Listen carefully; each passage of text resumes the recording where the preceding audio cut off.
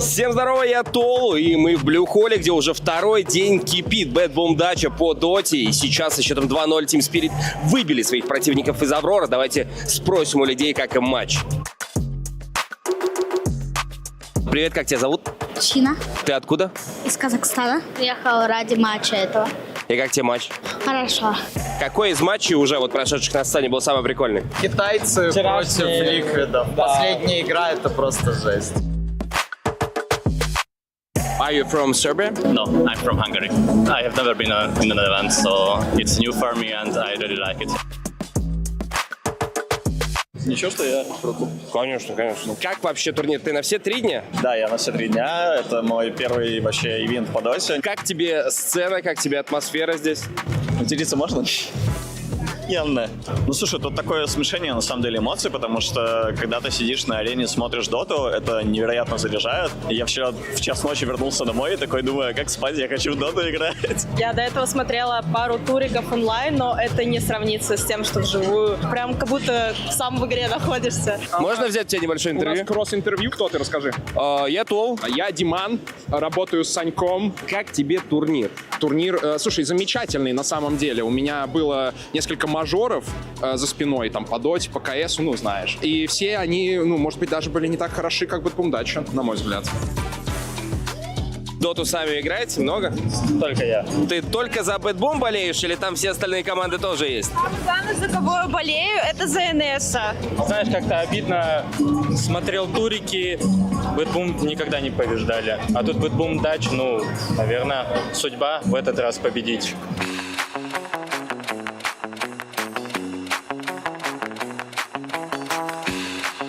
Ты болеешь за Аврору? Нет, я вообще думаю сейчас накопить токенов, еще бэтбумовскую футболку надеть, и там уже кто кого выиграет, там менять футболки. Do you like the venue and the lounge zone here? It's beautiful. The best venue I have ever been to. And technically only one, but I'm sure it's great. Where are you from?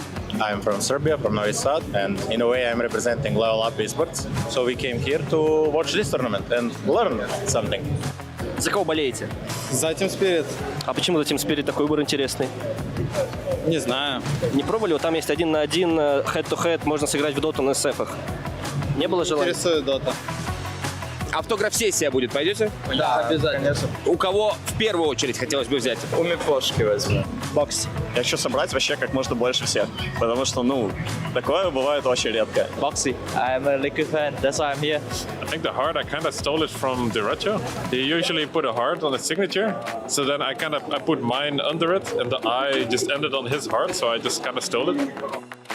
What did you like more, the venue over here or the lounge zone? Ooh, that's a good one. The venue is amazing. I mean, look at it. Even the small banners when Roshan gets killed, like the baby Roshan getting dragged away, it's very cool. So, Yeah, and the mascots are really cute with the Pudge and the Tide Hunter. Это был крайне интересный день на BetBoom Dacha, но уже сегодня вы узнаете, кто же все-таки станет победителем турнира. Продолжайте смотреть.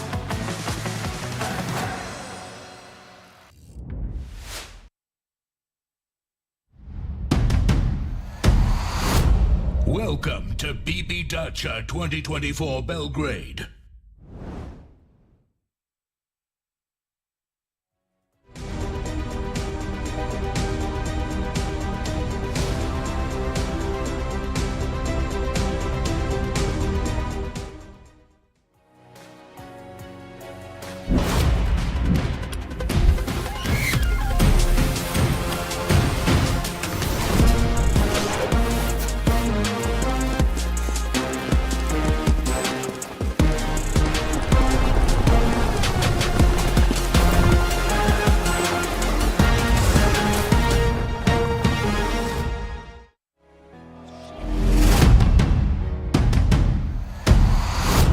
Welcome to BB Dacha 2024 Belgrade.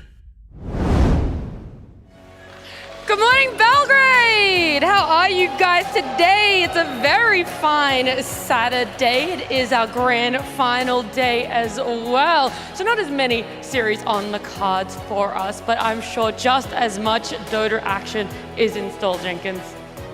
We've had good Dota. We've had a lot of good Dota, a lot of good series as well. We've been super blessed this tournament 60-minute games. We've had a lot of 2-1s. We might actually, for a very long time in Dota history, have a long grand finals day. There is that potential for sure, but before we jump on into that one, guys, let's have a look back at exactly what has happened in our playoffs bracket so far, because on our very first day, we had that upset of Gaimin Gladiators and Liquid getting knocked out, as well as the next day, followed by Aurora, your Colt Bros, and unfortunately, Team Spirit is what we saw go home at the very end of yesterday. Yeah, and we do not have much left. We got the schedule. We have, of course, starting at 2 p.m. We have our lower bracket finals happening, which we're about to see. And then an hour and a half after that, we are on a rolling schedule today. We will get the grand finals, which we are yet to see who the second finalist is, but we do have Falcons. Yeah, all we know is Falcons are in the grand finals. Everything else is yet to be decided. And this one, we talked about how long our series have been going. We've had so many 50-plus minute games, but the last time Tundra and BetBoom went up against each other, it was a very quick 2-0. In fact, that whole series only went 55 minutes. And the winner, they get to take this home. Well, potentially. That's a long road. It's a long day for one of these two teams. Not the winner of this series, to be very clear. They still got Falcons to go through, but we got a trophy here today. We do. It's beautiful, is it not? Gaze at the trophy. What do you guys think about the trophy? Do you guys like the look of this trophy? Maybe as the day progresses and we get closer to someone taking it home, you guys might get more hype over it there. All right, let's talk about the teams. We got BetBoom Team. They have proven themselves to be the strongest team in the Eastern European region, but they want to prove they're the strongest team in the world. They were angry. Everybody was talking about Team Spirit. You want to bring them out? I want to bring them out. I want to see if they can have a bit of redemption for themselves here. Okay, we will see if they can prove themselves. Team BetBoom!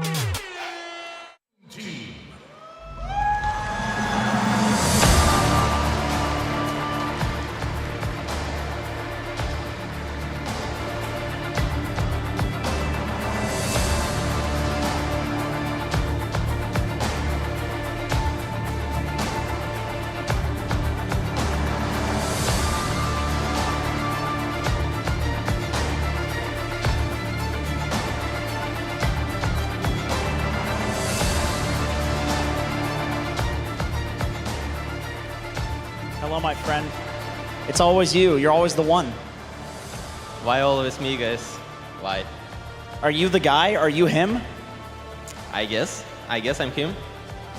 Last time you guys matched up against these guys, it was a very quick series, a 2-0. Are you a different team now than you were then? I mean, of course, we made some conclusions. We learned in our mistakes. We're gonna show some Dota finally. Last series we couldn't play our game. But this time, guys, we're gonna... Testing, 1, 2, 3. Okay, go ahead. It doesn't work for you. All right, well, I'll let you get to it. He said Nightfall is the worst carry, and he's better. That's what he said. And we'll see if... okay, people really like that one. We will see if Nightfall can prove that he's better. We got 33's Dream Team. This guy quit the TI winning team to form this Team Tundra. So let's give a warm welcome to Team Tundra! Tundra!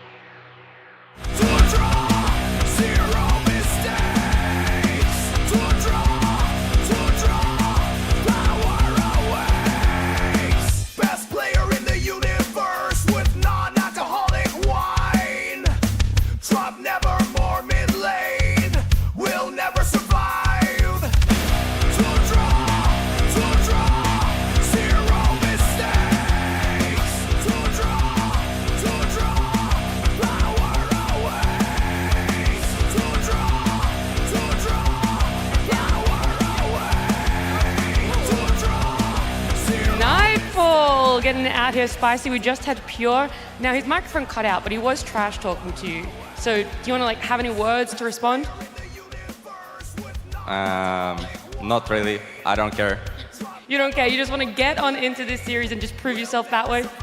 Of course, that's always how I prove myself. Well, look, last time that you guys were in this position, you did unfortunately get knocked out in third place in the previous tournament. Are you thinking about that at all, or are you guys really confident coming into this one? I mean, last time BetBoom were eliminated by top 3, so it's not me in BetBoom anymore, so I'm not worried. Alrighty, I like that, Nightfall. You're giving me a little bit of confidence, but the last time you faced up, it was a very quick 2-0. Could we be seeing that again replicated? Yeah, of course. Of course, there you go, the man himself. Thank you so much, Nightfall. He's confident in a quick 2-0. He's confident he's going to be able to prove himself on this team, making it further than top 3 here. But either way, let's get into our lower bracket grand finals. Guys, put your hands together. It's Tundra up against BetBoom.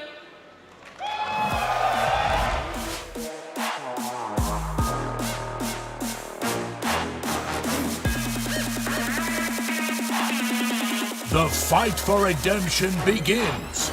It's time for the lower bracket final. Tundra Esports versus BetBoom Team. That's right, it is grand finals day here, and we're starting off with the lower bracket finals. I am B-Cop, joined here by Milan and Lizard. This is a matchup I think we were pretty excited for in the green room, and honestly, I'm ready to go. We've been asking for 3 games every time we've been up here. We've only been disappointed once with 1-2-0. I feel like this series goes 3 games, and it's just a matter of time, right, Lizard? Yeah, it's a full test of our powers, because the last time these guys matched up, we weren't the ones covering it, and they did go 2-0. So this time around, let's see, like, will the 3-game series blessing strike again? I'm hoping to see 3 games. Milan, how do you feel about this series coming in? Excitement? Yeah, I'm excited to see what BetBoom is going to bring, how they're going to adjust. I think last time in the upper bracket, they got really crushed. It was like one 20-minute, one like 30-minute game, and they got exposed, I would say, mostly on this on the side lanes, but I'm not sure how they're going to adapt exactly. Yeah, so you look at the team comparisons here, Tundra against BetBoom Team. Hero pools are pretty similar, but a bit of a higher KDA there for BetBoom Team, and overall higher win rate. So they've been a better team by just a little margin. I feel like that's give or take 1 win. And does it look that way? Does it look that even from what we've seen from these 2 teams coming into this position? Or do you expect one side to be way more favorable? It depends, right? Like these stats, they do matter a lot, right? The stats don't lie, but overall, when you are meeting with Tundra and you're kind of on the same page, on the same amount of pretty much everything here, right? KDA, it matters, but they also had an extra game last night, right? More or less, when it comes to the amount of games in those series. What matters, though, for me are the lanes here. Like, this is probably one series where lanes matter so damn much. Like, you're playing BetBoom, this is a team that can, like, we just witnessed last night, right? Like, they played into Team Spirit. They didn't allow them to even have a breather through the series, specifically in that second game of the series, because they own the laning stage. Yeah, we talked about the drafts coming into their series event against Spirit for BetBoom Team, and every time it felt like on paper, Spirit had the better lanes to go into it, and both games, they got beat pretty badly. It is draft is one part, but then execution is whole other world. And I think that's what's going to matter in this series. I think mid lane in this series is going to be very 50-50. These 2 guys I see them as a very similar players, and they're going to be like very even. But on side lanes, like last time, the off-lane duo of BetBoom got really outplayed by Whitemon and Nightfall. And it was not much due to the heroes. It was just it was a morning series. Yeah, so maybe they didn't wake up yet, but this time around, it's a Pure said in his interview before that this is the perfect time for a series, 2 p.m. And now maybe they come and show a better side. And we mentioned the previous series where Tundra took it kind of comfortably with the 2-0, right?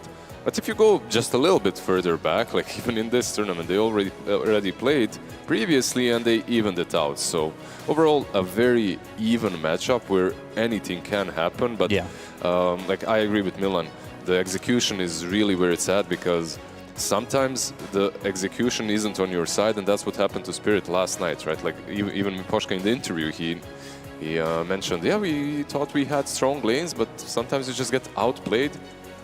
Outplaying these guys on Tundra is not going to be that easy, though. Yeah, and BetBoom, they get the coin flip, they take first pick, and interestingly enough, Tundra take Dire. We've seen a lot of teams pick Radiant overall. Is there something that you might be thinking about there, that there's some reason they're picking Dire over They want to be the Radiant? villains, you know, like Dire. Are they technically the lore villains? The dark side. Is that I don't know. We'd have to ring slacks over here. We can get him on the phone. I mean, it's a little early out there in the west coast of the U.S., but teach us the exact villains of the game. We'll ask him in between the breaks, but it's first pick again, and some teams have been liking second pick, but for the most part, Milan, it's been first pick overall for a lot of these teams that win the coin flip. And BetBoom Team, as we get into the draft for game number 1 of this lower bracket final, you've got Storm Spirit picked up straight up. Yeah, it's something they did in the upper bracket against Tundra already, but this time around there's no Muerta. I feel like they got on the war side on this trade, and they're gonna get Visage straight in their face. I think there's, they had to expect this, you know. They had to, but because they banned out the heroes that they thought were more important, and many have done something similar, and many have failed in the face of 33 Visage. Now, when it comes to BB, we have seen different teams execute different strategies into him, into the 33 Visage, or the Visage in general, and there are ways of winning against this hero, but you usually set yourself up for some Medusa pick, maybe a TA pick. These kind of heroes work the best. The third, maybe best option for, in my perspective, is a Morphling, but the problem that you usually face when you're playing versus a 33 Visage is this guy can lose the lane, he's still going to execute so well on the hero, and this is one of the highest skill offlaners that you can have. Micro-wise, even when it comes to item choices, when it comes to scaling later on in the game, it's just a well-rounded offlaner for 33. Yeah, we've seen a couple offlaners struggle after losing the lane, but like you said, he really keeps it going. Is he really the one that you want to focus if you're going up against Tundra? Is he the lane that you kind of want to bully? We saw it sometimes even with like Gaimin Gladiators, they bullied Quinn, or you want to bully some of these top guys on the team. Is 33 that guy that you really want to gank his lane constantly? And if you look, already in draft, they decided to take a different approach. Before, they would just ban 3-3 heroes in first phase, and then it would come back to hunt them with the last pick, where he would dig into the bag and get some. He'd still find something, right? Yeah, he would find Darkseer, he'll find something. This time around, okay, don't ban anything.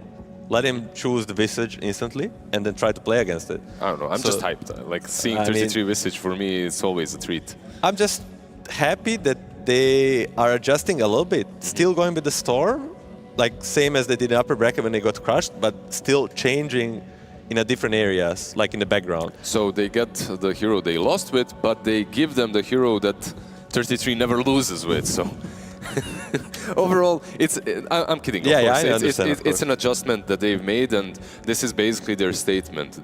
They believe that they can defeat the 33 Visage, and of course the hero isn't like the god of Dota, right? Like, there's always a crack in the armor, and a lot of different players do tend to lose a lot with Visage. Like, he's not the highest win rate as well. He's kind of around 50% mark, so I'm sure that they can find something. So trying to beat the Visage, it feels like it gives the vibes of, we're going to try and beat your best to start off this series, but it could also end in the, you know, very popular copy pasta. You're playing against 33. You don't ban Visage, they pick it, you lose. Yeah, we'll see. They pick up the Nyx Assassin, which is also interesting, right? Like, we've seen the same combo, more or less, maybe preparing for something like the Visage. Do you like this lane? Like, it has potency, right? I mean, it's a little bit of a curveball. Maybe. It's not the strongest lane, though, right? Yeah, definitely not. Especially Anch is not an impulsor, you're pre-countering something. But then again, I feel like Saksa is a very profound player. Like, he has lots of different things that he can just bring out, and now we see a second phase SD. Yeah, I can't believe this hero was still left in the pool. Maybe first time I see SD in the tournament? In playoff. I mean, the SD was usually banned all the time. There was one series that was kind of ignored because of the player preference, but here we'll see Save, a very good SD, and Kataomi also coming into a new role of +5 played a lot of SD. Let's see what they will pair with. It's basically the Tusk ban that allowed it, right? And also Tundra didn't pick it up. And they go for my boy Ogre. I love this. I just have to say. There's something about these two heroes that remind me of Team Secret. I feel like Puppy and the Observer play this combination a lot. It's like, why is he kind of okay here? Of course, we'll see how the lane goes. But I feel like if you have an Ogre and you combo it with a strong hero on your position 1, something, I don't know, Medusa or a Morphling, the Visage, I don't think he wins that lane that easily any longer. Like, you can Soul Assumption this guy 5 times, he's gonna lose like maybe half of his HP.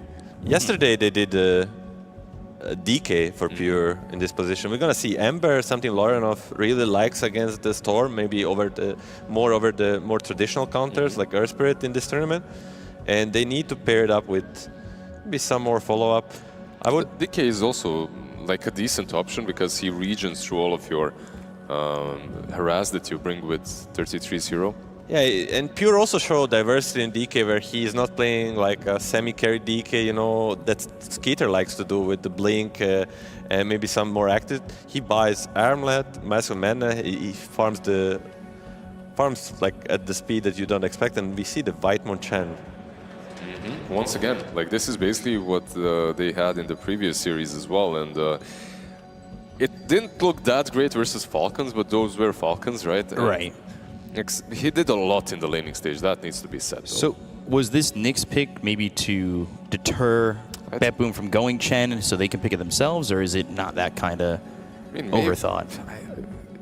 Like when they picked this Nyx, I was thinking kind of similarly, but I don't think so. I think it was like a pre-Medusa counter maybe, because of the mana burn or whatnot, and usually Visage struggles against this hero, and BetBoom doesn't mind picking it. They're gonna go with the Templar.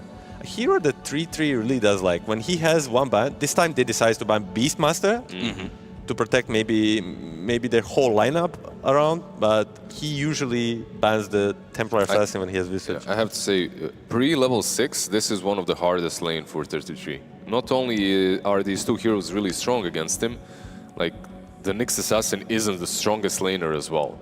And later on through the game, Nyx Assassin into TA as well doesn't feel like he struggles. He struggles, yeah. So you have to find some different openings, some different heroes that you can go on. Yeah, I mean, we saw this lane in Liquid versus Yakult in lower bracket first round. Mika was playing TA against Zeal Visage, and Visage never came online. Yep. He tried to fight, he tried to come back through fighting, but we'll now see that you said. 3-3 is a little bit better than Zeal. Zeal is a great player, but... This is probably the best Visage player at the moment, right? And I feel that he should approach the game. That was the Pugna TA lane I think they faced against. Yeah. And they literally never used Soul Assumption, which was really weird. But this time around, I feel like, okay, you cannot really deal with the refraction charges, but you can at least spam out the Ogre, maybe get some damage on him, get the ball rolling, but most importantly, like this Nyx Assassin, I feel like you can maybe creep skip a little bit. Of course. Go to the jungle, hit that level 6 creep, go back into the lane, help out just a little bit. You're not necessarily winning this lane, you're surviving it until 6, and you get some drums, and from that point onwards, you have ways of dealing with refractions. Exactly, like it's always 3-3 and Saxa that find this silly way of like, you see the lane and you're like, oh, they're supposed to lose it, they're supposed to get stumped, and then they just find a way to manipulate lane in a way that enemy doesn't feel comfortable, and then they force the mistake, and you're like, how is this happening? You don't believe your eyes, but it's just been their strength. They finesse you a little bit, yeah, right? Like they make you look like a fool. I've been in that position. It's not funny, but that's just because they're so good. And now coming into last pick, banning the Ursa. We've talked about this hero and kind of not really praised it that much, but... Listen. It's the... I'm going to throwback here. It's Epileptic Kid Ursa. Ooh. Like, first time he came into pubs, into scene, I think every hardcore fan of Nightfall remembers this. It's the hero he named for himself like 5 years ago even. But look at Tundra. They are reading the Ursa ban and banning out the Doom immediately after, because it's good into the Chen, and one of the better heroes into the Doom in the lane would be the Ursa, so they ban out it because they don't have they have the ultimate last pick, and they see that the Ursa is probably protecting something, so getting rid of that. By the way, there's a lot of heroes that are good, maybe not the greatest into a lot of offlaners, but that are really good into both the TA and the Storm left in the pool. We'll see if maybe some sort of a Luna will come through. I really don't think that the Shadow Demon is a big threat to Aluna any longer. Not any longer. People kind of understand how to deal with this offensive disruption, but it depends. You just press one button. Yeah, really depends on what Miero is going to pick up. That will influence what Nightfall will choose. Taking away that Kunkka that proved to be a very good hero for BetBoom Team yesterday. They don't want Miero on it, and now they ban that Alchemist. Let's see, I'm thinking if BetBoom Team, they're looking for an offlaner MOUZ, maybe? I think any sort of hero that brings a lot of utility, like Crimson Guard and stuff, even something like an Underlord is maybe an option. You have some heroes that you have to worry about, like Monkey King or something similar on position 1. But overall... Ooh, something different again. They went from different. Kunkka yesterday, and now they're bringing in the Axe into the mix. I mean, you know what? At least we're having a treat. We're getting a treat because Axe isn't really played very often. But this hero is, especially when he's not very popular, it's always fun to watch because those calls can be very dramatic. They definitely can be. And is there a way to deal with him here? Like some crazy Spectre or something? Yeah, that's what I'm wondering. Like, what's the initial thought from Tundra now that you see Axe? I mean, you banned the Kunkka thinking, all right, we're going to push him back to something a little bit more on meta, get him away from the Kunkka, but he goes Axe. You need something that's going to do... you need to do something that's going to do well against Axe in lane, because that was his biggest problem usually. And they're going to do the gyro. So you're going into the first Axe of the tournament with a gyro. Yep. Does it round out well enough? I think the draft on Tundra Esports, maybe they could have gotten a better counter, like carry to offlane matchup, but overall this rounds up their draft very nicely. Like you have a lot of aggressive potential post-laning stage if the Visage does well enough, and Whitemon, like you bring all the creeps, all the trash to one lane, you know, then the Gyrocopter as well can rotate in maybe with some crit BKB. Overall, I feel that they have a very active lineup that can also scale well later on. Yeah, I agree. I think the gyro last pick usually doesn't feel as juicy, but they have prepared the terrain before that with the 3-3 Visage and the Ember mid that the gyro feels just like a perfect pick. Yep. He checks all the boxes. He can build the items that deal very well with the Axe too. He is not really bad against SD. It feels like a juicer. Okay, all right. So if you had to give it some last thoughts, predictions, real quick. I don't know, like do you agree with the voting results, though? 79% for Tundra. I mean, maybe not as much. Insane. Yeah, no, not that much, not that much. I feel like... You don't agree with the 15K analysts out there? Of course I have to. Okay, sorry, 16K analysts. I have to be humble and admit that they know better, of course. But this Axe is definitely the juiciest pick of the draft. I really like it. Overall, I don't like the hero in general. I don't think that he is the strongest, but there has to be a reason why they picked it. And if they can play the game aggressive enough, if the TA wins the safe lane, I do think that there is a chance that Tundra never comes online with these kind of heroes. So who are you going with as a final call? I'm actually going to go with BB, game 1. What? I think Tundra has a more stable lineup. Yeah, there is everything that Lizard said. There is a way for them to dominate the lanes, but that's not it's not their strength this tournament. They're like a team that maybe wakes up a little bit slower. So I'm gonna go with Tundra this game. All right, and I'm also gonna go and break the tiebreaker. I'm gonna go with Tundra here. I trust in the Visage of 33, but I'm excited to see the Axe set up with these predictions. 2 against 1. Looks all right, right? Yeah, you have to stick with me. We're the casting duo, right? But overall, I think it's good enough. Yeah, so we've got an interview with a coach on the stage ready to go. I believe it is Moomiander. We're going to send it that way over to the stage. That's right. They last picked Axe, and then the camera went to you immediately, and you didn't look confused at all. Did you expect this? Kinda. We knew like this guy wanted to play some stun off lane. He's been demoted to the stun of the team. Basically, I think they turned him into kind of Ramses 2.0. And you're confident in the gyro response against the Axe? I think Nightfall saw it, so he's rank 1. Who am I to tell him what hero he's supposed to pick? That's fair. You should listen to him. I wanted to ask about the Nyx Assassin. Was that a block pick? Like you picked the Nyx so they couldn't Chen, and then you could get Chen in a later phase? I think we just picked the Nyx because we just asked Axel what do you feel like playing today. He's like Nyx, so. Gotta trust your team. Do you trust them to 2-0 again, like you did in the group stage?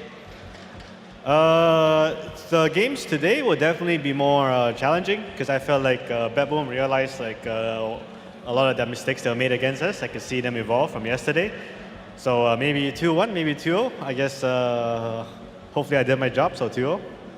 Okay, well, we're going to see some good Dota regardless. Good luck, my friend, and we'll get into the series. That's right, getting into game number 1 here. BetBoom team against Tundra. Started off with a little bit of a decompression pause. Everybody gets a little bit more settled, and then we get on into the game. I like Sox asking, why no morph? Yeah, I really do like the why no morph, because that was usually the answer to the Visage, right? Like one of those heroes that is really strong against him, and also one of these heroes that Pure owns on. When it comes to all the facets, am I seeing anything crazy? Learning curve for the Ogre. We're not seeing much Ogre, but Yeah, one-man army for the first acts of the tournament. Yeah, I think learning curve is the facet. So for all of you Ogre enthusiasts in the chat and in the public here, like there's, of course you can go for the other one as well. Like you're a bit stronger, level 1, but overall this is the facet to go for. You just got your ult level 5. You max out your spells faster. You get the talents faster. Everything is nicer.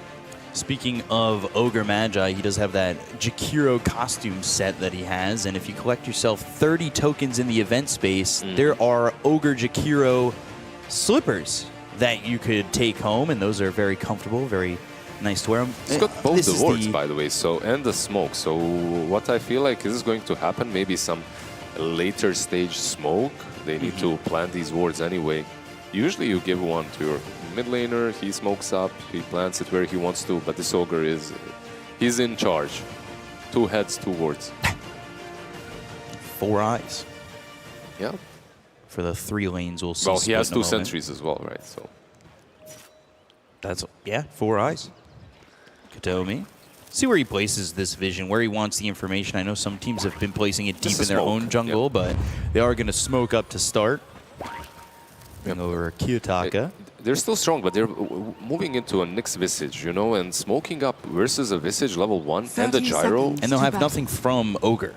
And they have nothing from Ogre. Well, yeah, on the other side you have this Chen who is bringing a creep at least. And on the other side, Ogre is just a tank at this point. Right. You know, he can hit you real hard with his club, but overall he's not the best. And Visage is the best hero in the rune fights. So Soxa down here on the low ground. Whitemon 33, a sentry place, nothing seen yet. And it looks as though the bounty runes. Looks like this one will be secured. It's going to be 3 for Tundra overall. Yeah, Pure, he did try to snatch that one out, but Chen managed to take it before him.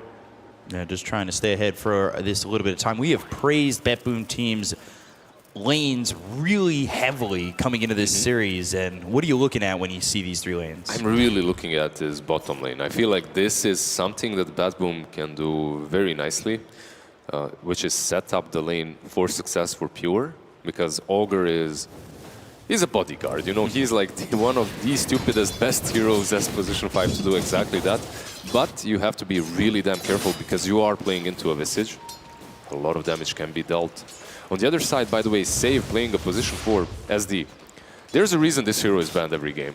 Right. And it's very similar to Naga. Like the amount of work that this hero can do through the game is through the roof. So we'll see how much Save manages to impact the game on the Shadow Demon.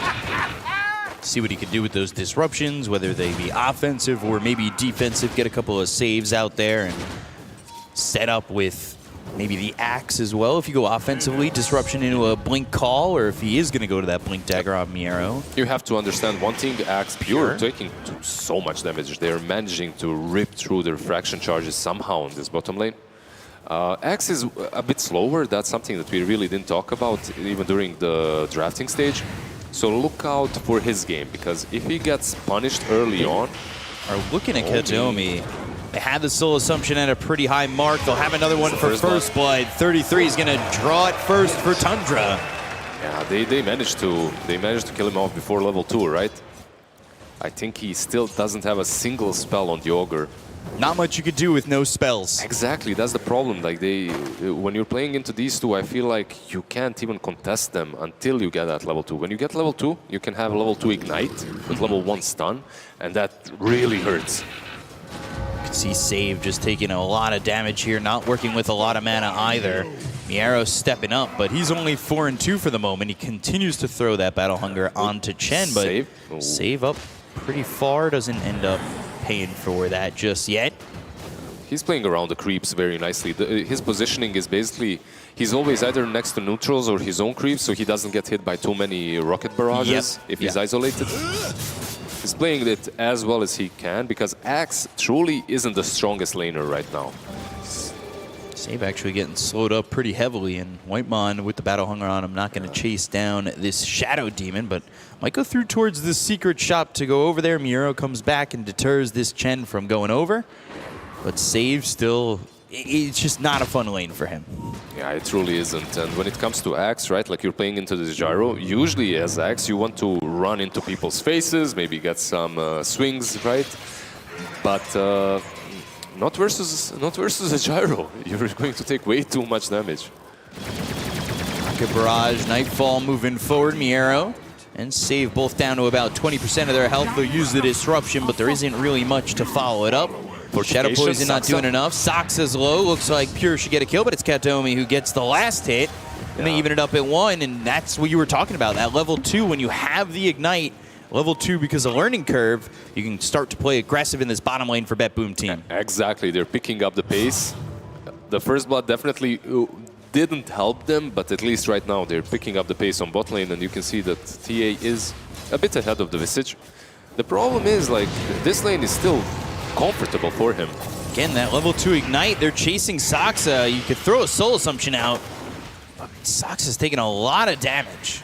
He has to be careful, because these two heroes actually can dive the tower as well. Ogre has, you know, 6 armor, nothing shabby. Like, he doesn't really care. He's got 750 HP, can get hit by the tower a couple of times. So if they bring them low enough, a dive is possible. And the Minotaur hit as well, of course, and Pure. He's got his range drop now. The Magic Wand as well. Not the simplest one to harass any longer. Kiyotako has to back up to get that bounty rune because the water rune was taken and the other denied by Lornoff here. Former Aurora member Lornoff. How was the mid, by the way? Kind of even, right? Very even. They're 50 gold from one another, so... Things are pretty close. The only standout, truthfully, is this Axe. Yep. Behind about 600 gold to his counterpart. It's like it's a bad Axe lane, and they need to find a way to activate him. Usually with an Axe, what you do is you get a lot of stacks, you get some Blade Mail Blink, and then you start playing. He's going for Blade Mail phases. This is like, I remember a long time ago when Saber got into game. Miero. He's in trouble. This homing missile starting to walk his way. They've got the disruption to avoid it. Rocket Barrage used. Miero's going to be able to survive. Throws the Battle Hunger back on Whitemon. And they will keep the Axe with his heart beating, but not really securing a lot of farm. Yep. What Shadow Demon is doing, however, is he's creating a lot of stacks. And there is one singular problem, 33. 2 levels in Ignite with the stun. Enough here, Katomi. They'll run him down and they'll get the kill on a 33. Whitemon takes out Save. So there is a trade, so to say. Yeah, but that bot lane, like we talked about it, they can dive the Visage. They might get Kiyotaka if he's not too careful. Amplified damage, but the ball lightning picked up. Whitemon here. The Nyx Assassin with a Spike Carapace ready with the Impale, and they'll take out Kiyotaka. Soxa was there, ready. So ready and waiting. Like, he was actually setting up for this gank. He was securing the bot rune, and he saw that it's on top, so he just moved in the right position. There's a ward here, the Radiant one, but there's also a ward on the high ground, the Dire one, and they might even rotate. Dire's bottom tower is under attack. There's 3 of them around this Axe. He's full health now, though. He's been sitting low in the lane constantly, but this time around, let's see if they have enough. They're going to go for Visage once more. They've got 3 heroes here, and 33. No way to survive. Katomi, this Ogre Magi on a killing spree. This They're going for Axe top. They're going for the Wisdom Room bot as well. Can they dive him under this tower? The Rocket Barrage onto the Axe, the call with the Battle Hunger to the Gyro. He'll actually back up towards maybe getting this Wisdom Rune. Yeah, He's also got the Ember nearby. It looks like it will be a trade. Radiant's top They tower get the is under Dire one, attack. you get the Radiant one, so still. The two heroes that are really suffering are the two offlaners. When it comes to the network, Visage is doing a little bit better, but there's a difference. As an Axe, you kind of expect to not do too well in the lane, and then you recover after it.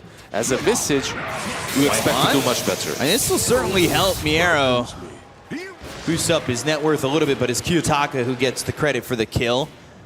Good amount of gold for him and plus 93 for Axe, so it really wasn't that fortuitous for him. They just want to continue doing the same exact team. Yeah, they're diving in, but the Soul Assumption blowing up save. They've also got Lornoff coming through. Kataomi's TP is a success. Yeah, he doesn't get hit by the Searing Chains.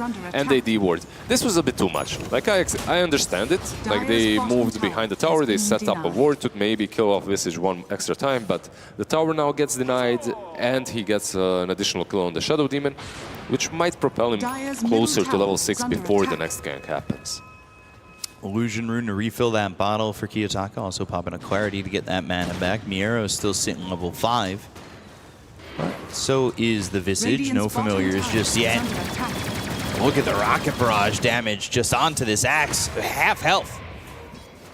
And then another tornado as well from this little creep. The Wild Wing being annoying off to the side. Some vision down there for the Dire. They see this rotating Shadow Demon. Oh, the debate. And the tip. If they kill him here, though, it would be kind of funny. Because Ember is still around. Saksa's going to be hit with the Vortex pulled back in. Soul Assumption coming through with the Searing Chains, but there's enough mana there to ball Lightning away. Not a lot of mana left for Lornoff. Yeah, this is very common for Tundra to do. They're moving 33 away from bot lane, where he can't really do a lot, and they're trying to use his damage as that one extra bit of arsenal that they need to take someone down. They saw Whitemon in their triangle. Bounty runes aplenty here for Lornoff. Dire are scanning. Having a good amount of gold. Top of the net worth, though, right now is this Gyrocopter. Enjoying the lane against this Axe, who really doesn't have much. Only 400 gold ahead of the Nyx Assassin. Going Phase Boots Blink down. Yeah, I kind of like this. I think the Blade Mail is a bit too greedy. If you go for Blade Mail, you're probably never coming online with that Blink. It will take way too long, so just going straight Blink makes more sense. You dish out a bit less damage, but you're the one that can follow up the Storm. Three's coming over with the Familiars. They have a ward on them, though. They kind of see everything, the Dire and the Radiant. Neither being dewarded yet, but both pinging out vision there for a couple minutes already. Dire's middle tower is under attack. 10 minutes into the game, a 2,000 net worth lead here for Tundra. And if you want to continue to never miss an epic tournament, follow the channel on the bottom right of your screen. Get in there. Mid lane. So to Fist Searing Chains, they've got the lockdown. They'll get the kill to Kiyotaka. Save was so close. Not close enough, though. Yeah, he was. Miero's also sitting pretty low. He can't go behind the tower. He has to go up the steps in a long way around. Yeah, this is the only problem. Tundra is playing like back in the day, the first iteration with 33. This is basically the playstyle. Like you have this Chen plus all the beasts. We're back to the zoo meta. This tower is going to go down very quickly, and the map just opening up more and more here for Tundra. You can see Kiyotaka, he's kind of falling behind. Miero never really having a game yet. He wants that Blink Dagger, but it is so far away, and every time he's showing in lane, the harassment he has to face has been It's been too off much. the charts. It's been way too much, and they're also taking the triangle, and he truly doesn't have a lot of space to farm in. Gyrocopter usually at this point has to be somewhere back, right? Like he's in the pool area, enjoying himself, farming a little bit, maybe getting crit into Axe, crit into BKB. He's already joining these fights with only a crit, and it's enough because they're just...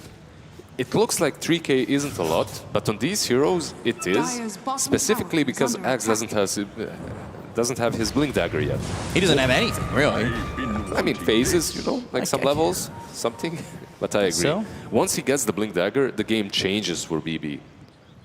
That's if they can get there, right? They do have a lot of scouting opportunity with the familiars, with Chen creeps. It may not be so easy with Vendetta as well. The positioning from Axe is going to have to be pretty perfect to make sure that that blink doesn't get canceled or he's not spotted trying to jump in. So I'm a little curious to see how this sets up for BetBoom Team once he does get this blink dagger. Absolutely, and that blink, I'm just saying that it gives them an opportunity to play. Right now, it's really difficult for them to make any sort of plays. Usually when your item is delayed, the enemy team already finds resources and finds ways of dealing with it, like maybe a mech on Chen, maybe Yules on Saksa afterwards, right? After this Dagon is purchased. But it will definitely be necessary for BB before they start playing. Kataomi down here with Pure. They did have Saksa nearby.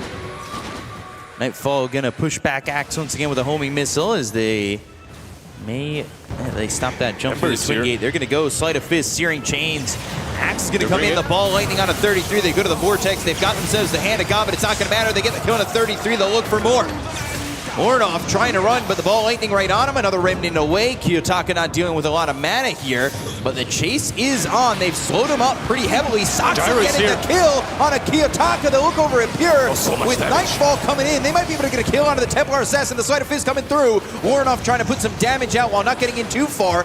He actually uses that trusty shovel to pick up a water rune in the middle of the fight to have 2 bottle charges. Oh, the tornado. They have the Hurricane. They'll pull back this Templar Assassin. They stun up Kataomi. They're going to get another kill here. Tundra, they fought that perfectly. They lose 33 to start, but man, oh man, was the counterplay perfect. Yeah, and the 3k advantage becomes a 5k advantage, and most of that gold also goes into Nightfall, and this is like a scenario that we have witnessed so many times before. Whitemon, he is very dead. Yeah, we witnessed the same exact thing. Like you kind of go into this fight, even though you don't have the resources, you get baited on a juicy pickup of the Visage. It's really nice, but then the carry comes in. And we've seen it by Skitter as Alchemist, by other Alchemist players as well, and now we're seeing it with the Gyro. We've talked about this, like the Gyrocopter. He's so well versed at joining these fights early on and later on, of course, as well.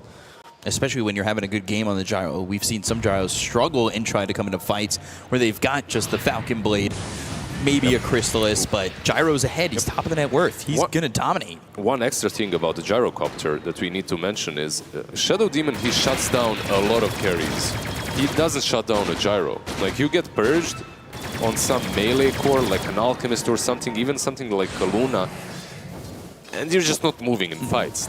You're not doing a lot. Gyro doesn't care. You just stand, you turn on your Black Cannon, and that's it. Hurricane again, save on the run. Shockwave will be avoided with the disruption, but save looking pretty dead on his screen. The Soul Assumption for 33 to get the kill.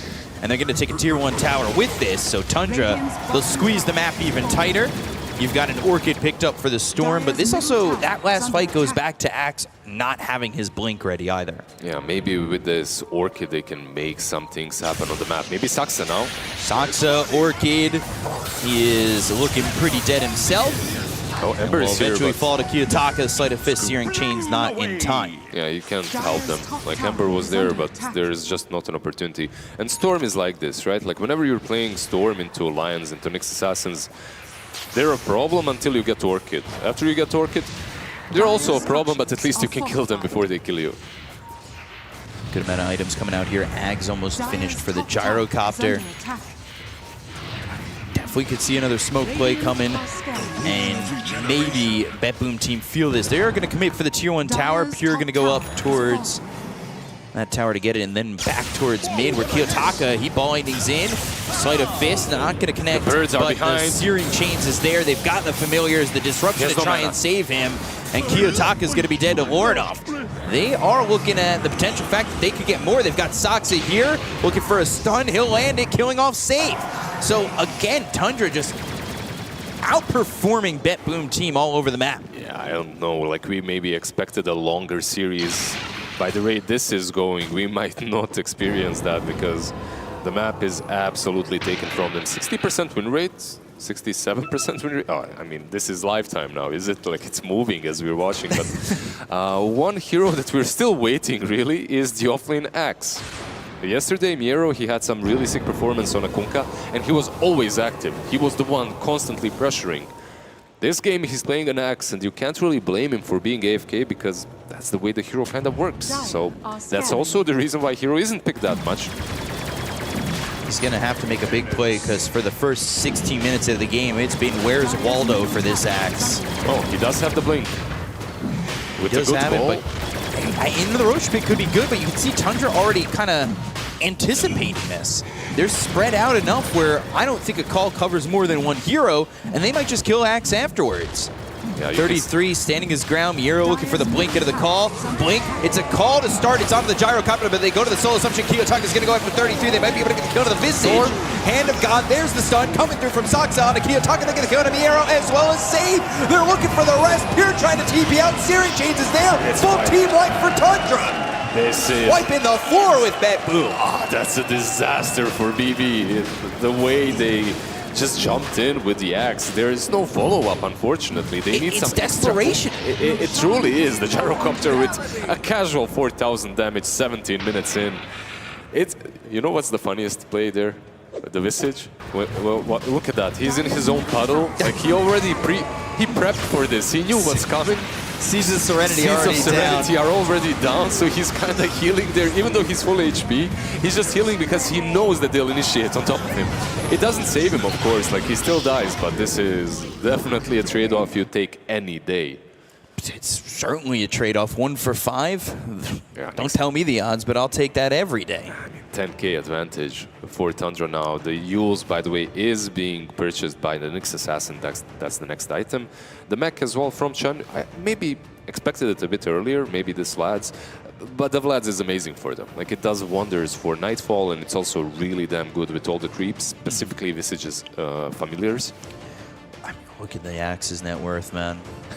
He's behind the Nyx Assassin. Dude, I just love Neta's item build. Like, this definitely isn't your classic standard Visage item build. He just wants to at least live through one of these next fights, you know? Has the Force Staff, the Boots of Bearing, maybe can force himself away from problems. I'm hoping to do so, and they've got the G to go on the pause, so 18 minutes into the game, a 10,000 net worth lead. Tundra, they're happy with where they're at the moment. Now they're working with an Aegis. We've talked about teams pushing pretty heavily with the first Aegis, but it feels like teams have been a little bit more content to kind of farm and up that advantage. Do you think Tundra kind of fit in that same category at the moment? Yeah, we'll see. They have a lot of pick-off potential, right? Like with the Nyx Assassin. The other side as well has the Storm plus Axe combo, so you have to respect it. I think that they should continue pressuring, though. They've got the Familiars trying to find their right angle here, maybe get a stun to lead off. See this stack, they could just clean it up. Nightfall just scooping up that farm. He's almost got a Daedalus ready with the Axe that he just got. He is so farmed. If there was a blade mail on the Axe, maybe that would have been a difference maker in that last fight, but he just doesn't have the gold for it. Yeah, because it was either the Blink Dagger or the Blade Mail, but if you've got the Blade Mail, you're not getting the Blink Call. That means you're not in a position for the Blade Mail to feel good enough in that fight. He just needed a better lane, and he just didn't have it. He was never able to do anything top. Saksa is scouted down bottom, but they still don't have the power to fight them. Like, sometimes when you see that, you go to defend your tier 2 because you know, okay, there at least isn't a Nyx here, but they just can't do it. Cleaning up the top lane, picking up the Daedalus. He's hunting for him. He knows, like, the Radiant Scandal did connect, so the Axe should be TPing out soonly. Do the Familiars catch up? No, they don't. If he pressed Boots of Bearing, maybe. He probably would have, but... Save. Trying to slow down Lornoff and survive this, but Saksa, does he know? He's silenced anyway, it doesn't matter. As that shard is on the Templar Assassin, that silence always quite nice. We'll see if it ends up being a big difference maker with them down by 12,000. Another TP attempt, Kataomi. Yeah, there's the stun, he won't be able to TP out. We'll throw some damage onto 33, but that gets thrown right back with the Soul Assumption. Then they've got Saksa to help out. Another Soul Assumption kill for 33. Yeah, some extra... Moolah. Some extra gold on that tall facet that he's rocking. Pay the price for the death you toll. Penance on to Miero. Again, just it seems like he's constantly running. Trying to escape. Yeah, it's not. The last we saw him, he was top. He's a marathon runner. Yeah, He should be skinnier at this point. He's a runner, he's a track star, trying to get away. Good call. But again, Miero, ooh, I say that. He blinks, he's trying to juke. Oh, He's had practice. Oh, yeah, there it is. Spotted. Duels into the air. Call again. This one going to be off the mark. Warnoff's going to stick with him. Searing chains. They'll have the damage. They'll get the kill. And finally, Miero falls. But it's a long run. Yeah, they're trying to buy themselves dash. Some time at least. 21 minute Wisdom Rune is spawning, and they have an Ogre, and he's not the only one here. They have TA too, if Nightfall really goes deep. Rocket Barrage, Katomi, he's dead to Nightfall, dominating now. They could just swipe this Tormentor. Yeah, it's the Wisdom Rune plus the Tormi. They stole the last Wisdom Rune too. 12k advantage at Look this at point. where Saksa is, looking for Pure. He's behind the tier 3, the Hurricane again, and he's just dead. They are overwhelming BetBoom Team, and they are on the high ground. 21 minutes into the game. I mean, Saksa just using that free pathing on the Vendetta to get behind the tower, behind the racks, and TA never stood a chance.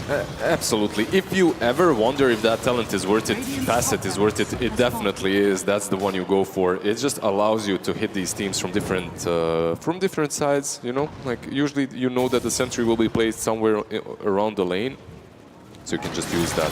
So you get top, you get the Tormentor, you steal the Wisdom Rune, every objective going the way of Tundra, and this is all with this first Aegis. They're 20,000 net worth ahead, 22 minutes into the game. Is there a path back in for BetBoom Team? Do they have to hope this game goes 60 minutes? There's always some crazy chance that Axe gets some incredible call, but that's basically it. Like, you are just playing but he still needs on high hopes right now. It's a blink call, but there's no like Blade Mail to give you the extra damage. Yeah, you'll spin a couple times, but this far behind it, I don't know if it's going to feel that effective. I'm not saying it's great, it's just all you've got, right? Like, you have to play with the cards that you've been dealt, and their cards aren't amazing. They have the BKB on the Storm Spirit as well, so maybe some smoke is happening. He knows. He knew where he was. But because of this TP, he might have an idea that they are making a move. 33 for staff. He's just out immediately, call down, even connecting, as they've got the homing missile coming through into Kiyotaka, who balling coming all the way up, Kiyotaka, and then back into the homing missile, but Kiyotaka, BKB, turns this on a Saksa for a moment, has the Vortex, they're trying to do the damage onto the Nyx Assassin, but he's staying full health. They find Pure again. They get the kill to the Templar Assassin. Save's going to be next. Nightfall with that flat cannon. Kiyotaka's on the wrong one. No mana left. They'll call GG. Tundra, 23 minutes into the game. They take game number 1. This is basically the most perfect execution that they could have hoped for. Maybe the offlane didn't go that well. It is a very difficult lane for 33, but honestly, it didn't matter. It was a game of Axe versus Visage, and you know what? Like, there's a reason why one of them is contested almost every game versus Tundra, and the other probably isn't ever contested. Maybe a little bit too cute in the draft, trying to go for that Axe and not sticking to the meta, but I like the idea. Unfortunately, it just didn't execute well. Yeah, I had some hopes for them. Like, I even went with them. I thought that this TA Ogre lane is kind of funky versus the Visage, and it was. They owned that lane, but mid lane evened out, and top lane was way too difficult. Whitemon got way too much out of the lane. And the Gyro, of course, who just joined every single fight afterwards, and he rolled BB. Yeah, and through that Twin Gate to start over bottom, I mean, they got the full team wipe over by the Roche Pit. Never a fight lost there for Tundra. Everything just rolling their way, and they're going to try and keep it that way in the midst of this series, because if they can make it this easy and go through and you don't even have to stress it all, then you just get a little hour-and-a-half break into the finals. I mean, that is as good as it gets coming from the lower bracket final. Yeah, they're on battery saving mode right now. Yeah. You know, like, just do it as quickly. But no, if you're BB, I do believe that they are a team that can definitely bring it to 33 and the boys, and they can definitely win against them. But if the idea is to leave the Visage go through again, it might be a bad idea. Yeah, again, I said it at the beginning, you're either going to look real smart and beat the best of what Tundra has to give, or it's going to be you played against Tundra, you let them pick Visage, they win. Why did you let them have it? Yeah, and it was definitely the second one, right? Like, yeah. You let them have this Visage. He's kind of struggled until he got level 6, and he did struggle through the game comparatively to everyone else on his side, but You kill him, and then what happens? The gyro uses the twin gate, he joins the fight, and he just owns everyone. Like, this is the first fight where he dealt, I don't know exactly how much damage. 5,000 damage, I believe. More or less, yeah. Another hero, by the way, keep in mind that there is this kind of a playoff as well. Like, on one side you have the Visage that is suffering, right? If you got a position 4 that's supposed to win the lane with the Visage, maybe they aren't winning the lane anyway, right? And then that position 4 kind of feels wasted, like if you picked for laning, but they picked Nyx. Like, this guy usually, like, if you played with the Nyx in your pubs, you know what Nyx assassins are like. You're basically left for dead. You're left stranded. That's it. Like, you're basically playing 1v2 while Nyx assassin is somewhere in the jungle having fun, you know, chilling, hitting those creeps. Taking some creeps. Exactly. And Saxa did exactly that. Like, he rotated, he killed a couple of creeps, he got level 6 very quickly. And what else he did? He took away the stacks from Axe because he was killing those big creeps over and over again in the triangle. And he sent a recovery you weren't getting at that point, right? Exactly. And he gets level 6 and he's just very strong in the mid game. Yeah, he's off to the races, and they took advantage of the fact that you had a support in your lane that doesn't have anything till level 2. They get that first soul assumption kill. They get that first blood. It really, from Tundra, I know that 33 didn't have his best lane, but even his worst lane, and this isn't even his worst lane, is good enough to be better than what the Axe got top. Yeah, definitely. Axe was definitely, absolutely just shut down, right? He had less net worth than the Nyx. This is at a pretty early point, too. This is just one of those Axe games, and it does happen. Unfortunately, when you're playing with Axe, you tend to understand this. Like, you're playing for a timer, you're playing for that blink blade mail timer, or maybe just the blink. And in some other scenario, when you're not losing the lane that hard, you can go phases blade mail and be oppressive, like play on the enemy side of the map, maybe in their jungle. If someone goes a little bit too far in the lane, you just use phases and maybe a windlace, and you get behind them, you call them. That's the old school kind of Axe tech. But you have to do better in the lane, because no one is afraid of an Axe that's level 5 running it down. No one is afraid of an Axe that can't blink, that can't do anything. I don't think we saw one Axe ult throughout the entirety of that game either. He was not able to get a Culling Blade out there. He never had a chance to do anything. And then you're basically playing 4v5 for what felt like the entirety of that game. Yeah, they were constantly waiting for the Axe blink. They were constantly waiting. But honestly, I thought they were going to GG out after the first fight with the blink. Yeah. Like that high ground defense, when everyone died and they took their axes, at that point already, you kind of did see that the game was over. This man, soft support, but he's hitting real damn hard with the Nyx Assassin. Yeah, he is. He went to that Dagon level 1. I was wondering whether he'd go the Bobica route or not. I love his picture, by the way, like the small smirk. Like, it's very wholesome. For someone that plays Nyx and Bounty, you know, it's very wholesome. It's very, it's like the deceiving look, you know? You don't expect Bounty and Nyx from a guy like this. Yeah, definitely. It was a really good game from him. 2-2 and 12, 8,000 damage, 8,000 net worth. I mean, that's more than enough from a Nyx Assassin in a game that ended in a very short time. I worry about the draft coming into the next one, because now it feels obvious that you got to ban the Visage unless you're trying to do the same thing again. Hey, we're going to let you have Visage. We're going to try and beat it, which they tried to do with the draft too. They thought that Templar Assassin was going to be the Medusa that we saw in the Visage game previously for Zeal. And it was. Like, the lane itself, it was. And you can maybe reason, okay, if we fix our draft a little bit elsewhere, it's going to be all right. Like, we let the TA go through, but we ban out maybe the gyro for the Axe. Or maybe we don't even go for the Axe, right? Like, that's also an option. But the safest option when you're playing 33 is to just ban him out. Yeah, seriously. And we talked about that in the beginning of the draft, where those bans weren't centered at 33, but it just was not enough there for the side of BetBoom Team. But we do have an interview with Nat, so we're going to send it her way, hear what they have to say over there on the stage. Oh, it's unfortunate. I thought that game was going to go longer. The crowd was cheering for them. It was extremely hype out here, but we've got some fans. We thought we'd catch up with them a little bit. So what is your name? Alexander. Alexander, what team are you going for? BetBoom, from start. All the way from the start. Do you think they're going to be able to do that run? Of course. Okay. Well, you might have faith in them, but some people might have lost faith after that Game 1 loss. So I want you to be able to hype up the crowd, send a message to the BetBoom players for them to be able to come back in Game 2 and 3. Pure, I love you, man. I hope you pick Slark and destroy these guys. Okay, the crowd wants to see a pure slug. Well, it's only fair, though, that we spread the love around. We've got the cheers for BetBoom, but is there anyone out there that's a Tundra fan, perhaps? That's right, Natalie. This is a load of hooey. Is your mic even working? There are two teams here. We have fans from both sides. Who wants Tundra to win? Go Tundra! Woo! Who is your favorite guy on Tundra? Saxo, of course. Yeah, he's the best. He's our Macedonian pride. And we all love him in Serbia, so yeah, that's pretty much it. You want it to be a 2-0 for Tundra? No, I want to be 2-1. I want to give BetBoom a chance. I know that they're good, so... Fair enough. We want to see some good Dota, so we're going to get somebody who also wants to see some good Dota. Can you give a motivational speech to everybody in the audience and all the players for good Dota? Yeah, have a good times, boys. Have a good times, boys. And back to the boys at the panel.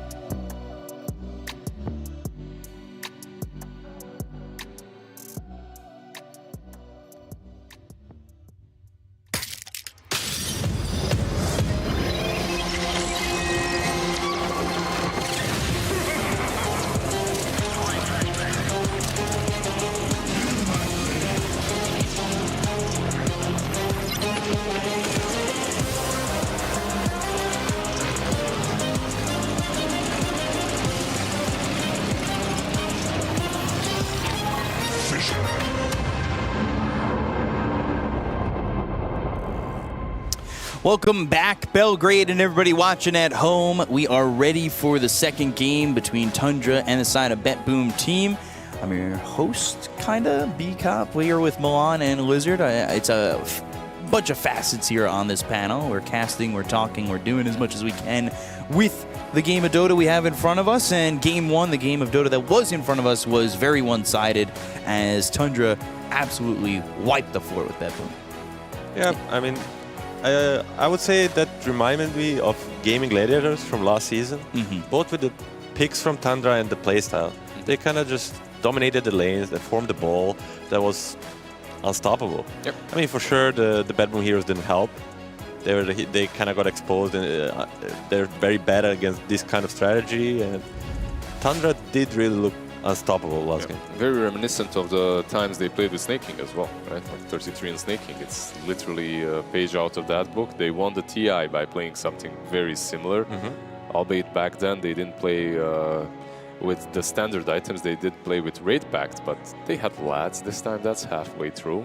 God, Wraith Pact. Don't bring that item back. That one's buried and gone forever, right? Yeah, it definitely is. Hopefully never to resurrect, but you never know. You know, we see a lot of items going out, coming back. You know what I want to see? I want to see the spider legs. You want to see spider legs back at it? You know, you're praising Nyx Assassin, which everybody thinks should be nerfed on but he's that got them only for like 10-15 seconds. Yeah. Spider legs like you can use all the time. I love If that. you ask me, it's broken, but 10 seconds too much. yeah, definitely. Like the Nyx Assassin, but you have to compensate somehow. Like his laning stage is kind of trash, so he gets some compensation somewhere else. It really does help that you have one of the best position for it laning in Dota to play him, so that's your compensation.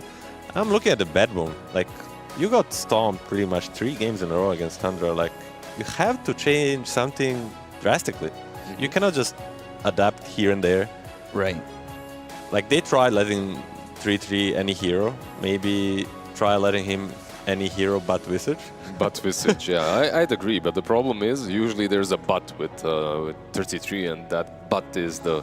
But what about Beastmaster? But okay, what about Enigma? But what about Broodmother? But what about a lot of heroes? That's a lot. Maybe they need to look more into the mirror and be like, stop trying to counter so much, maybe just try to be themselves more. Like that's the biggest strength of Tundra this tournament for me. They have such a identity. They have an identity, yeah. They're showing what they want to do, and they don't really care that much what they get countered by. Maybe BetBoom can do a similar thing, but that also works only because their ideas are proven to be so strong. I feel like for BetBoom, you just need better ideas on the offlane. Like that last game, if you're not losing your offlane that hard, that heavily, I feel it's very playable. Like it's a completely different game. Let's say that's some Centaur on offlane that gets a Blade Mill early on that can actually play the map and be aggressive together with the Storm.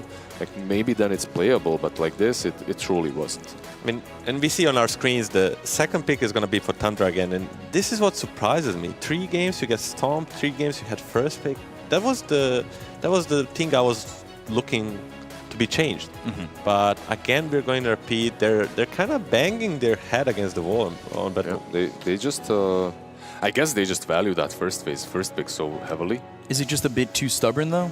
I mean, they are getting good heroes, right? Yeah. And sometimes you just get out-executed, sometimes you get out-drafted as well. I do believe that it was a bit of both in that last game, but heavily leaning on the drafting stage. In retrospect, looking at how badly the Axe had to recover after that laning stage. Well, we'll have to see as eventually we'll get into this game too, but we're seeing a few fans, we're seeing the trophy on the stage. It's starting to really set up. It's starting to feel like that final day. I mean, we are here in the lower bracket final, and I think we all want 3 games. Yeah, I would like 3 games, especially with the first game being so fast. I forgot that it happened. Yeah, it would be nice to have a bit of a longer last day because this tournament kind of flew by us. Like we had the crowd for the last, what, like 2 days, right? 3 days? This is the 3rd day. This is the 3rd day, so yeah, like I'd like to enjoy some more Dota. Especially here on the weekend, everybody off, everybody ready to watch the entirety of it. Packed house, it's cool vibes.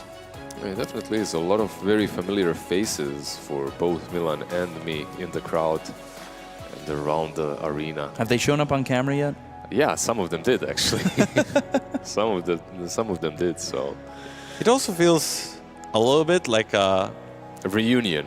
I mean, not only high school reunion, like right here. Home crowd for the Russian teams, for the Eastern teams. It really feels like there's a lot of people cheering for them as well. Yeah, and on Tundra, they're not without that support as well, because they do have a Macedonian on their side, and Saksa is definitely a fan favorite.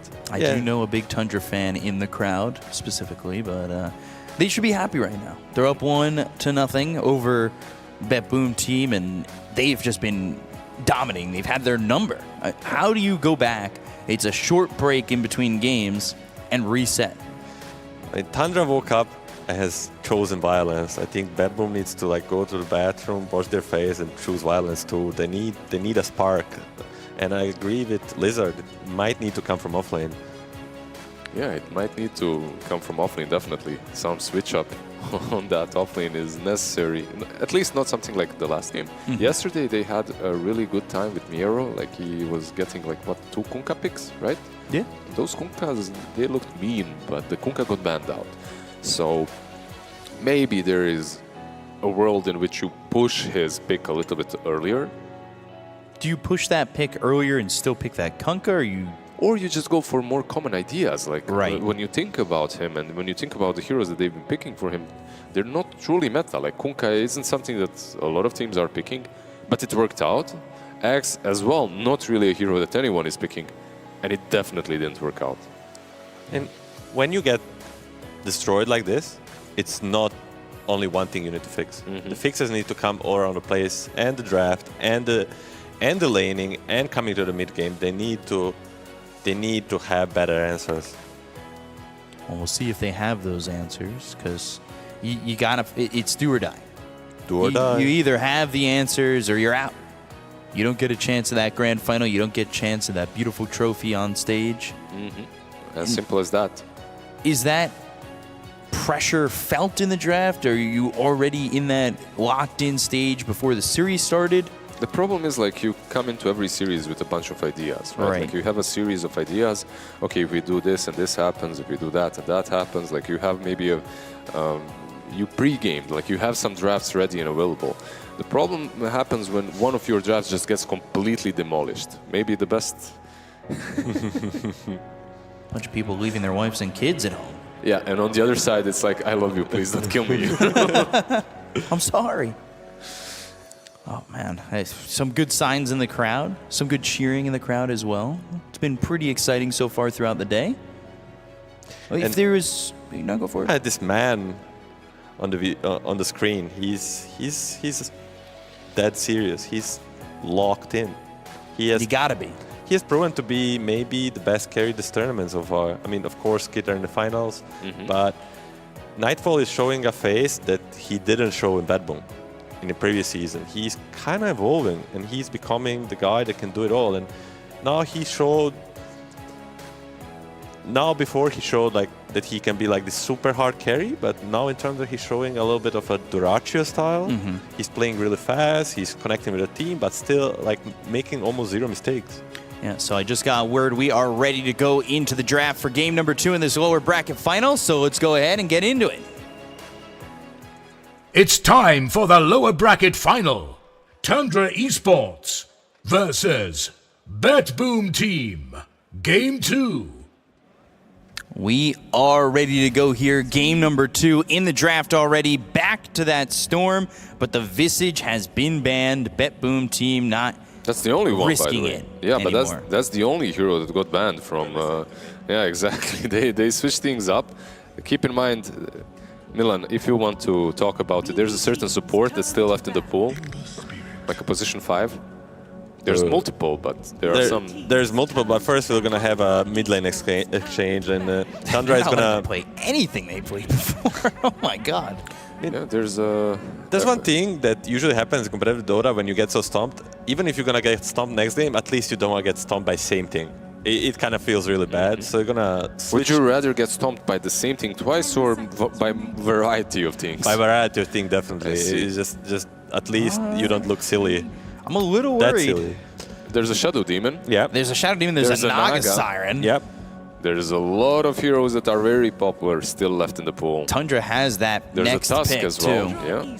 So they banned the Alchemist, and let's see what they want to go with. Yeah. I mean, they're gonna go Insta Beastmaster. This was the one that comes to my mind. Even as the Storm is picked, I feel like Beastmaster is probably the best to pick up from all the 33 heroes if you're picking it like this. And they're still throwing this Naga Bolt to BetBoom. Do you want to play it? Do you want to play it? We don't want to play it. Do you want to play it? Just 3-3 is just, again, throwing kind of a challenge. He picks his hero, bans only one hero for it, the Alchemist, and he's like, okay, now it's on you. You try to solve it. Ancient Chen are banned as well. And there's Doom left in the pool. Doom is left.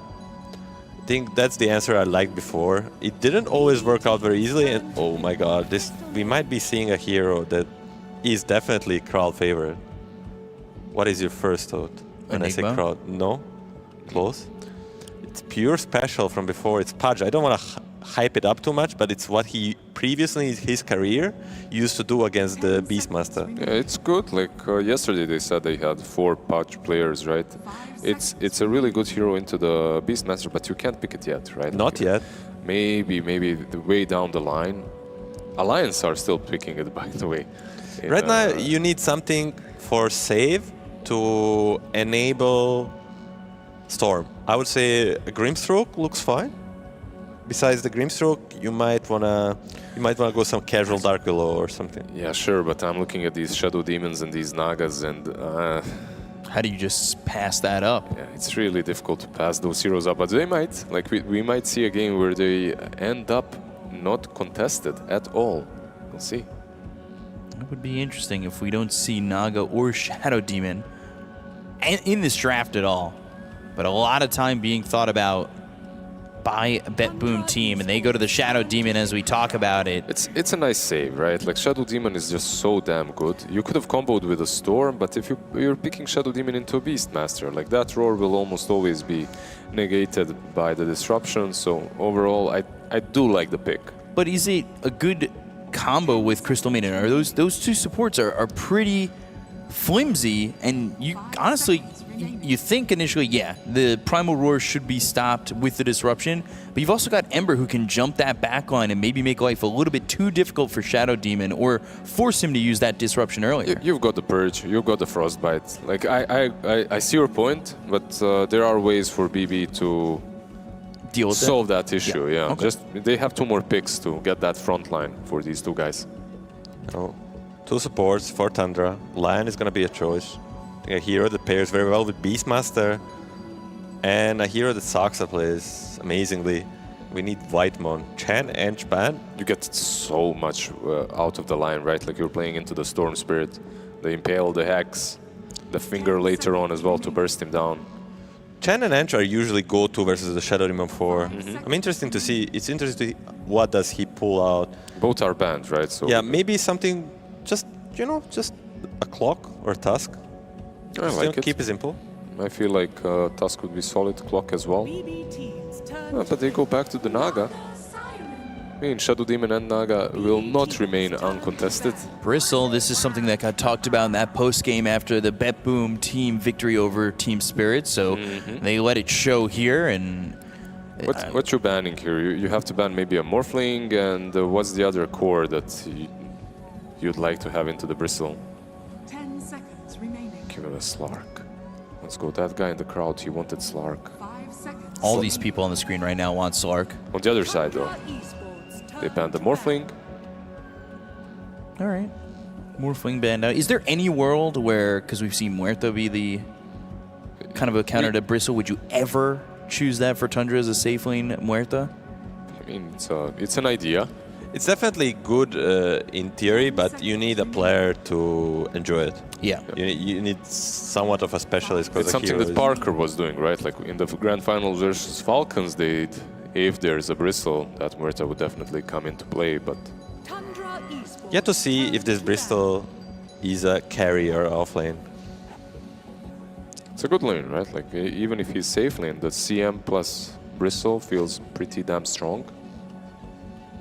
yeah, it's very scary. But then again, picking Bristol into Lion, we always emphasize how this chain lockdown, preventing him to pop BKB, preventing to pop... And mana as well, right? Like, he uses the suck, you lose all your mana on Bristle. It's not that fun to play the game without it. One more ban remaining. What they ban? What's the carry of choice? Could it be Slark? I mean, I actually like it here, right? Like versus all of these heroes, it looks juicy. It has won a game in competitive Dota this season. It really depends what they want. They're gonna ban Medusa. Okay, fair enough. Nightfall special. Final pick here that's going to show the hand of BetBoom Team, the ultimate last pick here for Tundra. And they do go to the MOUZ, so it is a carry bristleback. What are your thoughts? What are the two carries? I still like the Slark, yeah. honestly. Like, if they feel comfortable playing the Slark, I think it's an amazing Their game for lockdown him. would be pretty great. We've talked about the potential combo of a reel in into a pounce being a reality. There just isn't enough for him. Like, there isn't enough for them to deal with the Slark. Like, I still think they might go for something more casual that we saw dominate in this tournament multiple times. And it might be Luna. They're looking for a wife, by the way. Ishujan. Okay. Good luck. Yeah, good luck. Good luck, yeah. I didn't see the guy, by the way. No, I didn't either. Classic. Good vibes on BetBoom. Yeah. Their coach is smiling. And they're like, we got him. And then like, the last right thing happens. where Right now, 4v5, we got him. I mean, that is very, very important to stay mentally strong when you're like basically 3-0 down against this Tundra roster. You need to keep your energy high. You need to not spiral down. They're going to do the Luna. Just keep it simple. Yep. Naga, Luna, it doesn't get more standard than that. And I like it. Yeah, if you were maybe looking at like the carry matchups, Slark would have been maybe better on paper, but overall Luna is definitely in a better spot right now overall in the meta. She's stronger, easier to play with her. The combo with White Mount's Naga makes more sense. Overall, a very solid lineup once again from Tundra. Gotta be careful though, right? The disruption into a spear, maybe getting you out of position. We've seen Lunas not have the best lanes, but they back up into the jungle. Where they really start to fall off, though, is that net worth from the opponent's carry just starts to drift a little bit, and they're too far behind where their damage isn't exactly effective enough. I mean, I agree with you. There is a potential for this BetBoom lineup, but again, for me, they're 100% banking on the lanes. For them to go and kind of stomp them. And so far this tournament, it was a very dangerous strategy. So I prefer Tundra. I prefer, even if they slightly lose lanes, only if they don't get stomped, they're still very ahead in this game in terms of draft. Okay. So I need some predictions. They've put it on the screen. I've usually gone to you first, Lizard, but this time, Milan, you got to go first. Tundra all the way. I see the angle for BetBoom. Maybe Pure will go 1v9, dominate the whole game, destroy everybody. But against these stable players from Tundra, I don't think it's going to happen. Okay. Lizard? Yeah, absolutely. I'm going to do the caster's curse here. You have to bail us out. But I do think that Tundra, they have their bread and butter once again. I don't think that Bristle carry is as strong as he was at the beginning of the season. The only difference that I see from game number 1 definitely is Miero is having a lane this time. And he has a hero that can actually take some team fights earlier without as many items. Okay, so you're going Tundra. I'm going to go Tundra as well. So Tundra all the way? I think so. We can do an all 3 Tundra. I mean, they put you for BetBoom to save Tundra potentially from the caster's curse, which is a real thing. I don't know if the people at home know it, but it is a real thing every single time it's happened. It's been a caster's curse. Any final words on these drafts from you guys? No, I'm just looking forward to seeing BetBoom actually playing with an offlaner. You know, the last game versus Tundra, it was really rough for Miero this time around. I feel like he's going to have at least a game. So if the lanes are better for BetBoom Team, what's the keys to success for Tundra? And they just need to not be stomped in first 50 minutes. They just need to take it a little bit slower. But what usually happens, they dominate the lane. So just be stable, do fine lanes, and then let the game roll out. Okay.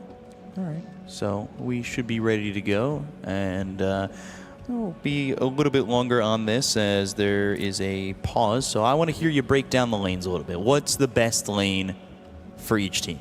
I have no idea. Like the Bristle back lane probably looks very solid. Like the Bristle Crystal Maiden on paper is legit. At the same time, you are playing into a Beastmaster together with a Lion.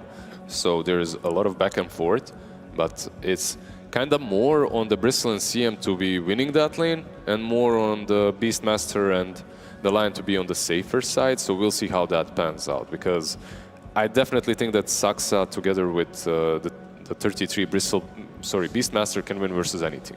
Okay, and well, on your screen you see the Fissure community drop, the Arcana for Rubik, won by Dogva. Dogva? Is that what it was supposed to be? Well, yeah, I think he's a fan of a certain streamer. Is that the positivity? He's a funny little guy. Yeah, that's the positivity. The chat that he made was positive, so he got the community drop. The community drop. The nickname itself, maybe not so much. Well, if you want to win some community drops, you got to be in chat. Even if you're here, you could be in chat on your phone. Just a little positivity, some smiles in the chat, participating, having fun. That's how you win potentially an Arcana. That'll be actually shipped to you. So, you get that item. A lot of Arcanas given away, and they all got them as much as I heard. What's your favorite one? I didn't get one. Huh? What's your favorite Arcana? I literally have one, I think. Which one is the it? Pudge. Yeah, I figured. Yeah, that's Why the did one. I just know that was going to be it? What about you, Milan? What's your favorite I don't know. Arcana? I like Elsie. Elsie Arcana. I don't know why. I just like it. Okay. I mean, that's totally fair. It's definitely a solid one. I myself am a Rubik fan, but I'm also a fan of seeing these games play out. We got game number 2 coming your way. Let's get on into game number 2 of this lower bracket final with Tundra and BetBoom Team. All right. Hearing the crowd getting excited. I think you guys can get louder than that, truthfully. But we'll have to see as the game goes on. Maybe we get them a bit more excited, as game 1 was a little bit one-sided overall. But this time, I'm hoping for a more even game. We take a look at these facets. Nothing really standing out too much. Maybe there is seeing something, red. Actually. There is some. No, seeing red is kind of normal. Shadow Servant, however, on the other side from Shadow Demon, I don't think this is the most standard one, right? But yeah, okay, sure. Shadow Servant is being picked up, so we'll see how that works. Interesting. On the other side, of course, we have the Lion. So you sometimes want to go for one, sometimes for the other. The Fist, of course, is always the more fun one to have. Why is it more fun? Because you get to right click as a support. Come on, bro. What do you Yeah, mean? but And you get to right click for like anytime. 200 damage. Okay, that's fair. See how much the Fist hurts. See how much Tundra can do. They took 3 bounty runes last time. This time around, it'll be 2 apiece. So Whitemon here with this Naga Siren. It's the reeling that's going to be a problem, but you do, of course, have the disruption to save from that reeling. Maybe you don't exactly get the power from this Naga Siren that you're used to. Sometimes we've seen it with Shadow Fiend as well, but it should pair up kind of well with the Luna. It's okay. It's not like the best combo, like you said, in the game, but overall it does work. But they also have ways of dealing with the Naga. I feel like this Mars pick was pretty damn good for him.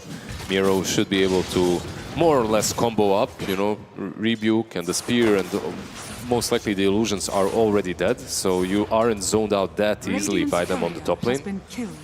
Whitemon playing behind these 2 heroes, throwing those illusions at them. 3 lanes, 2 eyes, as Lorinov up against Kiyotaka in the same matchup again. Yep, last game it was a very even matchup. Basically, it ended out being post-laning stage. Ember and Storm were on the same level, same net worth, no big difference. Bottom lane, you talked about the fact that Lion and Beastmaster might not be the ones getting the kills here, but he's gone Axe's level 1 for 33, Earth Spike for Saxa. Is there any chance at heavy aggression just if they Want to bully Kataomi on this Crystal Maiden, not the tankiest of heroes in lane. Yeah, you can you can bully the Crystal Maiden to almost anything, right? Like the hero isn't, like you said, it's more about the slows and everything. And if you have these long-range axes, you can definitely dish out some hurt. But the axes aren't there to kill her. The axes are there because you had to go axes. Like you can't go for the boar against the Crystal Maiden. You're basically giving her away, giving free gold away to her and experience. So that Frostbite would just kill them off. And what build do you want to see from the Beastmaster? Do you want to see the Helm of the Dominator build, or would you rather see Drums of Slom with the axe? I think Drums of Slom are maybe better this time around, but we'll see. I do think that Helm of Overlord is good. Helm of Dominator kind of faces the same problem as the Crystal Maiden, but I don't know. I think I like I like drums. I like Drums of Slom this time. 33, he's very utility-oriented when he plays this Beastmaster, but he can also carry the game. Like, it's one of those heroes that I feel like no matter what is happening, he's on top of the network charts. Like, even when he gets crushed, he gets a couple of stacks and he's on top, just constantly. It's definitely something you want to do too, because if you are going for that Ags, the usual timing is around that 11 to 12 minute mark, where you pick up that Ags, you start to really get towards the top of the net worth and farm out of control. Maybe a bit later now in the game, right? It's especially when you're playing offlane if you're mid, but a bit later, not much later. So 3 minute Lotus is going to be picked up here. Whitemon will get one, Lion getting the other, so all the resources go in the way of Tundra again. We've seen this be important, but mid lane, Lorinov, he's low. One more right click needed to get this first blood, and Kiyotaka gets the kill onto Lorinov. A solo kill, very different now from what we saw in game number 1. This man is kind of polarizing on the mid lane because, you know, every now and then he catches some flack from the community, but yeah, getting that first blood, first kill on the Ember, and that's massive. Like, it completely changes the dynamic on the mid lane and the game, I would say. These axes still flying in, Pure kind of sitting low. You've got 8 charges on the wand there for this really tricky diving there. It's so look tricky at Kataomi, they've got the Earth Spike. The damage with the Hex follow-up, they'll get this kill. 33 is going to get one. Pure turning his back on the axes, but the Quills not there for him as 33 and Sox is still alive. Yeah, he's got 8 charges on him, 8 stacks of those axes. Is he going to get 9? Yeah, the 9th one, actually 10, of course. 10 stacks on those axes. Soxa trying to gotta be careful. Get an Earth Spike out there, but Kataomi shows back up to the lane. Maybe they can help secure this lane for the Bristleback, but not enjoying time at the moment. Now body blocks on a Nightfall, 4 stacks of the Shadow Poison. Make it a 5th, and that's a dead Luna. Yeah, that's those level 2 poison charges, right? Like, they rip through you. Basically, 5 of them are 60% of Luna's HP, so... Not easy to survive. Pulling this wave all the way back. Kataomi having to deal with the axes flying his way. He always finds a way, you know, like this man always finds a way, or some weird place where he can farm. Now he's going to TP back to base, get some XP, power treads, move back into the lane. Power treads, by the way, on the Beast. Message on the screen. Just crowd don't see it, but it's I don't agree with it. Yeah, the message on the screen is League of Legends better than Dota? What do you guys think?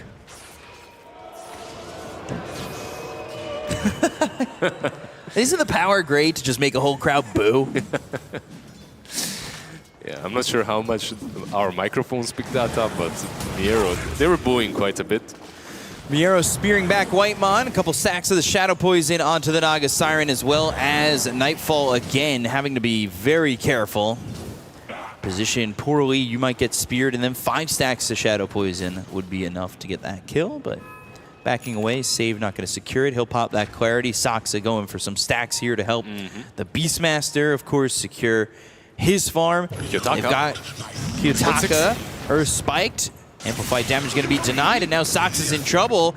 They've got the Blood Grenade. They also get the Hex on Kiyotaka. Soxa, Vortex pulled in. Saves also here. Maybe another one. Disruption, the Static Remnant. They've got the Frostbite. They're looking for the kill on Lorinov. He's able to survive, but they've got Whitemon coming through. Kiyotaka now going to focus his attention onto the Naga Siren, who's taking a lot of damage from Kataomi as well as Kiyotaka. He's just dead. The Shadow Poison stacks are there, and another kill for BetBoom Team. What happened? Like, they're just feeding kills at this point on Tundra. Like, this rotation from the Naga never had a chance of killing anyone. He went way too deep. I was maybe thinking he's going to TP in and try to reel in under the tower, but he just went way too far out. Ember is... He is now, but he wasn't level 6, so he couldn't really contribute. These lanes going way better for BetBoom this time around. That's true, and top of the net worth is that Storm Spirit by quite a big margin. They're also maybe looking to get a kill here on a 33. Pure moving forward, the Viscous Nasal Goo to slow him down, and 33 will turn around. They've also got the Storm Spirit showing up, Ball Lightning, and another kill here as Pure gets credit for the kill on a 33. Yeah, they're focusing on their lanes, and it's a good thing. For BetBoom, they needed to win these lanes a bit better than they did in the last game, and you can see that Bristleback and Storm on top of the network charts right now, and honestly, MOUZ isn't that far behind. Doing well, you do have the Luna doing all right, but middle tower is under attack. it's not like we've seen from other Luna games. Sometimes there's Luna games where it's just Luna getting farm, the rest of the team is behind, even with that death over mid. Ember at 3,200 net worth. Not terrible, but compared to the Storm, very far behind. It's just very playable for this part. The problem is when Storm gets this kind of an advantage, the Orchid comes out sooner. Yeah. And then you can maybe hunt down the Ember, hunt down the Lion, and make their lives even harder. It's not that fun, but a Remnant thrown forward from Lorinov, now back as Kiyotaka's going to follow that.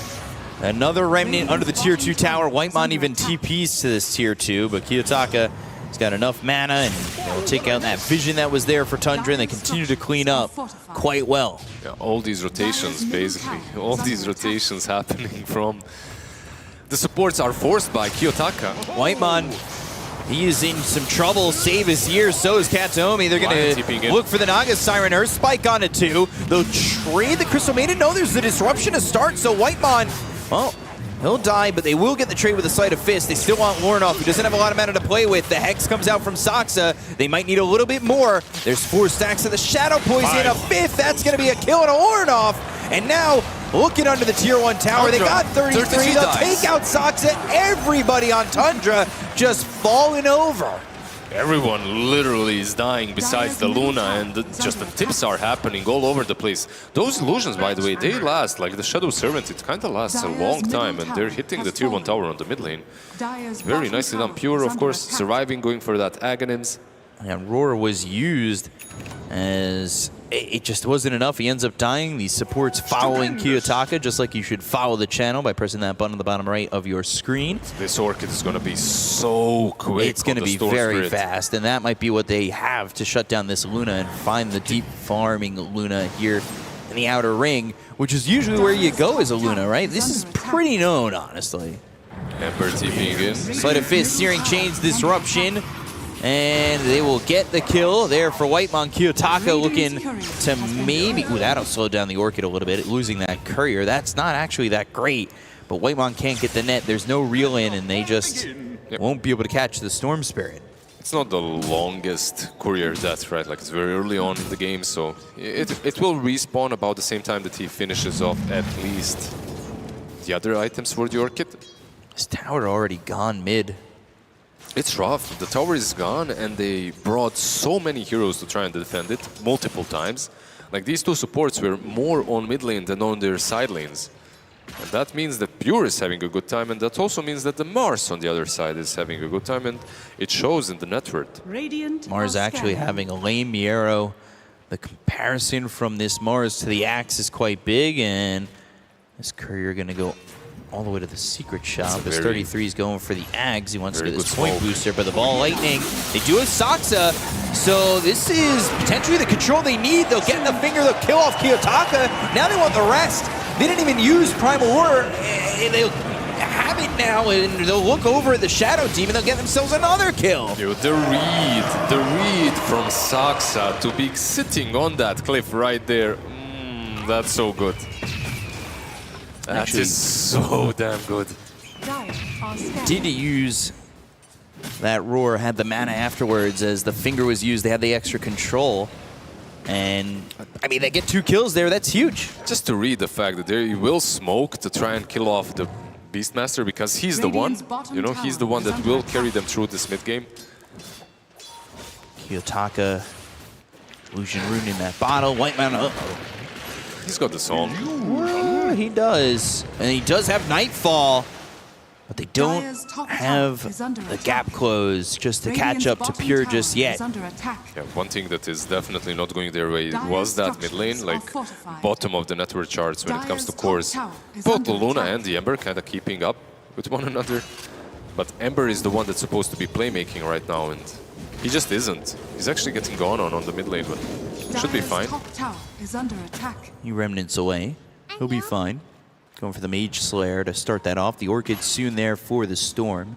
Maybe having that Orchid would have been the difference maker in that bottom fight, but wouldn't have had it yet. Stacks across the board, 6 to the They have 10 of BetBoom. A lot of stacks in the triangle on the Radiant side. The Shadow Demon has been doing some heavy lifting in that department. I don't know how many exactly are on the screen, but I see them kind of moving there, even, you know, hitting one another. It's in the triangle. In the triangle, it's a crowd, you see. It is a crowd. The crowd is loud, and they're going to try and farm it up eventually. We'll see who ends up taking the majority of these stacks. Should just be Pure, right? And maybe Kiyotaka takes this big camp. The Storm can do it, so can the Bristleback. Probably you give it to Bristle. Once he gets the axe, he can do it very quickly. At least the Ancients, right? We'll see. Another stack? Nope. Nope. Missed both of those. It is difficult. When that creep bugs out and he moves in the spot, is the hardest, I believe, to stack up. Ooh, they have Blink Dagger for Miero. He's already active. At this point, last game, he had boots. That's it. I think he's got more net worth now than he finished the last game on that axe with. Probably. And Luna is probably in a very bad position as they're smoking towards her. Whitemon, though, is going to break He's it. here. He does have the Song of the Siren. They've got the root. They'll have the Silence of Freezing Field, and Whitemon is going to be dead. They'll leave him Blink looking for more, trying to find Nightfall, but he is away from Miero. And they have some really good wards. On this side of the map, the Dire side that is, Tundra have kind of secured the farming pattern for the Luna. 33. Taking the 14-minute Wisdom Rune. And the 14-minute Aghanims, by the way, just arrived. Yeah. So has that Ags maybe Not not at the world record pace, but a decent one, and they'll have the Drums of Song.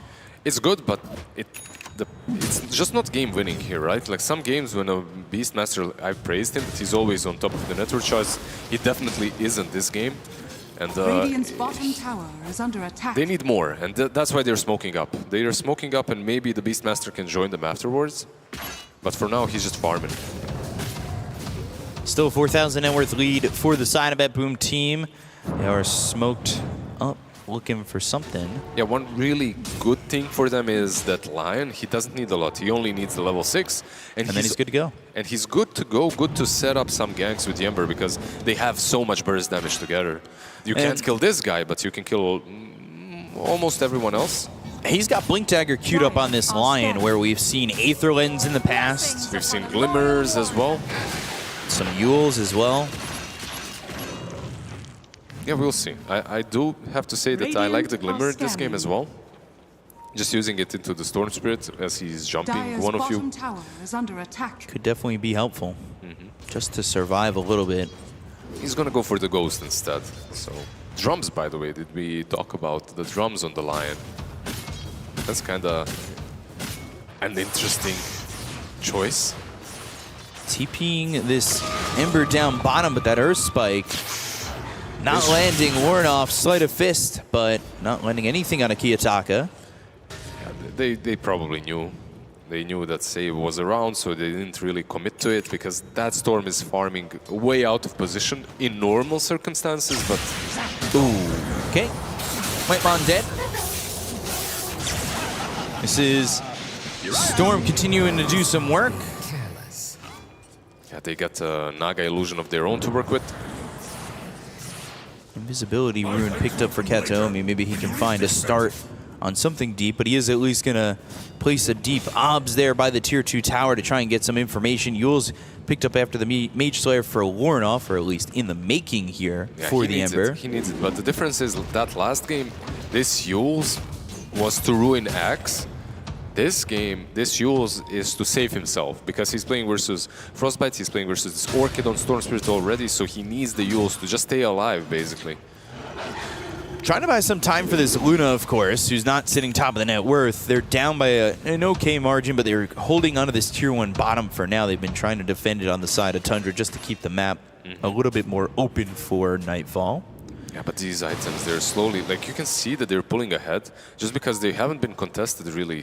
They've had so many stacks taken too. The BKB on Storm Spirit, he's about to hit the 10k net worth at minute 17, 18. Pure farming really well up to this point. Yeah, like, what is your exact answer to the Aghanim's Bloodstone? Dire are scanning. Bristleback. Like, how exactly do you kill him? You don't have Shivas yet, you don't have vessels, like nothing like that. Blink, Roar, slamming away, Earth Spike to follow it up. They get an easy kill on a Miero. The answer is you don't kill him, you kill everyone else, and it looks like Mars was the first one to go. With this Drums of Solemn too, you could potentially think about going Roche, right? And they are immediately scanned.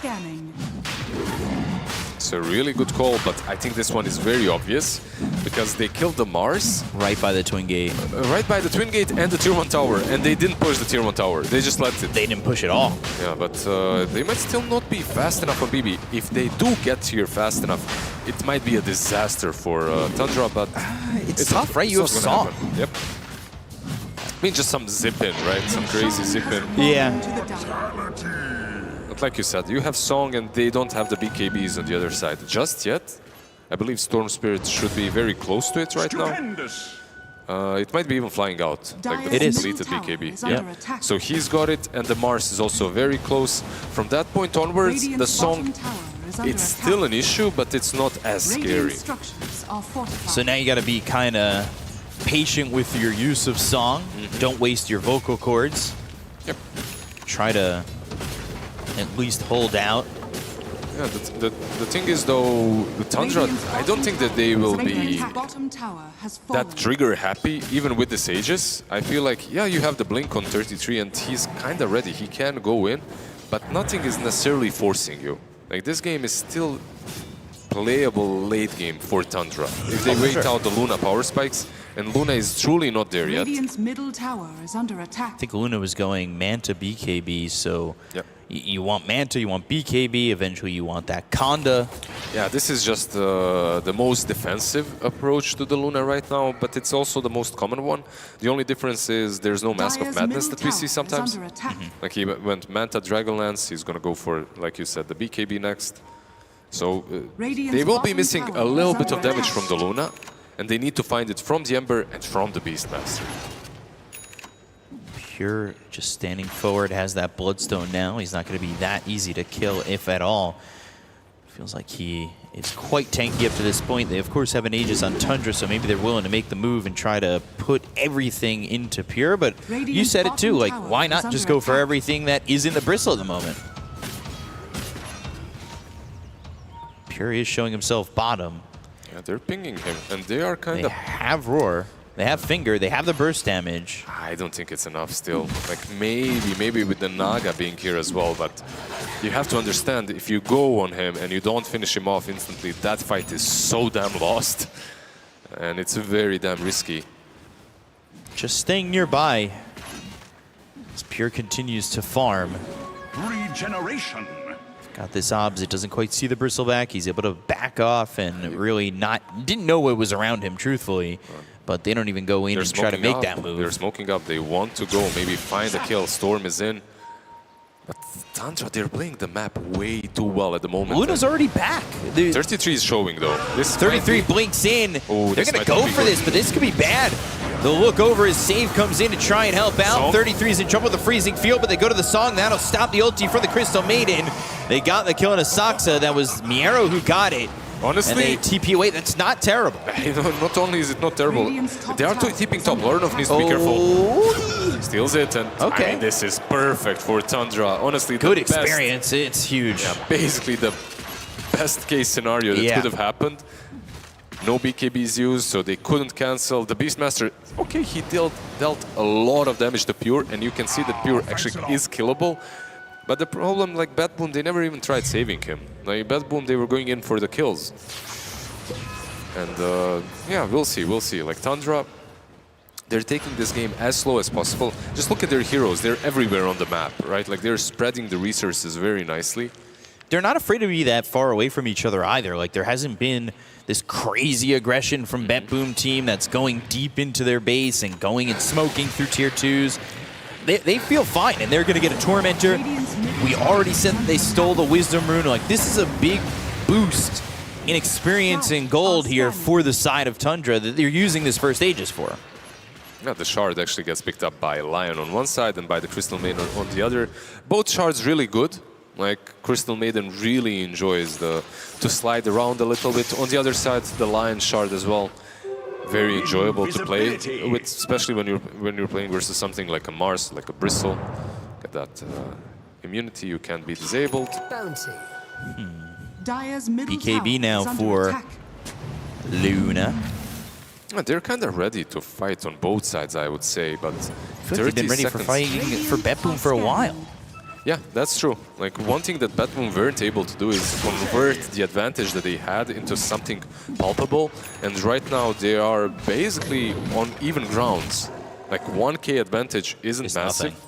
And now Luna's top of the net worth just took that top slot. Yeah, I'm waiting for the Beastmaster to maybe take over, but...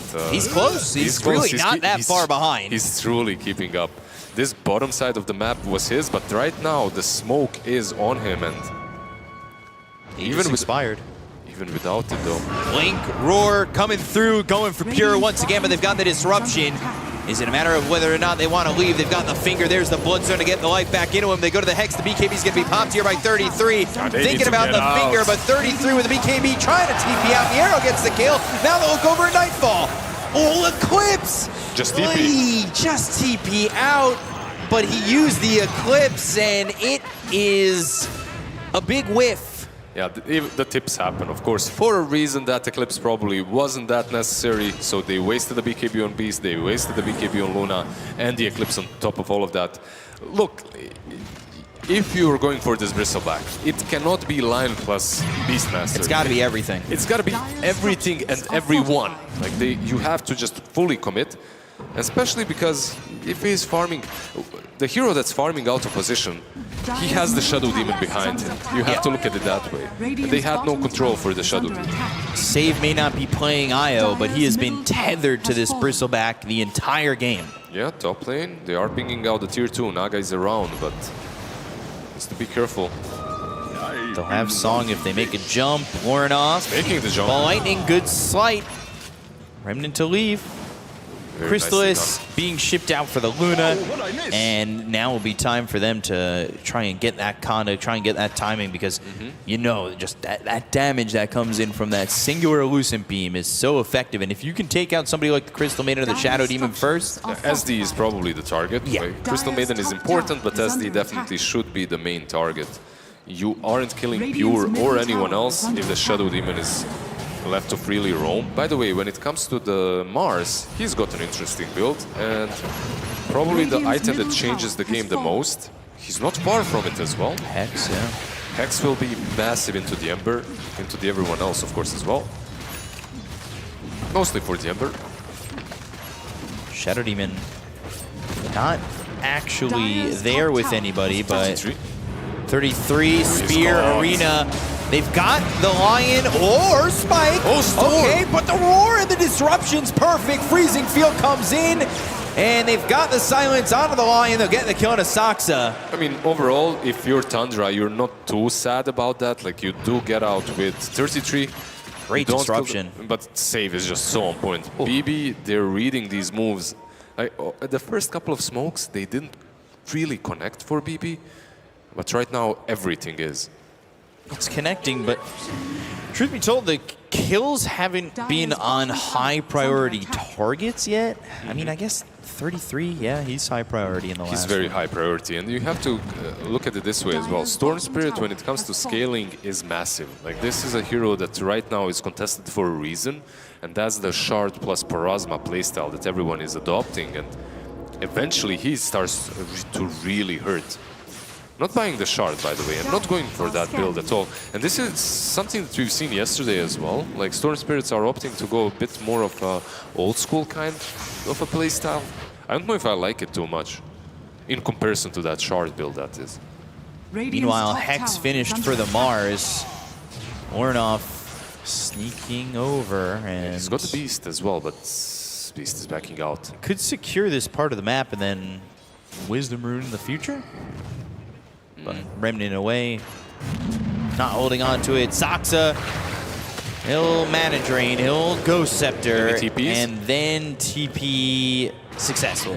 The Ghost is so cool this game, top lane. They're going on the Aurora, store. but they need something more. They've got the Sleight of Fist, the Searing Chains, the BKB comes in with the Arena as well as the Spear, the turnaround on a 33. They get the kill to the Beastmaster. The Ball Lightning, the Vortex on a Warrenoff, the Sleight of Fist. Everybody's here for BetBoom. That's a as they look for Warrenoff. Yule's up into the air, trying to survive. Sleight of Fist to avoid the Spear, but eventually he'll come back down to earth and crumble into the ground under Pure's foot. Yeah, they just don't have that extra advantage, you know, that enables these kind of solo pickoffs. Like, he's not the Beastmaster that's on top of the network charts. He's almost the lowest core when it comes to network.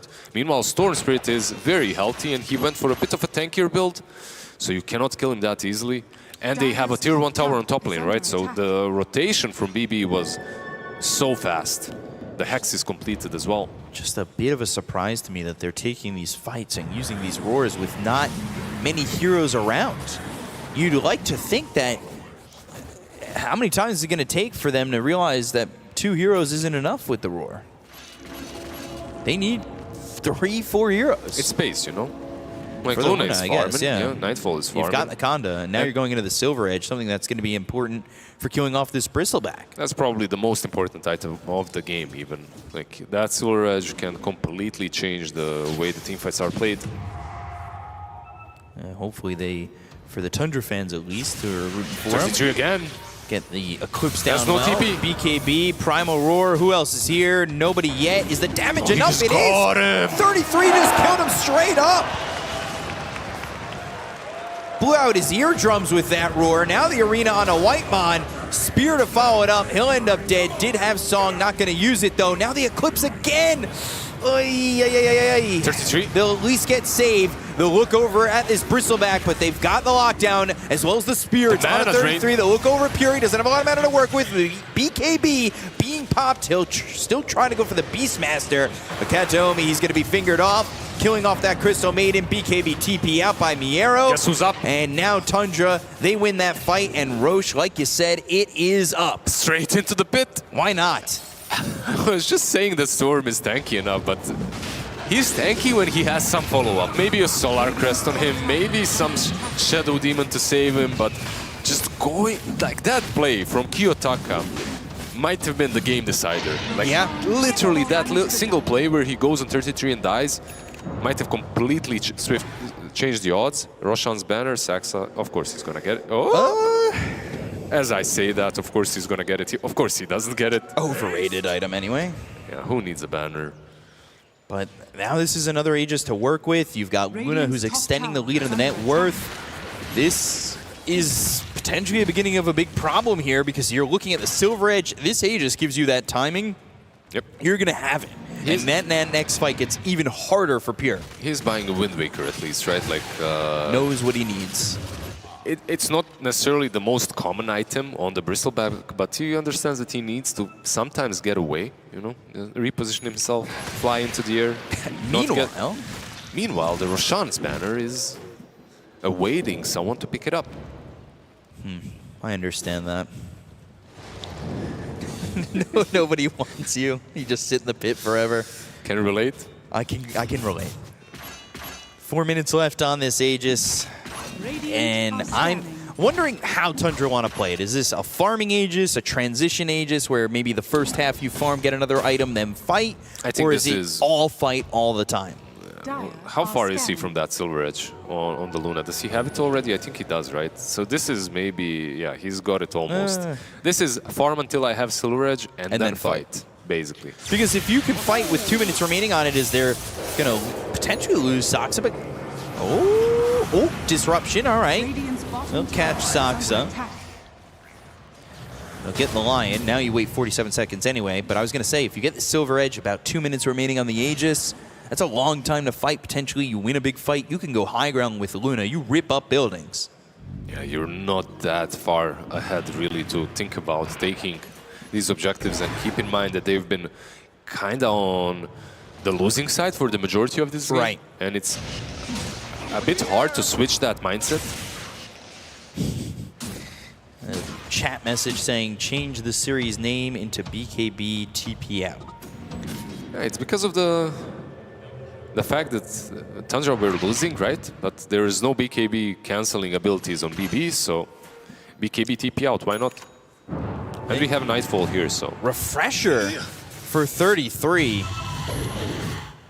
So, Blink, BKB with the Ags, and the Refresher now. It's not that Aura build, it's not even like Shiva's next or Pipe or anything like that. It's Refresher, multiple roars, continue to slam, continue to dominate.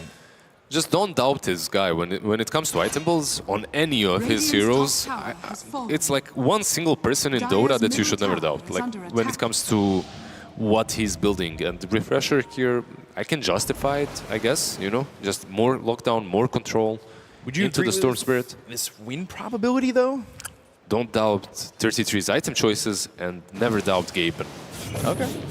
I won't doubt. He gave them 33%, so there is a chance for them to come back, right? 36, whatever.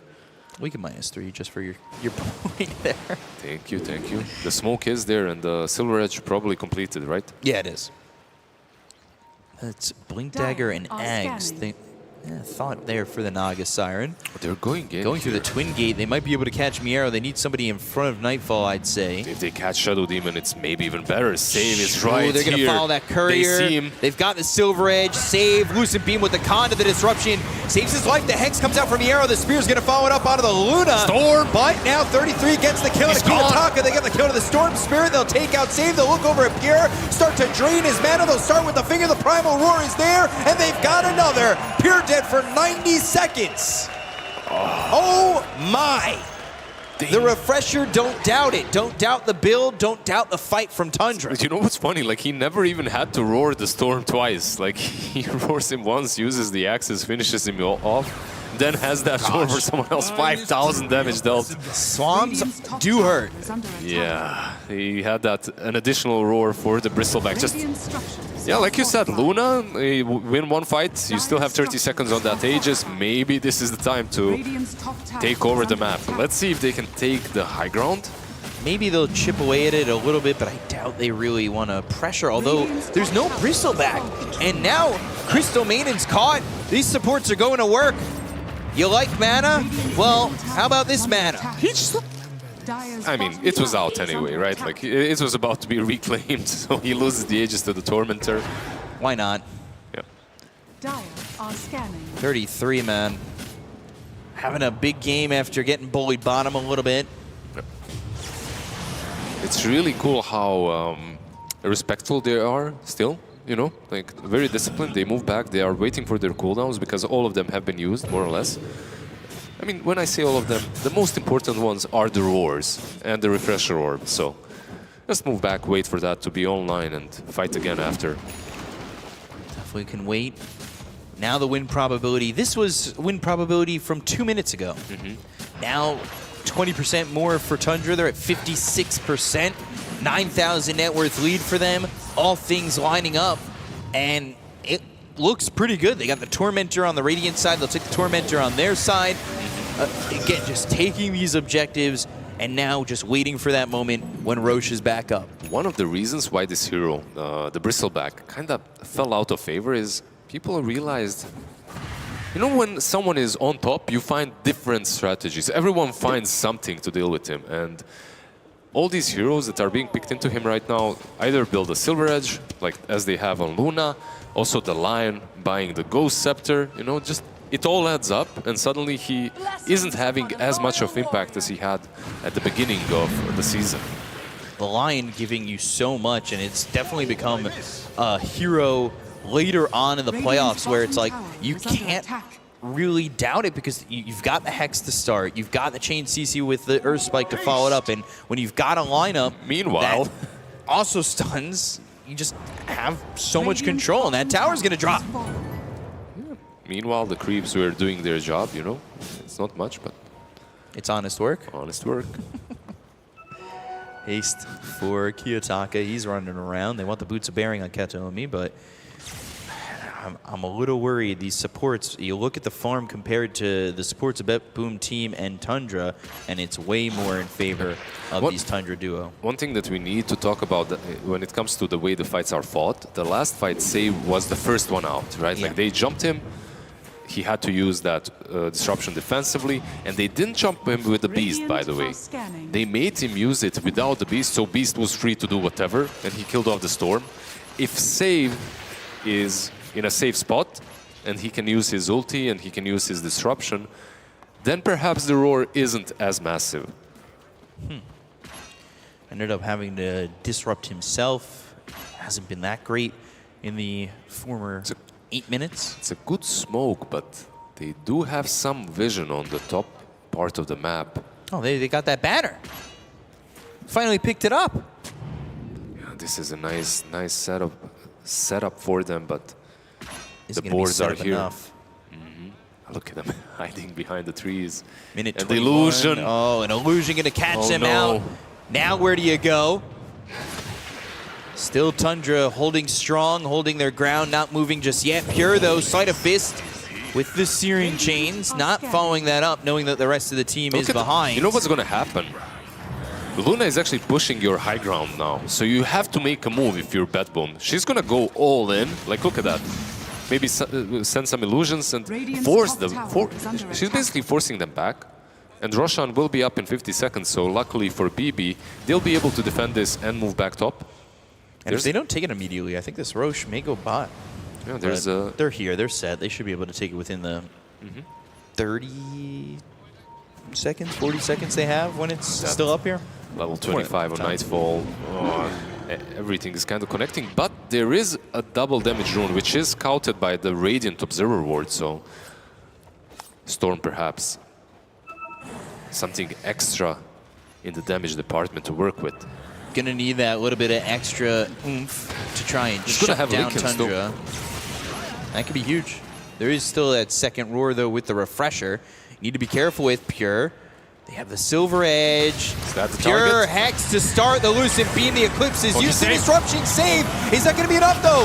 Miera with the BKB. They go to the arena. It's going to be around Warnoff as well as Nightfall. They get the kill to Katomi as well as save. Whitemont's dead. Refresher now used. Pure still alive, but 3 heroes dead on the side of BetBoom Team. Kiyotaka, a little bit of mana, enough to ball Lightning away, but is it enough to survive? Nightfall is fast. Nightfall is on your tail. Kiyotaka, you don't know. You went for the Lion. He went for the Lion? Linkage is broken. The roar is there. They'll get the kill. They'll take out the Storm. I guess he knew, right? Like, at that point, you just know that you're kind of dead, so you go for the most interesting play. You try to at least kill the Lion, and the Bristleback. Hey, he did live. You did save him with the disruption. Yeah, it worked. I mean, they dropped a lot on him. And that Wind Waker as well, you know, it was useful, but unfortunately, while you were flying away in the tornado, your team got wiped. And now the high ground sieged. Glyph is used. And Roche is still available. They have an objective to take if they want to back off of this. Here, you got to be careful.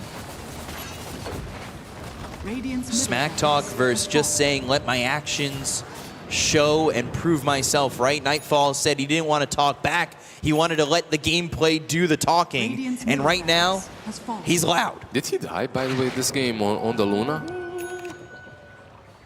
Once, only once.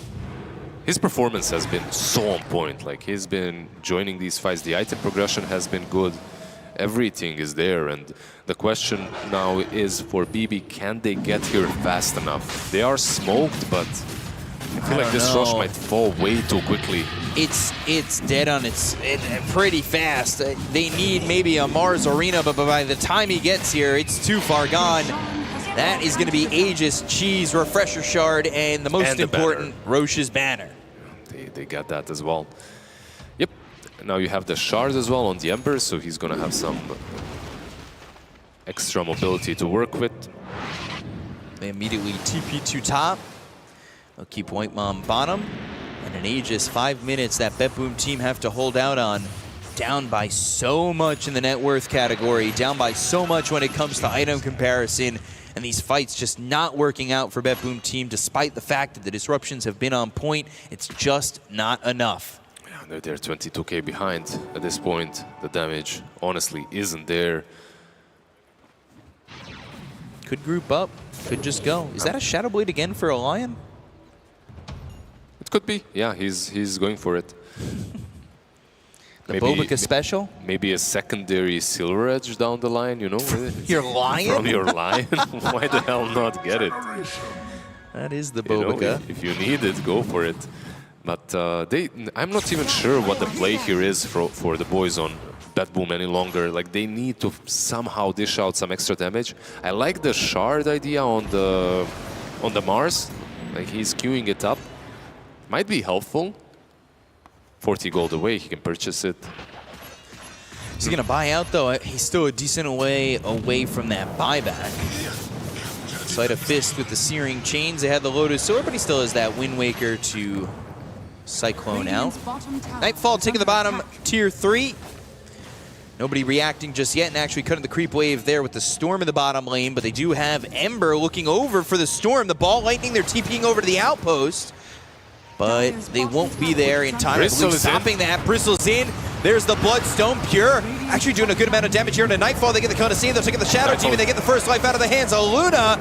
Song used, stun miss because of it. They're going to Remnant back. They've got 33 caught up with Kiyotaka. The refresher's going to be used with the BKB. Axe is thrown. Looking over as Miero lands the spear. That's going to be onto 2. It's going to be onto the Ember as well as the Luna. Nightfall trying to do the damage. Has the BKB, but it's now Miero dead. Kajayama falling as well. None of these heroes have buyback. The look over is Pure as they'll kill him off. Bristle has been dequelled. They get the kill into Nightfall. They take out the Luna, but Kiyotaka, he doesn't have a lot of mana to work with. That's a BKB. They'll look for the Naga Siren. They get the kill there. Lordoff comes back, and it's a full team wipe in favor of Tundra. The Storm Spirit with that buyback. A pretty solid fight, everything considered from BB. Of course, it's lost, but Kiyotaka, can this man maybe defend alone? I don't think so. It's going to be so damn difficult. No Luna for 70 seconds. Is that enough to hold on, just not having that Luna? It's so crazy just how capable they were at least of killing off the Luna twice, right? Like even getting rid of Ember, getting rid of Whitemon who also bought back, but there's the buyback, now, there's the gold. Buyback. Yeah, that's game. Most likely 20 seconds, more or less, on the Mars before he's up. He's the important one, but that should be... on the Crystal Maiden. They have Glyph. They'll use it. They got to hold out 10 more seconds. Tundra trying to get to the grand final to look for revenge against Falcons, who sent them down here. The tier 4s are gone. The throne is exposed. The Ball Lightning from Kiyotaka. He's looking for anything, something, but his hands are empty. The arena around the throne, the finger is there. Kiyotaka's in trouble. They'll Remnant forward. They'll get the kill to the Storm. It's Crystal Maiden and Mars as well as the Shadow Demon now, but nothing will stop Tundra from a rematch in the grand finals against Falcons. That is a crazy series for Tundra, and definitely a huge boost in confidence going forward. Absolutely, another 2-0 by Tundra. These guys, like, honestly, at some point, looking at this game at the beginning, it looked very rough. Like, they weren't really winning the offlane, they weren't really winning the mid lane. Kiyotaka had a lot of fun. That solo kill. The Storm Spirit just popped off. Like, he was making all the right moves. 33 as well as was being pressured by the Storm Spirit. The Orchid was there very early on. They were capable and able to provide enough space for Pure and the boys to come online, but it never truly connected. Like, these moves in the mid game, Tundra were so damn good at splitting the map. Like 33, these kind of offlaners like 33 and ATF just sitting behind the enemy pool area, farming that up, maybe creep skipping a little bit, buying their team enough time for that eventual comeback. and they were able to kill the Luna off once. It felt like maybe that was BetBoom's time to kind of get the advantage there, but Luna, Nightfall farming way too well. And like he said he would, his actions speak louder than words, and he is able to take the 2-0 over BetBoom team. Tundra moving on to the final. Yeah, Tundra in the finals, but also nothing to be ashamed of if you're BetBoom. Yeah, nothing to be upset about at all for BetBoom team, but we have more from Saksa with Jenkins here with an interview. Let's send it over to the stage and hear what they have to say. I can't hear a thing about what Bikov's saying, dude. Everybody in here loves you. Yeah, it's nice to play close to home, so this is a great feeling, and I love the crowd. I've met a lot of Macedonian fans in the crowd. Nat and I were just out there. A lot of people saying you're their favorite player. Do you have anything to say in Macedonian to your Macedonian fans? Hvala za podrškата и ќе пробаме да тепаме финалето. This is your first grand finals since TI, since the one that you won. Does it feel good to be back? Yeah, and hopefully this time Skidder and Snaking lose. Okay, all right, we got some fighting words. You guys have had very interesting picks so far. Death Prophet is something you were playing during the group stage. Do you have any cheese picks, cheese Saksa picks that are going to come out in the grand finals? I mean, we will see how the draft goes, but for sure I have some things. You're cooking. Yeah. Okay, well, good luck, my friend. Thank you. Good luck in the grand finals, and we'll send it over to the studio.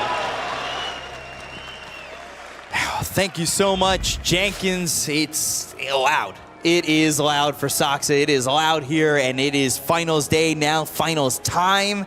It was quite a win there for Tundra, the 2-0. I mean, that looked clean. That looked good. It looked so damn clean. Much cleaner, I would say, than even the first series versus BetBoom. Even though BetBoom, they approached the series in a different way. Like the first game, letting the Visage go through. The second game was much better from them. One thing that I want to talk about as well is Falcons. They looked very clean versus Tundra too. Yeah. So, I don't know, Martin, he was talking about some cheese picks maybe. We'll see what they have cooked up. Yeah, maybe they've got some Gouda, maybe some halloumi, but maybe some Huskar, and maybe we see something a little bit just out there. Maybe not too out there, because that's kind of what got BetBoom into trouble in this series. Yeah, exactly. That first game, going with the axe, it didn't work out. I mean, it floundered pretty hard, not to be too harsh. But game 2 looked better from BetBoom team.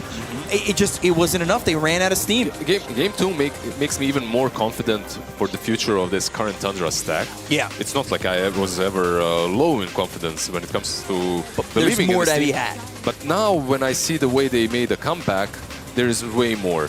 This fight, however, you kind of need to praise BetBoom a little bit. Like the way here was very difficult, and the chances for them to take this team fight properly were also low, but they did manage at least to kill off the Luna and give them an opportunity to maybe defend, but it was way too difficult at this point.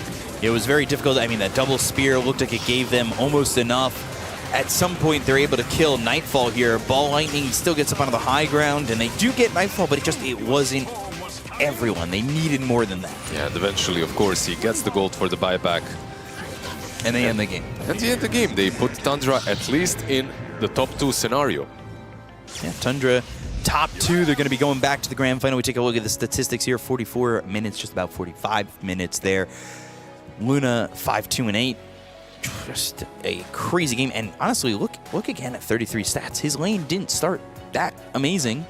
It didn't. He got bullied a lot in this game. Exactly. The storm rotations and everything, he didn't have the best time, but he did win, and he was keeping up with the net worth. Eventually, he became the most impactful player on his team, killing off that storm multiple times and probably being the main reason they got that 2-0 over BetBoom. Yeah, so that will be Tundra going to the grand final. They knock out BetBoom team. We've got some words from Save with Nat. We're going to throw it over their way to hear it all. I do have Save here joining me. You know, it's not the result you guys wanted, but I do want to say congratulations on yet another top 3 for you guys. Is it just a rough hurdle for you to overcome, or what exactly was it about this series that you just couldn't close out game number 2? I mean, we just played very bad, what I can say. They were the better team.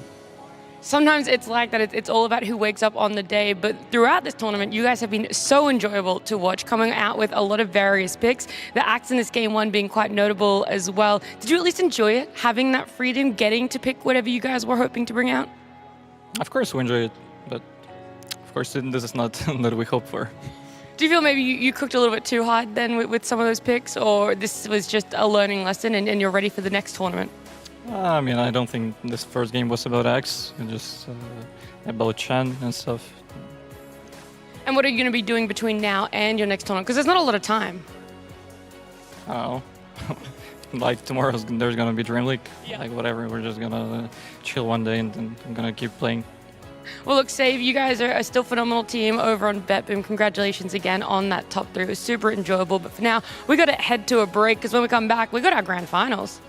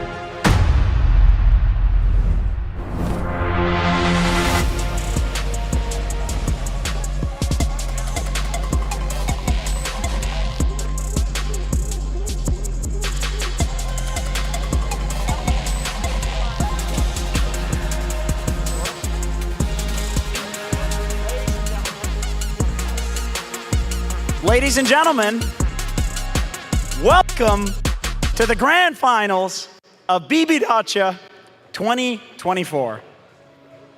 We're just gonna have to share it, you know? Not everyone can share it. The trophy, you're not gonna be able to share that. The $1 million prize pool, you could potentially share that one, Jenkins. That's right. It's BB Dacha. It's all about sharing. It's all about friendship. I'll just leave this right here. We got a grand final with two of the most dominant teams in the world. But first, let's take a look at how we got there. Let's take a look at the eliminated teams. Participating teams. I mean, you can say participating, you know, a nicer note, because we started out with 12. Now there's only 2 of them left. I wasn't going to say anything else. That's it? Yeah, it's just like an interview now. There are 2 of them left. And if you guys want to participate, we will actually, between game 1 and game 2, be doing a poster competition with some prizes. What are the prizes? A keyboard, a mouse pad, some tokens. I'm telling you, everyone gets to walk away a winner here, except potentially one team. That's right. So we should take a look at the prize pool for BB Dacha. This is a $1 million tournament. That's a lot of money. Yeah, am I supposed to say? Of course it's a lot of money. It's $1 million split between all of the teams here, our winner taking the biggest share of that $1 million. Should we introduce the teams? Are we going straight into that? If they're already ready. They're ready. Okay, well, I kind of want to vibe how the crowd is going first. I want to know exactly how we're swayed here, because there's a lot of people. They might potentially be Saxa fans or Tundra fans. If you guys want to give us a cheer in the crowd. Okay, decent, I'd say. Not bad, not bad. We got any Falcons fans in the crowd? I'm not sure what was more, actually. I'm going to say I expected less for Falcons. So with the 60-minute games, yeah, I would definitely agree. Last time these guys played, it was interesting. Hopefully we can get 5 games, but should we bring them out? I think we should. I definitely think we should. Okay, well, first off, let's introduce, like I said, the most dominant team in the world for the last year, and that team is Team Falcons!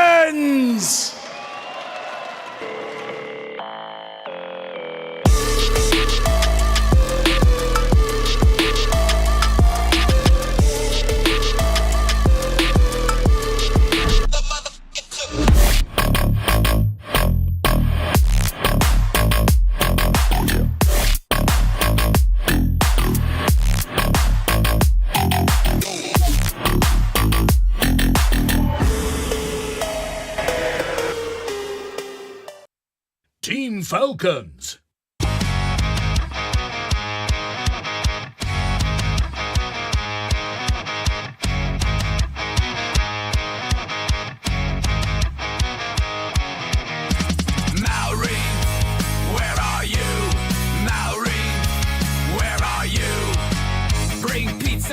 And some sweet. Don't forget cows or Katu. Sad cat song on repeat. I just wanted to hear the song for a little bit longer. It's a very good song. Mallory, where were you? Don't answer that, because we're going to answer the question of where are your opponents? 33's Dream Team. He wants to prove he's the best. He wants to prove Liquid was left, and he was right. Not really, but he's going to try to prove it here. And that team is Team Tundra!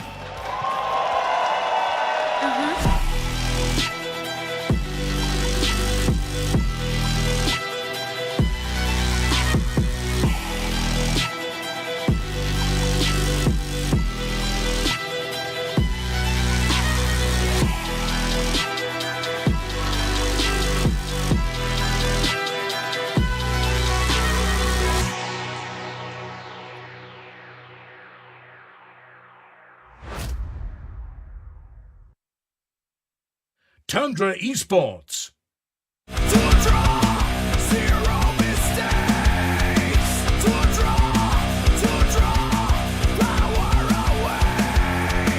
Best player in the universe with non-alcoholic wine. Drop never more mid lane. Will never survive. Tundra, zero mistakes. Tundra,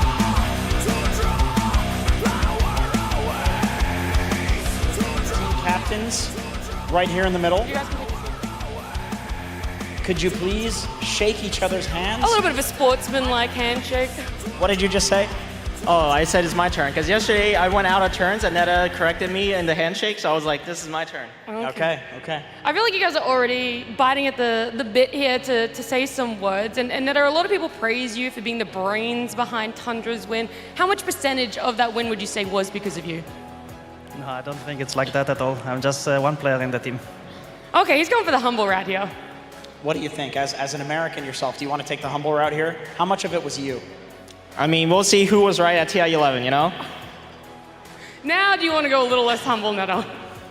I mean, I don't know. He just wanted to say it, but he wasn't waiting for the right context. He was just like planning it the whole day. All right, well, how exactly do you see this series playing out? You want to be a little bit confident? Is this just going to be an easy 3-0 for you? Yes, for sure. For sure. I'm just going to hold the mic in front of you. I mean, I'm down for a quick 3-0, you know? We'll meet at dinner. Okay, all right, that's fighting words. You guys can shake your hands again. Oh, again? We're making them do it again. One more handshake, okay, all right. and we will... We'll let you sit down, join your team. Maybe you can talk about it a little bit more. I don't know, Neto, I thought he was going to go for it more. I thought 33 was going to come out here. He's like, yeah, I've been proving people right. Now that's why I should say, left and right. We had to do snaking first. Sorry. Because you know he's going to trash talk. I thought he was going to bring more of his Twitter persona out there.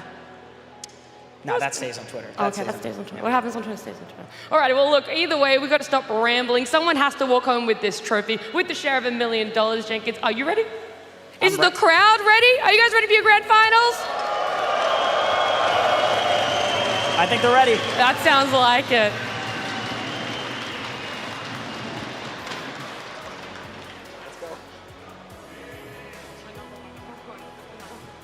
Okay, well, let's make some... Apparently it wasn't loud enough. We're getting berated that you guys weren't loud enough to start our grand finals. We do have the button, so we will press it if you guys are just a little bit louder to get this grand final started. Let's hear you. Oh, that's good. Okay, louder. That's good. I think that's good.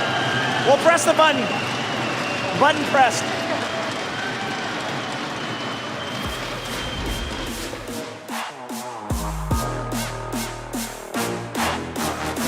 Ladies and gentlemen, the moment you've all been waiting for has arrived.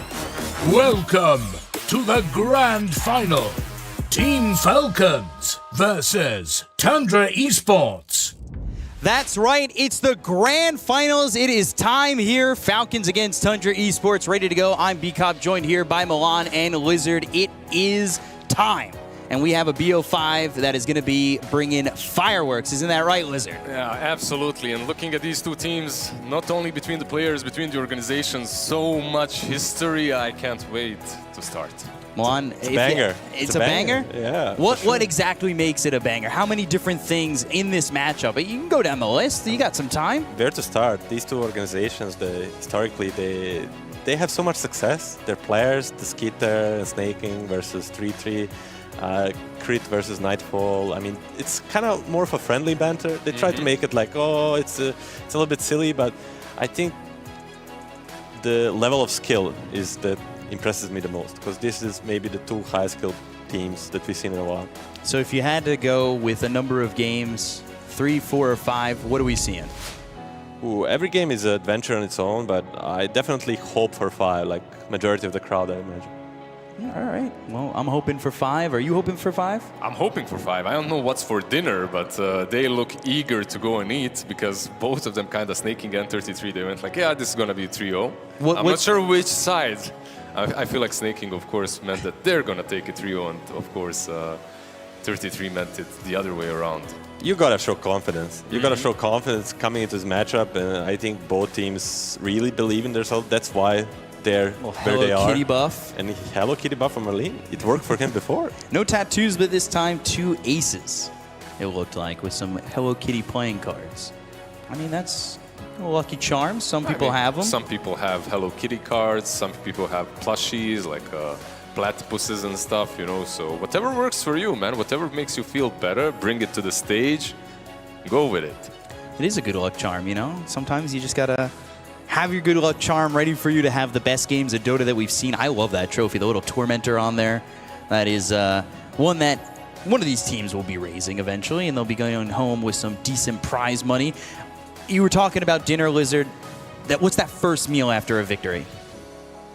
I hope it's not pizza, right? Like, you don't go for that. All right. You know, you had so many choices, steak, burgers, anything, but you chose pizza. I think these guys, I mean, what's the easiest thing to eat while playing Dota? That's the question. That's true. It could be something handheld, maybe a Hot Pocket or something like that. But if you're in the chat, exclamation point F for Team Falcons, exclamation point T for Tundra Esports. We'll see the results before we get into game number 1, but I have a feeling it might be slightly Tundra favored. I will see, because they're riding a high, right? After the last series, they definitely should feel very comfortable and confident. They warmed up a little bit with BetBoom. They pretty much dominated through the series, and now they have to face Falcons, who also kind of dominated them yesterday. So I'm not really sure if I'm that confident in them as they might be in themselves. But there's always that lower bracket buff, right? You let them get that victory. Now they had this huge break to go into the grand finals, but you just had a dominating series. You come into the grand finals, and you're warmed up. You're ready to go. Definitely momentum of Tundra's side. Like, I've been in this position where you just have these 2 victories against BetBoom that kind of put you in a position that you feel very good. And the Falcons, I mean, their experience coming from upper bracket, like, they're not gonna be surprised. They've been in this position and they're very well prepared. But I think momentum for the first game favors Tundra. Okay, coming out of that series favoring Tundra. Do you agree with that, Lizard? I agree. I mean, I was never in that position where I'm winning, you know, many times in a row. But we'll see. We'll see. Maybe it does work for Tundra, because they kind of figure things out. And sometimes losing is a learning process. And I'm sure that they have adapted, and they'll adapt their playstyle versus Falcons, like even from yesterday. So what's the most important takeaway coming out of that first series for Tundra? Was it the lanes? Is it something about just kind of adapting to the aggravation that they had early on? What was the biggest takeaway for Tundra in that first series that they can use here against Falcons? I think something that most teams are realizing in this tournament is don't stray too far away from your comfort zone. Try to stick to it as long and as much as possible. If you remember yesterday versus Falcons, they switched up the lanes even. They had, I believe, they completely... Saxa was playing kind of a 5. I mean, he was still a 4, but from the safe lane. And that's something that perhaps messed up their concept on how the game should be played.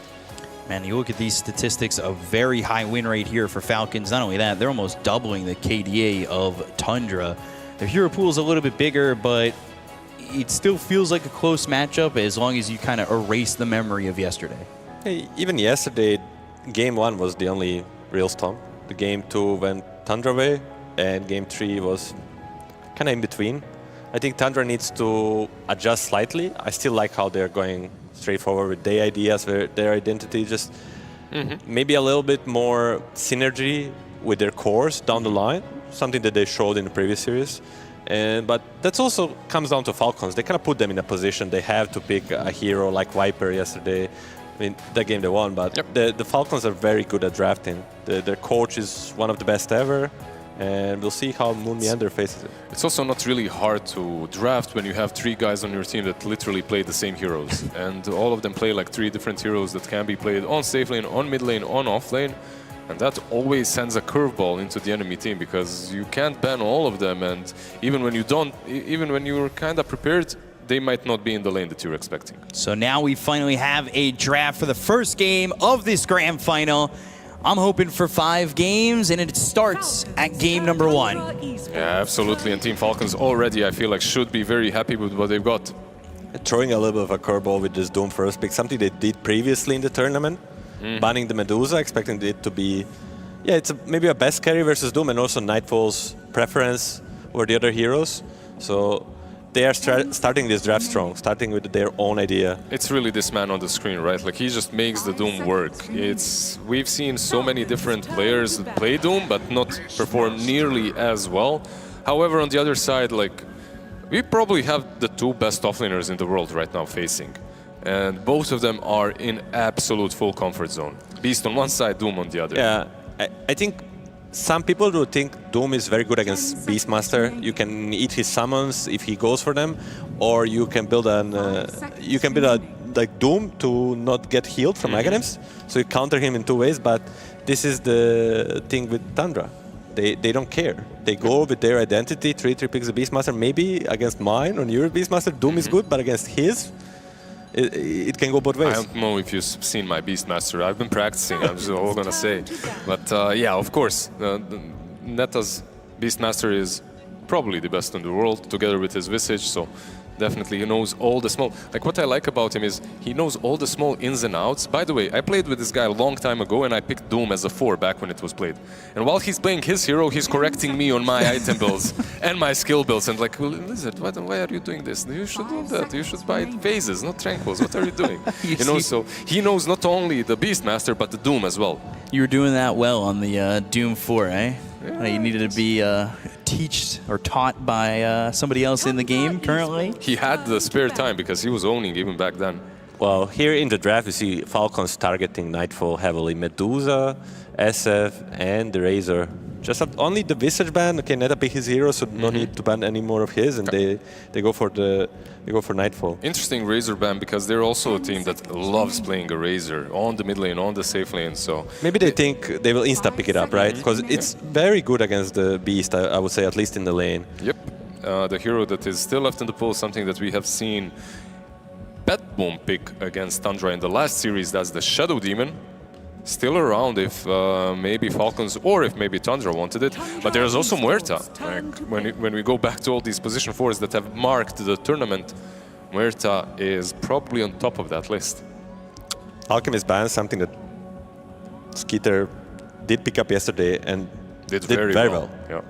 Like, when you see all the 3-3 teams that they play, they often ban Alchemist, even in first phase. It's just a hero that I feel like he personally finds annoying to play against, that you have to always run at to stop him from maximizing, where sometimes they like to, they like to run at enemy, but they also want to have breaks from it. Like in the last game, right? Like, they weren't necessarily in the position in which they could run over the map, so they just split it up, they farmed everywhere, and they pick up the Shadow Demon after all.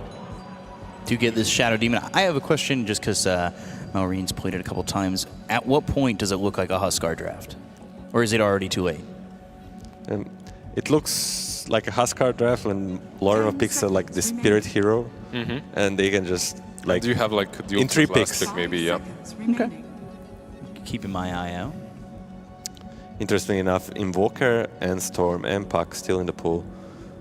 We haven't seen much of the Puck. It seems like it gets through a good amount of the draft and then just gets ignored, or the last phase is a Puck ban. Basically what's happening is all the drafts are kind of all the metas are kind of cyclical through time, you know?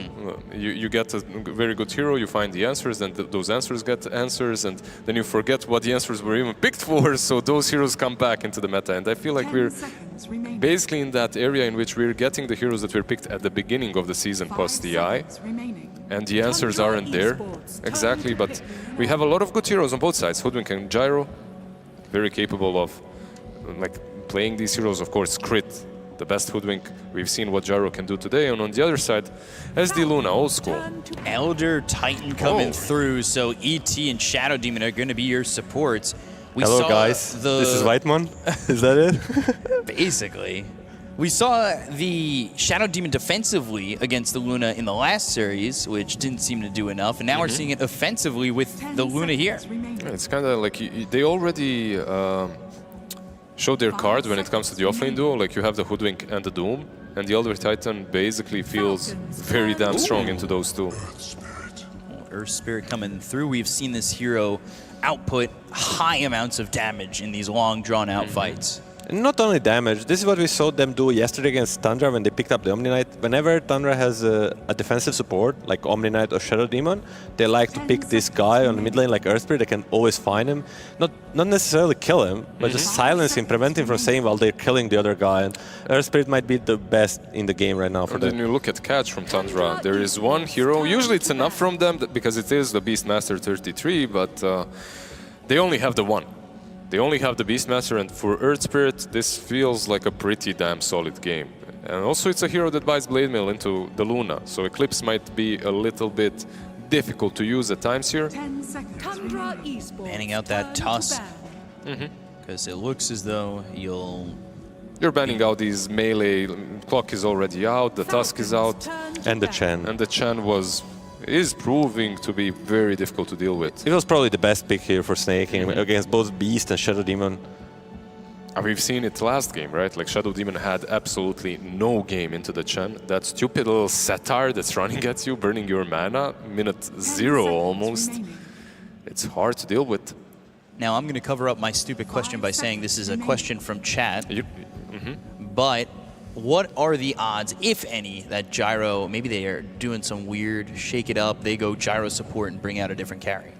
I don't think so, because they saw the Beastmaster and when they picked Gyro, so they're just straight up lane countering it. Something that Falcons historically, ever since they formed the team, picked for Skeeter, and that worked probably like 90% of the time. All right, it's a good try, Chad. I appreciate you guys It's a pretty covering good. for me. It's a pretty good pick, you know. Like overall, Gyro on position 1, you don't really have to switch it up unless you have some crazy gotcha last pick, which I don't think they have at the moment. What do we have for Snake? Is he gonna just go casual Crystal Maiden? Why not? Fan favorite into the Beastmaster. Yeah, you know, when in doubt, when you don't know what to do, you just pick the Crystal Maiden. So easy. We missed them too. We missed them too. We do miss Cinderin and Sons fan. What does that other one say? I can't read it. I don't know how much I miss Cinderin, though. I've seen him like 10 days ago, though. But yeah. I haven't seen him in a while. Last time I seen him, we were doing the worm together. It's fun. They're thinking Viper for some Band. time. What's the other one? This also... I think it's Timber. Or they do the Storm. Although they have the Earth Spirit, but they choose to ban the Super Comfort for Lorenov. It's his absolutely favorite hero. And now the Snake hero, I don't know, but Crystal Maiden, then if it's not Crystal Maiden, it can be anything. It's hard to guess. 10 seconds remaining. A lot of position 5s left in the pool for Snake King. He's been dominant on multiple 5s. And oh, I love this, actually. Birdie. We know how much you love the Phoenix.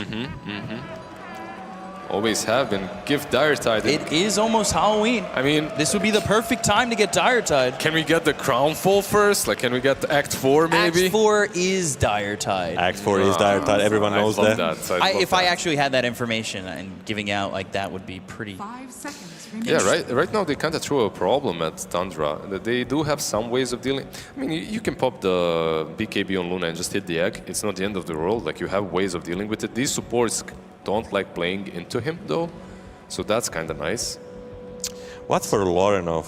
Only clear candidate I see here is Timber, so kind of does well against Earth Spirit in the mid lane. And can roam the map, but it's not the best Inverso game. He has to play from ahead. Some Shaker, some Puck left in the pool still. Shaker and Timbersaw are my choices, but knowing the Lorenov, he doesn't want to go too much out of comfort zone. He's going to go Ember. Yeah. I mean, he's been comfortable with that today. Just a comfort. Why not? Ends up working out there. Lorenov for the Ember. These drafts, I like them both. I like the mid lane matchup. We saw Ember versus Storm for the previous series for Tundra against BetBoom, but now it's starting off Ember Earth Spirit. So right now the best spirit is Ember according to the results. Yeah, well, Earth Spirit definitely has something to say about that as well. Definitely He's been a contender. Really strong in a lot of games, and I feel like Team Falcons have a very well-rounded up draft. Like you have this teamfight combo that is really difficult to play against. They don't have any big saves into the roar. That's like one thing that I'm worried about for them, because if 33 has a good game, it's not like a Shadow Demon in that last game in which he roars someone, you get disrupted, and that's it. This time around, it should be a little bit easier for him to execute his plan. Yeah, there's no disruption there. I will say the one thing that Malrine likes buying that we've seen a couple times on him is that Ags. Maybe he'll have the Enchant Remnant to save some heroes. He's done that a couple times with the Earth Spirit. Definitely down the line, but not early for sure. I agree with Lizard. The Falcons lineup seems a little bit more well-rounded. Again, I don't like when you give them Doom. You have to give them something, but when you give them Doom, then it means both Marlene and Skeeter can play like a semi-carry role where they can make a tempo, but because of the advantage they make, they hit the same timing like down the line, like 40 minutes and everybody's big. Yeah. And that's scary. Taking a look at the voting results, 56% in favor of Tundra Esports over Falcons. It's a close vote. I knew it would be, but it does edge towards Tundra, at least for the fans at home, the 16K players that are, voting in chat. The big brains in the chat. The biggest of brains, honestly. Now, well, we've got one of the big brains out there with a coach's interview. We're going to send it over to the stage and hear what they have to say. I got Owie here with me. Now, last time you guys went up against Tundra, it was this back and forth of banning out off-laners. But in this game one, you guys were targeting Nightfall. I want to know about that change, why him specifically instead of going for 33. I mean, they picked Beastmaster on first two, so like both offlaners, I think they sort of had a plan, like they're gonna play against our Doom, and then, okay, we'll trade it for the Beastmaster. And then after that, we're just like, you sort of just target whichever hero you think will be the best versus the heroes you've already picked. Okay. And then you guys were also very early to pick up that gyrocopter. What was the decision for picking up then, rather than leaving it a little bit later on the last pick of that second phase? I mean, for us, we just think it's probably a good hero for us in this draft, and we thought that like we just wanted that early. We can get like the more valuable pick positions on different heroes. Okay, and then a last question before I let you go is Snaking is always the last in the lobby to pick his hero. Is this to let you guys have more strategy time? And if so, what exactly are you talking about? Yeah, I mean, we just want to talk as long as we can because you never know. Like, I might have some last minute thought, a player might have some last minute thought. I think there's pretty much no downside, so we just always do it. Yeah, I don't know what we talk about. It's just like, don't die at level 1, so.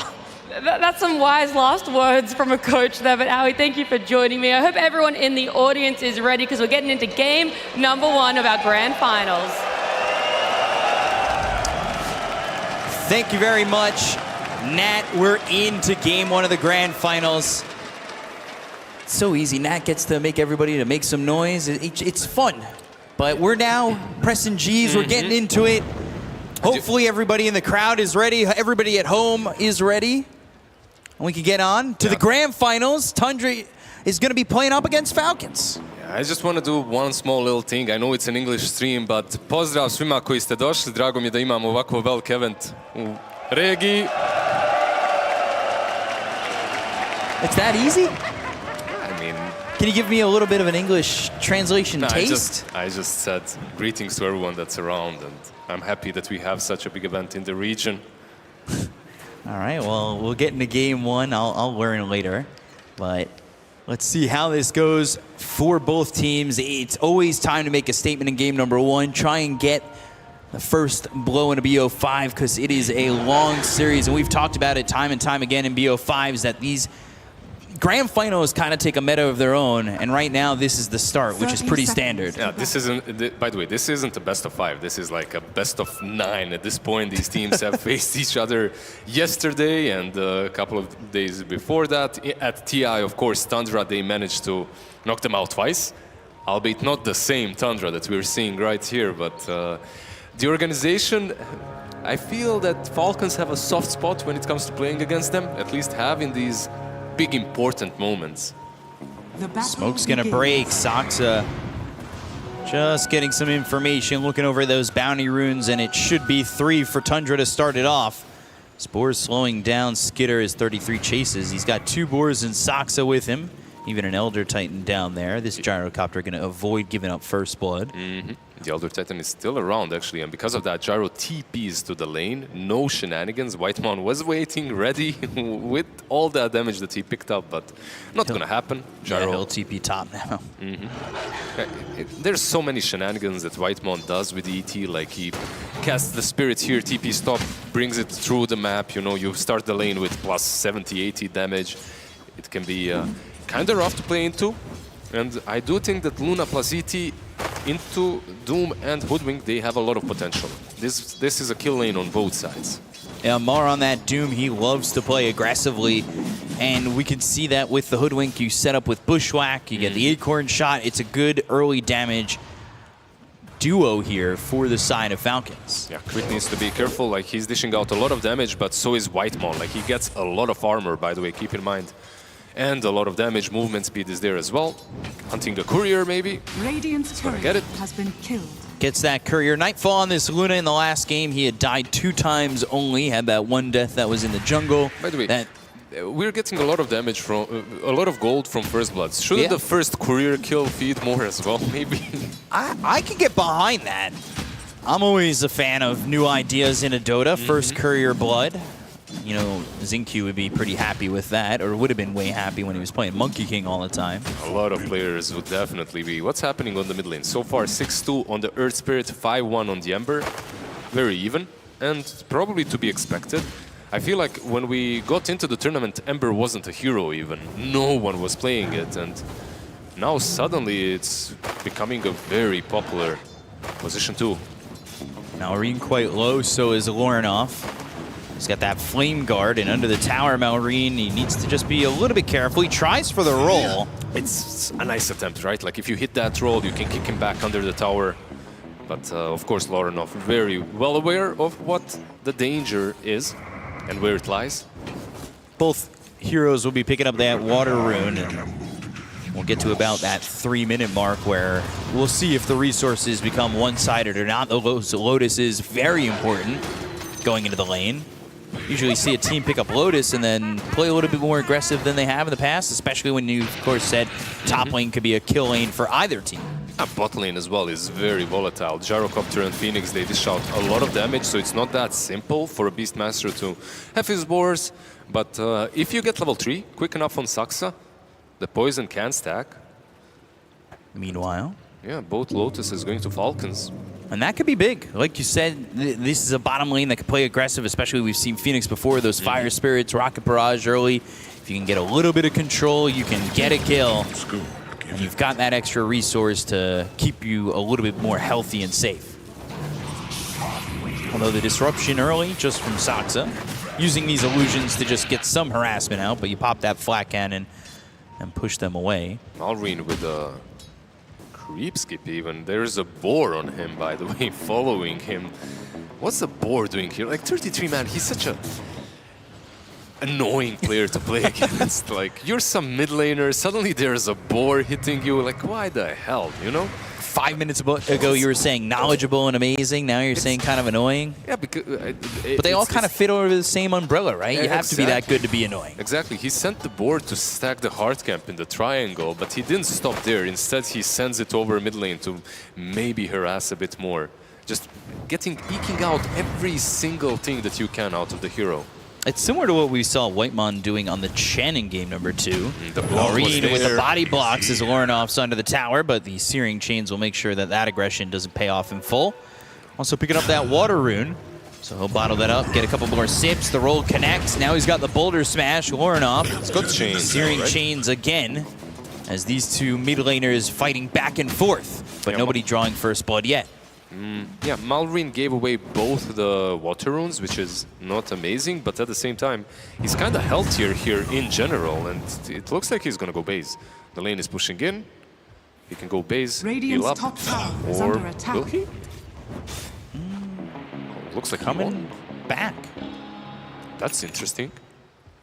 Coming back, we'll have that wand. He'll have a TP scroll available. We'll see what he does with this, but the fortification glyph from Laurenov, making sure that he gets none of that CS. That glyph was nasty right there. Bushwhack missing on White Mom, but they've got the Inferno Blade of the Blood Grenade to chase this Elder Titan. The Scorched Earth burning him down as well. And turns around for the Spirit. First Blood will be there for Crit, taking out Whitemon on this Elder Titan. Yeah, they just have more than enough to take down the Elder Titan. Like, he needs to be around the Luna if he's to zone them and hit them, but he did kind of accomplish that. Even though he feeds the First Blood, he's zoning them a little bit away from the Luna. She gets a breather. Crit placing that ward over towards mid, just trying to get some more information and vision to maybe go over and get a kill, especially nearing this 6-minute rune mark. The bottle refilled there, though, by Whitemon, so yes, you're giving up first blood, but you get a little bit of a refill for your mid.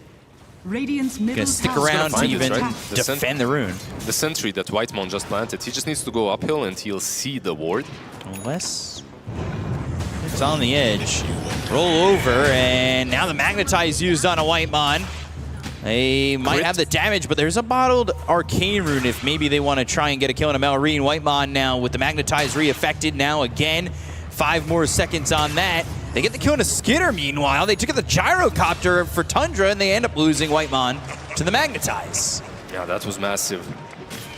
A much, much bigger kill. Got that kill bottom, no Prime Aurora or anything like that. Snaking, he's going to look over at this Beastmaster, but there isn't much he can do. Yeah, you have to respect the Saxa Shadow Demon. Like, this hero has been contested in almost every single game of the tournament, and finally in the grand finals and the lower bracket finals, we're starting to see him pop up every now and then. 2 games in a row now, which is peculiar, because I know how much respect players have for that hero. That's definitely the truth. Wisdom Rune. Remnant. Oh? Can you get it? He's got it! Okay! Massive. All right. A little swipe there of the Wisdom Rune. Crowd's excited. Massive, like Doom on top Doom lane. on top lane, and they're going to try and get the kill onto the Luna, looking dead to rights already. Hides in the trees. Eventually will tick out, so Nightfall dies to Amar with that first Doom. And Malrine is here as well. They're looking for Whitemon, but they're looking for everybody. I mean, they got Skitter here as well, snaking. Yeah, they maybe want to take the tower. I'm not sure. Let's see what Skitter decides to do. They will scout out Whitemon, probably. No, not yet. He's hiding in the trees. He's safe. But now Skitter finally comes over, catches a little bit of vision immediately to the homing missile. The TP. Oh, okay. Barely. To the tier 2, if nothing else as well. And what this means is maybe he's going to go back to the top lane, at least with the Spirit. Elder Titan is one of the best heroes to delay a push, but right now it looks like he'll be just happy waiting. Oh, swiping another rune with that Remnant, this time a shield rune that he'll use to fill up his bottle. Dude, a good Ember Spirit is always a treat to watch. Oh, and yeah. Laurenov is definitely up there. Like, he's very comfortable on all of the spirits, it seems like. Ember Spirit, of course, included. Whitemon has shown back up to the top lane. He'll run away from Amar and Snake King, but the roll in from Malrine. An easy kill onto the Elder Titan once again. And you can see Amar top of the net worth. Luna actually at the bottom of the cores. Yeah, she's currently. She died to that Doom, right? And overall, they've pressured the top lane quite heavily. Laurenov. No, just Remnant back to mid. He's going for this Mage Slayer build. We've seen different approaches right now to Ember Spirit. Most of them did include the Mage Slayer. Sometimes it's Mage Slayer Yules. We've seen Emo go for something like a Mage Slayer into Radiance, which, obviously, needless to be said, dishes out a ton of damage in teamfights and also allows you to scale a lot better. And this time around, it'll be the Helm of the Dominator build for 33. And look at all those stacks that he made for himself. 7 stacks made by the Beastmaster alone. That's more than the entirety of Falcons that they've made together. Exactly. You are playing into the Doom, so that first Helm of Dominator isn't that amazing, but eventually you get Overlord and you're kind of fine. After all, you are getting the auras, and that's what really matters. He's sitting close to the top of the net worth. Both offlaners having a good time. You could see both carries kind of struggling for farm in their own way compared to the top 3. But it's Beastmaster and Ember at the top. The roll comes in. Sox is in trouble. He'll disrupt, but he will die. And MLBB moving around the map now on a killing spree. Continuing to get kills here for this Earth Spirit, but still technically the net worth lead for the side of Tundra. And Doom comes out onto the Ember, but they've got the sleep, and that might just be enough for him to walk away with this Doom not getting the kill, and certainly will be. Yeah, this is kind of what I was expecting a bit earlier when the Dooms were hitting Luna, but they just weren't ready. They have 2 ways of dealing with the Doom. You have the Shadow Demon save and you have the other Titan save, right? Like with the Echo Stomp. So right now, Amar isn't really sad about it. Like, he loves using these Dooms. Even though someone survives, like, at least you're, it's the morale victory that matters a little bit in the end. And he has the same build on the Doom, like the phases drums. We'll see what he goes for next. Sometimes he goes BKB, sometimes it's Sanjin Yasha. And as we get on to the 10-minute mark, you can see, follow the channel bottom right-hand side of your screen if you're watching at home. If you're here in the crowd, open your phone, press the button, do your thing. Continue to watch as Tundra takes on Falcons in this grand final. They're smoked up here for Tundra. They're going to go through this twin gate. Maybe they find Skitter, but they don't exactly have the war vision and immediately a scan. It was such a good scan, but they also read the move very nicely. No one is defending mid lane. No one is showing on that ward on top, so you kind of have a general idea that they're making a move. And Skitter was probably the prime target to go for. Snaking just trying to place some vision down. Lornoff going to be cutting this creep wave while the Beastmaster goes for the tier 1 tower. Dire's middle tower is under attack. They'll finally take it as they had lost their tier 1 tower a few minutes ago. As the map stays pretty quiet overall, it's Beastmaster who's at the top of the net worth, but Doom right behind him. It's, so far, pretty quiet. 2 teams that I feel like play pretty aggressive at times. Yeah, I feel like 33 is very happy with just farming, Luna as well. On the other side, maybe you could be using these ultis a bit more, right? It is MLBB that's been making the most moves, and Saxa is on a hunt. This might be egg forced. Yeah, wow, forcing that supernova. Not wanting to die to the Shadow Poison, even a pause, getting a little bit of lag as both teams. Very interesting, by the way, that he is queuing up a Null Talisman on a Phoenix. This is... I mean, you're a 5. You're not going to have way too much, but you can find farm as a 5 Phoenix. Null Talisman is... I don't think I've seen it once recently, and I'm not going to pretend that I completely understand it. The hero doesn't require a lot of mana. Message on the screen saying, it's okay, guys. Luna will start carrying in 30 minutes. You think so? Well, I think it's a bit faster. Like 30 minutes might be. Maybe he wrote that 5 minutes ago. It definitely should be a little bit faster. Look at that crowd. Look at all those handsome people. Everybody's got thunder sticks looking to make noise. I actually have a pair here as well, but I was told I shouldn't use these on camera. They might be too loud for the microphone. Yeah, probably next to the microphone it would be. Be ready. Maybe I'll join in. There's so many Slavs here at the tournament. I think Nightfall is taken a little bit, so he's mixing up some languages here and there. It's always nice to embrace where you're at. And he does switch it up, right? By the way, I had no idea what that Null Talisman was, so he's going for a bit more utility on the Phoenix. One of the strengths of the hero is you can literally build any item in the game as long as it's right for the game. This is interesting. I like Solar this. Rush. Yeah. Going into Roche, Helm of the Dominator, Ags next. I mean, he literally did it last game as well, right? Yeah. Like a bit later though. Like he had the Ags in the last. He had the Ags first. Yeah. This time, different build times. By the way, can we see the facet on Saxa one more time? The last game, I feel like we had the illusions, right, on the Shadow Demon. And the illusions on death. Yeah, exactly. This time around, we have the normal one, the Promulgate, which is, I believe, the one that I'm seeing more often. So it was very interesting to see it last game, but yeah, back to normal, back to standard now. With the Disseminate and Amar. Getting a little bit of lag again. Dota 2, everybody lagging. It happens sometimes. Act 4, it could be getting installed right now. Could be the reason. You guys wouldn't want that right now, though, right? Getting in the way of this grand final. That one guy knew I wanted some cheering. I could try. Going anyway, and again, just audience on camera constantly. It's just because you guys are too handsome. We get on pause, we get back to going on. 13 minutes in, and it was a slight net worth lead here for Tundra, but now it's favoring Falcons, and this move will get the kill on a Whitemon. It's Crit who's already got his ult, while this Elder Titan kind of behind. Yeah, they're eliminating targets way too quickly. And I was talking about this Aurora and how it doesn't really have a save. You don't really need a save this game. I feel like 33, at the moment at least, until the Aghanims is completed, doesn't necessarily pack the punch to solid heroes like he did versus BetBoom. So they need a bit more on the side of Tundra, or maybe at least the Ember combo with him. The two supports, they don't necessarily add too much in that roar damage. Right.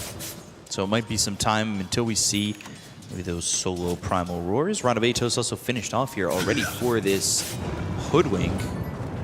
Yeah, it's a nice item, right? Like when it comes to control, both teams are all right, but not great. And getting that Atos, maybe the Gleipnir later on, of course, for Crit, one of his favorite items on the Hoodwink.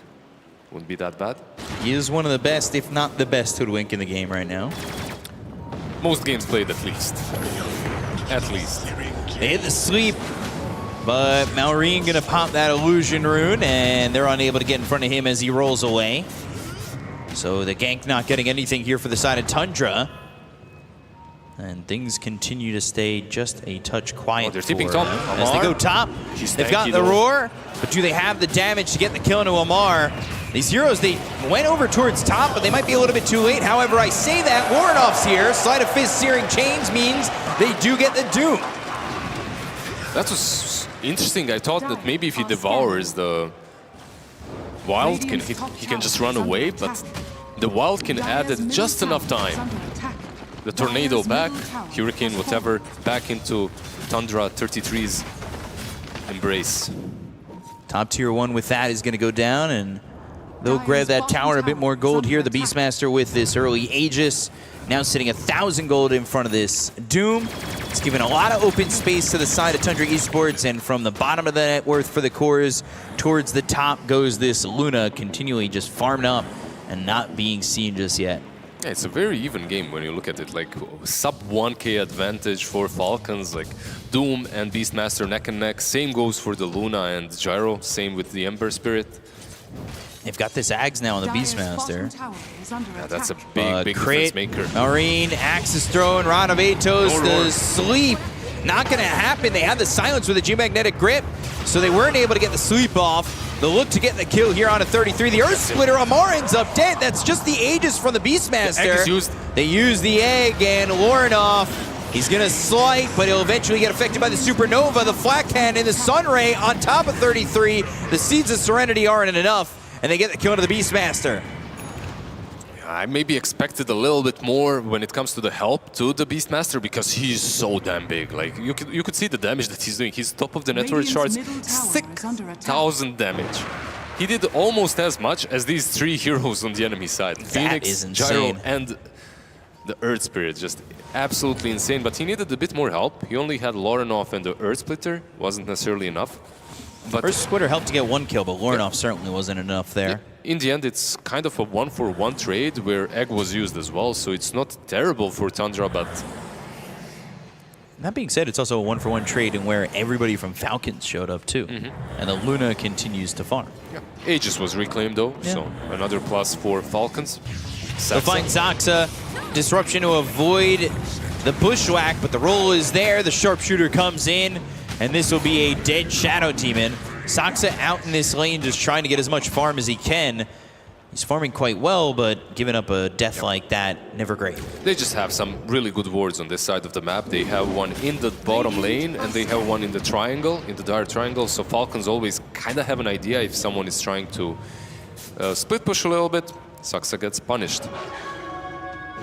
They're now back towards top, and Lornoff backing away, not realizing maybe these heroes are coming over, and he remnants for some distance. This is the build, basically, that Tamar kind of always goes for. Phases, drums, BKB, and then he goes for SNY, maybe sometimes Kaya and Yasha as well. And he doesn't need Blink. That's the craziest part. Most of the time, it's more than enough, and double damages here. It's not the aura that he needs right now because they've got the Phoenix who's going for the pipe. Meanwhile, Roar is used, Malrine is dead, call down's not a deterrent enough. And it's just that easy. The Ags giving the extra damage with the drums of Slom. Now they've got the sweep, the Earth Splitter. Amar has to watch out. He has to pop that BKB just to leave. And that is a defensive BKB for that first charge. Never feeling great, but you do survive. Yeah, very valuable for Tundra. Keep in mind that Luna is still absolutely free farming. She's not joining any of these fights. Radiant's middle tower And Nightfall is moving closer to the BKB, so a bit adjustment since the last game.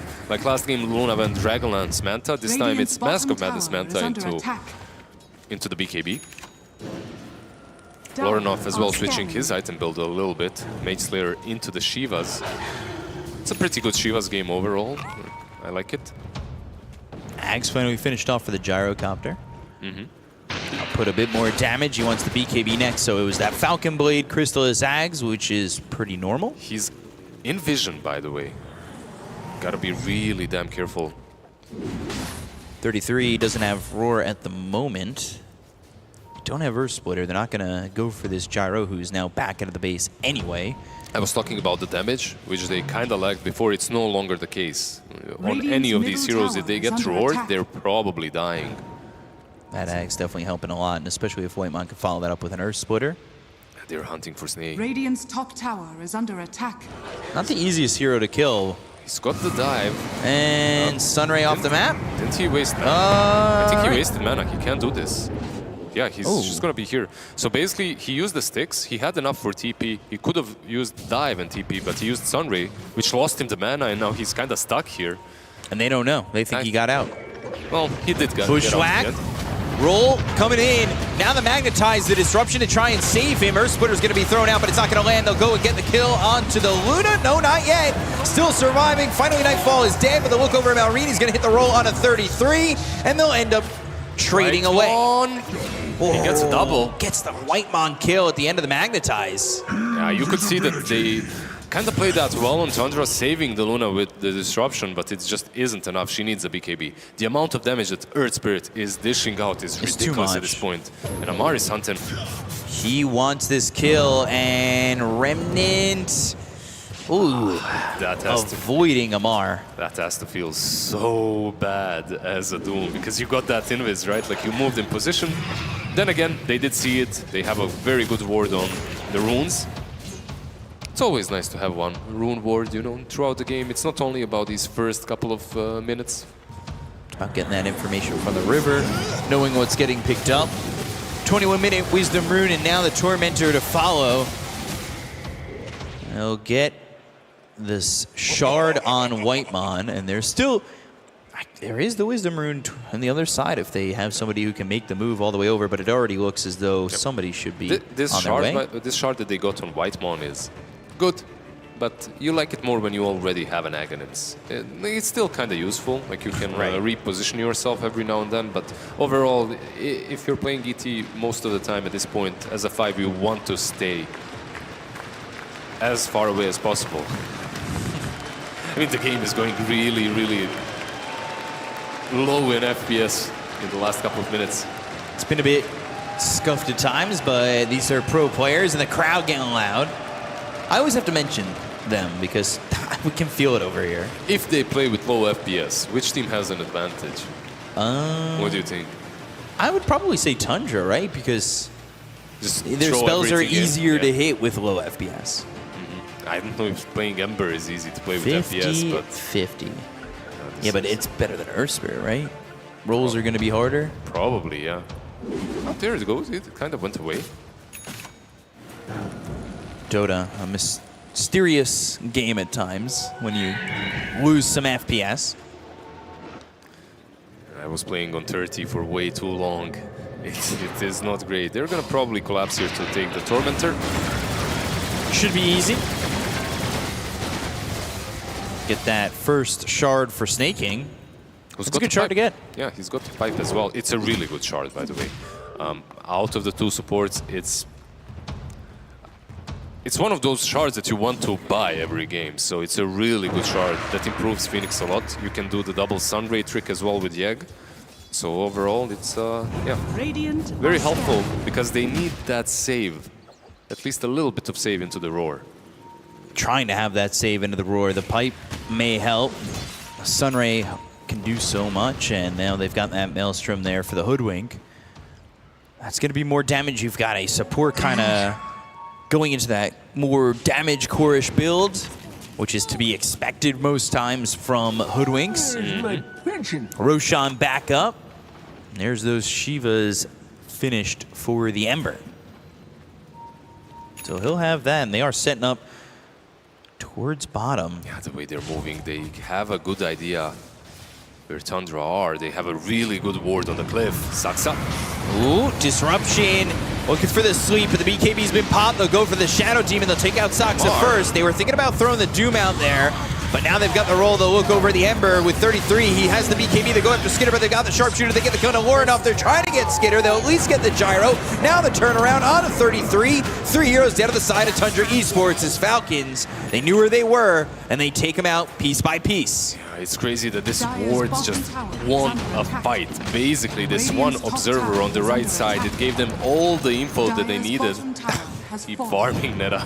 I mean, he is top of the network charts, and he did also solo the Gyrocopter, so I don't think Neta should be too impressed with that comment.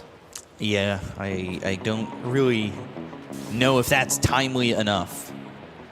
Because if you're worried about Neta, you got to be worried about Nightfall as well. Geomagnetic Grip with the Boulder Smash, looking for the sleep.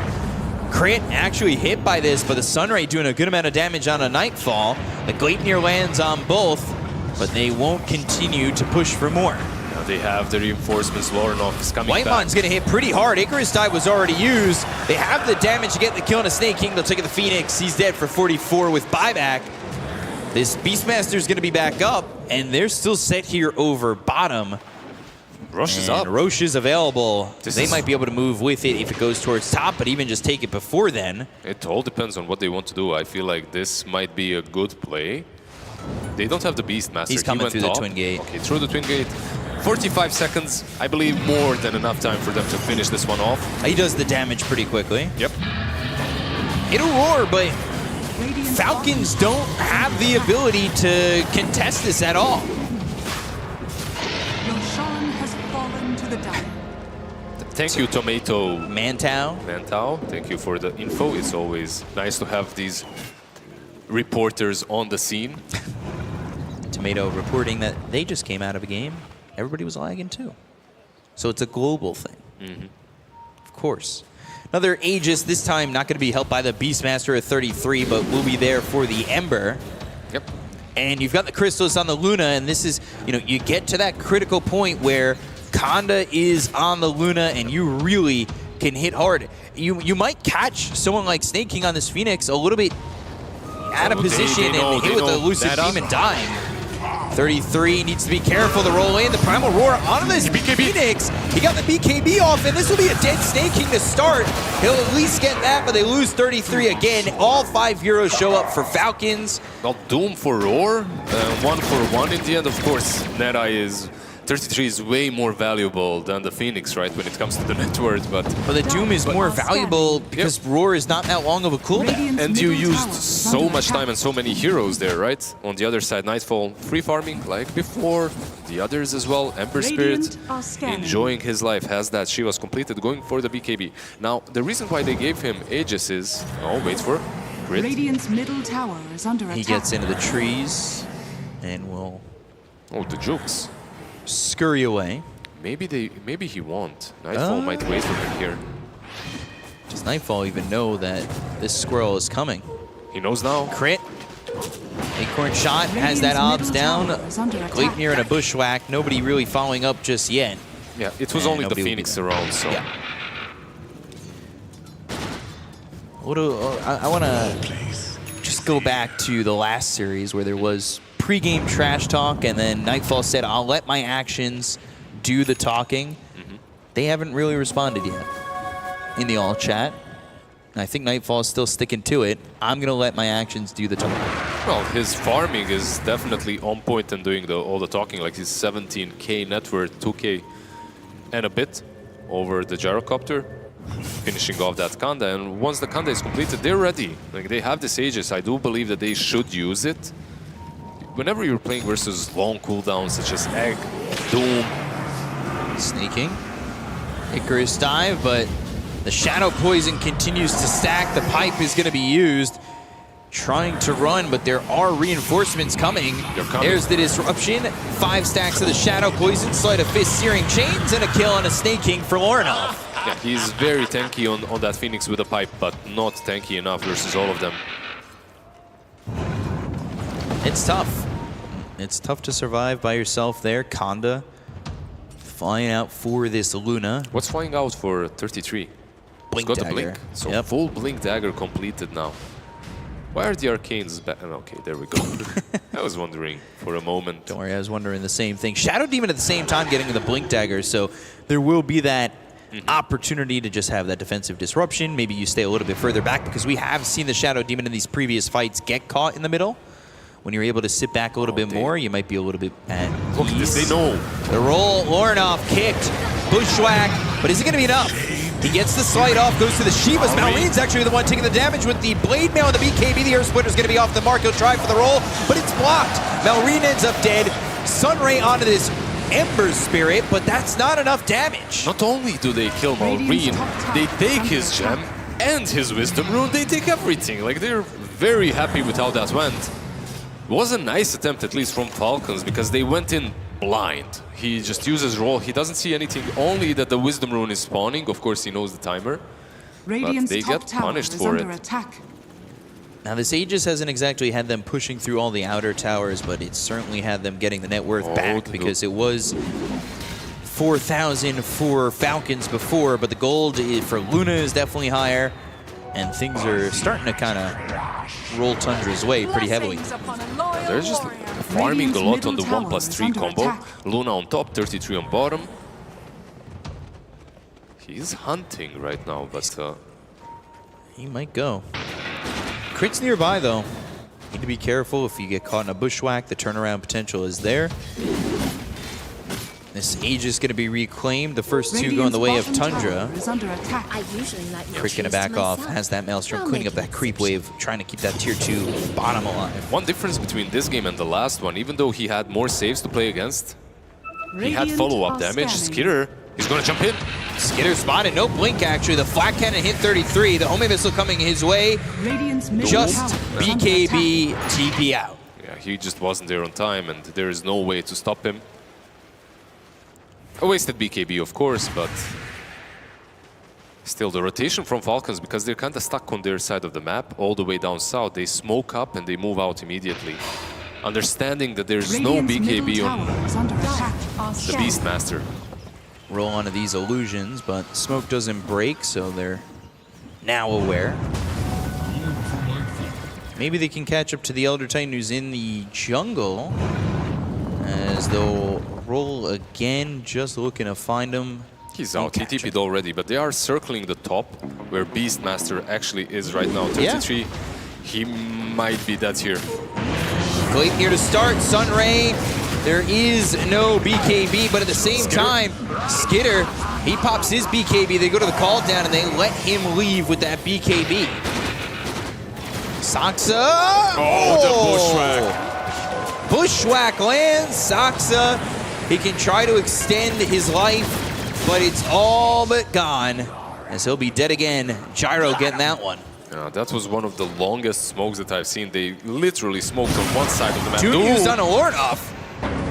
He's on the run. BKB Just trying to get out of this. BKB from Amar. They'll have an answer from the Elder Titan eventually, but I'm not sure how far you're willing to go. The chase is on. That's the Psychic Headband from Whitemon to push away this Doom. And now Malreen's kind of far forward. However, Tundra don't really have any answers.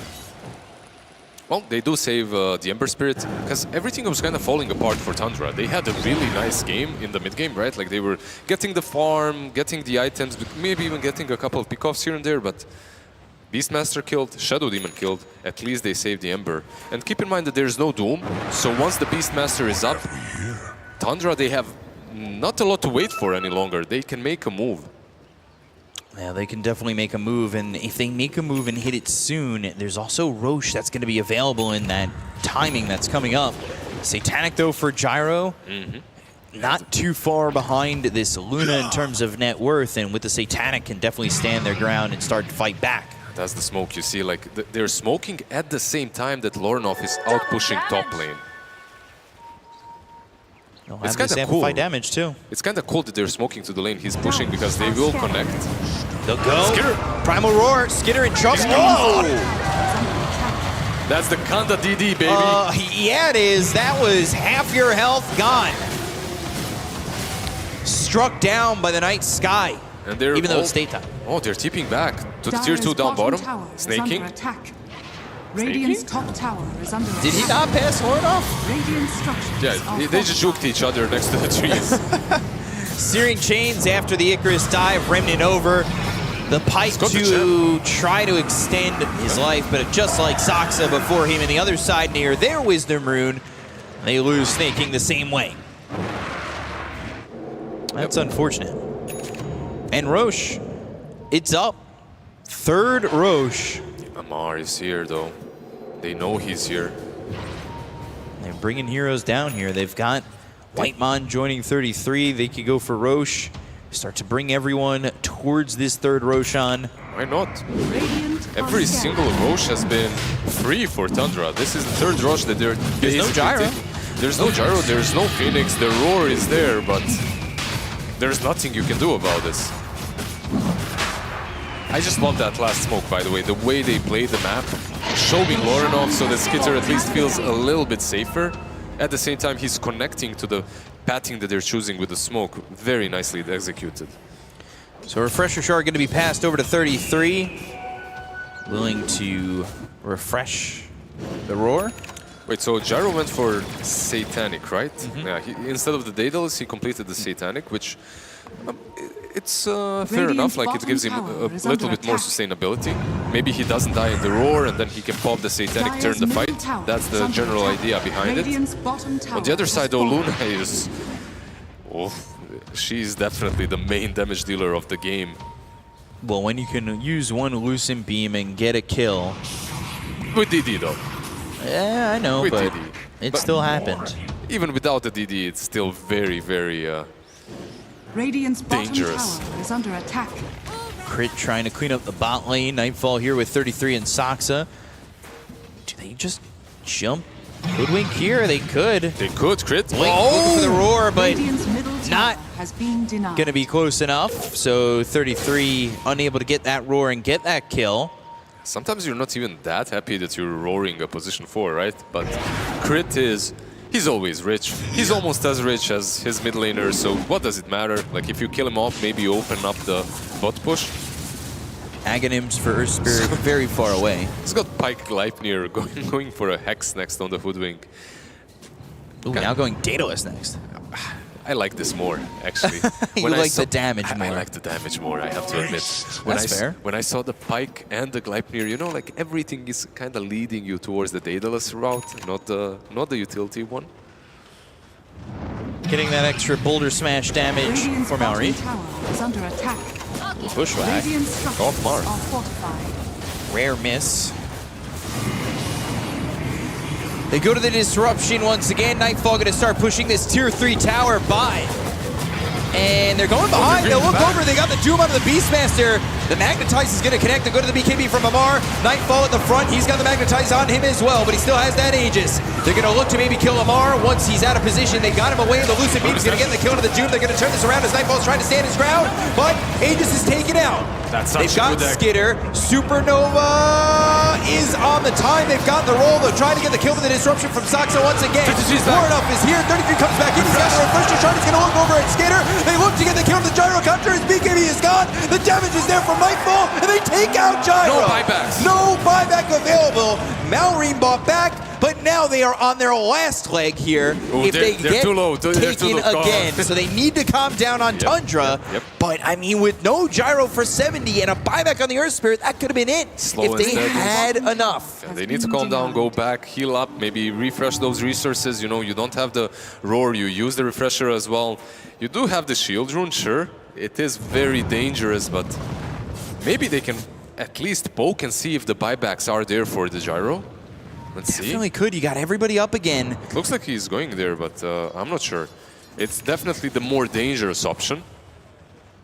Want to see how far He's alone, Nightfall though. is willing to go. This is something we saw from Liquid, where they let their Medusa go too far forward by themselves, and that cost them the game. But now, Lornoff is here.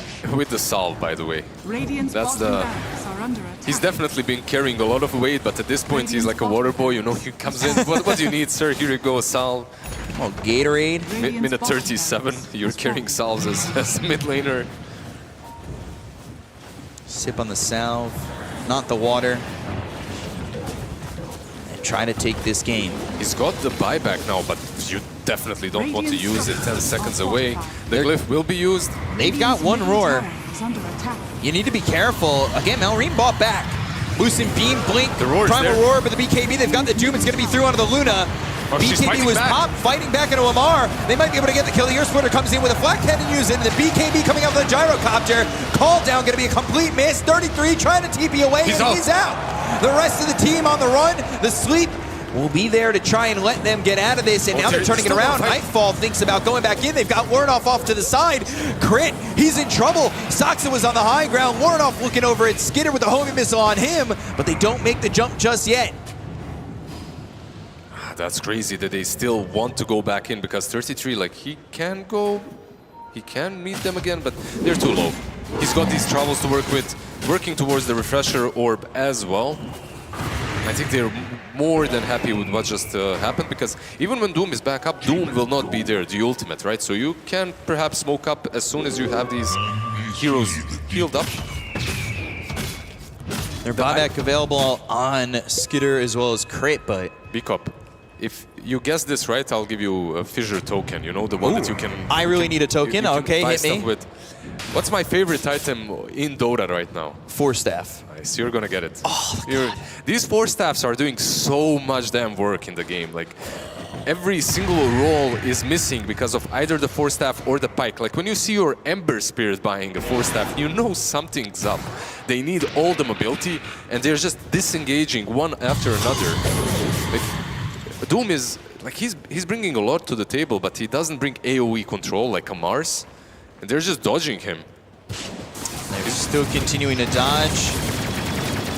And they are going to have to hold against potentially another Aegis, because in the time that it takes to get the refresher, maybe they just decide to wait for the next Roche here for Tundra. But they could just go. They know there's no buyback available on the Earth Spirit. It's definitely way safer to wait for the Aegis, because 33 does not have buyback. If you're Falcons right now, the way you win the game is you find some approach to eliminate this guy on the 93%. It's kind of up there, definitely. Radiant are scanning. But if you can Doom 33, if you can kill him off first, he doesn't have a buyback for 4 more minutes. It does definitely provide you an opening. Definitely providing an opening if they can get the kill onto the Beastmaster, if they can get it before Roche as well. That would be pretty big, because it would probably secure them the Aegis, truth be told, if they were getting the kill at this point, dependent on the respawn timer. And so far, every single Aegis was claimed by Tundra, so it without contest. Exactly, it would be a nice change for Falcons to actually contest it at least. They'll look. And they're starting to edge out of the base. But how confident are they? You see this man? Like, he's been controlling every single fight, and he's got the Aghanims and the Shard. Ooh. Extra charges on the Demonic Cleanse. It's pretty damn sweet. It's always nice. 2 Sleight of Fist charges. They're still trying to get the Ags on that Earth Spirit. Maybe that Enchant Remnant helps out on that Roar. It's something we talked about in the draft. Oh, the smoke is going to connect for sure. Snake King. Sleight of Fist. They'll go to the Roar and they'll take out Snake King. They want more though. Skitter, he's in trouble. The Refresher Orb. They go to the Primal Roar. They got the Doom out of the Luna, but is it going to be enough? Meanwhile, Warnoff trying to go after Crit. They get the kill on Aurora. They'll take the Doom. They'll go after Skitter. This Gyro's not going to survive. He's going to be dead for 95 seconds. No buyback. Malrine going in.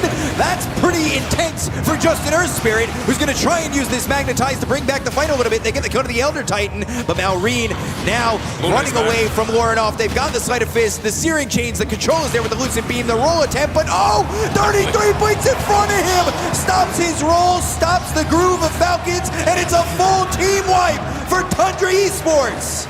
They do take down Snake King at least, so their base should be fairly safe, I think. Let's see if Lorenov and 33 on the Beastmaster attempt this push, because They've got no Luna. They have to. I mean, it doesn't matter. No, they push fast. You have to force some buybacks at least. And once they start pushing, they'll realize that absolutely no one besides Crit has a buyback.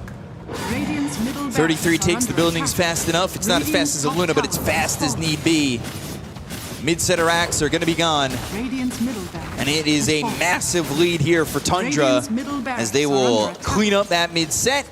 And they will go for top as well. Yeah, insane fight, by the way, from Tundra. The way they initiated, picking off everyone that they wanted. Luna got doomed, that's true, but man, Whitemon did some serious damage as well as the Elder Titan. Just moved in there. I love how he approached Gyro, hit him once, and then he already started backing out, thinking, I don't have enough. But then he hit him again because he realized, damn, I can actually kill this guy. Lincoln's popped on Lorenov with that Gleipnir, Acorn shot. And this is going to be Megas, but now Saksa, he's going to help to get this kill on a crit. Lorenov getting that. Skitter comes back in, but it's already Mega Creeps for Tundra. You know what this means again?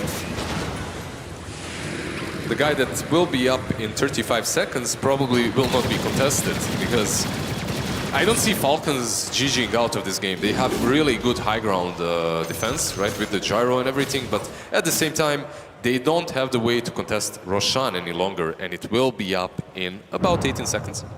I do wonder how long Tundra can keep the lead and maybe give a little bit of that emotional damage back like they did in Game 1. Yeah. Falcons look to have that Game 1 in the upper bracket final done at 21 minutes, but then left them to dry out and really despair for another 30. I think Tundra is going to go back and farm for another hour. I don't think so. I think that's more of Falcons playbook, but they do want to take a fight. They are pushing towards that Rosh pit. There's a DD on Ember, by the way. Spotted, but behind them, they go to the Primal Roar, they find the Phoenix, and this is no Supernova. No buyback either. Ooh, in front of the roll again is 33. They go to the Geomagnetic Grip. They've got the silence on 3 of these heroes. They get the Magnetized down as well. 33 going to be saved with the disruption. That means Malrine's roll goes a little bit too far, but he's got the Enchant Totem, so he's fine for now. Amar's going to pop that BKB. The Primal Roar is going to be on a Skitter. They'll try to get 33 out with the BKB. He'll get into the trees. They look over at Amar. Now they'll drop the Eclipse. They get the kill to the Doom. He's got buyback. Oh, the Remnant, the sweep, the control, the damage, the kill on the Skitter. Gyro is gone. It was a nice attempt from Falcons to at least try and contest that Roshan. I was so sure that they will not, but of course they realize if we don't, the game is probably already over anyway. They have these buybacks, but now disruption for the save. Malrine, they'll get the kill to Warnoff. He doesn't have buyback. He's dead for 100. Sox is deep in the base. They bought back on the Doom as well as the Gyrocopter. They're going to go after this Shadow Demon and take Soxa with them. And that's 2 heroes dead on Tundra, with 3 heroes that can certainly take Roche. Yeah, if they had maybe a Rax, they could maybe even contest Roche Pit, but I'm not sure that's the case, right? Like this, right? Like it's on the dire side of the map, and let's see, maybe they can push into it, but it's going to be very difficult. Difficult indeed. Malrine trying to find an opening, maybe. You're always worried about that Enchant Totem when you're in the base. Absolutely, you can always get kicked into the fountain, so better safe than sorry, I say. And Tundra, they are pushing towards Roshan once again. is the dire one, so maybe an Aghanim Scepter for this man over here. You know, he's been hitting hard. He's been trying his best. Or this guy as well, Yeah, right? I mean, this would be blink, roar in, and you got Eclipse on top of you. It makes more sense, of course. Easy way to get a kill. He's queued up a rapier. I don't even know if it's that necessary in this kind of a game because you already hit your critical mass, and it is enough, but if you get the Aegis, why not? Daedalus for crit, by the way, so this Hoodwink, you got to be watching out for that damage there, too. 15 seconds till everybody's up for the side of Tundra. They'll get this Aegis. They will get this Ag's Blessing. And this is going to be Aegis for the Luna. Kanda back in. Butterfly in the backpack. Thinking, like you said, about this Divine Rapier, maybe the move. Is it really necessary? Like, the way I see this game, you're already in a good spot, and is he buying it? He bought it out, okay. All right, well, I mean, why not? Divine Rapier for this Luna. Nightfall really trying to make a statement.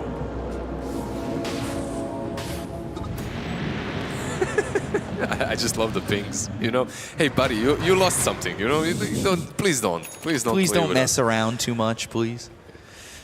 Thanks. Let's just finish this one out. We got everybody alive. You got the Aegis for the Luna.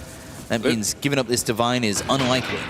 I mean, if he gets kicked in the fountain like you talked about this, that could be a big change, especially because Skitter wants a Divine of his own. He's got a Sacred Relic on the Courier, and we'll try to get everything needed to get his Divine Rapier. I feel like getting a Divine in this game.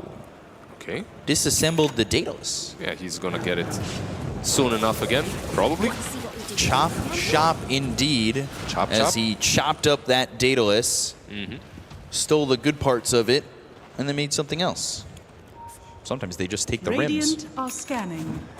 Nightfall, I think he's doing this one for the crowd, you know? Like, for the entertainment value. You get the Rapier, you might put yourself in a bit of a harder position to execute, right? Like, you have to really be careful with it, but at the same time, even if they lose it and they lose the fight, as long as he has buybacks, I feel like they can farm it back up. You're gonna feel way more comfortable making this move with an Aegis, though. Definitely. So you got 3 minutes to kind of get on in. Yeah. Maybe smoke up, put some ward on the high ground, and use that Kanda to your effect, because the Rapier and Kanda, I feel like someone like Hoodwink might die in that one hit. Crit's got a lot of damage too, so he's going to be scurrying away to the side, trying to output it with that Daedalus. He's going to die to one crit. Crit's going to die to a crit? Yeah, to one, if Nightfall hits him. They do know, like, they pinged him out, so he did show himself on the Luna. They know about the Rapier. Speedy rune of haste. Whitemon. Ah, there we go, the smoke. It's Maureen in the front.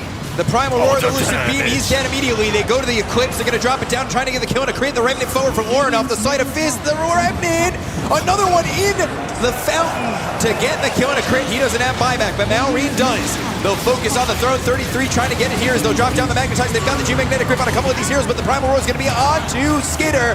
He'll be dead. Divine Rapier on the deck.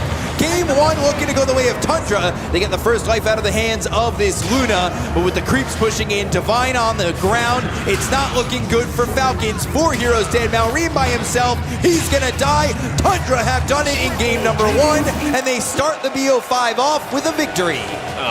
Very good game by Tundra. Very good game indeed. It was leaning a little bit towards Falcons' way. And then honestly, they all chatted, keep farming, and then it completely went to Tundra. Yeah, they did keep on farming, and they farmed enough to find all the right items. The moment the Luna got the Kanda, 33 was once again on point with the Beastmaster, and I don't even know that you can leave any of his heroes in the pool. Like Visage and Beastmaster, they must go. Yeah, they definitely need to go, and well, what needs to happen is there's going to be a poster competition. There are some amazing prizes, my favorite of which a token that I am desperately looking for. I'm going to move into the backstage and make a poster to try and join in on this. So one of those tokens that you can, what can you do with them? You can buy the slippers as well, right? You can buy slippers, there's sweaters. I think I owe you one. Like Yeah, I got that 4-staff right. I'm like a trained dog, so I'm just going to put my hand out here. Altoid, thank you. And I'm going to put this my favorite item of the meta, stack of tokens over there. I'm trying to get those slippers. Those slippers are pretty awesome. Yeah, they truly are. The Jakiro slippers. Sadly, the hero isn't, but dude, this game was on point. I can't wait to see what the Grand Finals have in store for us in the other 4 games, according to the script. There's going to be 5 games. There's no way there's not. I mean, this one was close, but it has to go 5 games. There's no other way to do a Grand Final. Yeah, 33, the man of the match. Not the only one doing the heavy lifting, though. Shadow Demon as well, Whitemon on the Elder Titan. They all kind of combined their strengths to shut down this Doom, because he was using a lot of Dooms on all the right targets, but they would never, well, at the beginning of the game and maybe in the mid-game, they would lead to some kills, but later on, they found the way to isolate this beast and just 4-staff all of these Doom targets, like out of the fight, maybe even Disruption is used.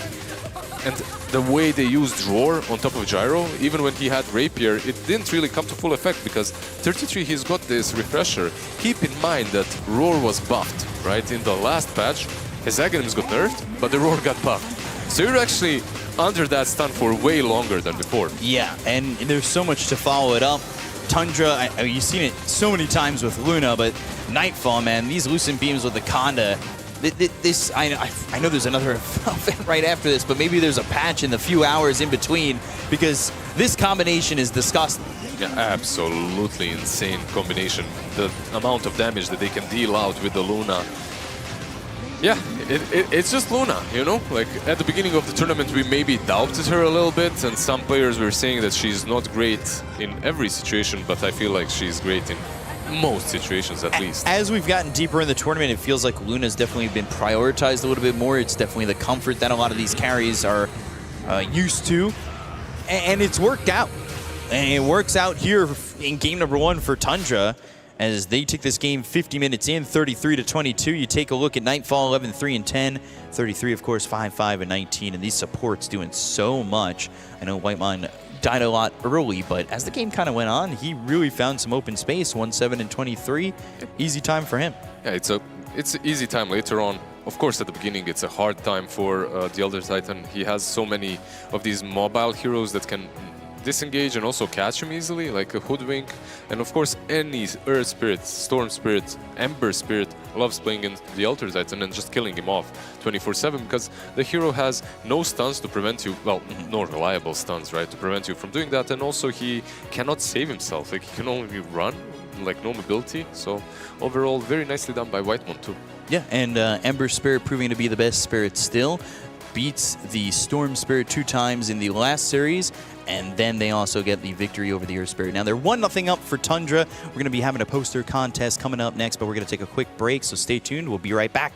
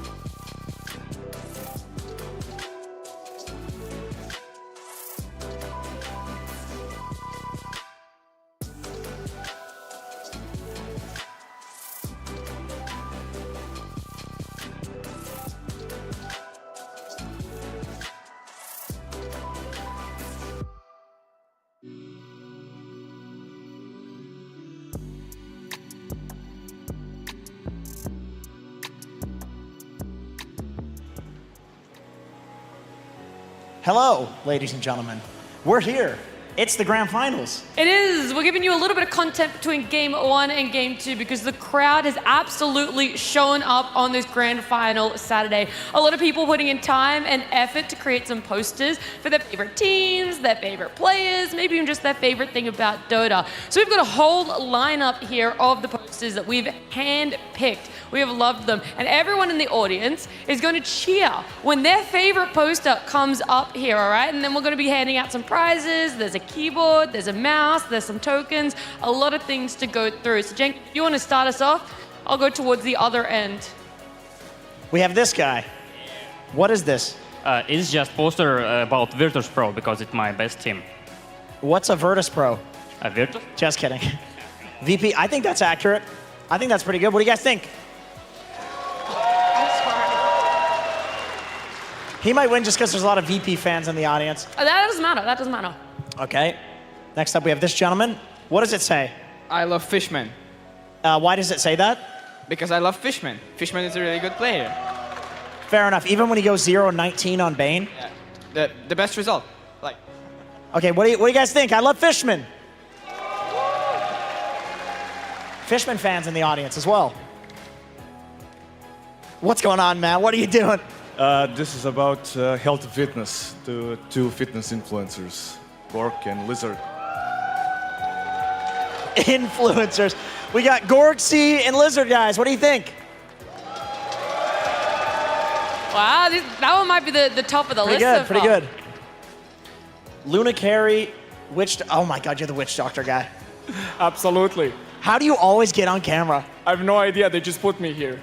One in chat for the Witch Doctor guy. One's in chat. Yeah. All the support players are out there booing you. Okay, what do we got here? Yo, mid or feed. I mean, you guys who are old enough to play Dota before these role things, everyone wanted to play mid, right? So you're like either mid or feed. So it's like kind of funny thing, you know. They're already. Everyone want to play carry and mid, so you know you gotta go hardcore. Are you a Tiny Airlines type of guy? Kinda. Shout outs to Tiny Airlines. Who likes Tiny Airlines? Not a lot of people, actually. Well, I actually had a boo. I had a boo in that one. The people that got tossed in didn't like it very much. Hello. How you doing? Fine. Let's go, Tundra! Woo! He's playing to the crowd. Hey, that's what's going to win you a Okay, prize. man. What does it say? It's Fortnite Man Supremacy. Best. What do you like so much about Fortnite, man? The name. Who likes Fortnite? Who likes Fortnite, man? How did that get less cheers? That was, I don't know. People really like Fortnite, I guess. What do you think? What is this? This is my favorite player, another Shapira, two-time TI winner from Tundra! That's pretty accurate. That's pretty good. Do you have an art degree? No, I'm actually a comp sci guy. Yeah, I can tell. What is this? Oh, it's a friendly sign of peace, you know.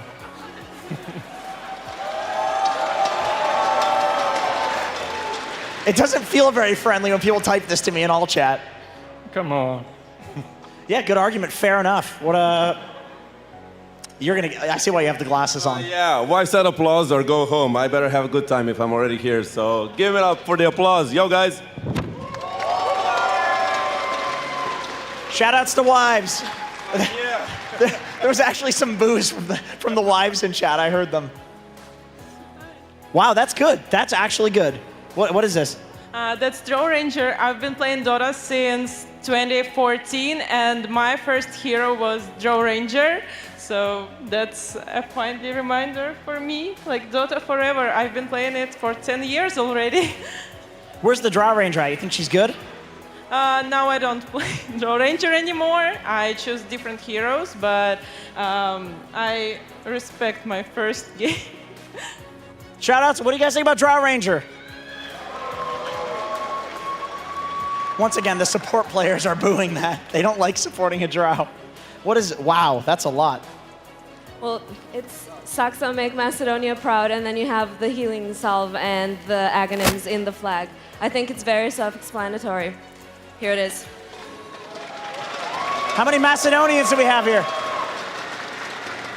At least one, or two, I guess. Oh, that's good. That's good. What is this? That's a meme. Do you guys like memes? Yeah, go Tundra! I like memes. I'm a big meme fan. You're hiding yours. Why are you hiding yours? Oh my God, that's why you're hiding yours. What is that, dude? Go!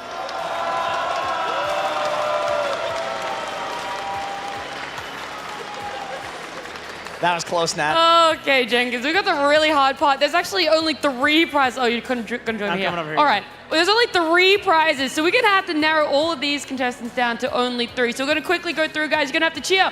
Do we like? Woo. This one? Are you winning? Okay. Definitely a winner here. We got the Dro Ranger. Anyone? A couple of people out there. Wifey loves applause. The Russian smiley guys. 33 solo carry. Fortnite man supremacy. That was a lot of boos. I'm sorry, buddy. I didn't think you could come last place, but you definitely came last place. Let's go, Tundra. Not bad. It's more about the other ones. Middle feed. Going all the way back down to Witch Doctor Carryman. The fitness influencers between B Cup and...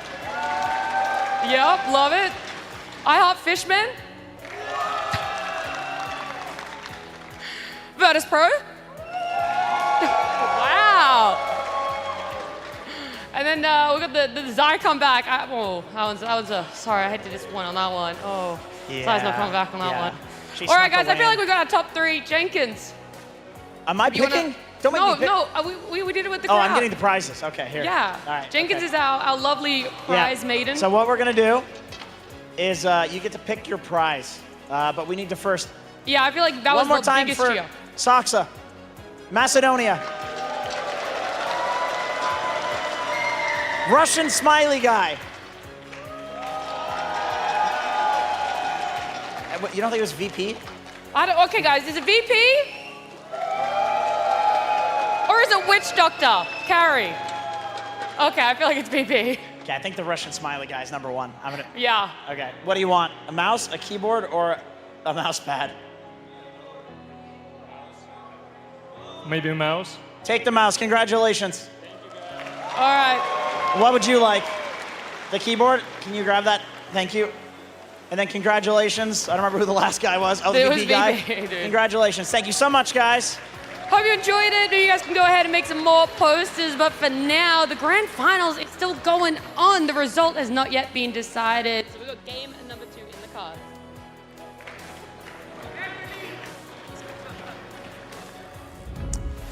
That's right. We got game number 2 of the grand finals. Game 1 going the way of Tundra Esports. A little shimmy there. Very exciting. I saw that. So exciting. You know, I think I had my favorite there. I don't know. What was your favorite sign? What was your favorite poster, Lizard? I don't know. I think I really like that one, the Drow Ranger. Wait, can you tell me which way the bathroom is? I think it might be over there. All right, we're going to go right into the draft for game number 2. No waiting. Let's get it underway with game 2 between Tundra and Falcons. The grand final. Team Falcons versus Tundra Esports. Game 2. So right back into it we go. The muscles are away for now from Lizard, but the draft is on your screen, and it is a first pick Bristle with a Razor first ban coming out from Tundra. I mean, this is a lot of offlaners banned from Falcons as well. What are you seeing right now, Lizard? Gotta hide the muscles and bring the brains back in. So, Milan? Okay. Do you think it's like do you think it's straight up 3-3 Bristol, or there's a flex potential to it? I didn't like what I saw on that Bristle as the carry today, but maybe there's some flex. But it could be just straight up, because Beastmaster banned out, Visage banned out. Just to open up with the offlaner, that's worked for them recently, right? Yeah, every game they did that almost was a victory, and I think they're they're not gonna fix something that's not broken. And Shadow Demon is gonna be respond. Shadow Demon, flex support, he can go both roles, he builds into this Agonist ever later down the line. Definitely a good hero. 100%. I mean, there's a reason why he was almost always contested, but for me, Bristleback, Visage and Beastmaster on 33 are triple S tier. They're just like top tier. Bristleback is still very strong and he plays the hero amazingly well, but I feel like you don't have as much, how to put it, like you can't outplay the enemy team with so many tricks like you can with the Beastmaster and with the Visage. Like your farming patterns as well are a bit restricted, and the way you play the game is more narrow, let's put it that way. I agree for sure, but on the other hand, it's a little bit more meta, I would say, than these two heroes, so it's gonna balance out in the end picture. It's like he gets to protect it with the Timber and Primal Band. One has a lot of damage, other one has another break, and we'll see what Skitter is gonna bring to it. I'm mostly curious, like, what is the Skitter hero?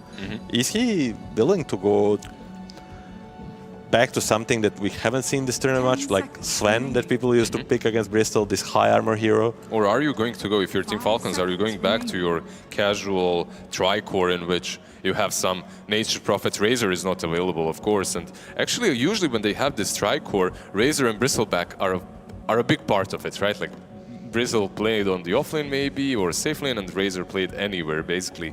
I only have one question, like, in the last grand finals they played, one hero got kinda exposed on their side, and that's the Nature's Prophet, and they literally didn't play it since. Like, what happened?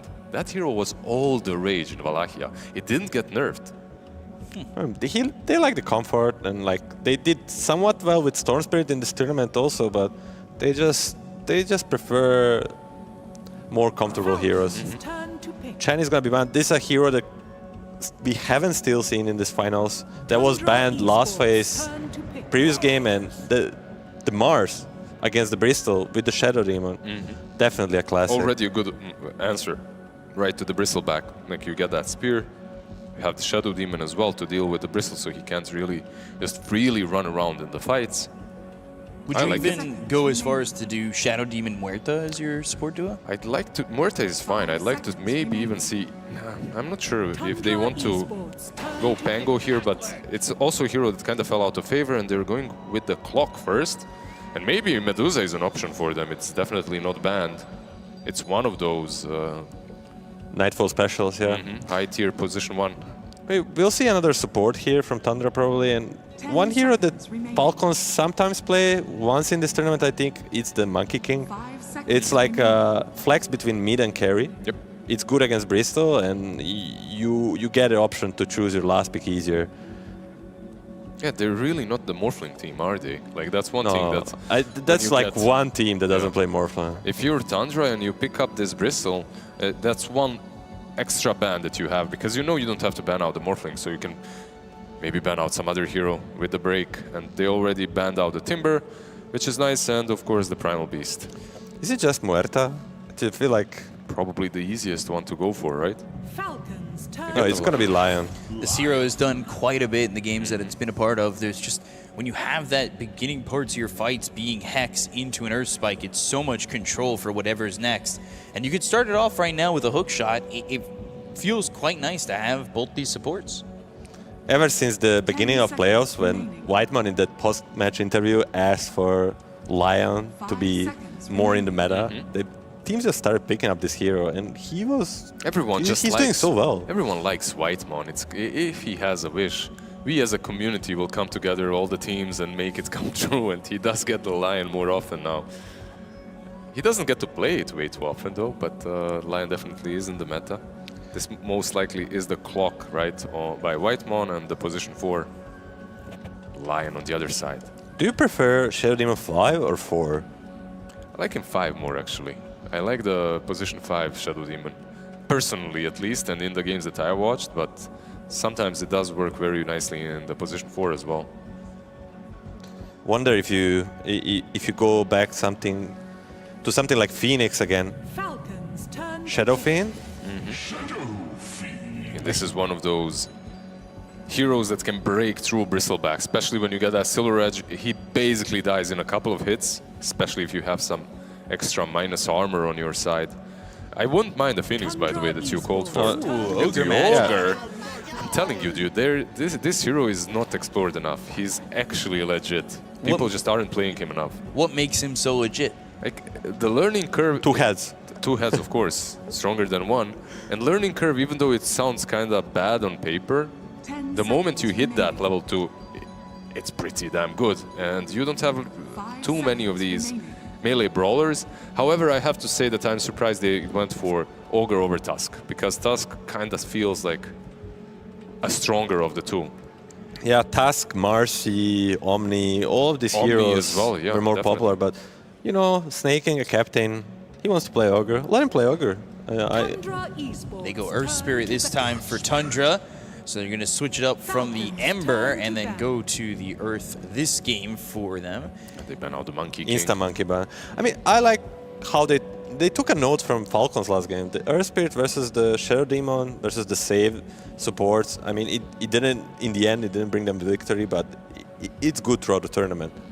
And Lorenov, one game against, was it against Gaimin or Falcons? He played Earth Spirit and he absolutely dominated the game. He had some pop-off moments, definitely.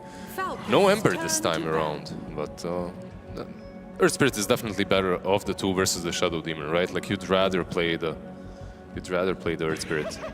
Still the Morphling ban, by the way, from Falcons, respecting the Nightfall Morphling. And what's next? Maybe still the Medusa, right? 10 seconds remaining. Maybe the Gyro. Some of the classics. I mean, Morphling, you have to kind of respect it. Last season, when Falcons and BetBoom would face, sometimes Falcons would even first face by Morphling. Because Nightfall is just hard to lane against, and he's on this hero. I wish this meta had an option to pick up the Ursa. One of those heroes that doesn't care about Requiem, gets on top of SF. They did play the only Ursa of the tournament against BetBoom. Could come out. I mean, it was banned in the last series. There was that thought. Yeah, I just don't feel the hero is that good. Like, in general, if you fall off, you fall off. Like, there is no coming back. But you got a BO5. Like, you can give up a game. Not that you're looking to play to lose, but you do have that, you're up 1-0 in a BO5. Like, it's not that You can experiment a little bit, sure, but it all comes down to what they feel comfortable on and if they think the hero is strong enough to be picked up. Another Tundra. Another Tundra poster. Another Zai comeback poster. Medusa is left in the pool. Huskar, that final ban. I still think that's probably the easiest out of all the picks, right? And they go for it. Well, Nightfall Medusa. Yeah, I mean, there was someone who had a sign. Can we find that person on camera again? Nightfall, please pick Medusa. They got their wish pretty quickly. I think I heard them. They probably saw the poster, yeah, and they're like, this guy's 15,000, 16,000 MMR. I'm gonna follow that person's sign. You have to find inspiration everywhere in life. Sometimes it's the crowd posters, so makes sense. So what do we have for Anti-Mage? For the mid? Anti-Mage? Just put the Mars mid, Anti-Mage offlane, let's go. That'll be Pog. Mars I think they might have heard it. He's like, yeah, boy. I mean, sure, why not? Or ATF Slark even. I'm down. I'm down to see some craziness, but instead the Pangolier. It's the classic. Now select your heroes. You get me excited with these Anti-Mage and these Slarks on the draft, and then I get Pangolier. You see the Mars, it's of course going to be played by ATF, one of, if not the best hero for him. The Pangolier as well, I feel like it might have fallen out of favor a little bit, but in this game you kind of see the clear purpose, and you are buying the Diffusal Blade most likely very early on. It works nicely against the Bristleback and the Medusa. I can see it. The only question is, what do you guys think? My question for you is this Pango strong enough? As a hero, I mean. I mean, maybe not, but it's his signature hero. It's his low 30 hero, so, you know, we come back to the meta point where he picks up heroes that are not as strong in meta, but he makes them strong by his gameplay. I think Marlene can do the same. So who are you predicting, Milan?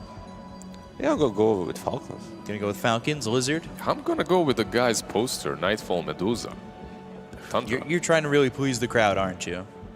I'm going to do the same thing. I'm going to go with that person's poster, go with Tundra. And it looks like, I guess, Moan, you're also going for Tundra. It's okay. Did we Caster's Curse if we're all 3 Tundra? That wasn't a thing. We tried to do it. He didn't go Tundra. He actually went Falcons. Yeah, so but, well, production says otherwise. they chose for him. What can you do? We're going to try and get maybe 4 games max if we can. But we do have an interview before we get into game number 2. We're going to send it over the stage and hear their thoughts. That's right. I'm here with Coach Moon. Game 1. Pretty close. Did that go as planned? Yeah, I felt like Amar buys really shit items in Doom, so giving him. You don't believe in the Sanj and Yasha? No, I think it's super dog shit. But he can sell them and then buy new ones. You still lose gold doing it. Okay, fair enough. Medusa last pick. They got the Pango. You're not worried about the counter at all? You think it's a good Medusa game still? I mean, it is Maureen Pango, but I really felt like yesterday Maureen just really cheesed us through the mid lane. Today he's picking Pango and Earth Spirit, so it's even matchup, and he's not really going to dominate mid lane, so that's a win already in my book.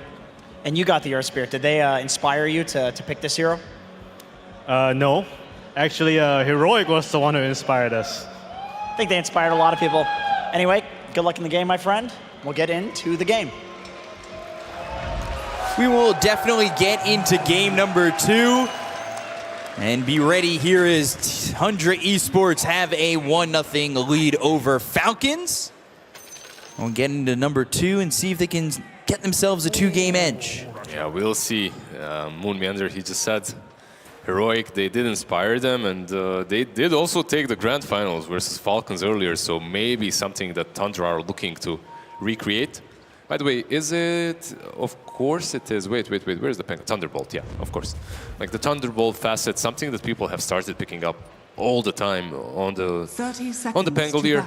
Unless there's some like some story Bloodseeker against him, this is the facet to go for.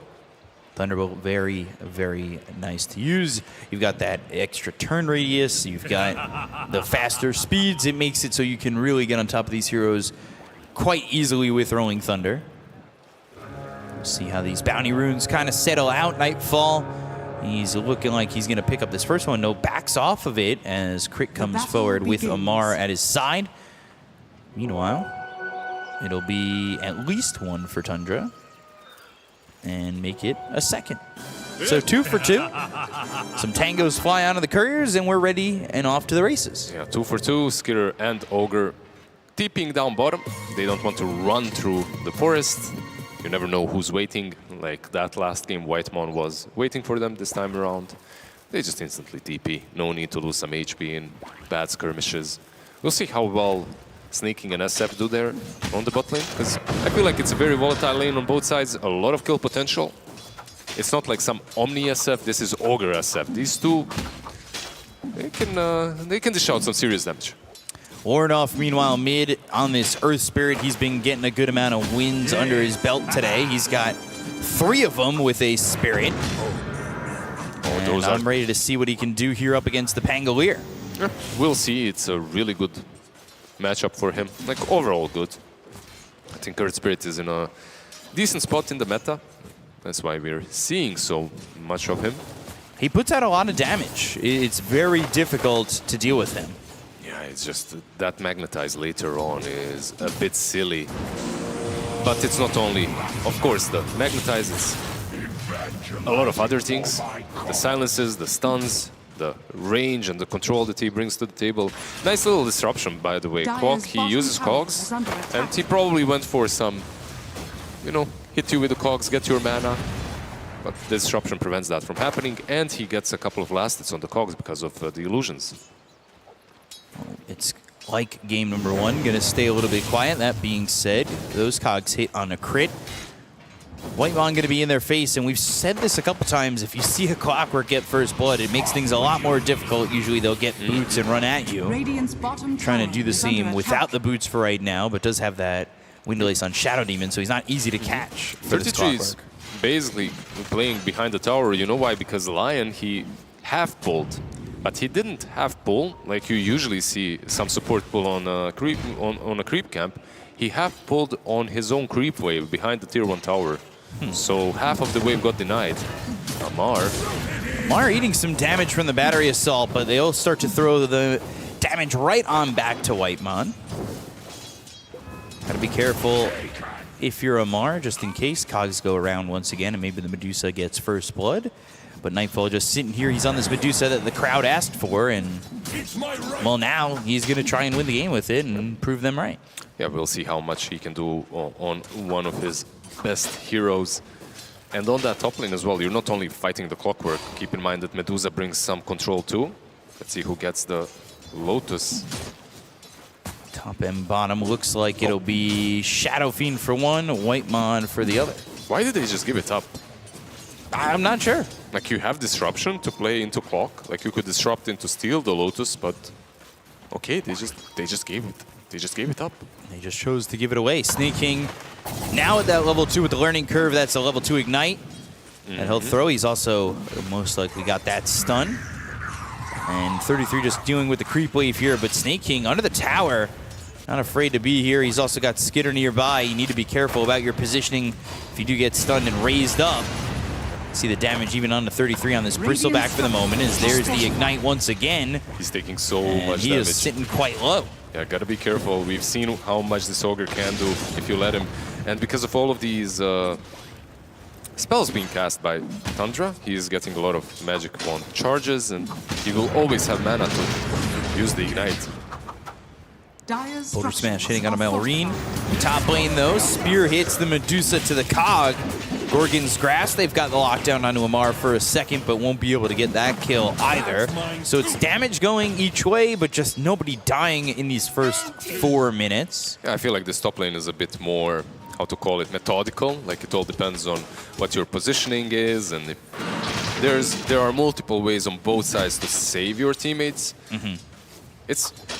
It's like classical music, that top lane. And the bottom lane is more like rock and roll. They're just going at it. Wouldn't mid lane be more rock and roll? I mean, technically, yeah, sure. Crit, low, gone. Whitemon getting first blood. Tundra, they get first blood this game, and it's that Clockwork that grabs it. They finally catch Crit out of position.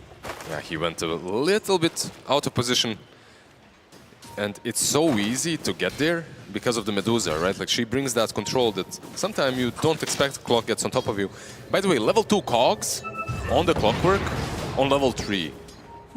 This is kind of nice with the expanded armature because you deal more damage, take more mana. It isn't really that bad. Usually you expect the level 2 battery assault though.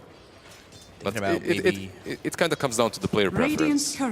Using these cogs, if they can find Amar into the trees and behind them, they go after Nightfall for a second, but there's the cogs. And gonna hit another one, and the damage onto Amar. They've got the disruption though, Nightfall in some trouble, but here comes Saksa. The blood grenade with the Hex, they'll get the kill. The Earth Spike now onto the Shadow Demon. They've got the battery assault to get in front of Crit. If he could just step in front of him and he'd have these body blocks. Meanwhile, mid, Lorenoff is dead. They have the rotation from the Ogre Magi, and that will be a kill for Falcons to get them on the board. Yeah, because they all rotated top with the supports, right? Like, Clockwork didn't really have the resources. Lion as well, very well read by the Ogre to go mid, secure the rune, and also get that pick on the Earth Spirit. Lorenoff not farming well against this Pangolier. Look at the difference in net worth. It's massive. Is under attack. It really is insane. Actually, this is insane. Like, I thought that the Earth Spirit matchup here is a little bit better for him, but obviously, and definitely not the case. Moonmeander baited me into that, you know? He was like, yeah, this is solid. It might be solid a little bit later on, but not for that matchup in lane. Meanwhile, look at where 33 is. This is the Radiant corner of the map. Yeah, this is the 33 playing off lane. And he might die here, but he probably will. Into the tree, shield crash, 33. He's dead to Snake King. He finished off the waves, right? And disruption. This will be a Wisdom Rune for Saksa, and Crit picks up the other one. Even though it looks kind of silly from 33 to die where he died, that's not a corner where you want to be as a Radiant hero at this point. And you have to run all the way back. You do get the kill, of course, and it definitely is worth it. You have to make that play. But 33 is... He definitely expected to be killed there. He's forming the creep wave. It's pretty obvious they know where you're at. Yep. Scanning. They still want to go for 33. They've got the Ignite. They also need to be careful for this Lion that's coming over to the side. But Maureen is here. Swashbuckle, Requiem, Rolling Thunder. They put it together. They get the kill on a 33. And that is another death on that Bristleback. They slow him down. Meanwhile, Whitemon caught. Battery Assault has the cogs trying to get around him. Rocket Flare, not going to be enough, but here comes the roll. The Gorgon's Grasp is off the mark. And Amar just TP's out. All the control that they had is out, and the only thing that they do get is the Shadow Demon. So overall, the lanes are turning out to be very fine for the side of Falcons. They're even invading these stacks. Man, they're making this Bristleback kind of miserable. Like, he's the one on the bottom of the network charts now, and as a Bristleback, you truly need those stacks to come back into the game. Question is, will you get them? Disruption, but Oranoff able to get away and actually roll in to Snake King. This is a tanky Ogre, but not tanky enough. Oranoff getting back on the board with that one and evening the game at 4. Yeah, 33 moved in, at least to get a little bit of that experience, because 9 minutes in, this Bristleback is still level 5. He desperately needs 6. Basically, almost the same level as the Shadow Demon. He needs some more farm, needs some Ancients. He will get them eventually, but this bottom lane, the Ogre Magi showing his true strength. One of the better bully heroes in the lane.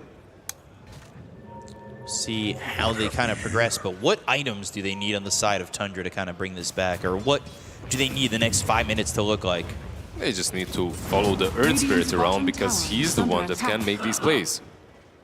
Well, remember to follow Fissure on Twitch. Press that follow button in the bottom right-hand corner of your screen, and you will be here for exclusive content and the rest of this grand finals.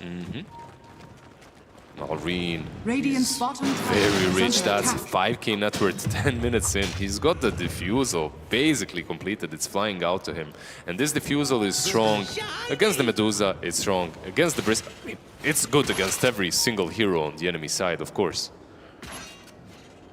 Skitter moving up. He's just continuing to farm. He's second on the net worth. Pangolier at the top by quite a bit.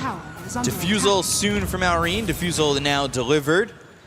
And this is when you could really start to bully the Medusa if they're not tucked away and having a little bit of help on their side of the map. Yeah, straight towards the Nightfall Medusa. They're gonna search. They've got the smoke. Saw this, smoke right? breaks, and Nightfall inhibited with that Diffusal. Has the root, but the damage to the mana pool is there, and Nightfall speared and gone. He was trying to get denied. You know, back in some different time and day, the Satyr would Hadouken him, but it isn't the case any longer.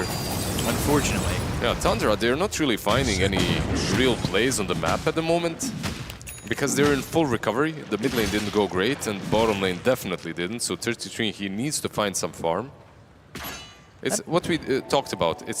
They aren't really straying away from their classic playstyle, but with Beastmaster, you can farm the wave without showing yourself. You can farm the Ancients without actually getting hurt. You can do so many little small things and take objectives. As Bristleback, at this point in the game, you just have to find that farm. I will say, this was a Earth Spirit behind by way more than this, and has kind of caught up a little bit. The deficit's not as bad at the moment. Yep, some nice rotations, but also the case that of Maureen moving on the map, while Earth Spirit is just farming the enemy jungle and sometimes even his own. So there is a huge difference in the playstyle and how much pressure these two are putting on the map at the moment. Radiant structures are Bottom tier 1 getting low, almost taken out by Loranoff, who has that Blade Mail recipe coming through. Could be the extra bit of damage they need, and of course as time goes by that Magnetize gets a little bit stronger. Now they've also got the burst damage from this Lion to hit a roll to get the control. That could be enough for a kill. Whitemon, he has level 6, has hook shot. These cogs gonna be an annoyance for Amar. but nobody else is here. Malrine, he's the one that they're going on, but he's got that shield rune. This truly isn't an easy kill, even with the finger. Can they get their roll to start? Swashbuckle hook shot, it's all off the mark. And now the shield crash, but the cogs, they have the stun.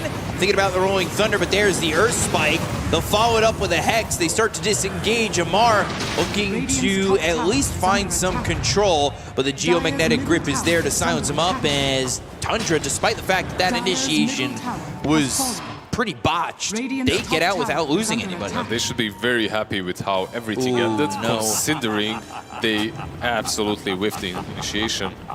They would have loved to have these stacks. Maybe this is an opportunity for them to bring everyone, contest them. Whitemon is definitely here. He is trying, but he is kind of alone for now. He's alone, but is this the start of something for Tundra? They lose Whitemon, they've gotten the magnetized. Do they want to continue? 33 tucked in the corner, and he's dead already.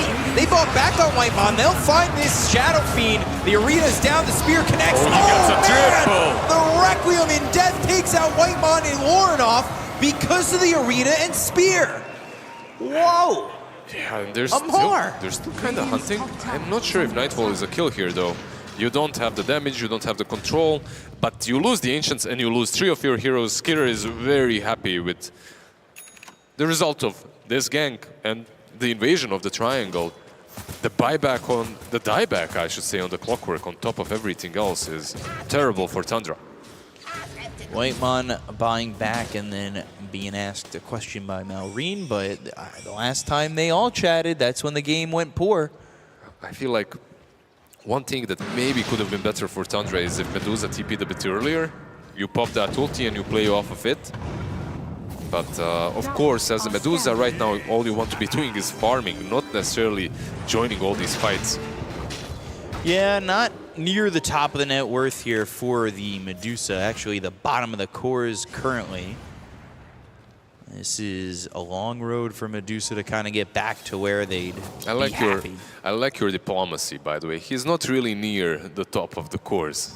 You know, That's true, correct? Yeah, it's very true.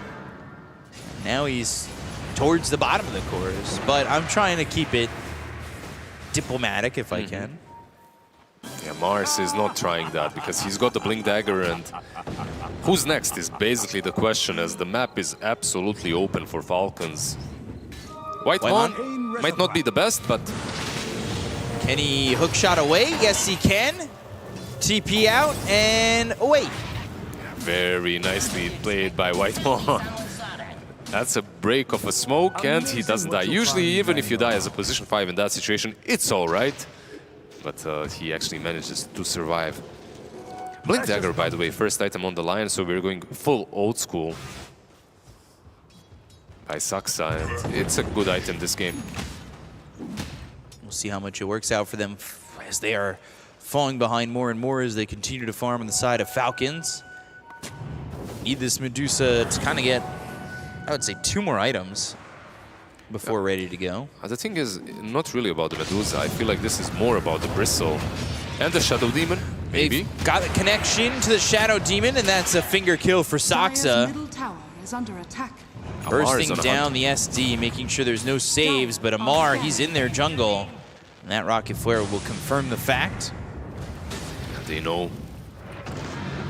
How's our Bristle boy doing? 33 on the Bristleback. Does have that Aghanims flying out, so this is pretty big for them. It's not the best timing, of course, and he is still kind of doing all right in comparison to the enemy offering, right? 500 gold above Amar. Yeah, Amar doesn't have much as this Mars. We've seen some Mars, by the way, with the Blink, and then maybe a Hex soon after. Wonder if that's maybe in the cards. Yeah, we'll see. We'll see. Blink is definitely an option. Maybe some BKB, Hex, Refresher. All of these items are good on him. Saksa has the Hex.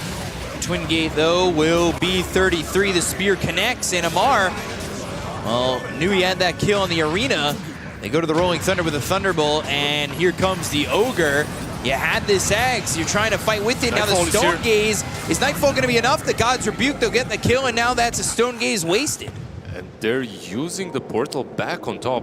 Who's on top? Roshan is, if they wanted to. And this is... They do want to. Yeah, this is something they didn't really manage to do the entirety of the last game. First rush for Falcons in 2 games. This is an easy Aegis. They're shutting down what Tundra are throwing their way. Yeah, it's pretty good, right? Like you get this Aegis, it buys some time for the BKB to be completed on the Shadow Fiend. You can pressure the map even more because you know that Tundra, they don't really want to be playing aggressively anymore. Even though they have the Aghanims on Bristleback, it's a good chunk of burst damage, but it's not good enough at the moment. Radiant are scanning. Mars stuck in that stun animation. We'll get unlocked eventually. Ags soon for this Pangolier, and that's going to make things even more difficult for the side of Tundra. Saksa spotted and will be dead in 4 shots from the Shadow Fiend. Yeah, nice attempt to try and at least deny himself, but SF. This hero is such a tower at this point of the game. He's on top of the net worth charts, 10k net worth. And this isn't his peak form even. The BKB is fine, the Silver Edge is really when he starts to hurt. And what's so cool about Silver Edge this game is, it's like a natural progression for SF anyway. Like he likes the item, at least the Shadow Blade. But Silver Edge this game is just way too good for him to skip over. He's gonna go for it. BKB finally for Lornoff. The net worths from the Medusa and the Earth Spirit aren't that bad. 1 fight, and they're back in it, even with the Shadow Fiend and the Pango. Dire's top tower is under Not really too terrible, but what do they need to do to get a fight that goes their way? Are they waiting out the entirety of this Aegis? I feel like it comes down to the way they approach the fight, and it's not that simple for them. The Earth Spirit has to be the main one. Maybe some BKB you roll in, you create chaos, and then Bristleback can do all the damage. We've seen in the last game how much position 1 Bristleback can do. This time it's an offlane, but still very similar item build. He's going for the Aghanims into the BKB, so no Bloodstone, of course. Saksa here with 33 over in the Radiant jungle, just trying to get to these next items. They have that Blink Dagger on the Lion. Maybe they can catch somebody out of position. Or Crit now moving forward towards the Wisdom Rune area. They might be able to catch this Medusa. They're looking, but the TP's over. Amar, Blink, Spear connecting on a Whitemon. They have the Rolling Thunder. It's onto this Bristle, but kind of bouncing off the cogs. The disruption onto Amar. They get the kill to Amar. They'll end up losing Whitemon only so far, but here comes Malrina again. 33 is dead. Nightfall doesn't have the mana, trying to TP out and escapes. But the Magnetize isn't going to be enough damage coming in from here. Lornoff, the roll attempt, but down goes Crit, down goes Lornoff. Skitter now dominating, and they want this Tormentor as well. Yeah, that's 3 for 2. Will they wait for the Wisdom Rune? Because that one will be up as well. Crit is kind of lurking. He has the Blink and the Finger. Dire's bottom tower is That was probably one of, not the best initiations from Falcons that they could have imagined it, right? Like they're playing into, of course, the Clockwork and the Medusa. Medusa was the one that you wanted to go for. But you caught Clock. It was still solid. And the Medusa TP is away, so Nightfall, not the BKB TP out, but a very good TP, because 1 extra second, if you remain in that fight, he dies. Crowd on our screen, ready to get this going. They've got the G from Amar. They're ready to go. They don't really sound ready to go. I feel like they could be louder. Dire's bottom tower. Maybe a bit later, for Game 3. Maybe for Game 3. You got to conserve some energy. But it is right now Falcons with a 7,000 net worth lead. Snake King coming over and... Might get hooked here. They have the Earth Spike, Skitter, Swashbuckle, 1 shot from this Shadow Fiend. That's a double kill. The damage just too overwhelming from this Shadow Fiend. Yeah, that hook was still on cooldown, so they couldn't really position themselves properly to just shove them away with the cogs. They're just walking into that. You truly have to respect this SF. It's like they need some Ghost Scepters, they need some Glimmer Capes, some Solar Crests, something, because this hero will rip them apart at this point. Will has. Yep. Crit looking for 33. He hasn't really felt much of the effectiveness that you'd like from a Bristleback. And Skitter's got the Shadow Blade. He's closing in on the Silver Edge. Yeah, usually how this game, I think, was imagined is Bristleback has a decent lane, he's kind of pressuring objectives, and your Earth Spirit is able to follow up and dish out all the extra damage, create some chaos, some catch. But like you said, it truly wasn't the best game for 33 so far. Nightfall back in the jungle, just trying to farm even more, looking for that butterfly. Not sure that'll be the complete difference maker if they're able to come back. Another Tormentor now for Falcons, this time the Shard going the way of this MOUZ. It's a good Shard, right? Like, not the worst one. Like, you get the Shard on Shadow Demon now, as well on the MOUZ. Maybe he can link a couple of heroes instead of only one. Definitely possible. Get a double spear out there with how clustered these heroes are on Tundra at times.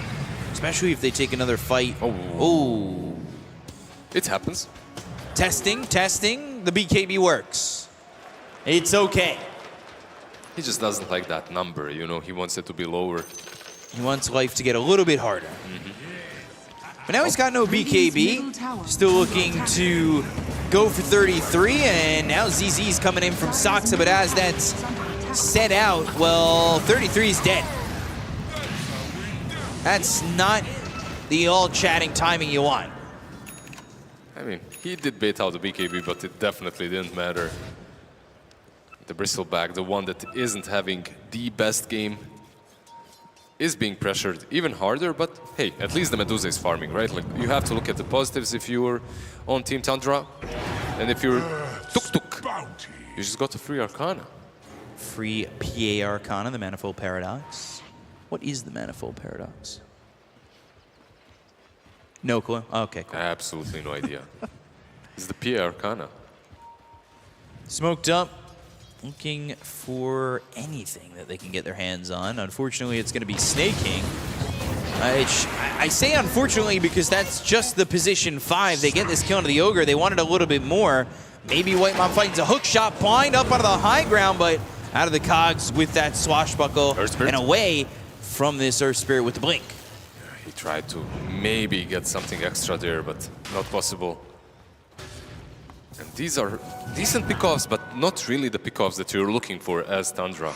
Not at all. At this point in the game. And the Ogre's just not enough. You're not getting a lot out of it. You kill the Shadow Fiend, you'd love life, but I mean, anything other than the Ogre would give you maybe a leg up going forward, because if you can kill the Shadow Demon, maybe you smoke and gank for more. Yeah. And you need to find a way to rescue 33 from the Silver Edge. Like right now, Silver Edge is the boss item of the game, and Shadow Fiend, I feel like it's not only that he can kill off the Bristleback, of course he can reposition himself easily and he can position himself properly to maybe use that Requiem, right? Like so many times you forget to plant that one sentry or he's out of range, and this smoke, maybe they can use it. No look. The roll away, and Saksa, Hex, Swashbuckle dead. Yeah, he can't even impale, that's how quickly he dies. There's just no time for him to live or do anything. Yeah, Lorenov will try to creep skip maybe a little bit here, down bottom. He does have that one Observer Ward to work with, so isn't that afraid. What do you do if you're this Lion? You're literally dying in 2 seconds, and Lorenov, BKB, TP out. Yeah, this is one of those situations where you just have to do it. If you're this Lion, you buy a Ghost, basically.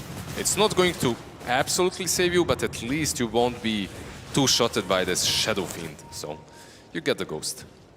I think it's one of the options at least. Guess you could lean that direction.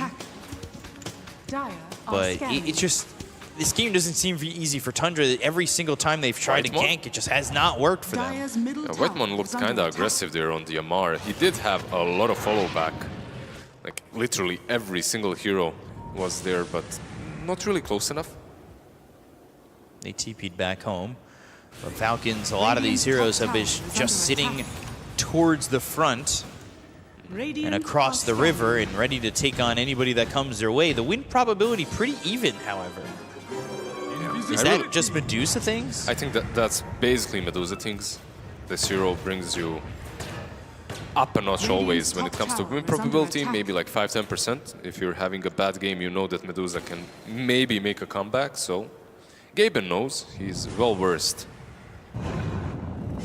roll on to nothing, just staying by this tier 2 tower.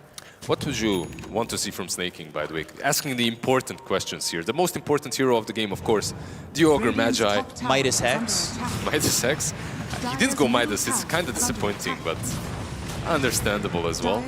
Taking down the tower pretty quickly, not much in the way of stopping them from Tundra, as it's all on this Medusa from Nightfall, but with the few stone gazes we've seen haven't exactly been amazing. There really hasn't been much of an answer for the first 27 minutes of the game. Yeah, she's got some problems, right? Like, it's not only that you can stone gaze and hit targets, because Disruption usually connects to save someone, then on top of that you have the Arena that is also difficult to DPS against, so it's not a free Medusa game. Not by any means. He's got a BKB now though, right? Like, in about 100 gold, he will be shipping that BKB out on top of the Butterfly and Manta. So maybe this next Rosh fight could be fought, but as I say that... They're grouping up to maybe smoke. Yeah, they late, smoked on Tundra, but it's just too fast. It's gone. Unless they had, say, the Clockwork TP and then Hookshot to disrupt for a second, but they're just not going to get there in time. This is basically one of those waiting for the next item syndromes, where you're always waiting for something, and BKB is definitely a valuable item to wait for, but now you have to play into that Aegis. It might... Radiant's middle tower is under attack. Maybe they kill Malrine. He already swashbuckled. Geomagnetic grip with the finger, and Malrine, he's dead. Saksa getting the kill, taking away his 4x kill streak. That's a decent kill to get here. The last few have just been the Ogre. Can they maybe take down the tier 1 tower on the mid lane? Like, that's been sticking around for a really long time, and minute 28 they do manage to take it down. They set up some vision as well around the triangle. I like this, you know, they broke the chains a little bit and they got out on the map. Even though they're playing into the Aegis, and they might be shoved back by Skitter, because he's just gonna hit high ground. Look at that damage. This is a lot of damage on this tower, but the tier 2 at the same time being taken, not equivalent exchange. But that's only needed in Alchemy. Psychic Headband for the Clockwork. Maybe that gets some distance. What's the item for 33 that makes it feel like he can do something in this game? Well, right now he's queuing up the SNY. Just a little bit more of the tankiness, you know. It's not bad. Usually you'd expect something like a Bloodstone from the normal Bristlebacks, like some position 1 Bristlebacks, but on offlane you can it's basically player preference. There are pipe games, there are BKB games. Blink Arena, the Pav is the hook shot. Amar pushed back with that Psychic Headband, but Skitter just hits away and kills off that Clockwork again in just a few shots. The answer for Tundra lies in killing this Shadow Fiend if they can. The last time they killed Skitter, they lost 2 from just his death. I'm not sure how exactly you can accomplish that. Maybe some kickback into the base, but even if you do that, they're trying. Roll connects, but the Boulder Smash, it's not there completely to push that hero inside the base. They use the Stone Gaze, the roll, now hitting onto Amar. The God's Rebuke, the Magnetize, the Rolling Thunder coming through to the back lines. This is 33 in trouble and dead. Down goes Bristleback. He's even going to get tipped by Malrine. And the Magnetize will wear out. And they don't have much more in terms of ultimates here for Tundra. Yeah, they have the clock back, but they've lost their offlaner. And the Fire Shield on the SF, keeping him a bit healthier as he takes down your Axes. There isn't really a lot that you can do. He has that Aegis still. You can't even kill him down once. Like, how do you do it twice? Once that BKB is up, I feel like they might go more. Top lane is as well open. The Bristleback is still dead. Hex. And you saw how fast the Bristle died, right? Yeah, he doesn't live. MKB soon for Skitter, which means the Medusa's gonna die even quicker. They have this Aegis for 2 more minutes. They know that these big ults are down from the side of Tundra, and they decide to back away. Yeah, at least for now. They are smoking.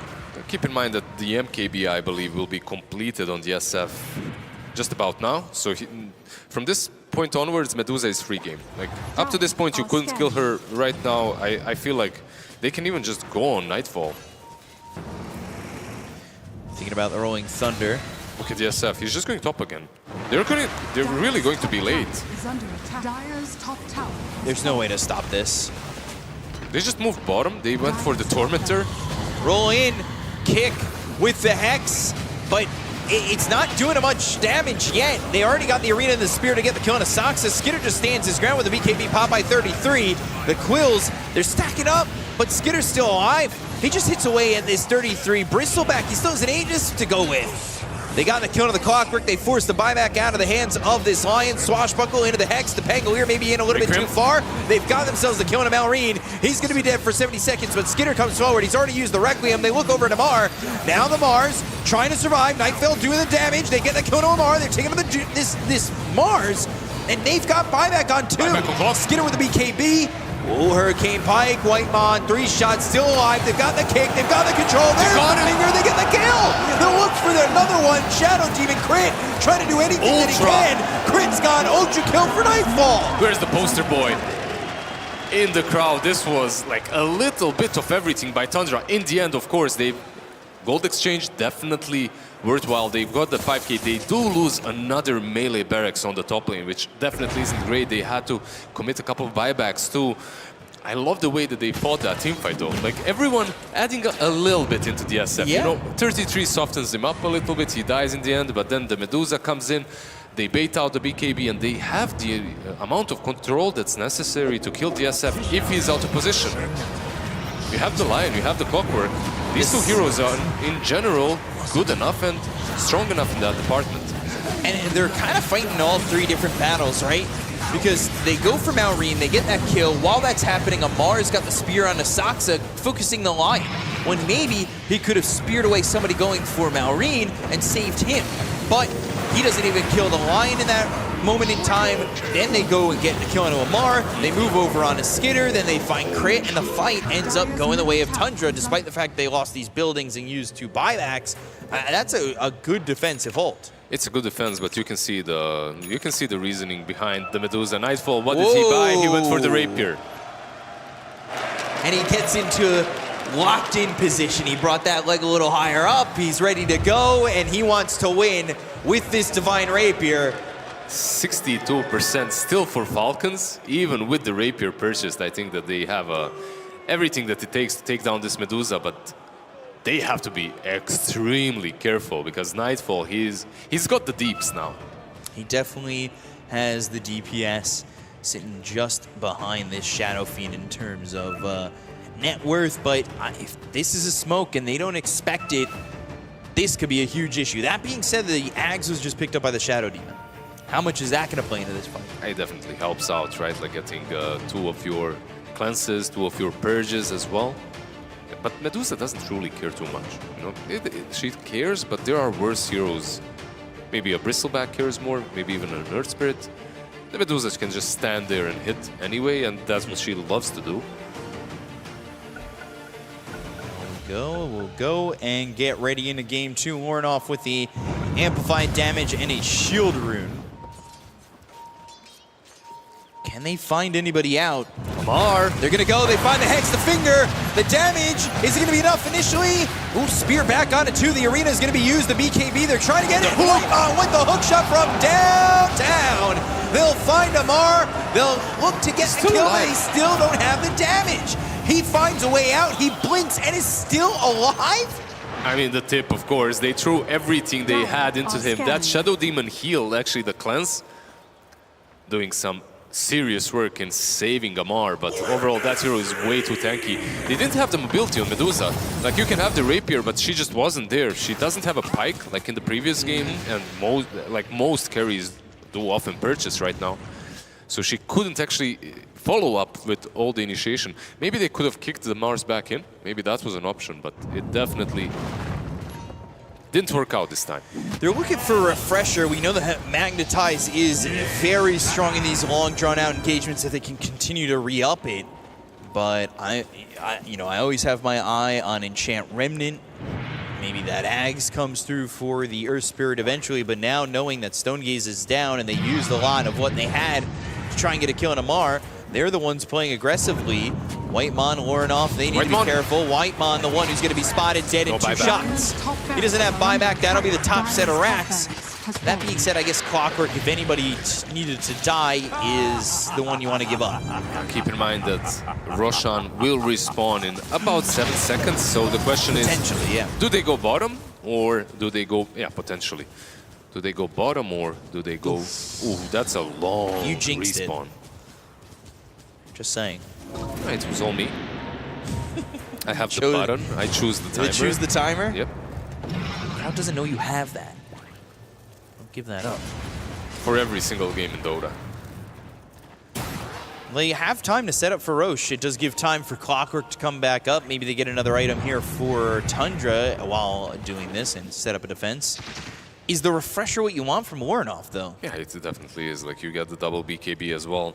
You get your stones back. You can remagnetize. It's a pretty good item on him. What would you rather see? Maybe the Ags, because they're defending in their base a lot. Yeah, the Axe isn't that bad as well. Maybe kicking DSF out of position. That can come in handy. Also saving Medusa, of course. Yeah. But we'll see. I like it. I like that they're going all out. Just a long time till Roche. These heroes are set up together for the side of Tundra, but Falcons, they're up by that Roche pit. Can anybody stop this? Yeah, this man is also buying the refresher, and guess what? Like, double hex, it's no joke this game. Like, even right now, it's not only about the double hex, of course, the double spear, the double arena. This Medusa is not having a blast right-clicking into the arena, and 2 arenas are not going to make it any easier. Whitemon. Skitter, he's into the cogs. They blocked him down. They get the kill.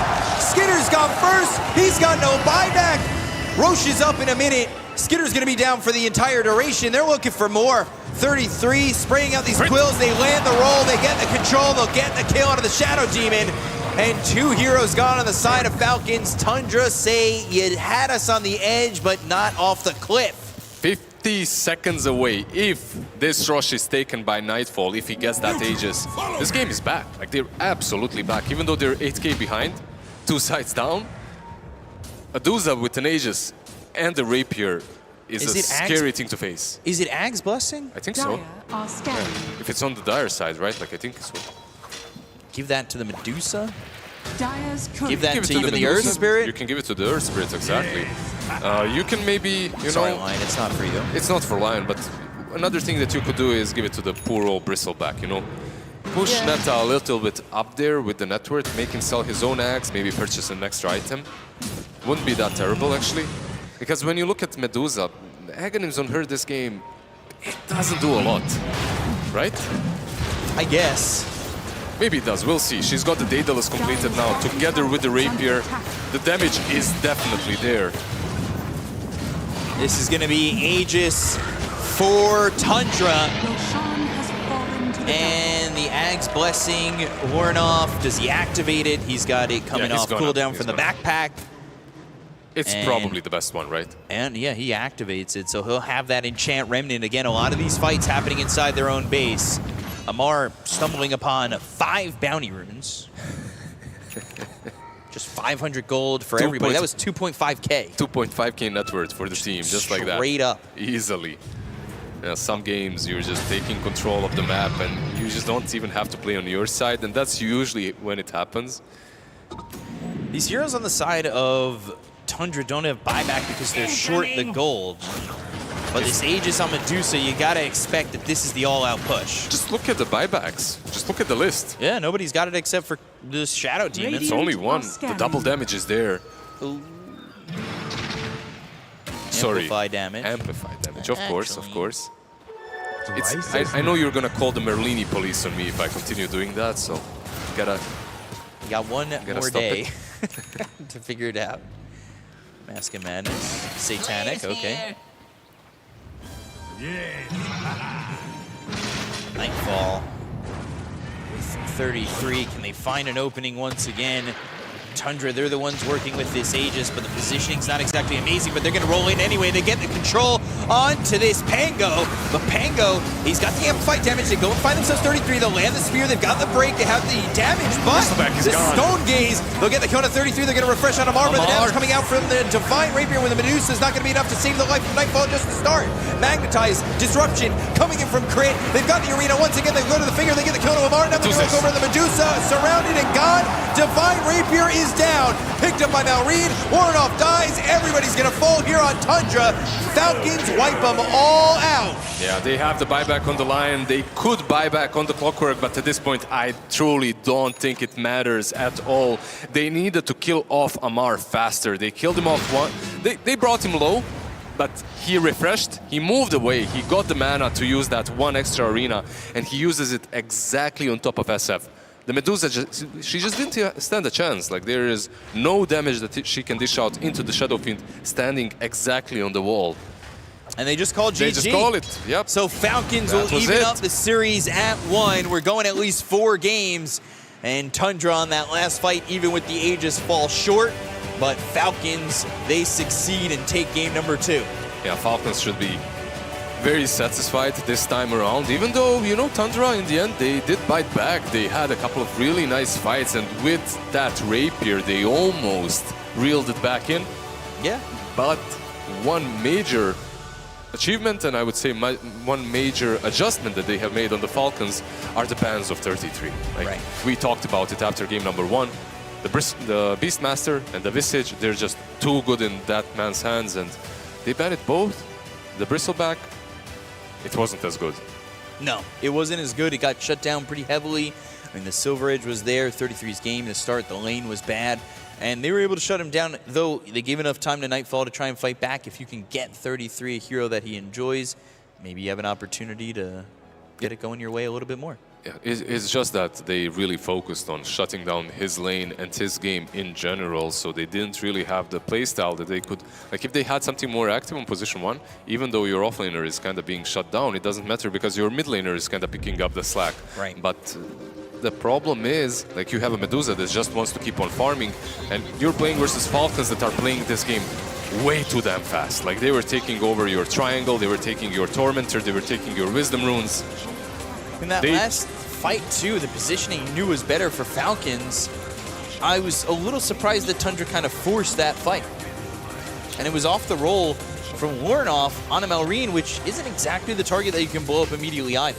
Well, they attempted, right? Yeah. Like, there isn't really a lot of saves on Falcons, and they're still kind of testing out the damage of the Medusa. So you're trying to get in there and use that Daedalus with the Rapier, hoping for the best. But like you said, the target was probably not the best one. See a couple of these fights. I mean, this is 30 minutes in. Medusa trying to hit back, but a lot of these Stone Gazes didn't exactly connect well enough, and it felt like it fell short from the Medusa in the spell usage. But the damage obviously was there. They had a couple good fights. This one of them. And this fight kind of gets split up a little. Yeah, on the right and on the left. On one side, Skirer dealing with 33. On the other, Medusa with ATF under the tower. In the end, of course, this is the fight that Tundra kind of clawed themselves back in. They get the double kill on the Shadow Fiend, the ultra kill on the Nightfall. And watch where it splits, because Amar focuses Saksa, and he doesn't even kill him. Yeah, it happens, right? Like, as the Mars, if you can pick off the line, he's one of the most valuable kills that you can go for. But like you said, sometimes it doesn't happen. Sometimes you don't kill him, and Lion just makes everything harder afterwards with a good hex into the BKB that, as the BKB is running out, still connects. There was an ultra kill there for Nightfall, where it looked like the game potentially had fallen back to even, but this is the last fight. And it starts with them going on the Pangolier, going to this Magnetize, trying to get anything on the outer lines. But the positioning's just too good here from Falcons. They're away from the fight enough. This Stone Gaze, I mean, Nightfall's just taking too much damage. He's alone. Yeah, they just couldn't protect him this time around. And the Shadow Fiend, like, overall, when I look at SF and Medusa, carry-to-carry matchup, I know a lot of players enjoy this Medusa as the counter, but if the SF is playing fast enough, I don't think she comes online. In this game even, she did, but the SF was still keeping That's network advantage and the DPS advantage as well, 26K versus 21K. Overall, I think we've now witnessed multiple ways of dealing with her. MOUZ is definitely one of those. Yesterday, we've seen the Kunkka and all the disables, the single target heroes being played. Like Save was playing the Batrider, Miero was playing the Kunkka, and the Medusa just could never even fight post BKB. Yeah. So the hero is definitely strong, but you need to make the perfect lineup around her. Yeah, and 33, you can see 1-9-5. That's a big standout there because of the game he had in game number 1 and how much they're trying to shut him down in the draft. He ends up having a miserable game. Yeah, he wasn't really set up for success, and that's the biggest issue. Like, his bristleback is mean. It's one of the better ones out of all the players here, but if you had a more active cores on the other two sides, then sure. But your mid lane kind of got ganked, shut down a little bit. Lorinov didn't have the best time on the mid lane. Remember, he was bottom of the network charts out of all the cores at some point. And your carry is a Medusa. So it's on you to create the space. But you don't want to be creating space. You want to be farming Ancients. Yeah, definitely want to be doing so. And we take a look at the player comparison here. 13-3 and 3-4 Skitter, and Nightfall 5-2 and 8. So yes, the Medusa had the opportunity to do that damage, had that Divine Rapier, but you could see how much more effective Shadow Fiend throughout the entirety of the game was, just getting these kills, and especially just using that break to 3-shot a Bristle. Yeah, the break was so good. It's always nice when your preferred item build for the game also gets these little additional values, right? Like, you like to buy the Silver Edge anyway, and now you have a Bristleback against you as well. So not only do you like buying Silver Edge, you're going to be killing Bristleback, most likely because of that item build. Yeah, and ultimately at the end of the day, it is Falcons who take game number 2 over Tundra. And this is a BO5, maybe things start to shift, maybe they give 33 a chance to get a hero. I mean, they did that in game number 1, they picked up the Beastmaster, and he had a good game, but now have we made that switch over to the fact that Falcons want to give him nothing? Yeah, I think this time around it's on Tundra to find the solutions and to find the adjustments, because I don't think Falcons have to change a lot. Like, they have found a recipe, ban out the Visage and the Beastmaster, and then see what 33 can pull out on that offlane, and I don't think they're going to be very worried about the Bristleback. It was an early Bristle pick, but it leaves you pretty vulnerable in the draft. They didn't protect it well enough. Next time around, do you think it's something else? Do they even just ignore the Bristle, hoping that the bans maybe open up something more for him? Yeah, there's always some option to pick up some sort of a support or something similar, right? And keep the 33 pick a little bit later. I love his profile picture, by the way. But then you risk him getting banned out in the second stage of the bans, right? So overall, you have to pick your poison. Pick his hero a bit earlier and have it be counterpicked maybe, or wait a little bit later and not have as many options. Yeah, I don't know if that originally that Bristleback was going to be for 33 only, but it ended up being his, and it ended up being what, you know, they lost with the 1-9-5 scoreline. So they need 33 to kind of find something that's going to be a little bit more effective. I feel like he's very much the storyline, and it's going to be tough for them to get back into game number 3, but it's 1-1, Falcons against Tundra Esports. We have content in the break, so while you're staying tuned, take a watch.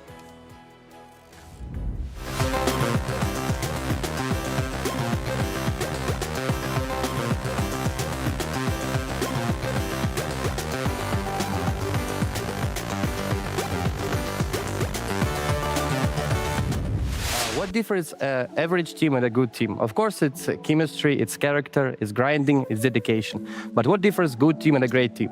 Something you can describe, something that's deep inside of you. Today, together with Team Tundra, we're gonna check their primal instincts in Blind Fury show. Let's get it on. Okay, so we have Team Tundra now. Before we start our show, I want to ask you a couple of questions. First of all, Saika, I'm kind of confused. I'm new to Dota, and someone said that you changed to Nightfall again. Can you please tell me what's your nickname right now so I can talk to you properly? I think my nickname is still like Saika, but I might gonna change back soon. I like Nightfall better. Nightfall is better, I feel like. Yeah. Just my opinion. 33, you're coming back to your old team. How does it feel to get back? It feels good. Feel good? Just okay. Guys, tell me, who is the most tilted guy in your team? When you lose, who rages, who sighs and stuff? And who is the most calm? But be honest, please. Saxa is like biggest tilter. Saxa, your biggest tilter? No. I think Saxa is like hidden one, and Neta is like... like passive-aggressive, yeah? Yeah. And you? No, I'm good. You're good. So no one is like really tilted, yeah? And who is the humble one? I mean, You. we didn't play that much together yet. Okay. We will figure it out. Okay, so I will introduce you the rules of the show. So it's one time it's a hunter. You are blindfolded and you need to shoot your teammates. You have 1 minute, or unless your bullets are run out. And you guys have to run away from your teammates, and you have these rings on you so that your teammate can hear you. Let's see who is the best one. Okay, let's go. Let's go.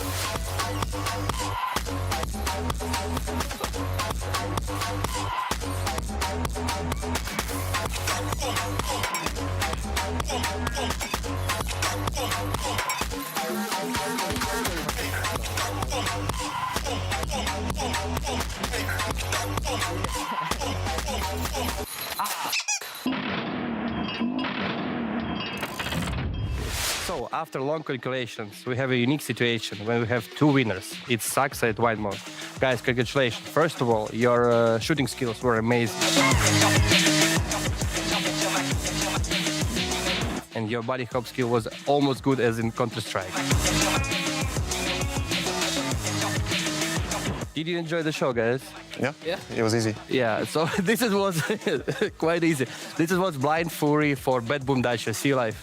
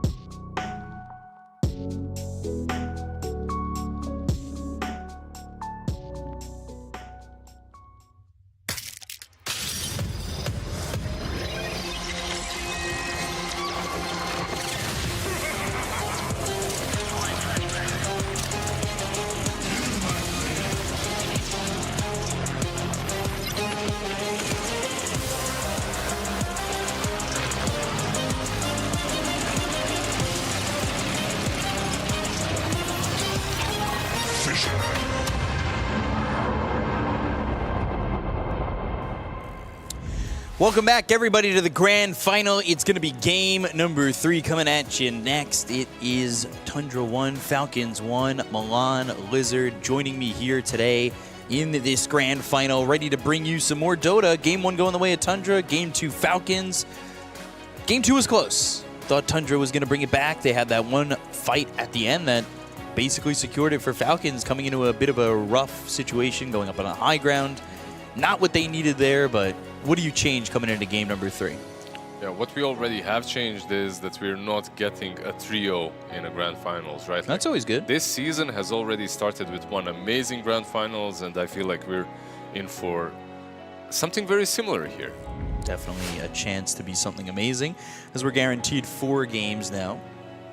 Should be pretty fun, because we got 2 more coming at you, and we've got the coin flip, which is Falcons taking the first pick and Dire here for Tundra. So what's changed recently? Because a lot of teams on the coin flip were just picking Radiant straight up. I think maybe the first pick, like getting one of the OP heroes, especially for like Tundra, like getting one of their signature offlane heroes is preferable. When it comes to the first pick and Dire is, I feel like something that Tundra are doing only. Not everyone, but most teams prefer Radiant still, so. Like, it comes a little bit to farming stacks. Dire, Ancients, and Dire offlane is a little bit better. Like, oh. He says that he loves his girlfriend. I think that's it, right? Kinda, yeah. Yeah. Kinda, yeah? Yeah. That's so nice. I feel like it was plural. That's why I'm saying. Oh, I didn't know that. I did not know it was plural, but an adorable sentiment, I guess. Definitely. Potentially. Definitely. Yeah, we'll see what kind of a sentiment they've left on Tundra after that last game, because it wasn't easy to play that Medusa. It wasn't easy for Tundra, but 1-1. So both teams should be entering this game feeling pretty confident. Yeah, I think it's fair to notice that usually Falcons crumble a little bit in the finals when they lose a game, but this time around they show the mentality that they have grown up a little bit in this sense. It's hard when you dominate all the time. You don't get to work with losses, you know? It's kind of a bad thing and a really good thing. So it's not too big of a problem for them, but this time around, they show around. Even the game went a bit south after the Rapier purchase. Right. They still managed to stabilize and win the fight and win the game. And now we're back to BO3. Yeah. I always expect grand finals to be a BO5s, but when you split the first 2, it just becomes a BO3. So many of our BO3s were 1-1, and it does feel as though we're probably going to go 5 games full. Wait, their upper bracket series, did it go 3 games or was it 2 of Falcons? It went 3 games, It was right? 3 games. It went Falcons, Tundra, Falcons. So this is basically we're getting 5 games already from these 2 teams, and we're up for at least 2 more? Potentially 2 more? They just like each other so much. This is the positivity that you've been all talking about in the chat as well. Okay, well, I mean, I guess it's the positivity, but you know what I'm positive about? The fact that we've got a draft for game number 3 here in the grand finals. Put your hands together. We'll get started on game number 3. The grand final. Team Falcons versus Tundra Esports. Game 3. Game number 3 draft ready and underway. What will we see? Will it be that Visage ban? Of course it will be. And the Beastmaster. So your first 2 of 3 bans for Falcons, respecting 33 straight up. They get rid of the Bristle this time for the side of Tundra, as they don't have first pick, don't want to play against it. And then they finish off with an Ench ban. I like the Ench ban. I think it's what in upper bracket happened. You let Snaking have an Ench, you ban a bunch of 3-3 heroes. He's left with almost nothing. But for me, the first interesting part will be if 3-3 picks up this Brood Mother instantly or something along the lines. Shout out to Dandy. Yeah, definitely the GOAT. Dandy face. And the Navi jersey as well. Getting a lot of cheers. Definitely the GOAT. By the way, yeah, we'll see what the last ban is from Falcons. There's a lot of heroes, right? A lot of supports as well, and the Chen gets away as well, and they pick I like that. I mean, there's still Shadow Demon looks incredibly strong. can't believe people stopped caring that much about him, like in the last couple of series. You just kind of, when you try Full something, circle. and they do the Broodmother. Ooh. I expected, like, if they want to do the Insta Neta Hero 3-3, it's going to be the Broodmother. You get it online. Maybe it's still a little bit of a flex, whatnot, but it's good into Shadow Demon. Yeah, there are some heroes that can deal with this Broodmother that are still left in the pool. We'll see what Team Falcons cook up, but I like this. Like, I like this Brood way more than something like a Bristleback opener for 33. It's my personal preference for him, if that makes any sense. But I just like him on all of these sneaky heroes. He plays the map so damn well and brings just a lot of impact. Even though I believe they lost versus Falcons with the Brood last time, Yes, right? last time they did this, they first pick Brood, and then they banned the Alchemist, but Skeeter still got Gyrocopter. With the Earth Spirit on Marlene, it looked really, really good. What was the build for 33? He It went was like Greaves, right? Drums, Greaves into Echo Saber, right? Yeah. And then that Harpoon basically was what he was going for. Was pretty late game, but I was thinking of the fact that I know we talked about it, maybe wanting that Orchid on Broodmother. And is this a game against Shadow Demon that you'd want to go Orchid first and try and put the pressure on? I mean, you can. It all depends on how the game is going for you and what you can purchase on that offlane. Like, Orchid is definitely one of those items. I feel like 33 knows the ins and outs very well, and he'll probably purchase the most optimal item build. I think you have to ban the Alchemist here. It just depends, like, what do you do with the Gyro? Can you pre-counter it or Unless you can something? pick it, right? Like, maybe you can leave the Alch in. There was a lot of discussion between Moonmeander and Nightfall. Maybe they're discussing it. Maybe they're like, maybe ban the Gyro, pick the Alch, or maybe just ban the Alch and pick the Gyro. It's a hero that we saw a lot being blind picked as carry. Very hard to counter in lane. In the game, there's very good carry matchups against them, but he plays the tempo that allows him to play in the bad matchup. Do you think there's still too many good carries to just go with the Alch right now? Because there's the SF, there's the Luna. I don't think you deny pick Alch. I think you still ban the Alch, but maybe go with the Gyro or SF out of round. A lot of reserve time, of course, early on in the draft. And a lot of different options to go for. Yeah. Like, when you look at those position 4s that you can play with, there's something like a Clock, there's something like a Tusk.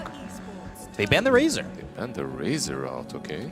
It's the last time they in this type of draft they picked it up last, but only because Amar was super out of heroes. This time around they... I mean, he did well that game, right? Like, on the Razor, it wasn't really that terrible, so it works out for them somehow. Even though on paper it looks like it shouldn't. Like, he makes it work. He kind of always get his game on the Razor, no matter what. What it will be. Getting into the second phase of picks, you're getting rid of a lot of offlaners, and they go Clockwork. It just opens up a lot of these carries, right? Like, you can go with the SF next, you can go with the Luna next, Medusa, whatever. Everyone likes to lane with the Clockwork, so this little mechanical man gets picked up. It's a hero that Falcons a lot of times ban in first phase. I think sometimes certain players don't like to play against certain sports. They just find him annoying. I personally, I think many people in the crowd find a Clock annoying. He just cogs you and... Hello from the casters. Hello. From the casters to that guy with that sign. I'll write hello in the Twitch chat as well. Yeah. A bit later.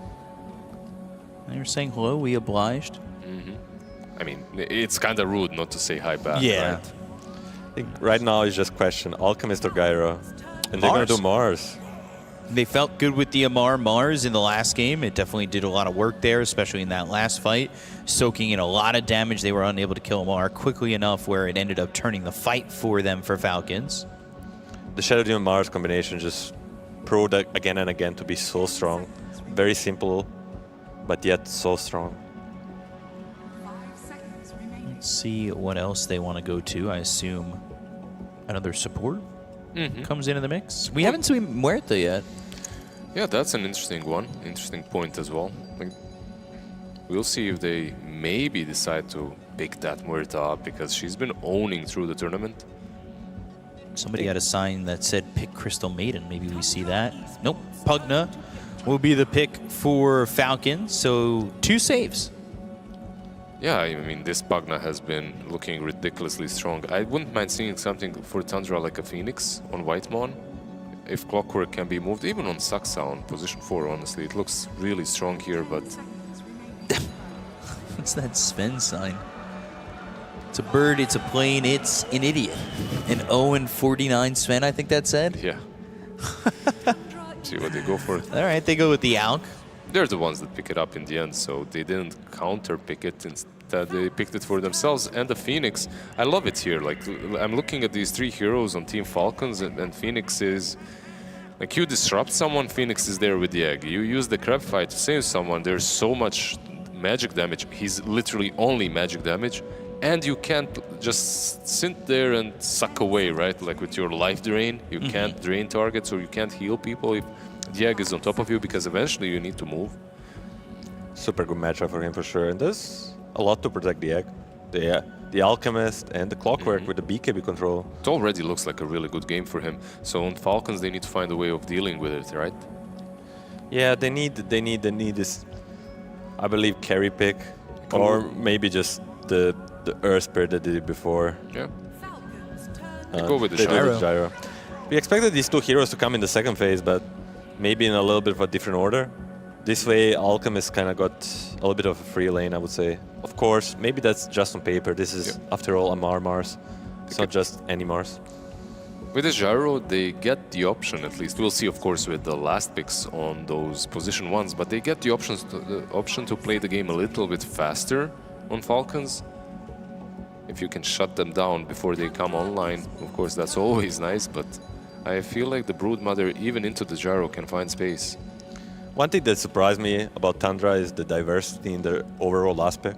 I feel like every time they play second pick, there's another guy last picking. Wizard, it's you.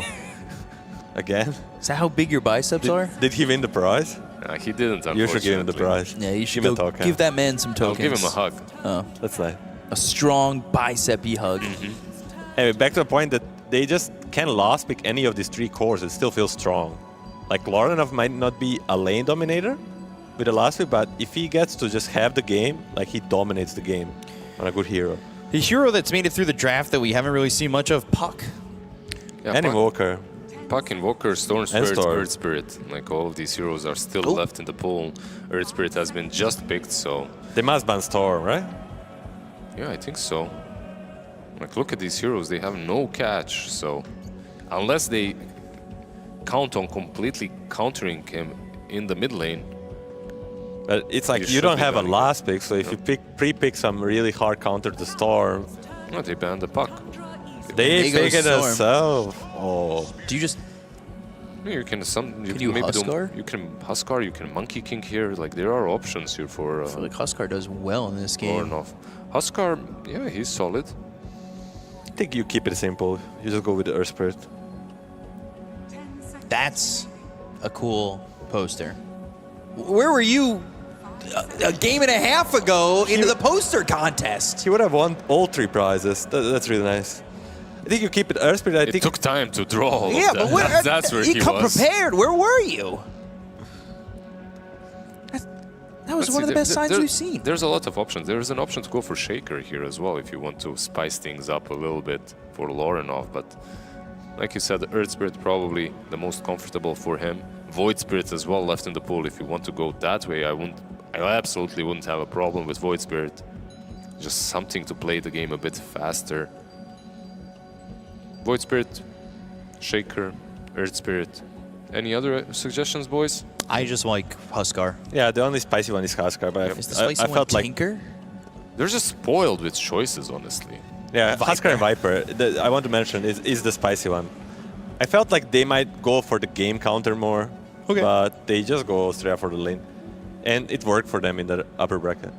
Yeah, the Viper is an interesting one, I would say. Maybe not my favorite one, but... Where would you rank Lorenov's Viper? You played with him on level up. I need to know the inside info. You're in his brain right now. What do you think? That was a bit... I would not rate it as good as Storm, but that was a long time ago. He improved like massively. This guy is just a straight up new player, and I love to see it. Like, he's just growing every game, and I think his Viper is better now. So Yeah, the Viper is better, but I feel like maybe a bit more exploitable in the way I see it. Okay. And if he was a Huskar player, I feel like this is a good Huskar Axe game as well. You are playing into a Pugna. The Grepfi might be a problem for you though, so Viper doesn't really have those issues. Like you can dominate the lane and then you can just roll the map with your teammates. But they don't really have anything that's... The way they want to play is definitely on Tundra brand. Like you're just rolling this map, slow and steady, wins the race. You're not going in with some crazy playmaker from the mid lane. You're just taking over one section of the map after another with the Broodmother and Viper. And you're basically throwing a problem at them. If they want to fight you, they can. If they don't, you're going to take the objectives. So what's your final prediction after all that? I think Tundra should be taking this one, but of course the drafts are very easy to execute on both sides. Not very easy, but they can easily win with both drafts. Right. Milan? I'm going with 3-2 Brood. I think it's good enough game this time around. You guys went Tundra. Last time I did this, we all technically went Tundra on the screen, and we cursed them. I'm gonna go Tundra again. I have faith in the Viper and the Brood. I like parroting what you guys say sometimes. It makes it really easy. I mean, it's very difficult to go against Aces, 33's Brood. Versus Aces, sometimes you can, you know, he's not maybe as good at the moment on the Broodmother. Arguable, but 33's Brood is a different beast. Yeah, and we saw how good he could be with somebody like the Beastmaster. If we're talking about his Broodmother like this, you gotta expect it's gonna be good, right? Yeah, absolutely. I'm really excited to see it. This Viper, what's the point in which you know it's going to be working? Post-laning stage already. Really, like this hero, it's very easy to roll out of control with him, but it's also very easy to counterplay him, right, Milan? Like maybe he might suffer. Yeah, I mean, I think Viper is hit or miss, but there are other heroes, if he misses, may do enough for him to work.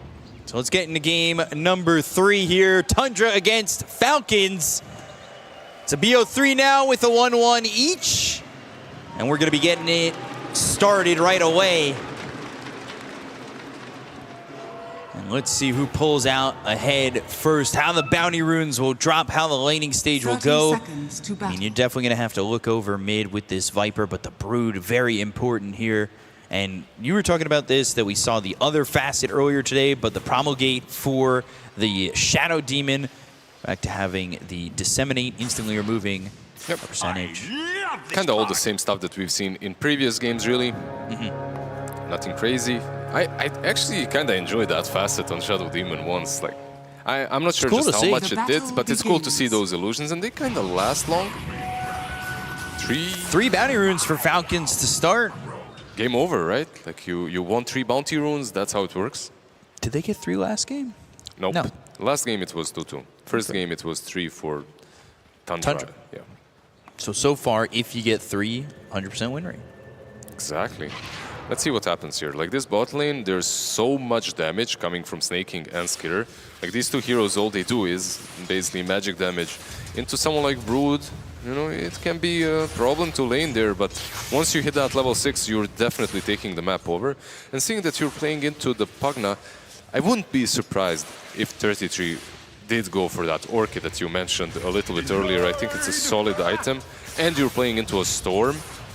An early Orchid can completely change the pace of this game. Definitely can, and I'm keeping my eye over mid just to see how this Viper does. And the Orchid, like you said, for the Storm could be good, or even just getting to the back lines, shutting down that Pugna, making sure that there is no battery to keep these heroes healed up. Amara back on this Mars, and he was a big part of the victory last game, especially in that final fight. So let's see how his lane goes up against Nightfall, as well as this Phoenix, because Phoenix can play aggressive, especially early on. If you, say, get a stun out from Nightfall onto crit, you throw a couple Fire Spirits his way, and maybe he just burns out. Definitely. The hero is a little bit better when it comes to the laning stage than what he used to be. He used to be a creep in the laning stage, right? Like, until level 3, you don't really do a lot. You just dive, cast some Fire Spirits, but they're not really doing a lot of damage. Right now, at least, you can trade a bit better because of the Dying Light facet. 4.5% damage. of the HP that you lost. There it is. There it they is. get level 2 first. They use the Fire Spirits. They get first blood for the Alchemist. Honestly, I know I've been just talking about this. Yeah. But I didn't expect it. I expected Mars plus Shadow Demon to be a bit stronger. And the difference maker here isn't really the Phoenix, it's the Alchemist. This hero is strangely strong in the laning stage, considering just how fast he ramps up with all the farm he gets. Strong throughout most parts of the game, truth be told. And yeah, his weakness was if you shut him down in the lane, maybe you can win while he recovers. But right now, he just never has that threat. He never truly loses the lane. 33 doing a good job here of just getting some CS. Compared to the Mars, a little bit behind, but with snaking in his face, it's a little bit more difficult. And Malrine off the lane just for now, trying to take this camp before it comes back up again, and having that extra bit of gold, especially with Warnoff, just pushing him out. Exactly, it's that time. You get pushed out, you go back to the jungle. Storm Spirit at least isn't the worst hero to farm the jungle, right? Like, you chill a bit. Don't have to be constantly threatened by the Viper. Stupendous. Bottom lane, again, we're taking a look. This is maybe not the most aggressive lane. I'm definitely thinking top's gonna have more kills. But if there's a rotation from, say, the Phoenix, and you get cogs around somebody, you put some Fire Spirits out there, you could definitely get a kill here for Tundra. Yeah, there's definitely potential on both sides when it comes to some rotations, but a bit easier perhaps by the Clockwork to make plays. Pugna and Shadow Demon not necessarily the strongest rotating supports. However, he is rotating mid, and those illusions are good versus Viper. Yeah, looking to get Lauren off, but here comes Saksa. Battery Assault. Malrine doesn't have mana. Cogs will push and hit on a crit. They've got some right clicks here. Maybe Lornoff even thinking about diving the tower, but the Shadow Poison stacks are a lot to withstand, and he'll be able to just survive. Yeah, Lornoff absolutely not respecting the power of crit Shadow Demon, because just allowing himself to get hit 5 times by the poison, he was in some dangerous territory right there. Oh, yeah. You die there, and this advantage that you have over mid is semi-nullified. I mean, it's not really that big advantage. Like, it's 100 gold, 150. The difference between him and the Storm Spirit is not really that massive. As a Viper, you're picking this hero to dominate the lane. Which he's pushed Malrine out, so technically there's no lane to, I guess, dominate in terms of getting kills, but he's got the lane to himself. It's some new tech, you know. Sometimes the lane is hard, you just go to the jungle. It's not really new tech, it's the oldest tech, but usually it doesn't happen this early on. The only difference probably is the experience between the two of those heroes. It's tech known in some pubs as griefing. Saksa? Can he do this? It's nighttime. He can maybe take the creep actually with Battery Assault, right? Like, he's gonna do exactly that. Battery Assault really strong versus creeps, does a bit more damage. He's gonna get that hard camp. Soaring for Nightfall, and they haven't played aggressive since they got that kill on the Shadow Demon. He hasn't been There here, hasn't been any kills since they got that kill on the Shadow Demon. Yeah, he went over mid, but now you've got level 6 here for Lornoff. That's before the Storm gets it. Before Storm Malrine's only level 4. Yeah, Exactly. It's before he even gets level 5. And if you want to continue to just bully him, maybe you'll look to get some vision out. And that's what Whitemon's looking to accomplish. He finds himself Malrine, and he'll activate this Watcher. They also have Crit coming over, but if Lornoff finds something, maybe even Saksa, they could get an easy kill. They've got the cogs, but Crit ends up on the outside, so there will be no follow-up Viper Strike. Yeah, it was a cool attempt, but the armature was not wide enough. You gotta buff it now. Yeah, gotta buff it, make it a football field size. Nightfall. He's only level 4, and Zamar's had the lane to himself. He's been able to get to level 5 and maybe able to work with an earlier arena. Yeah, I feel like this is your gameplay. If you're Falcons right now, Amar is having a decent time, and you're basically biding your time and waiting for Viper to maybe overextend. After he does that, you can maybe play with the arena, but Viper is coming top. They're looking to throw this stun. They've got it. Viper Strike. They'll get this kill eventually onto Amar. But this is happening at the 7-minute mark, so they're trying to get this Wisdom Rune on top of this gank. Yeah, Pagna is coming over towards 33, but he can't be here. Like, not on time. No. He doesn't have any sort of a disable, and they just lost 2 Wisdom Runes. This is really important, too, because the quick 6 here for Tundra supports, where you'll have Supernova, you'll have Hookshot, is going to be more impactful, especially earlier when you don't have Life Drain and you don't have that ult from the Shadow Demon. They'll go again onto Amar. They've got 3 heroes once more. They'll kill his courier. They'll try and get the gyro in. There's the arena. This is what we talked about, the earlier 6 giving the opportunity.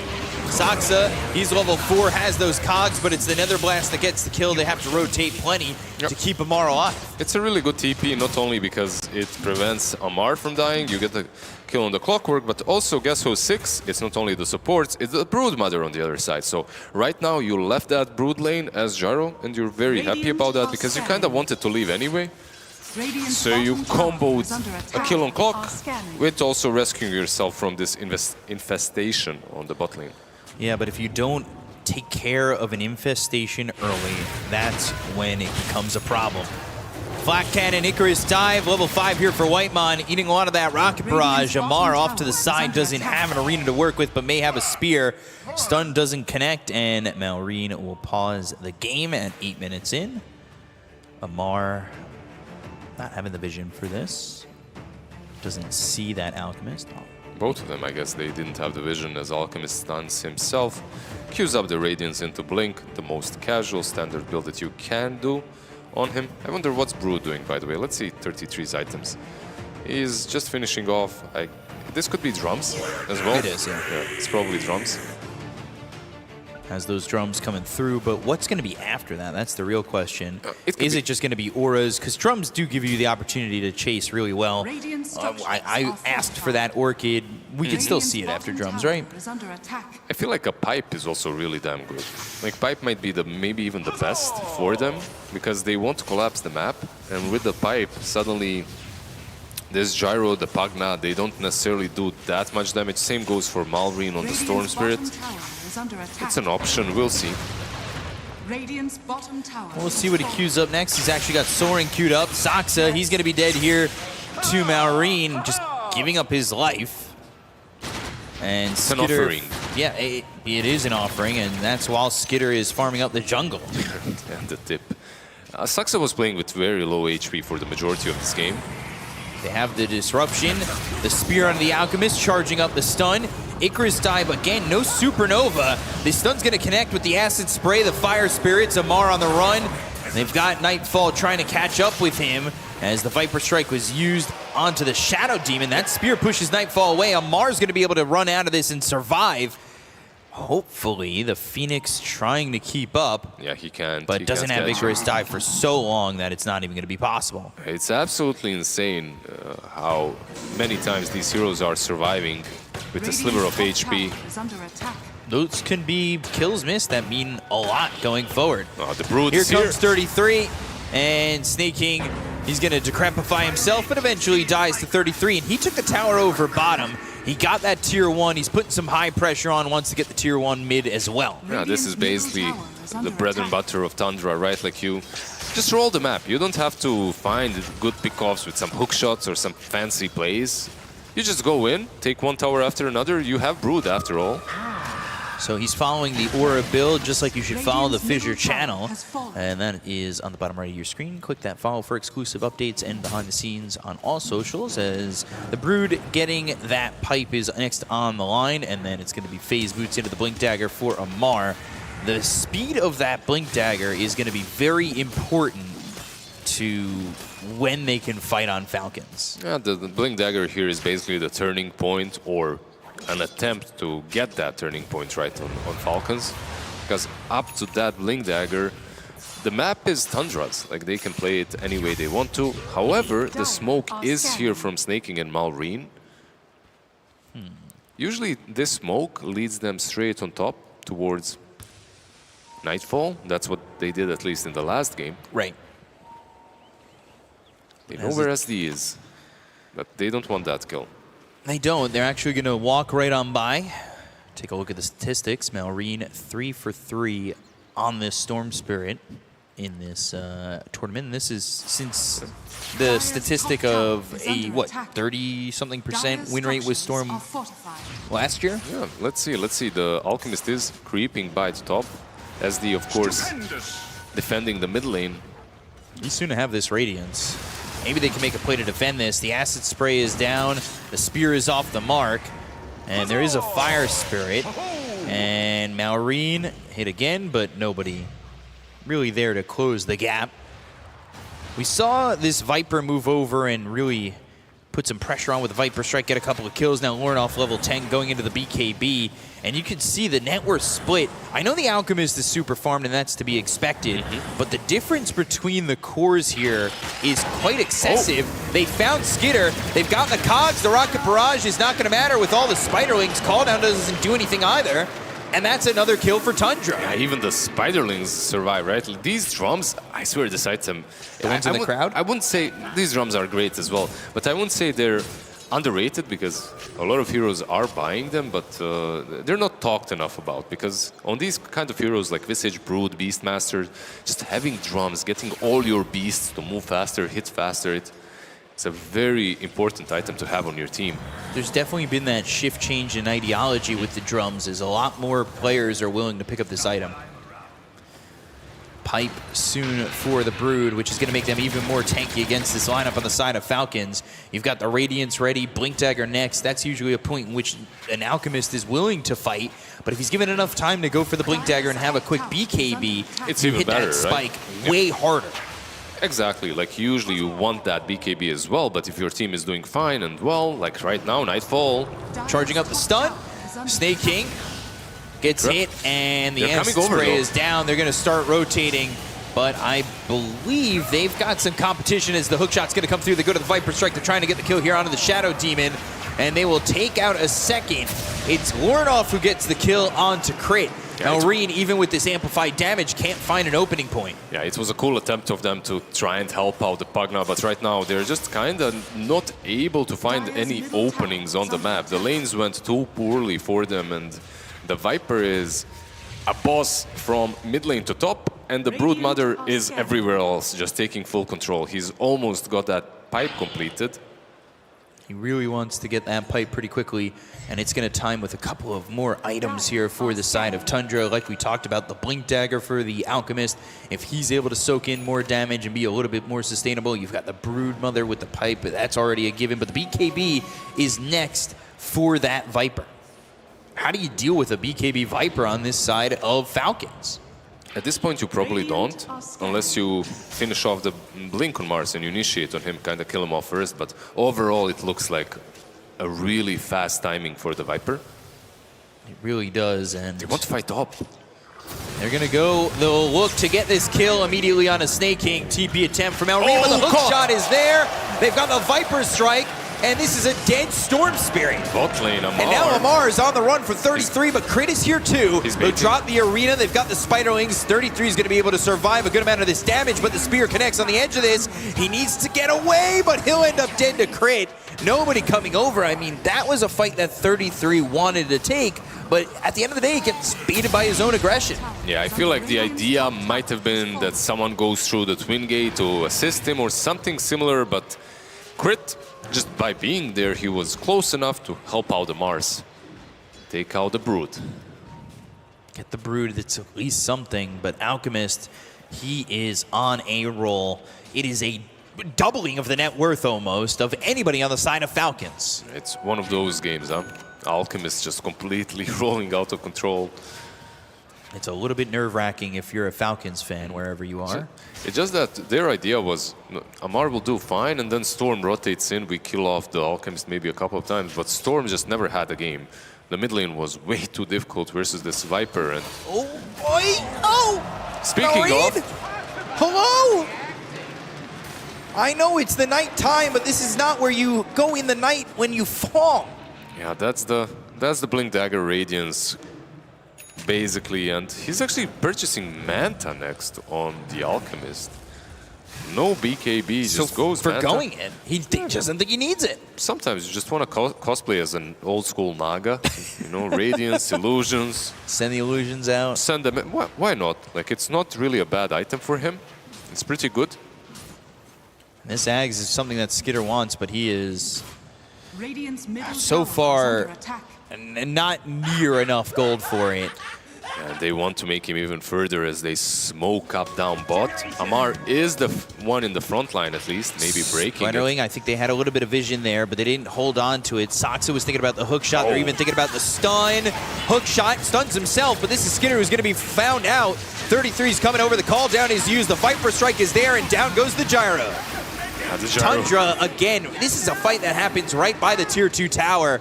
And with the ult from Nightfall, they're going to take a tier 2. There is no contesting this. They're trying to. They're moving kind of in. Mars is here, and so is Shadow Demon. But do you truly want to fight this? Maybe when Alchemist's ulti is out? You could try with the Blink in the arena, but Nightfall has a Blink of his own, and he just TPs away. Yeah, basically, this pipe on the Broodmother enabling everything. Like, you can't fight them that easily because you're dishing out no damage through that. And am I correct? Is 33 buying Crimson? I think so, yeah. Yeah, so even more damage reduction. Stun charge up! Oh! Didn't get the stun out! Nighttime. Sometimes it works for you and you get a pick off. Skitter Sometimes it doesn't. getting chased. These Spiderwings are going to soak that rocket barrage, the homing missile, but this is a little bit too near the tier 2 tower. You don't want to force a fight, end up getting caught. A rare little mistake by 33 there. Like, didn't have mana for the pipe. Hook shot lands onto Amar. There are the cogs, and they've charged up the stun, but going to the back lines, making sure to try and take out this Pugna. The Supernova's off to the side. They go to the arena, but Amar, he's dead to rights. Nightfall slowed up. He's not going to be able to catch anybody else, but it's another one for Tundra. Brood comes in from the side, but doesn't get his hands or legs or whatever the appendages are on a spider on anybody. Just does get them on this tier 2 tower down bottom. Skitter's down here again, but they charge up the stun. They might find Skitter once more. Oh no, the Gyro's out a bit far. The disruption comes through. They've got the cogs. The damage isn't going to be enough though. Saksa in trouble. He'll end up dead. But now Malrine with that shard outputting a good amount of damage to help Skitter get away. But the Viper Strike is there. They'll be able to get the kill to the Gyrocopter. They look for crit. Shadow Demon on the run. The Shadow Poison at 3 stacks on 33. But that number is higher, and so are the Spiderwings. They'll get the kill onto the Shadow Demon, and it's now an 11,000 net worth lead here for Tundra. He's going back in. He wants to jump for more. He'll find the Pugna, but the Glimmer Cape is the saving grace. Snake King even thinking about looking for more with Amar, but how do you go up against this out? Yeah, you just don't at this point. Specifically, if he has that ulti, there is no chance in hell that you're taking him down. The sliver of hope, at least for Falcons, as they did demonstrate the power of the Storm Spirit shard. So you do have that damage at least, but let's see, maybe on the Viper mid before the BKB. Oh, Spear connects.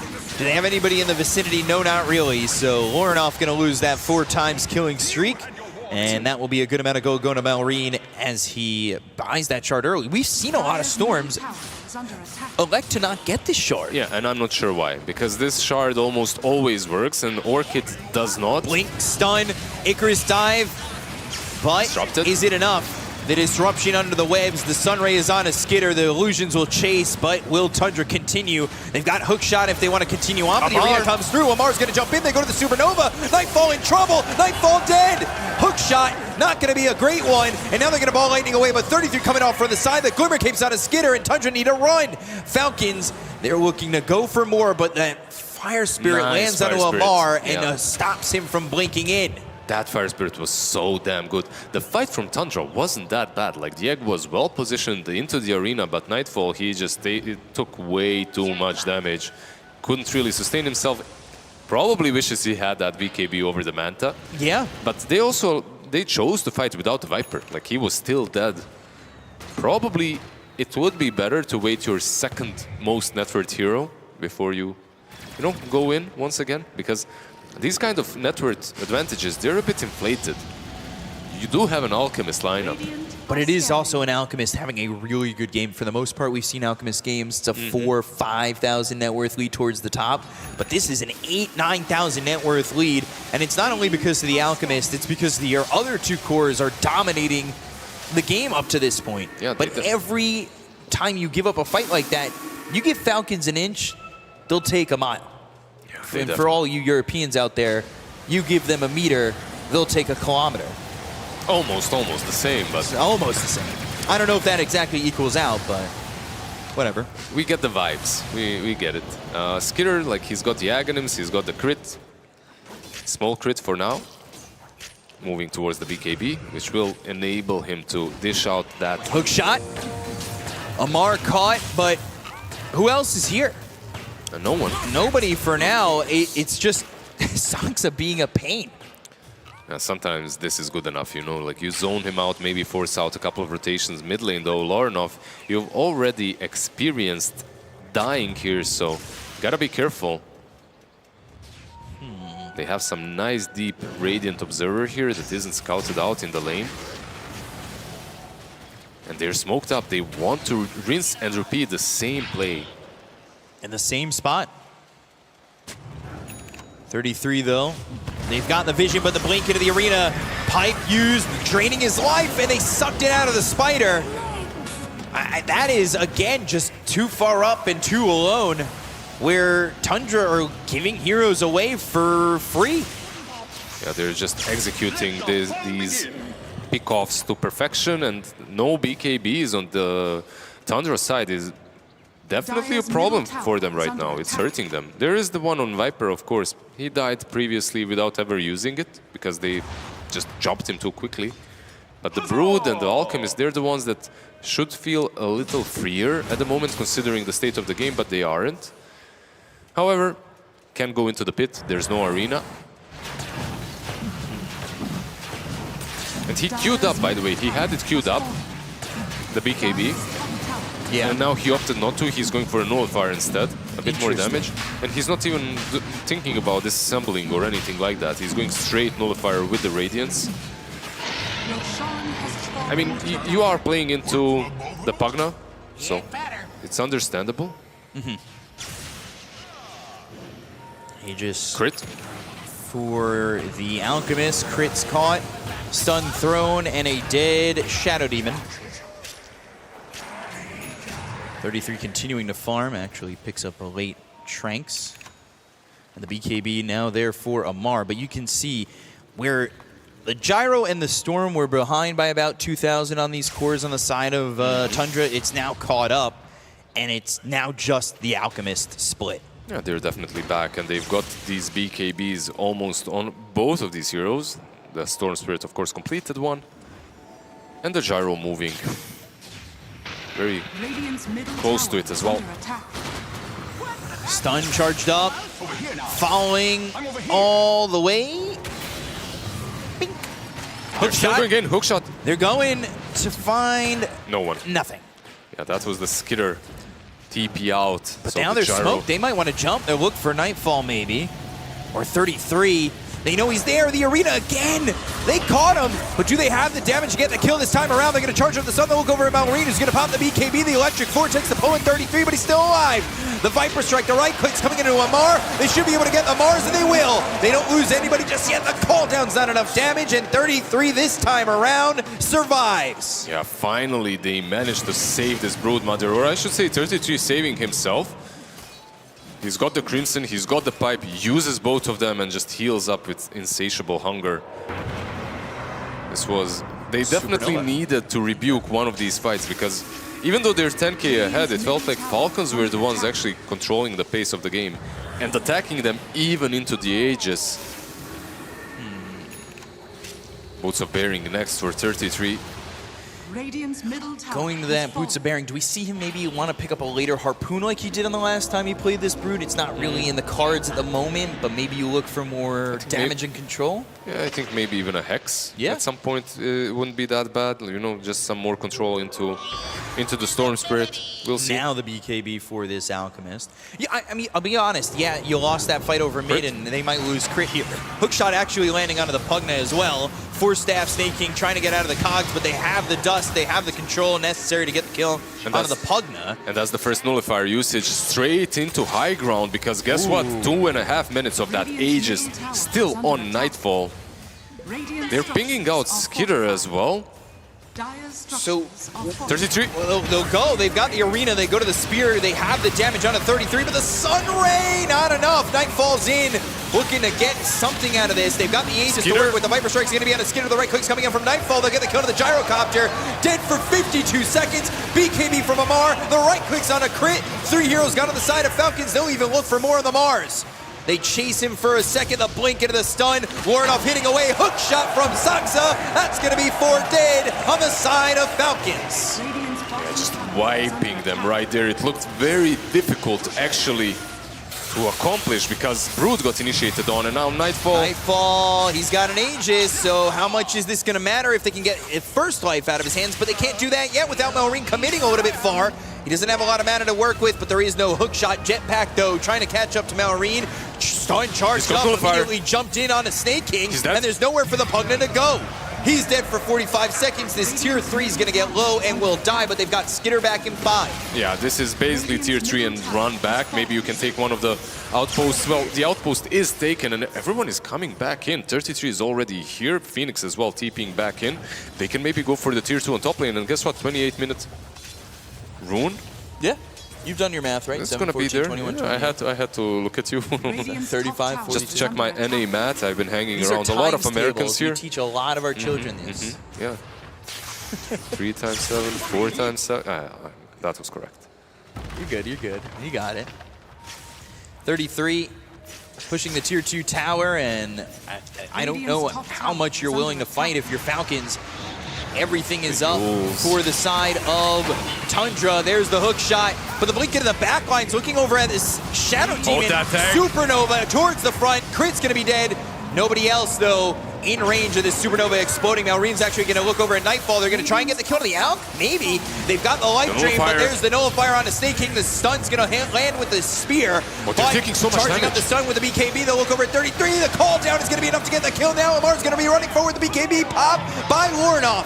Whitemon trying to run, but the Ball Lightning Vortex is there to get the control and kill off another. Falcons, they hold just a bit.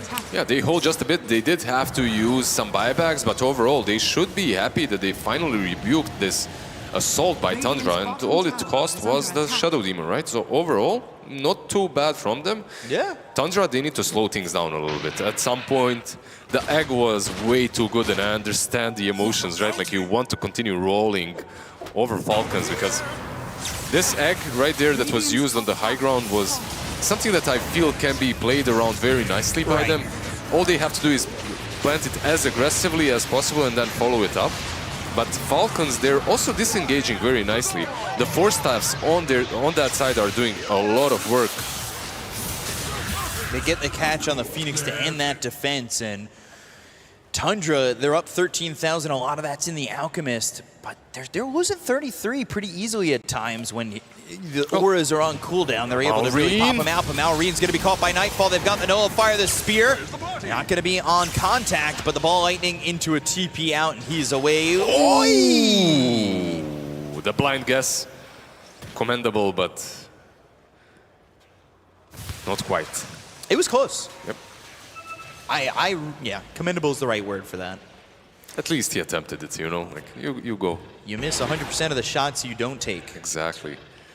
They could use some BKB piercing abilities on Tundra as well. Like, the Viper's ulti is definitely good, and hookshot is nice, but maybe a Basher on Alchemist. We'll see what he goes for next. Maybe an AC as well wouldn't be that bad, but that's something... Actually, just overwhelming blink. This is something that I'm seeing very often from all the carries. Smoke here from Falcons. They're trying to bring the fight to them. It's risky, that's for sure. 33. Smoke's gonna be broken. They've got the flat cannon. Hookshot's off cooldown. Rocket Flare is gonna spot Skitter. They're gonna Ball Lightning in and look for this Alchemist. Sunray, they've got more than enough to save him. He'll pop the BKB so he doesn't get self-stunned. They've got the Viper Strike. They got the damage onto 33. They'll take out this Broodmother, but the BKB's gonna run out on Nightfall in a moment. They need to start to retreat. Hook shot was used. Maybe they charge up another stun as Malreen's BKB is going to run out. He's charging up that stun. Blinks on a Malreen. Goes for the storm, but they've got the disruption save from Crit. He's off to the side. Egg. Supernova, is the egg going to pop? It looks like no. It's not going to go off. They still get Skitter. They get the kill to the gyrocopter. They lost Whitemon trying to get a Supernova out. And is it going to be the fight ender that they wanted? No. It is not Falcons who are able to take full advantage there of killing off the Supernova as they do lose that Shadow Demon, and 3 heroes are dead on both sides. They're pinging out snaking, but this one is probably a bit harder catch. But that's the general idea for Tundra. The egg was good. Like the fact that the egg dies. One shot so close. It doesn't even, of course it matters, right? Yeah. Like if he lives, maybe they clean everyone up. But what matters is that they went for that egg. And by the time they killed it off, the Viper had more than enough time to finish them. It is scary a little bit for Tundra that 33, once again, you mentioned it, is dying in these fights very early on. Very quickly too. But at the same time, he is using his pipe, he is using the Crimson, so his part of the job is kind of already accomplished. It's on the rest to wrap it up. Still though, you watch the back end of this fight, this Supernova's in a good spot. And they all focus to get it. Even Amar blinking on it. There was a chance that that egg gets off, but it keeps Skitter in range of Lauren off long enough where he's outputting a lot of damage, and they get Malreen without the mana, and they end up, I would say, at least getting the fight to even, if not winning it, by killing off the Gyro in the Storm. Oh yeah, definitely. They took a lot of kill streaks as well. 4 shards on the side of Tundra, by the way. The only one without it is the Broodmother. And all of these shards on supports are so good this game. The one on Shadow Demon is very nice. On the Phoenix, on the Clockwork, the Jetpack, and the Sunray. Daedalus for Skitter soon. 5 out of 5 shards on Tundra. Yeah, they got that Tormentor, so 33 is going to have that shard. Taking a look at the comparison, Skitter to Nightfall, of course, Alchemist inflated GPM, but still having a really good game. And he is going to go to that AC instead of the Basher, at least for now. When you look at damage, sometimes that's the stat that's inflated for the Gyrocopter, but not this game at least, not for now. Malreen, he's going for the Ags, and I can see this being a real difference maker. In a lot of these fights, they've been grouped up on the side of Tundra, but they're going to look to blink in. Overwhelming blink with the stun, the hook shot follow-up. You've got nowhere to go, Malreen. Oh, he even used the BKB or BKB. not. He popped that BKB, but it, like you said, it wasn't enough. The Jetpack coming in clutch and just giving them the opportunity to, you know, get that angle off the hook shot. This is going to be Roche. They all come over, they'll have an Aegis, and this is one that they could potentially end the game with. Dire's middle tower is under attack. Most importantly, because it also coincides with a couple of items that they're getting. The banner, someone needs to go back in for it. There we go. The BKB on 33 is so important. It's very important. Like he just has to, basically all he has to do is stay alive long enough to use his lifesteal, right? And once he gets that lifesteal off, suddenly your initiation on the Broodmother is completely thwarted because he's probably 100% HP. The Insatiable Hunger trying to get that to go. But even just having a later BKB, when you get into a point of the game like this where your BKB is 9 seconds long, I mean, it allows you to do that. It allows you to survive for so much longer. And if the attention, like we've seen, is pulled by Falcons and 3 of them are trying to kill 33, there's opportunity there for Tundra to counter that way better when they're grouped up. Yeah, the Butterfly as well on Viper. This isn't your, you know, like the utility Viper sometimes can be with some couple of raid bands, maybe an ATOS, Control, Hex. No, he's going all in the right click. I appreciated this game because he can dish out some serious deeps as well, together with the Alchemist later on. Pushing through mid. Nightfall smoked up, Radiance off, looking for somebody, which might be Crit. Smoke breaks, charges up the stun. Crit didn't get to a good enough spot to hide. The Nullifier is there, and the Disruption's on to an Illusion, so they lose Crit for 48 seconds, no buyback. Yeah, he truly didn't blink too far away. Gets caught, but they're also hunting mid. Maker's Dive Yules. Amar, he's going to be forced to use that BKB, but I don't know if that's going to be enough. They're in front of him, they're life draining him, trying to keep him alive. They go to the arena, but they look over at Snaking. It's going to be the Alchemist going for it. The hook shot misses onto Amar, but they still chase him down. Skinner surrounded by everybody on the side of Tundra. They go to the ball lightning, but Orleans trying to save them, but he can't do so.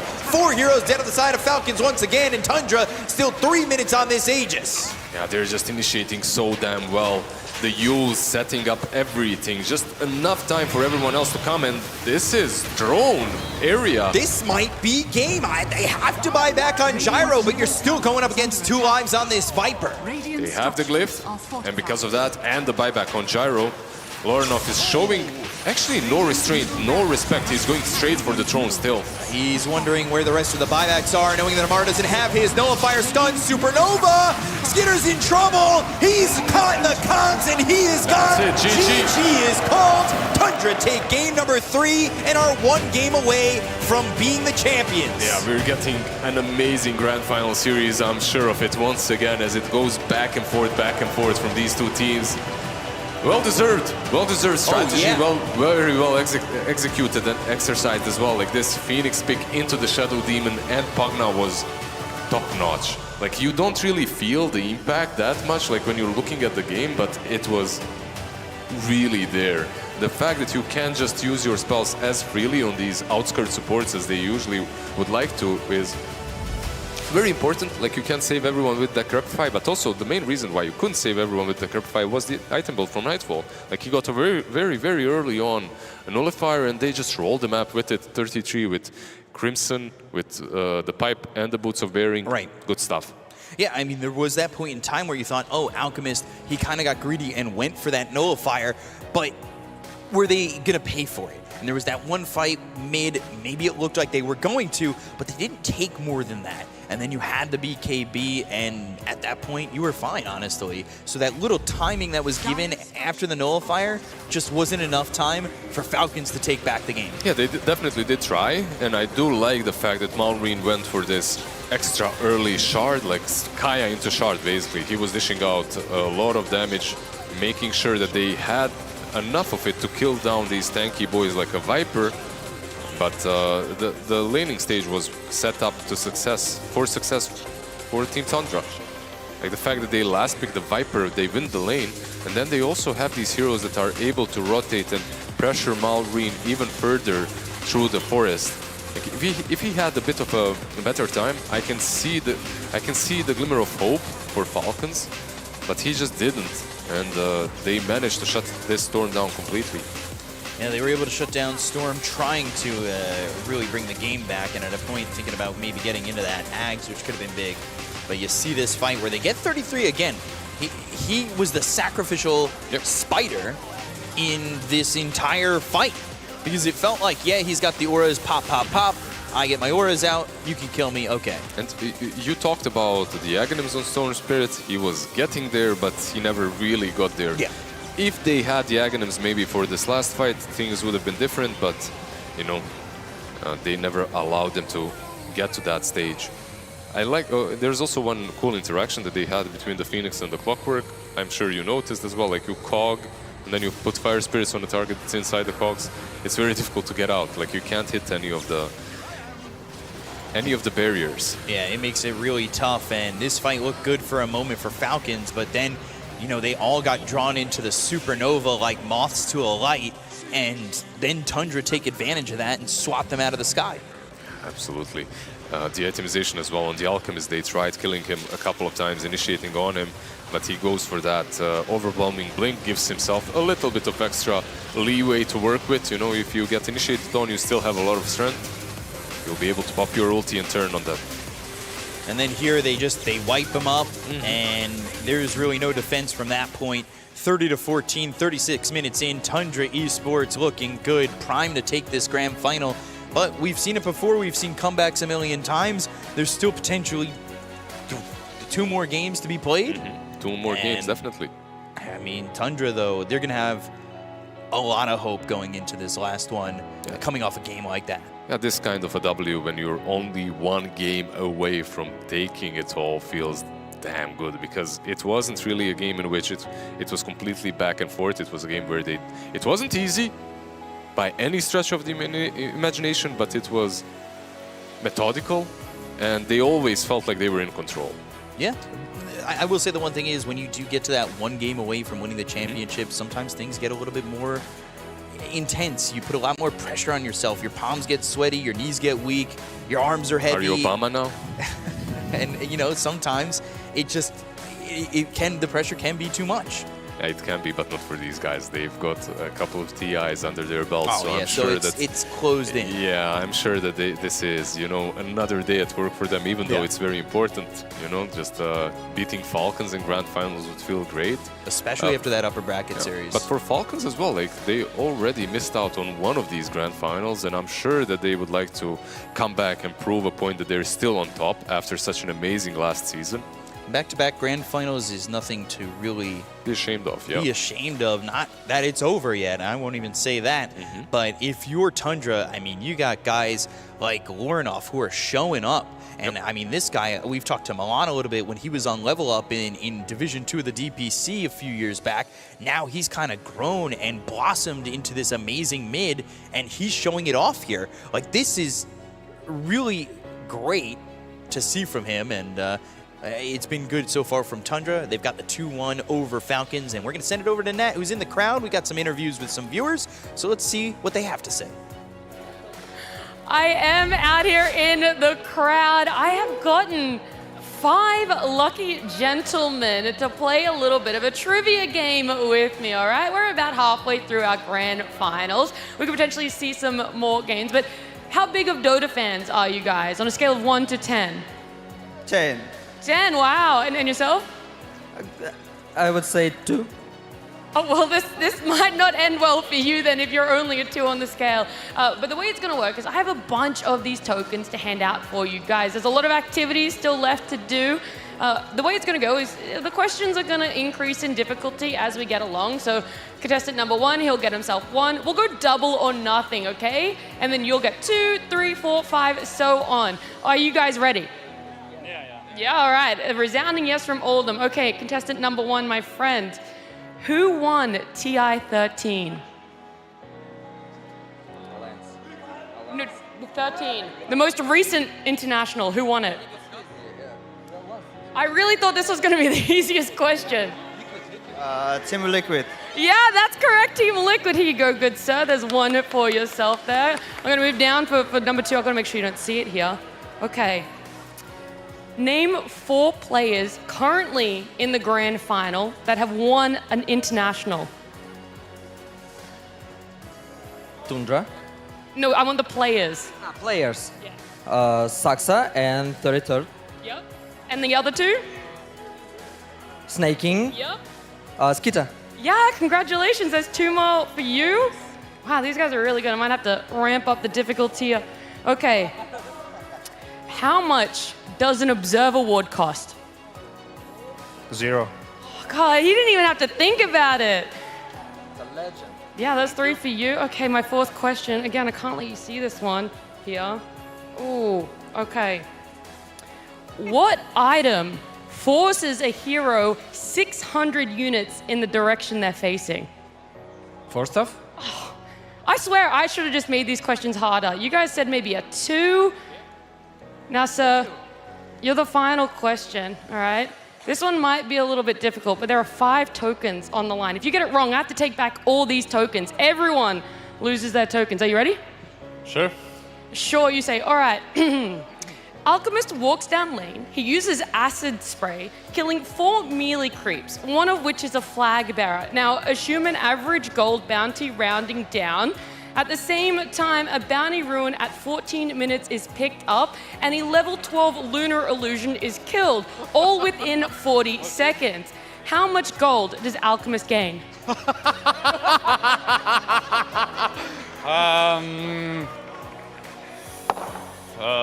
Do I need to be precisely? Yes. So how many runes? So 1, 2, 4. Yeah, unfortunately, we're running out of time, good sir. Thank you. 764. Oh, the maths might be a little bit off there. Did you go to school in America? No, okay, all right. The answer is 475. So I actually, unfortunately, you guys lose. You have to hand back all the tokens. Yeah, oh. Maybe another time, but either way, hopefully you guys at home were able to answer that one a little bit faster than him. Hopefully you're also enjoying the grand finals as we do have more games that come in our way.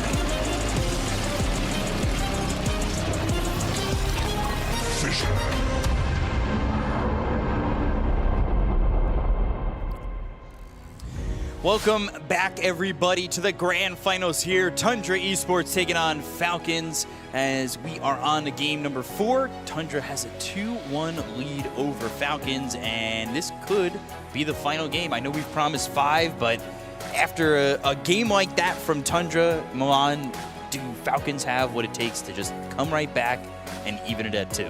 Definitely in terms of skill, but in terms of like mentality, can they prove themselves back in this segment? We'll have to see. I will say the all chatting kind of stopped in that game 3. There was not sure. one all chat, I believe. No tips, no all chats, tips. nothing like It that. got real quiet in game. That's a very fair point, because I do feel that Falcons are a team that when they're on top, they're really on top. They're vibing. And they pile on, you know, and they're better and better, and they thrive off of doing well. But so far, when the ball slips, you know, sometimes they don't find the right way back in. Yeah, you got to find a way to rebound and put the basket back in. If you can, it is really tough because Tundra isn't exactly giving them many options. That second game draft was probably the best shot that they had, and Falcons took that. But you now need to wonder, coming out of games 1 and 3, what can we do? What do we have to ban? What do we have to make work? Yeah, like I think I completely agree. One of the points is they have another problem that they have to think about, right? Like in game number 1, they weren't worried that much about the Beastmaster, so they didn't ban it, they lost to it. Game number 2, they banned the Visage and the Beastmaster, they do well. Now game number 3, they lose to a Broodmother, right? Like she was bringing a lot of problems to the table. Of course, there was a bit of Viper last pick as well that played a huge part, but now you have 33 heroes to worry about. I think they need to adjust maybe to this Brood ban. They beat it already, or maybe they just need adjust picks. Like last time they had the Alchemist. Maybe they need this hero on their side. Yeah, it was Radiant, by the way, for Falcons, I believe, and second pick for Tundra. Yeah, it is. So, you know, we were seeing a lot of first picks, and it just feels like, you know, that's been the case, his first pick. But second pick, what do you think about it? I mean, it's kind of cool. If this was done maybe a couple of weeks ago, I'd say that second pick was to steal it away from Falcons and make them play off of, you know, off of the first pick. But both of these teams are recently, both of them have been picking up the first pick. So kind of peculiar to see the second pick as the choice. Right. We'll see. Maybe a different set of bans that we'll experience. Maybe it opens up that Alchemist that Milan talked about as the first pick. The second pick just won 3 out of 3 games in this series. So I think it's just name of the grand finals. Yeah. So let's get into game number 4. We got a draft ready to go. Let's get into game 4 and be underway. The grand final. Team Falcons versus Tundra Esports. Game 4. Game 4. It could be a big one here for Tundra to put the last dagger in. It definitely feels like all these guys, except for, I would say, Lornoff, have been here in this position before, and that's maybe the only question mark I have is, you know, how much of the pressure is going to get to him over mid. Everybody else has really been here. They're veterans, but, you know, when you're looking at a LAN victory for a guy like Lornoff, who's really grown and, like I said, blossomed, I wonder what his emotions are right now. I think he's fine. He don't care. Yeah. He just play. Yeah. He's just vibing. He's I think vibing, playing Viper his is lane. Yep. out of his comfort zone. He goes 9, 1, and 10. He vibing. And now is the question. Last time they banned Chen and picked this Shadow Demon. Will they go for the Broodmother ban? Wait a minute, there's Enchantress as well for Falcons. They go with the Doom. I like this adaptation, sorry. It's just like, it's fine against the Brood. It's also something like more of a Falcons identity kind of thing. So they are double downing on themselves instead of like trying to counter Tundra too much. I did like the Amar Mars. I mean, even in last game it was all right, but in that second game, of course, it was game-changing. Now they go to the Doom. It's obviously not a loss in confidence in Amar. It's just, you know, he plays everything. No, they just want to test something different a bit versus the Broodmother, and this hero works differently versus the Brood because of the Doom, right? Like Insatiable Hunger, you can't use it effectively. Also, you can always itemize into her, even though he doesn't necessarily switch his item builds that much on the Doom. We'll see what he goes for, but usually it's drums, BKB, SNY. Maybe some Shivas down the line as well will be very good to hunt down the Brood, to kill off the spiders, give you some extra armor. Right. Let's see what they ban out here with this Medusa ban, as they don't want to be up against the Nightfall Medusa, which almost won Tundra game number 2. Like, this could have been a 3-0. It's just the Doom matchup as well, right? Yep. I wonder if they ban Shadowfin too. I feel like that's one hero that I like against Doom 2. He just kind of gets too big. It's hard to counter in the lane. I mean, it definitely did well in game 2 for Falcons. They banned the Clockwork, which was annoying there from Tundra. I mean, the hook shots were It was a really insane. good clock. It was one of the best Clockwork games of the tournament, if not the best. It felt like when there was a hook shot needed, that extra bit of lockdown, and it was what was needed to put them over the top and get a kill, it was there. Yeah, this hero came back into the meta because of the lack of stuns that supports and offlaners were bringing to the table, and then suddenly you have a guy that can not only stun you, control you for a long time, but has a BKB piercing disable too. Overall, yeah, I like it a lot. Tusk is another option, but this time around they ban out the Alchemist. They don't tend to pick it. Of course, they can't pick it into the Doom, right? That's basically the reasoning. Trick. They cannot deny pick it, so just get rid of it, because more likely than not, Falcons would have chosen it. They're kind of daring the Gyro again. 10 seconds remaining. There's a Tusk Luna option as well for Tundra if you wanted to go that way, right? If you're willing to face off the Gyro in that Gyro Luna matchup, they go with the Tusk. Something you guys have been asking for a lot throughout this grand final and even the lower bracket final is this Tusk. Yeah, the Tusk is here. There's also an option for something like an Omni SF on Falcons if you wanted to. The Brood might take over though. I think the Brood just stops this. I think you need a good hero on Snay versus the Brood. And then probably the Gyro again. I don't know if they have more answers. Enchantress SF? I feel like that's maybe an option as well. It doesn't stop the Brood, of course. But first and foremost, Crit's Hood. It's falling back into a little bit of comfort. Doom, obviously, a comfort pick there for Amar. Crit, comfort pick for the Hoodwink. I think they analyzed the first game. The first game was very within reach. It came down a lot to these rush fights and kind of Tundra just had better decision in these crucial moments. So they're just like, the draft was fine. We repeat the heroes and we just play a little bit better, which is attitude I don't mind. This should be Snake's hero now, right? Like they can pick their carry, but is there a reason you wouldn't just go for Snake's hero? I think it's fine to pick a carry if you're gonna pick that hero no matter what, like Gyro, but I think CM is just fine. Just one of those heroes that used to be always picked into Brood, right? Like it brings out too many nukes in the lane, can shut her down a little bit with the good combo on the carry role. For me, this is the most important pick of Tundra's draft. It's the carry into this Doom Hoodwink lane. I mean, obvious choice is the Shadowfin, but is that maybe too scary of a lane? I'm not sure. You've got Tusk with you. If this Tusk is the 5, I feel like he can still make a lot of heroes work.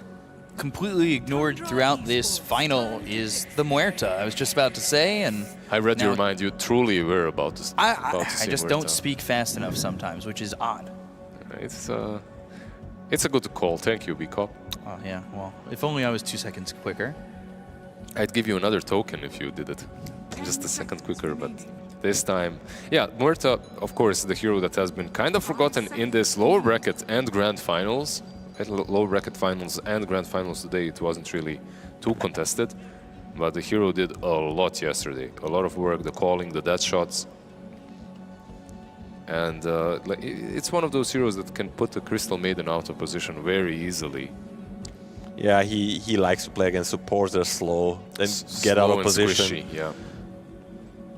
Good against the Hoodwink too. You keep them out of the trees, make sure they can't scurry into the out of vision, and they go to the Shadow Fiend. You were alluding to this, and do I get a coin? I don't have an extra coin, but you can look over there at Lizard. The Tusk, I have no more. I was baiting you. The Tusk SF, like we called this very, very early, right? Like Tusk SF into almost anything feels damn good. What is the Skeeter hero? Do we go, like, since we see the CM, do we go more for like a Sven Ursa type of thing, or we just stick to the Gyro? It's a tough choice. I feel like they're going to use a lot of time for this. Is Sven Ursa just too much of a reach at this point? You Down to your last game, potentially? I mean, just another game. Yeah. It's just... They go Earth Spirit. Yeah, first and foremost, hiding that position 1 on Falcons, which is maybe a bit peculiar, but they don't have the last pick overall anyway, so they'll show their carry too. I can tell you they're banned, 100%. Morphling? It's going to be Viper. They don't want to deal with that thing again. Is Huskar any chance we see that come through for Tundra? Into Doom, it might not be the best, yeah. but it might be the one. I mean, you don't face this man again. Puck's still available, by the way. Puck, Storm, Invoker. Yeah. Heroes that were contested every single game. For a lot of this event. A lot of good heroes still left in the pool. The Monkey King that we just saw on the screen as well. So for Tundra, I think you do Gyro +1. Although Gyro Morph just ban out. Not the Morph, is a Skitter. Monkey is something the Skitter used to pull out sometimes. Decent lane into the Brood as well. Monkey Crystal Maiden sounds difficult. This is a nice knowledge experience, you know. You get to see what 3/3 things are best counters to Brood. Alchemist, Monkey. We're gonna see another one. Got a lot of reserve time to play with here for this last ban, and they get the final pick of the draft as well. Maybe they'll just ban some of these heroes that work well for the team and not necessarily versus the Brood. You know, like the Gyro last game. I feel like it was still a solid pick. Not enough of control, maybe, on their side this time around. Something that I'm seeing from Team Falcons. But very playable, of course. Maybe even more than in the last game, minus the Mars Arena. Seems very calm on the side of Tundra when you look at these players. I think Gyro, Luna, the standards heroes of the meta on position 1 are all options to ban. I don't think they will go Luna, because Brood 3/3 Brood destroyed the pure Luna the other game. I think he knows how to play this matchup very well. It's gonna be the Gyro. Like, they just had a lot of time to think anyway. They had a reserve time. They were like just making sure there's not a hero that slips out. But I feel like Falcons too, going into this last pick, had prepared for these 2 heroes being banned. So they have something left. And for their ban, I think you just... Last time they banned Storm, but this there's time both around... spirits. Both spirits are still left in the pool, right? Like the Storm Spirit, the Void Spirit. Ember Spirit. Ember Spirit. They're going to ban the Ember. Ember. I like the Ember ban. Yeah, probably the best one that we've seen today, by the way.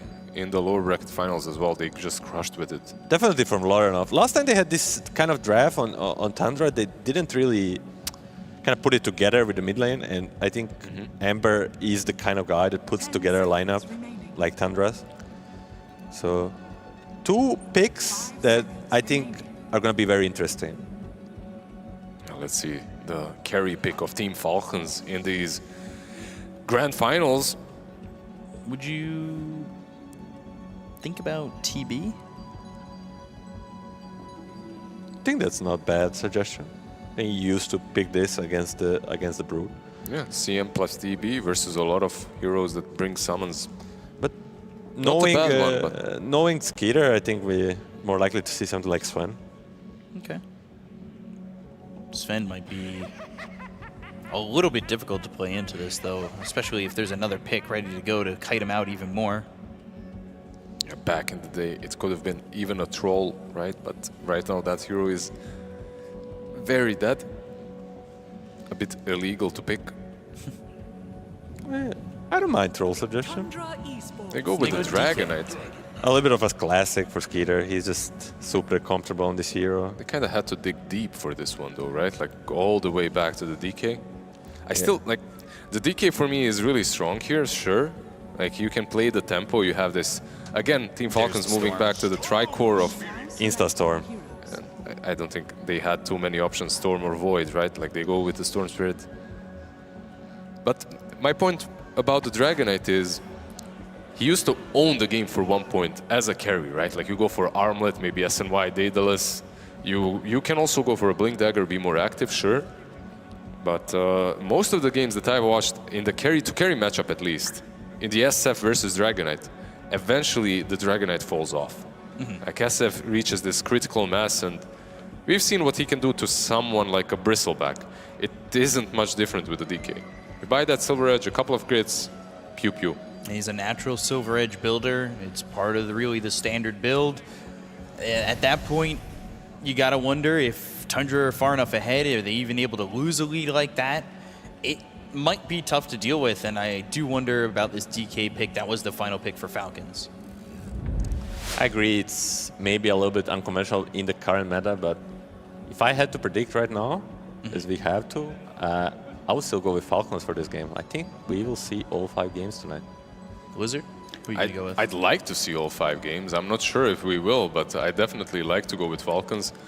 Just for the sake of entertainment, I'll go with Tundra instead, you know? It's usually my cop-out, is sake of entertainment. No, they've got a lot of good things on their side. I feel like this Tusk plus Shadow Fiend lane is, even into Doom, hoodwink pretty damn strong. And I think that Shadow Fiend overall takes over the game. Plus, Lauren of Storm Spirit. Isn't that the most comfort on him? Yeah, it is a lot of comfort, and for the sake of entertainment, I'm going to choose Tundra, I think. I mean, I like their draft, I like their comfort, I like the Storm on Lorenoff. He's been really... Wouldn't entertainment be 5 games? No. Storm, well... It's okay, he's always wrong, so... Am I always wrong? I feel like I've been kind of right today. That's a joke. Oh, you get a token. Nice. All right, I'm going to go buy some slippers after this game, but we are going to get into game number 4. Should be a fun one, should be exciting. I mean, it could be 5 games all throughout, and maybe we were just here along for the ride for a BO1. Yeah, I mean, these 2 teams, just the skill, the ceiling, just unbelievable, and I think it would just be a treat. And in that terms, like predicting an outcome of a game, it's really hard, so let's just all cheer for 5 games. Yeah. I think the crowd wants it, but what we really want is to get into game number 4. We're going to be underway here with Falcons against Tundra Esports. Game number 4, potentially the clincher here for Tundra. And we will get right on into the game and see if they can close it out. Yeah. Let's see if we're going to get game Aggressive number 5 or not. Already. Yeah, they're moving straight into the triangle. Can they find crit? Can they start this off with first blood? Last game, Whitemon, the one who claimed first blood overall. Yeah, did we see the facets already? Because it's going to be kind of interesting. I'm just looking at, is it tag team? It is tag team. 30 seconds so that aggressive move makes more sense with the tag team, right? Like you can go in there, maybe get a lot of damage on someone. Looking at the rest. Dance of the Dead, Dance of the not Dead, the Frenda. Yeah, cool one. The calling has been the skill to look out for on Muerta, especially when you're playing versus these spirits, these heroes that need to be mobile. And they have ways of locking down into the calling, which we've seen be super strong. So 3 bounty runes for Falcons, it looks like. Yeah, it should be. Unless some dead shot connects here, not gonna happen. You've got the Vortex. You've got shards that can put you into the calling. The calling's been so difficult to deal with. I'm really curious about what the Brood build will be as well. A Touch Gloves middle. And Warrenoff Malrine, Spirit v Spirit starts off again. Yeah, absolutely. We'll see if we get the game number 5 or not. To after party or not to after party. To have that late dinner or not to have that late dinner. Well, they, got to figure out what the meal is after the victory, once the victory is successful. Yeah, I find it hard to believe that Falcons didn't absolutely prepare for 33's Brood, because it is the hero that they let go through once again after losing to it. So the adjustment, I feel, is sufficient. Like the Dragonite plus Crystal Maiden definitely are a duo that can lane against the Brood. I'm not sure if you can zone her out completely, but there's some kill potential. Whitemon and Nightfall, they were able to get first blood on crit when he was on the Shadow Demon in the previous game. It was Alchemist with the Clockwork. What do you think about Tusk Shadow Fiend? I think there's some potential here. With the tag team, you have a lot of damage into all the tanky heroes, even into the Doom. But you have to be careful. Crit is playing his best hero, the Hoodwink. Amar is also playing one of his best on the Doom. So if you're even remotely out of position, you might die. Definitely got to be careful. Amar on this Doom. He was on the bars the last 2 games. What are you expecting from Doom in this game number 4? Pretty much the stock standard. I think Amar isn't... Some games I've seen him, maybe one game, I shouldn't say some games. I've seen him one game just completely switch up the build, but almost always is the same. Like he goes phases, drums, BKB, SNY. He just wants to be very mobile without buying the blink. Right. And he understands the game well enough that he can afford that. And then he's tankier, plus he's always in position. So I like it a lot. I feel like sometimes you get the blink and you're... Tag team looking for the damage, won't quite get it He's there going to on Crit, but Amar chasing Nightfall for a moment. Amar had the Infernal Blade to stop Nightfall for a second. That might have saved the life of Crit if one more shot had come through from the Shadow Fiend. Yeah, you can see the potential on both sides, right? On one side you have a way of running down a Crit, maybe even a Doom, but on the other, if SF does not have that range to use all the raises on the Doom, he might just get gone on. So you gotta be careful with how you initiate on these targets. While Lornoff left the lane to go get the Water Rune, Maureen pulls the creep wave away from mid and also picks up the Water Rune towards bottom. Yeah, he was doing this. We already have seen this, right? Like in the last game as well. A little bit of laning shenanigans. Last game, however, Maureen was completely in the forest. This time around, it's definitely more simple. Like it's definitely a laneable matchup. Definitely is, and those creeps will push in. Meanwhile, taking a jungle camp is Lornoff on that Storm. He leads the CS, and then, of course, meanwhile on your screen, it is time for the Lotus at the 3-minute mark, and it will be, I believe, both for Tundra. So that's resources added, potentially to go get kills here. Always the calling used, and Saksa and just throwing some shots here at Skitter. Not doing that much damage onto the DK, but they do accumulate. It's classic, right? Like the DK just shrugs it off. Does not have a point in passive right now, but even Breed Fire has that damage reduction. Making sure that he isn't really being controlled. Shards in front of Crit again. Oh, he missed Bushwhack. And the raises, the damage, the kill. Nightfall gonna get first blood on Crit. This is the hero to look out for Tundra.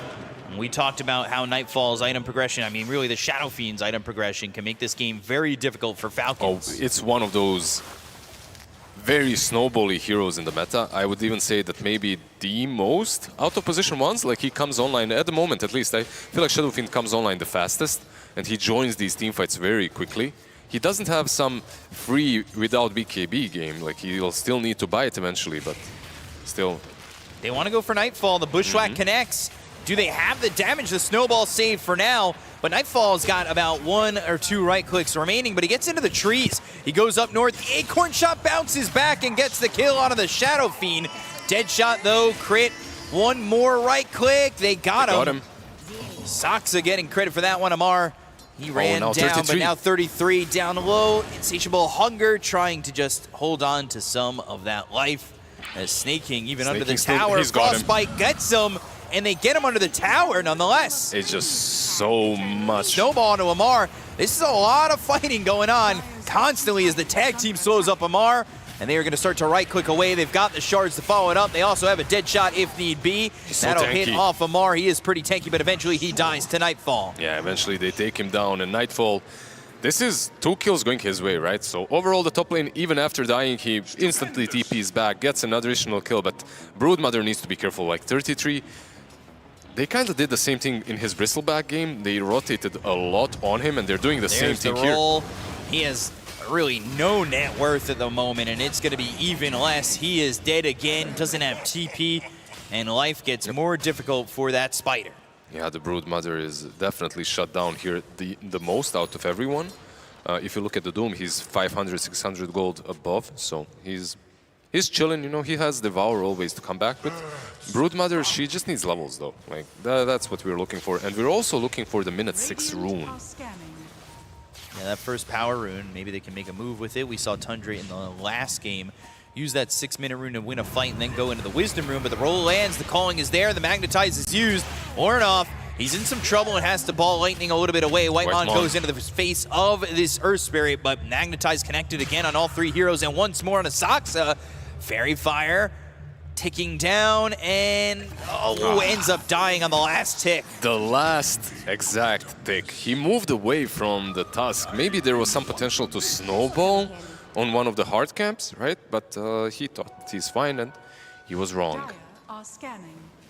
Wrong there, and now Whitemon coming over to try and get another kill into Amar. He's on level 5. They want to slow down this offlaner of the Doom, and they will do so with an easy kill thanks to this Tusk. Those were some amazing shards. Now Falcons, they need to find a way to defend the Wisdom Rune, which is up in 10 seconds. Crit is moving there with the Hoodwink, but they've got the scan. They know somebody's coming. I feel like it might be a bit easier for Tusk to steal it, but let's see. They're TPing numbers. Yeah, Acorn shot, Bushwhack. They've got the Wisdom Rune, and they should be able to get the kill, but the snowball over to the neutrals, trying to get denied. Nope. Snake King gets the kill. He's level 5. Crit sitting level 4. He was a little bit hesitant to move into position. Yeah. Like if he moves into position and then he just snowballs on one of the heroes. Shards them out. I think there is potential to steal the Wisdom Rune, but this way they just control him far, far away from it. Courier killed there. Saksa going deep to find one. Skitter only level 5 for now. This is, yeah, we were talking about different item builds on the DK, right? Skitter, yeah, he just wants to fight. Like, this man wants to be very active on his position once. And it's the playstyle that definitely benefits Falcons the most, that they're most used on. Calling, that's down. Skitter's in trouble. The raises are there. Nightfall getting the kill. He's on a killing spree. Yeah, that's a bit of a problem. Like, that Mask of Madness probably completed now as well for the Shadow Fiend, so he's having a really good time. Malrine snatches the region. And Bushwhack connects. They go to the Magnetize. This is a dead Warnoff on the Storm. Crit coming over with Snake King. Both supports really helping out Malrine. Action-packed game, considering it's only minute 8, 11 kills, and it's non-stop action. Top lane as well, mid lane. The Dragon Form will be used, and Tundra, this glyph is not enough. They need to find a way to defend the tower. There's 4 heroes here. Can you even try to TP in? I feel like you might just have to give your first tier 1 tower completely. Saksa, dead shot thrown off Malrine. They're looking to get Saksa in return of that aggression. Skitter is just way too active. Like, first Dragon Form, sometimes when you're playing this position 1 DK, you stay on that safe lane and you just keep on farming. He recognizes, wait, I have a very strong ulti to take down objectives. Why not go mid, take down the tower, and now rotate into the Brood? Uh-oh. Okay, picks up the neutral item, gets into the trees. Uh-oh, this is real close. These Spiderlings trying to get the vision, and now they'll look over. They've got the roll. They found themselves 33. They came over as a trio from mid, and they will rip the legs off that Spider and get 33 again. Yeah, these rotations are all connecting for Falcons. 2-0-4 here for the Crystal Maiden already, out of the 7 kills. It was a really good CM pick into the Broodmother. Like, you get an AoE area of vision through the fog, right? So you can always kind of catch her if she's trying to get across all those trees. And then you can, of course, follow up with a Frostbite. Amar getting onto that stone bridge, crossing the river. But they found themselves Saksa. They'll get another kill there on Muerta. And Team Falcons, they have just not stopped their aggression. They're going to have this blade mail for the Earth Spirit. And we have not really felt any return from Tundra in terms of stopping the aggression. And the only hero they've been able to follow and kill was the Doom. Yeah, and the hero that can be there at home is you if you just follow the channel. And follow all socials for Fissure. Yeah, we'll see. Amar this time around, the last rotation that happened from the Tusk, he managed to dodge it, but this is what they have to do. They have to incorporate the Shadow Fiend, your top net worth, overall top net worth hero, into the game. Smoked up. But it feels like they know something. Snake King, he's the only one left remaining on the bot lane. There's actually 3 heroes going mid. They're trying to get a kill on a Lornoff as well. They've gotten the Bushwhack into the Sharpshooter. Snake King's going to be dead, but the ball lightning and Lornoff is out. Gets away. Nightfall gets the kill. They'll move this into a tier 1 tower in the safe lane of Radiant. And that at least is something going. They send 4 heroes this way. Like you said, you know, Shadow Fiend is a hero that can get started early, but this is way early from Falcons. This is way early, but he's 7K net worth. Why not? Like Yeah, Dragonlance, Mask of Madness, you can definitely utilize his right clicks for the objectives that you're taking. They were trying to match maybe the pace that Tundra could potentially have. And I don't think anything of huge value was lost though for Falcons. Saxa. All right, Saxa in trouble. The Geomagnetic Grip. They've got the Frostbite. They'll get another kill. They are moving as a unit across the map. Yeah, they truly are. This is, for me, where Falcons, they look the scariest. When Skitter is constantly joining, he's not playing any Medusas, any ultra late game carries. Do you like this first item, BKB for Warnoff? And then the Shard? It's probably necessary. BKB Doom. Shard is one of the item builds that was kind of popular Under recently. Dragon Form, Dragon Tail coming through. Another kill should be here as they silence up the Tusk. And Whitemon extends the inevitable with a Snowball. And met with his own roll from Maureen. Look at bot lane though, 33. He's the one being pinged out. Trying to get into the trees and avoid a Mar, but right into the Doom. Dragon Tail again, the Doom is there. Brood is dead already on their screen. It's just a matter of time. And Amar with another one. They have not stopped moving. This early blink for Skitter, the movements, the mobility here for Falcons has beat anything that Tundra's tried to do. Yeah, and it's a really cool build as well on Skitter, by the way.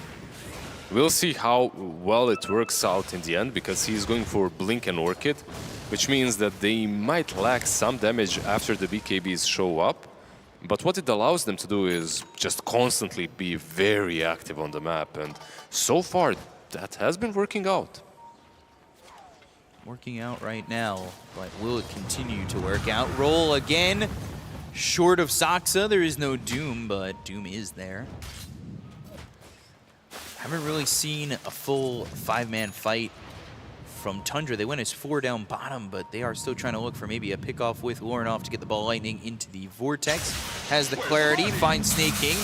There's the Vortex pulling him up, but Skitter's here. He got the Dragon Tail, the Bushwhack on it too. Everybody is here for the side of Falcons. Snowball into a Walrus Punch. Warnoff has no mana. He's got no life. They get the kill onto the Storm Spirit. They'll look for Whitemon. One more shot needed. Turns into the Elder Dragon and takes out this young buck Tusk.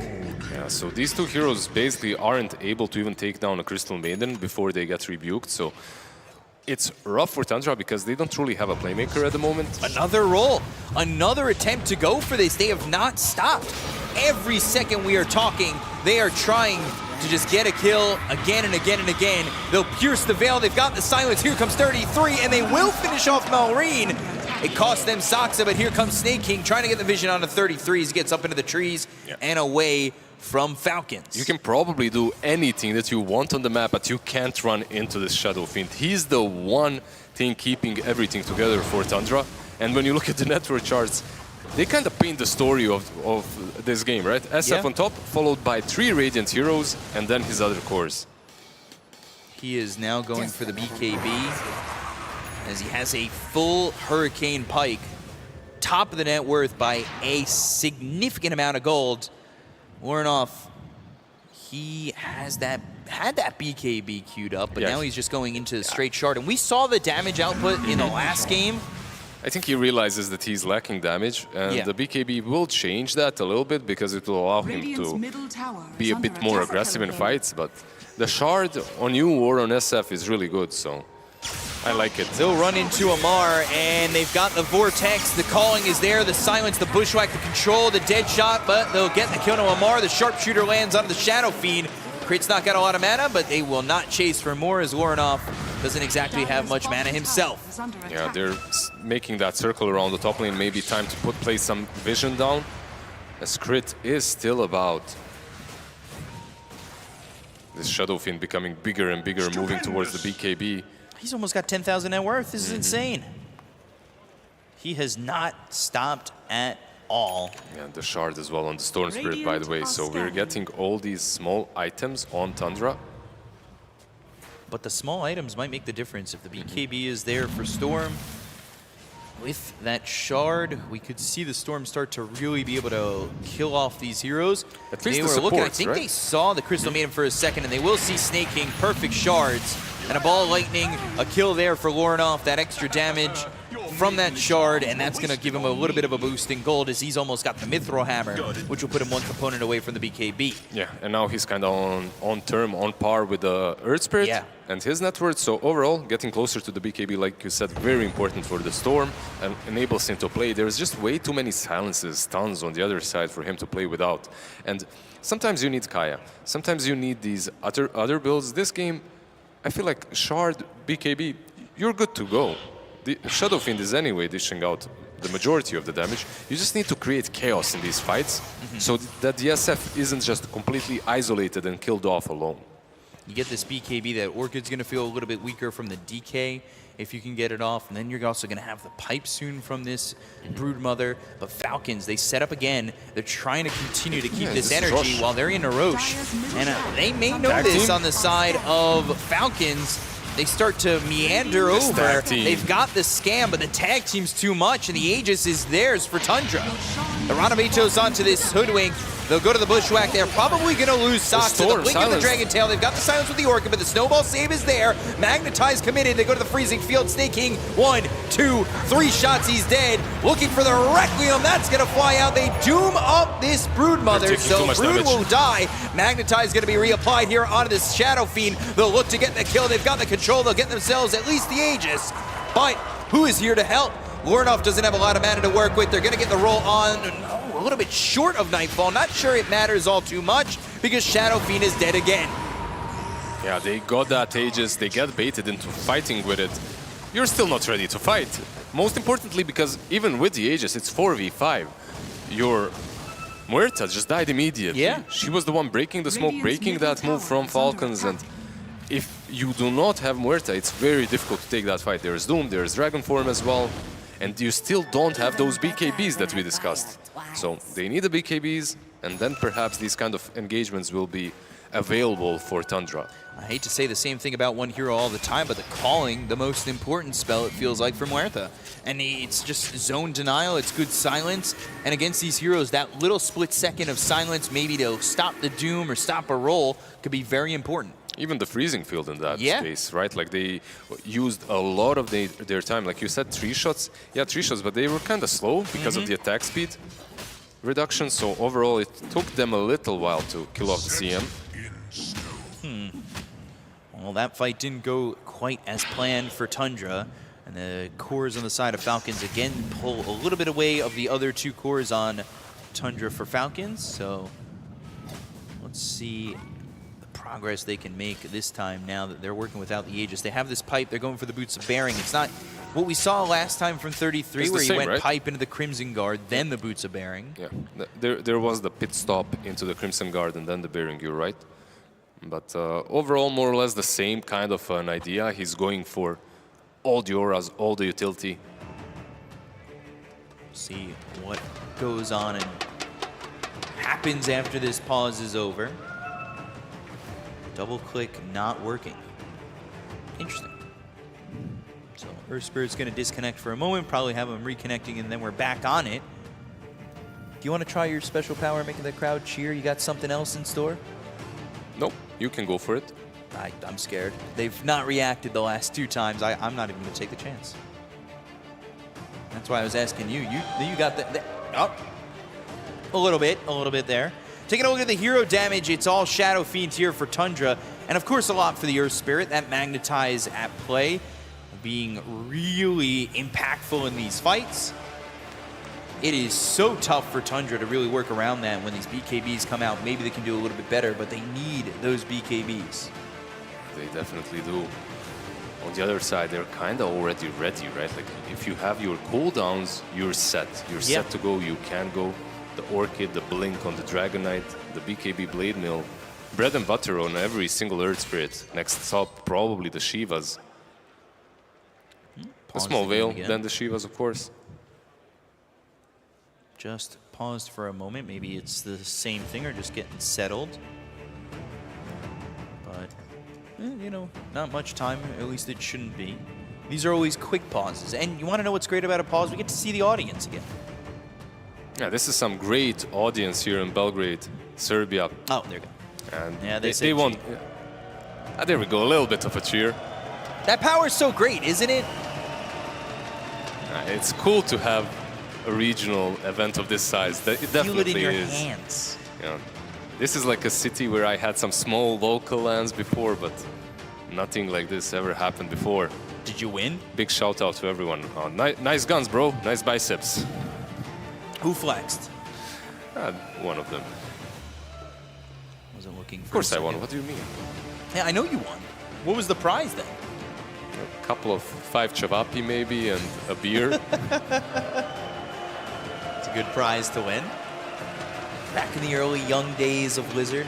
Yeah, good old times, but never on this level. Falcons versus Tundra. This one is going to be a very interesting game. Even though Falcons, they feel kind of like in control, they're also on a little bit of a timer versus the Shadow Fiend. I feel like this guy can take over eventually. Trying to look at some signs here. BKB plus TP out. That's a classic sign at this point. They're getting louder. You can hear the thunder sticks.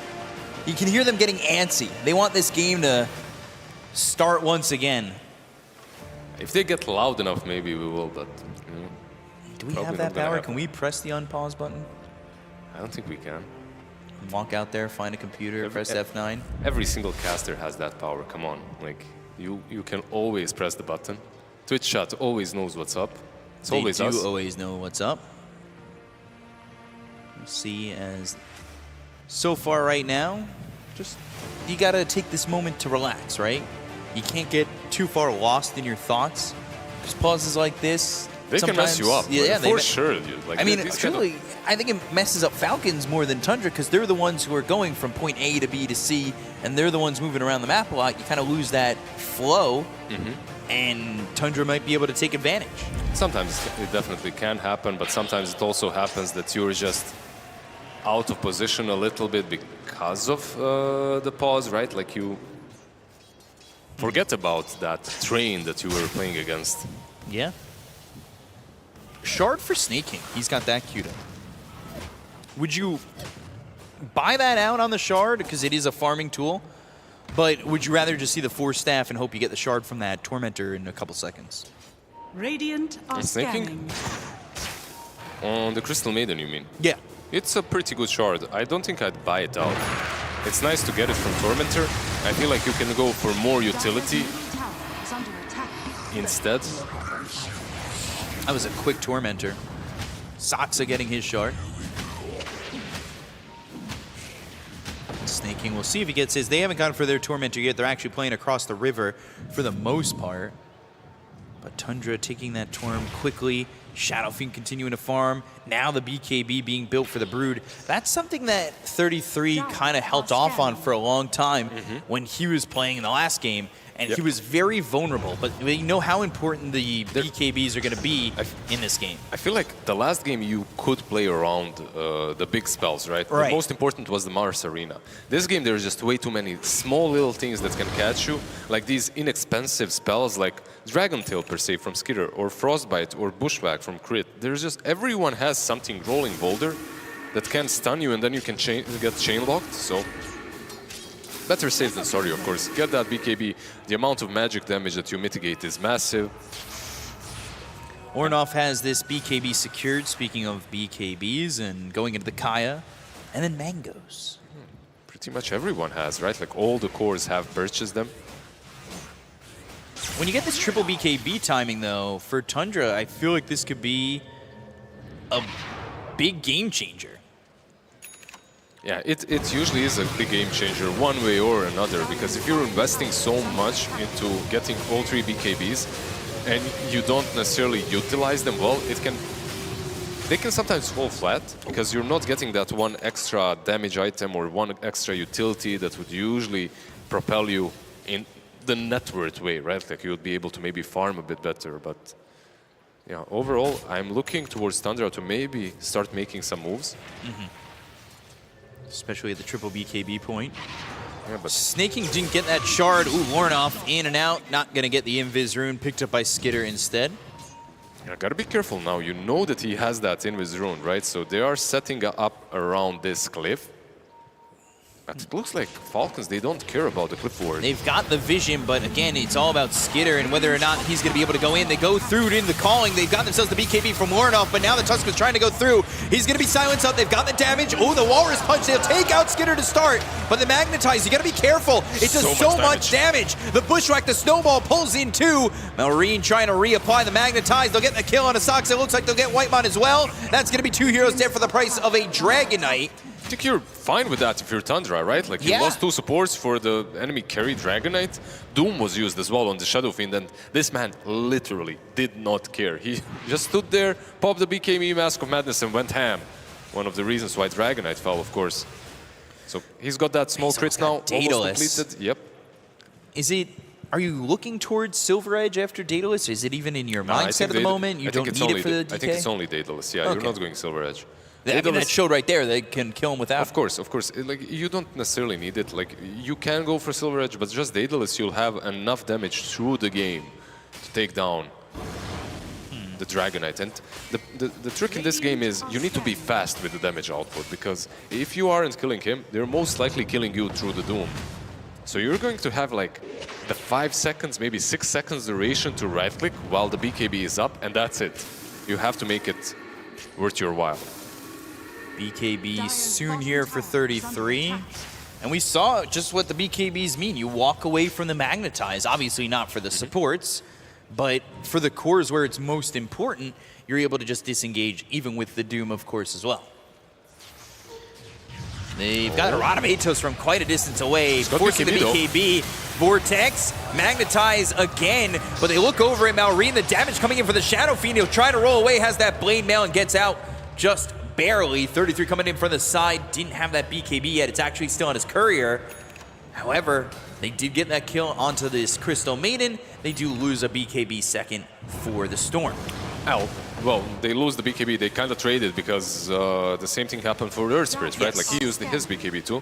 I'm just waiting for the moment of this game where the tier 1 tower on the mid lane is taken, because it kind of makes the game easier, the map easier to play right now for Tundra, but makes it so maybe they can push past that tower right there. Exactly, just invade the Radiant jungle a little bit easier, contest the runes easier as well, but they're not doing it for now.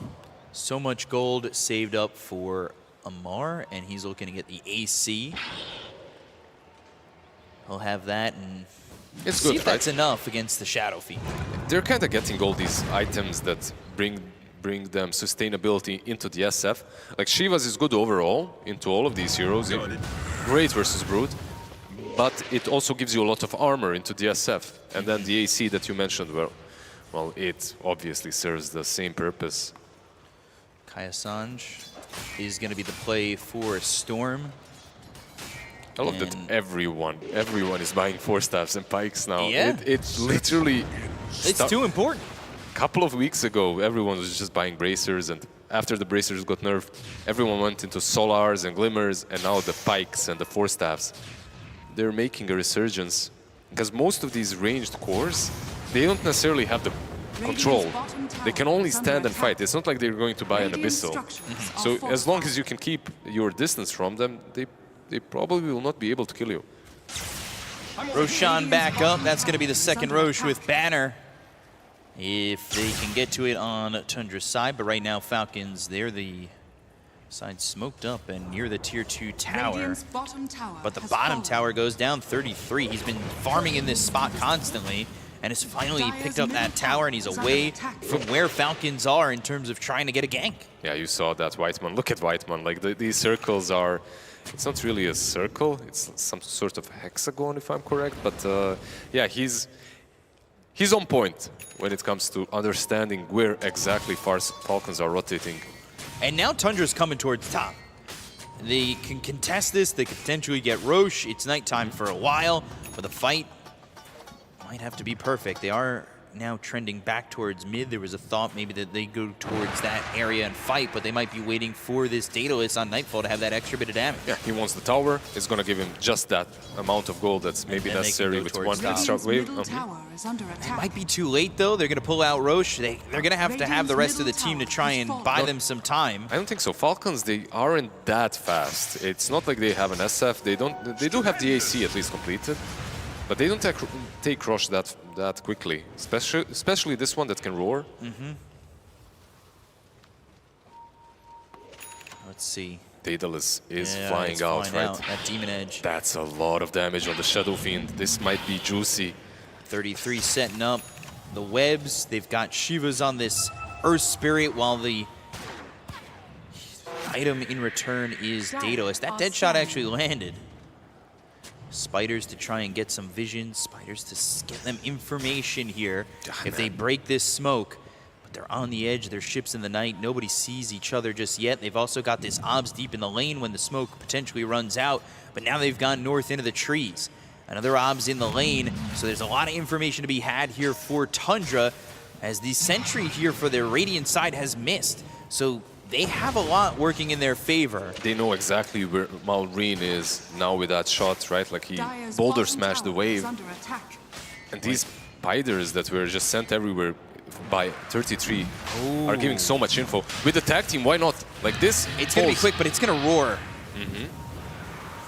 Dragon form used. Dragon They're form, going in. and the spider webs are down again. 33 staying out of the vision of Crypt, but when you're in these trees, you're very vulnerable to a bushwhack that comes right at you. Gonna spot him, they'll go after Amar to start. They'll go to the Dragon Tail as well as the Orchid's gonna be on the Storm Spirit. They've got the Doom onto the Storm, but he got the BKB. The roll comes out from Alrine. They should be able to get the kill. No buyback. Onto Lorinov. He doesn't have buyback. The Magnetize doing a lot. The BKBs are running out. They got the silence onto the Shadow Fiend. They're reapply the Magnetize. Snowball from Whitemon. It's not doing enough. They've got the bushwhack. They have the control. They'll get the kill. They've lost nothing on Falcons. They'll look for Saksa. They're trying to get a fourth. They'll have the kick into the team and get themselves just that. Anyone it else? will be that with Roche. Tundra, they had all the information they needed, but none of the execution to win that fight. Yeah, the execution definitely wasn't there. They jump the Doom without the BKB on Storm. And the moment you do that, like you get Dragon Tailed and you get doomed. So unfortunately for Tundra, it didn't work out the way they envisioned it. The execution, like you said, just wasn't there, and it all kind of collapsed afterwards because you don't have that chaos, that control that Storm Spirit is bringing to the fights. He's just doomed. Moving backwards with the BKB used, dies, of course. Unfortunate for Tundra, but these kind of team fights need to be way cleaner.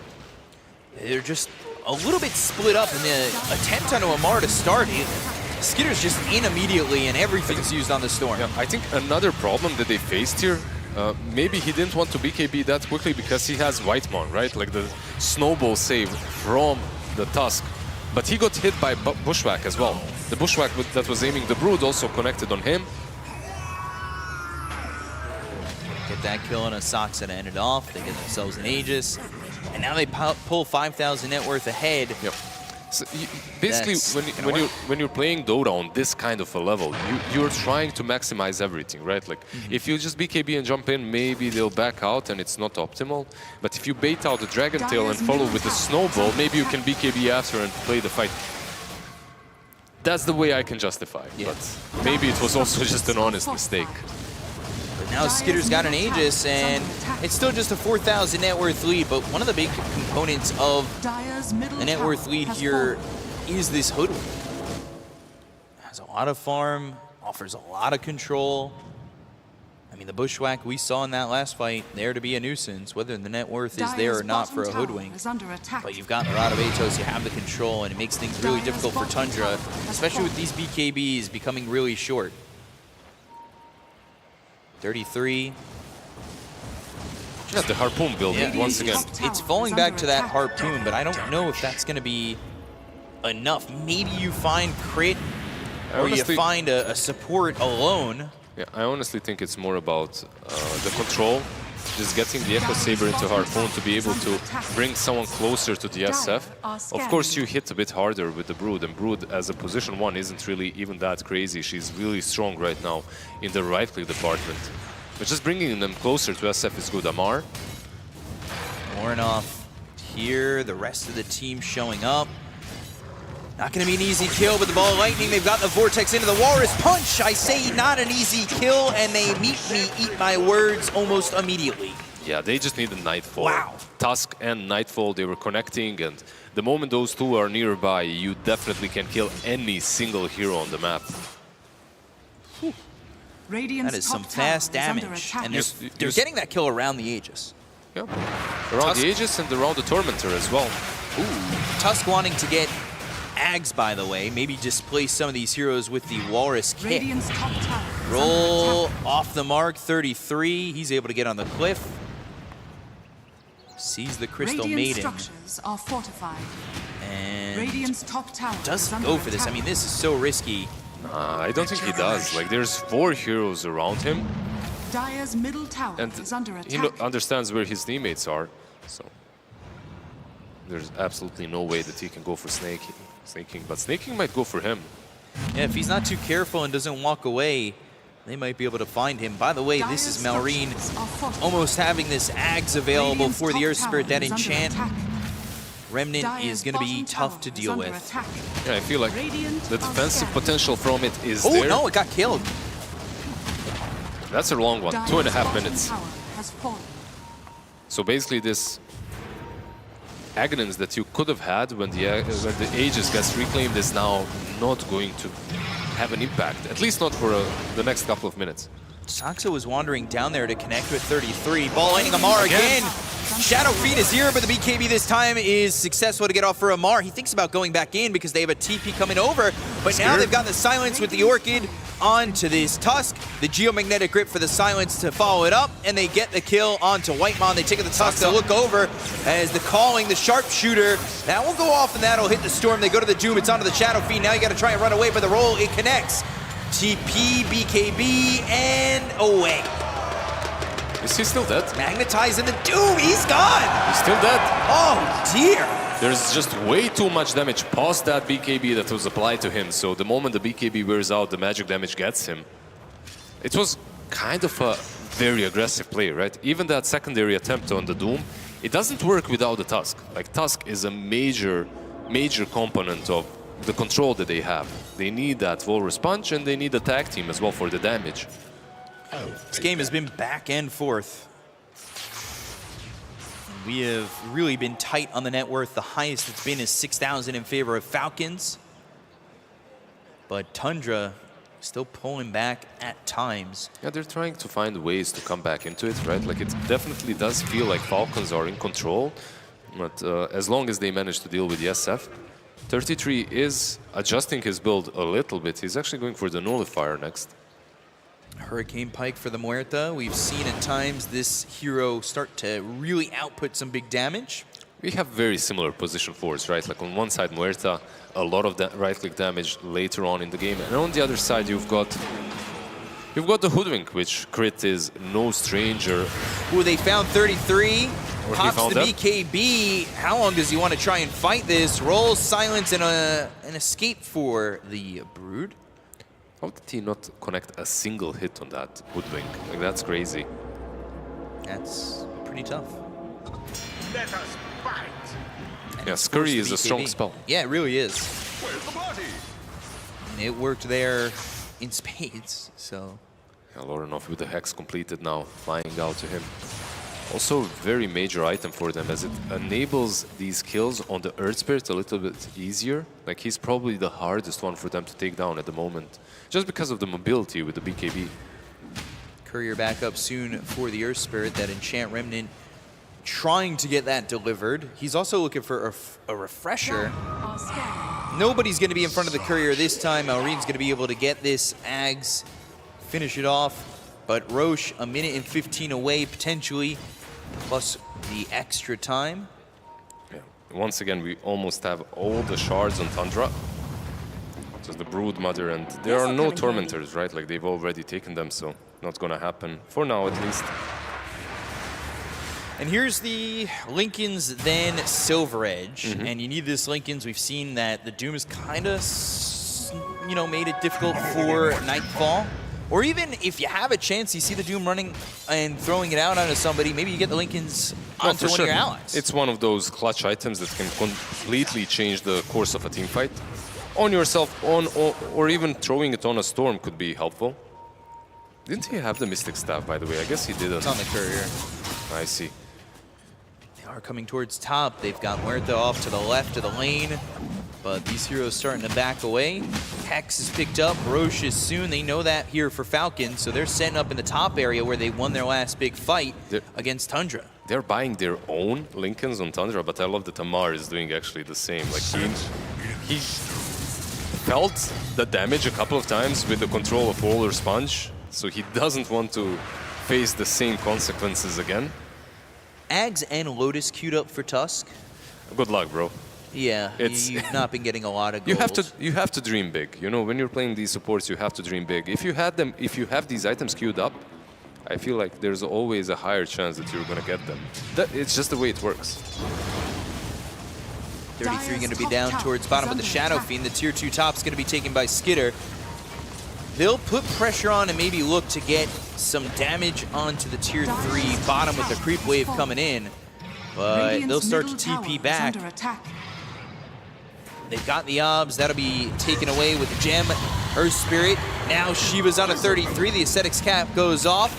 That's going to be the Nullifier delivered. The Bushwhack, the Hurricane, or the Boomerang coming in for the Hoodwink.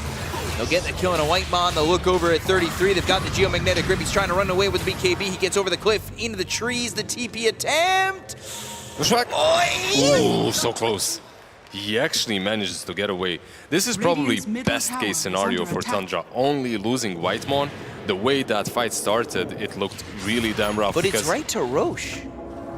It's not up yet, though. Yeah, they're going to try and go up top and hold that area. I guess only losing White Mon's a big plus. It's a really big plus because 1 minute and 30 seconds without Roche, it's not going to spawn. And they're the ones actually hitting your towers. Radiant's middle tower has fallen. They'll force you back if they have Shadow Fiend hitting this. Yeah, they only have to be careful because they are repping behind them. They're not TPing back. Radiant's middle tower is under attack. Saksa going to be the one caught now. Use that pipe. Now Reen silence the Hex. It comes through the BKB. They've got the Vortex, the control to try to kill the Earth Spirit. They lost Saksa, but they get a huge bounty themselves in killing off this Earth Spirit. They're absolutely finding the better trades on the map. Abyssal for the Doom. We thought Lincolns. Look. He didn't go for the Lincolns, he goes for the Abyssal. You know why? Because he's sick of these BKB TPs out. Like, he uses his Doom and the hero just BKB TPs. So, yeah, I like it. You know, it's a bit different on the Doom, but ATF is definitely a different Doom player as well, so. Dude, it is... He sees the signs in the crowd that say just BKB TP out, and he just wants to rip them in half. Exactly, there. Top tower is under attack. And then he has nightmares of people BKB TPing away from him. It definitely can be nightmare-inducing. Skitter, by the way, Bloodthorn is going to be picked up natural progression after that Orchid. Harpoon flying out for the Brood. This is timed well. Once again. Tundra with the tag team. This is going to be Aegis. This is going to be Refresher Shard. This is big. But last time they got the Aegis, they got beat. But this time they don't lose anybody early, and they get this Aegis. And the TPs thought about going in, and now they're going to TP. They've got the Harpoon, the Bull, and Amar. The Infernal Blade, but they need to be careful about not baiting themselves in on a fight. Especially Skitter having that amplified damage. They turn around, and they don't want to have a repeat of what happened top. Yeah, definitely not. And you can see that Harpoon actually... You can see the idea behind it, right? Yeah, like that was huge range too. You find one target a little bit out of position, you pull them back in, but they weren't really ready to fight just yet. They have the cheese and the Refresher Shard in Storm. With that Hex, double Hex is going to be in the fight.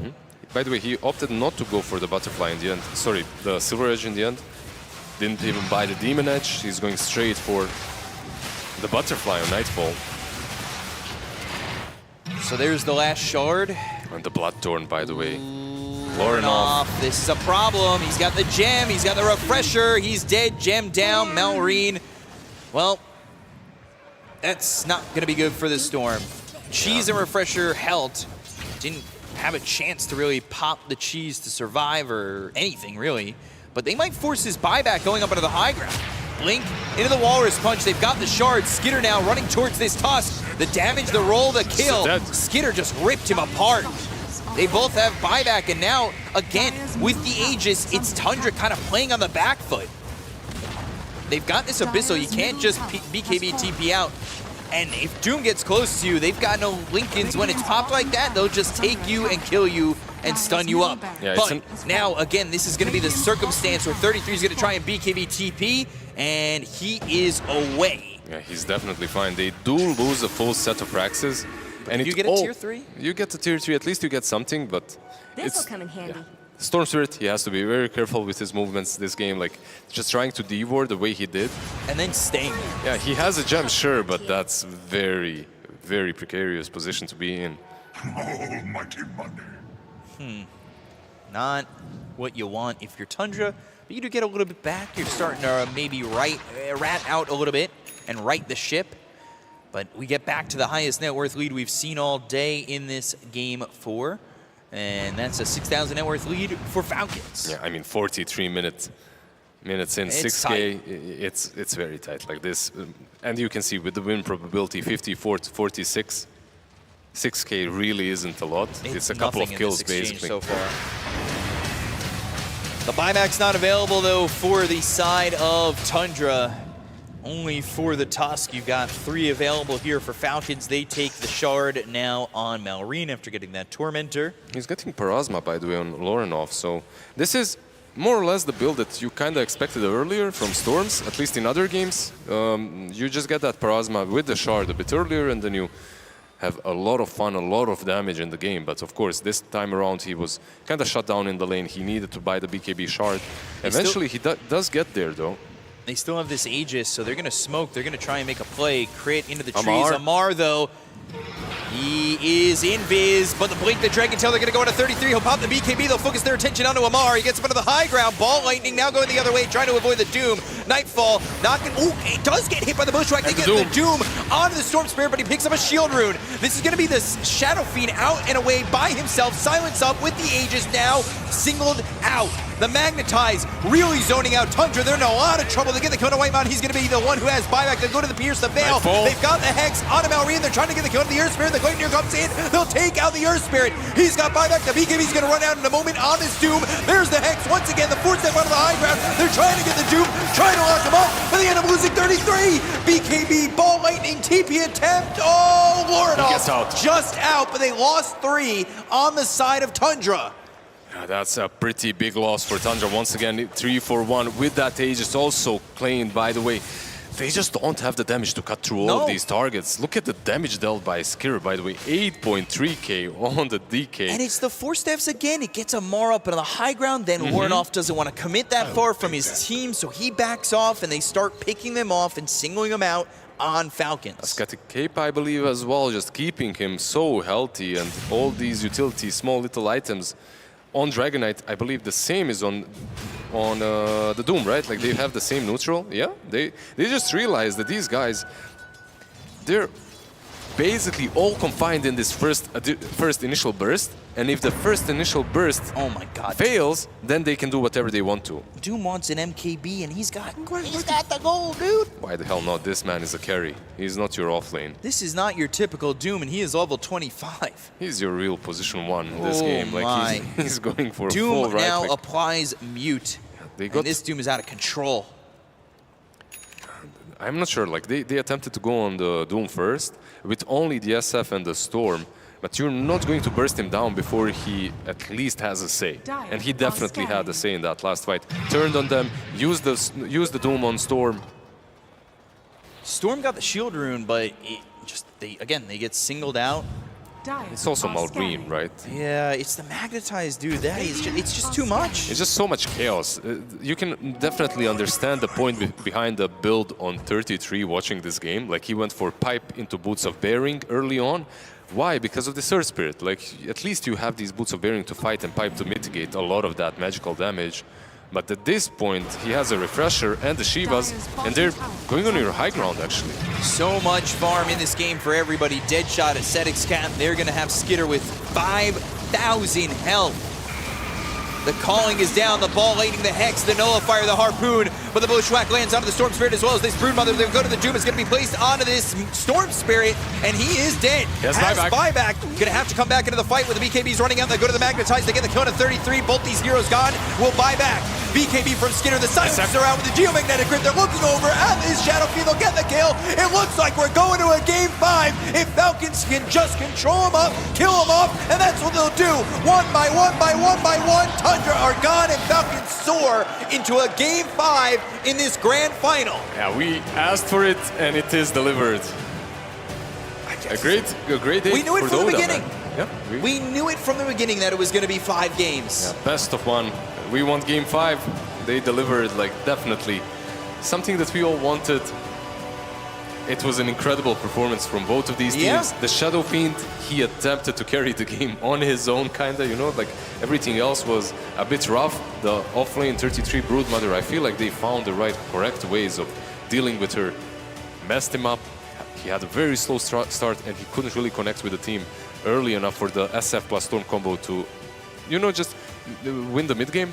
But on the other side, the Dragonite with a very active build. This is bread and butter for Falcons, like going for the blink into Orchid on DK, doing kind of well on the other side as well, right? Like on Amar and on the Earth Spirit mid lane, and then just rolling the map.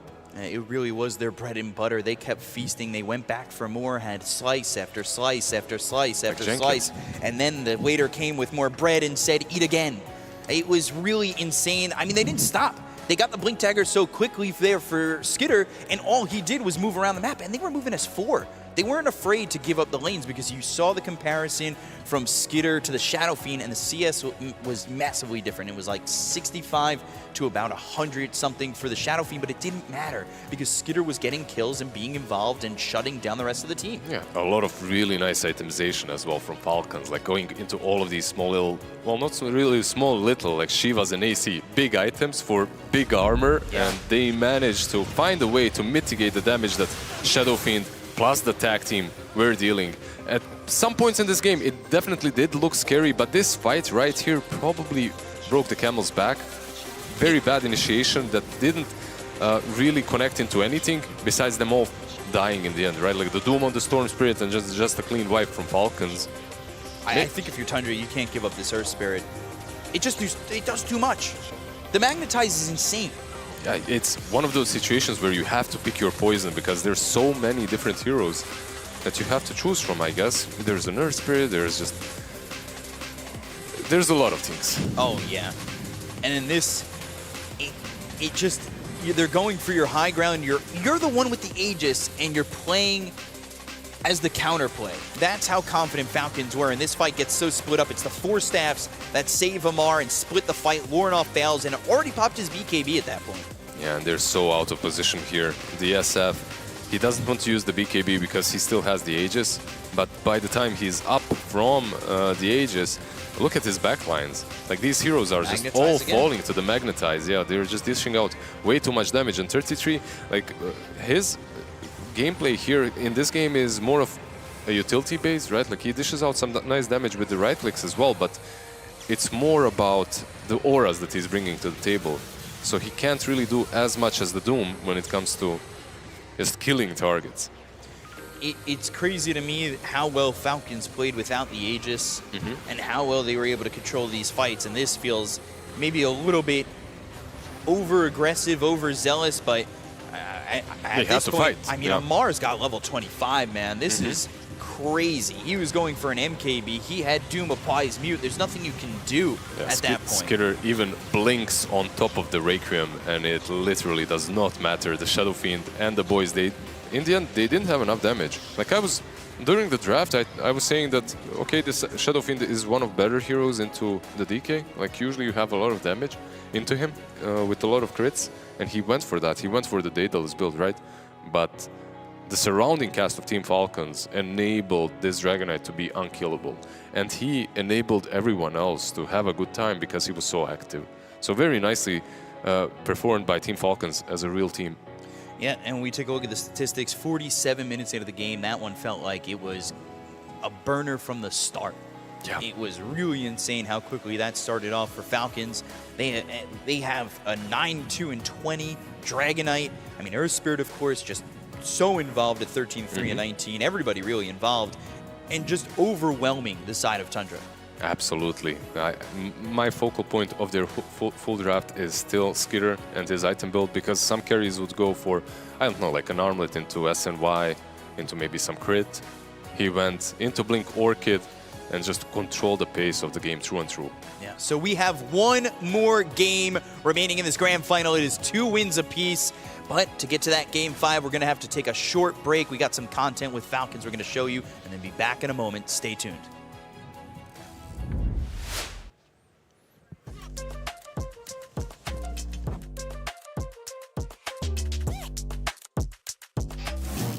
What up, everyone? It's Tol here. We're in the Music Lab, and I'm also joined by Team Falcons. Hello, guys. Hello, hello. Nice to meet you here. What are we doing here? We are writing a music album of BetBoom Dacha, and I need a song from you guys. So you will have to write it, and our AI will help us. His name is Tesla. Hi, bro. How are you, Falcons team? Good. We're doing well. We'll have to pick the genre, then throw some lyrics, and the song is ready. Okay. Sounds good. As I see, there is only 4 of you, and we don't have Maureen here. His flight got delayed, so unfortunately he won't be joining us for now. That's so sad. Maybe we can write a song about him? Yeah, we can for sure. We can. Yeah. Tribute to Maureen.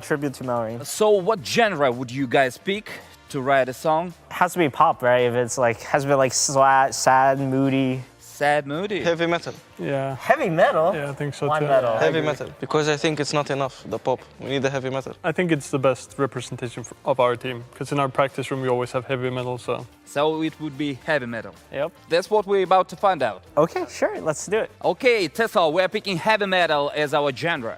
Your genre is heavy metal. And we will have to pick up some lyrics about Maureen. Maybe you can poke him, joke about him. What's connecting you with Maureen? Cow. A cow? Yeah, when he was younger, he used to milk cows. Yeah, say like keyword like Sorka. Zorka. Zorka. That's the name of his cow. So the first keyword is Zorka. Keyword.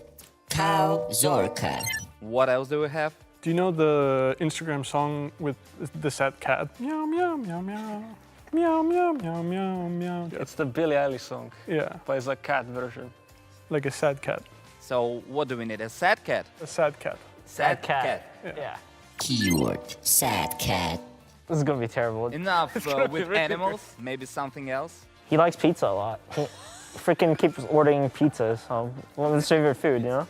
Does he eat the whole pizza? No, he just eats like a couple slices. And then comes to you and asks, do you want some pizza? No, he doesn't. He never really. offers. He just eats whatever he wants, and then he just tosses the rest out. Another keyword is pizza.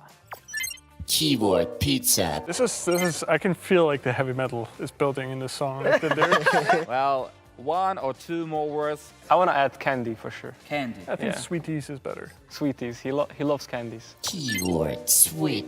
Do we need another one? Do you want to add some like actual metal words? We should add, like, you can just add like death. Revenge. Just add death. Death? Yeah, death. Death. Yeah, it's a hard word. It fits the rest of the words too. We're reading death. Final keyword. Death. Tesla, start generating the song, and we will have time to check. Generation started. About the teams on this tournament, a lot of them did roster changes. You didn't. Did you consider ever through this year making any roster changes, or do you feel comfortable? I mean, I personally don't. Like, I feel like I should have changed, but like, I just feel like I have to keep them up, you know? Like, I cannot just leave them behind and crumble. Oh, they're like your kids. Yeah. We're at the mercy of Amar, the best in the world. I know I could have left and found 4 better players and like keep winning, but I said like I have to keep my challenge as well. So that's why I decided to stay in this team. So the song is ready. Are you guys ready to hear it? No. No. Nobody is. Zorka!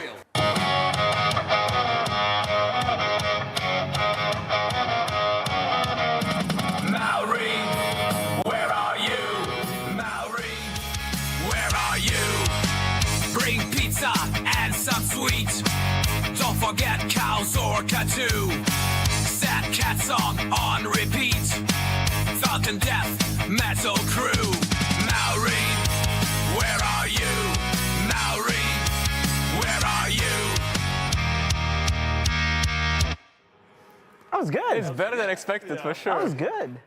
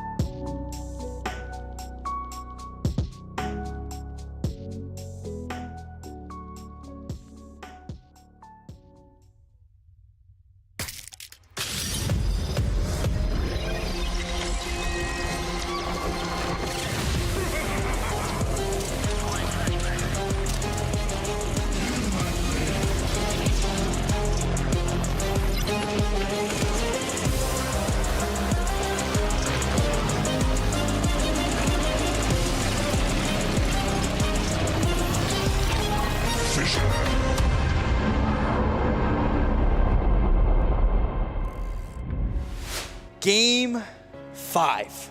Absolute cinema. That's what we're here for. Falcons against Hands up. Tundra. Hands up. It's going to be good. It's going to be fun. It's going to be great. And I mean, every game has lived up to the expectations that we had. We're here. We made it to Game 5. It's a BO1. Yeah, I'm just happy that we're here, right? Like, it's been a very long series, but looking at the upper bracket game that these two had, yeah, like this grand final is better than TI. I mean, that's accurate. Not a high bar though. At the same time, like the last I didn't TI say grand that. final. What do you mean? Like it was a 3-0. It was literally the last two TIs we had 3-0 grand finals. It's not really the. I don't even remember these finals, but I know what I will remember is these finals. This is everything you could ask for. I was like, this was starting as like all great Dota. There's a small mistakes, but this is really exciting. These two teams have shown such like skill and a mental energy. You know, the Falcons, they were like kind of flamed for losing games in grand finals and then kind of choking it out. But this time around, every time they lose, they kind of get up. Can they prevail now? Yeah, but now if it follows the trend, it's been Tundra Falcons, Tundra Falcons, Tundra. So are we following the pattern, or can Falcons finally break away and lift themselves up and beyond? Yeah, for me it depends on the 33's hero, right? Like on the Broodmother. I feel like he is still the most valuable player of his team, and I do think that Falcons, they lose to the Beastmaster, they ban out the Beastmaster, right? And then they lose to the Brood, but they don't ban it out. Instead, they adapt and they overcome. And I feel like that's maybe a thing that they can play off of, right? And that's maybe some advantage they've got because they don't have to change their strat. Like they've already proven that they can defeat the strat that the boys of 33 squad brought to the table. We'll have to see when, in fact, we do get to the draft, but that's not yet.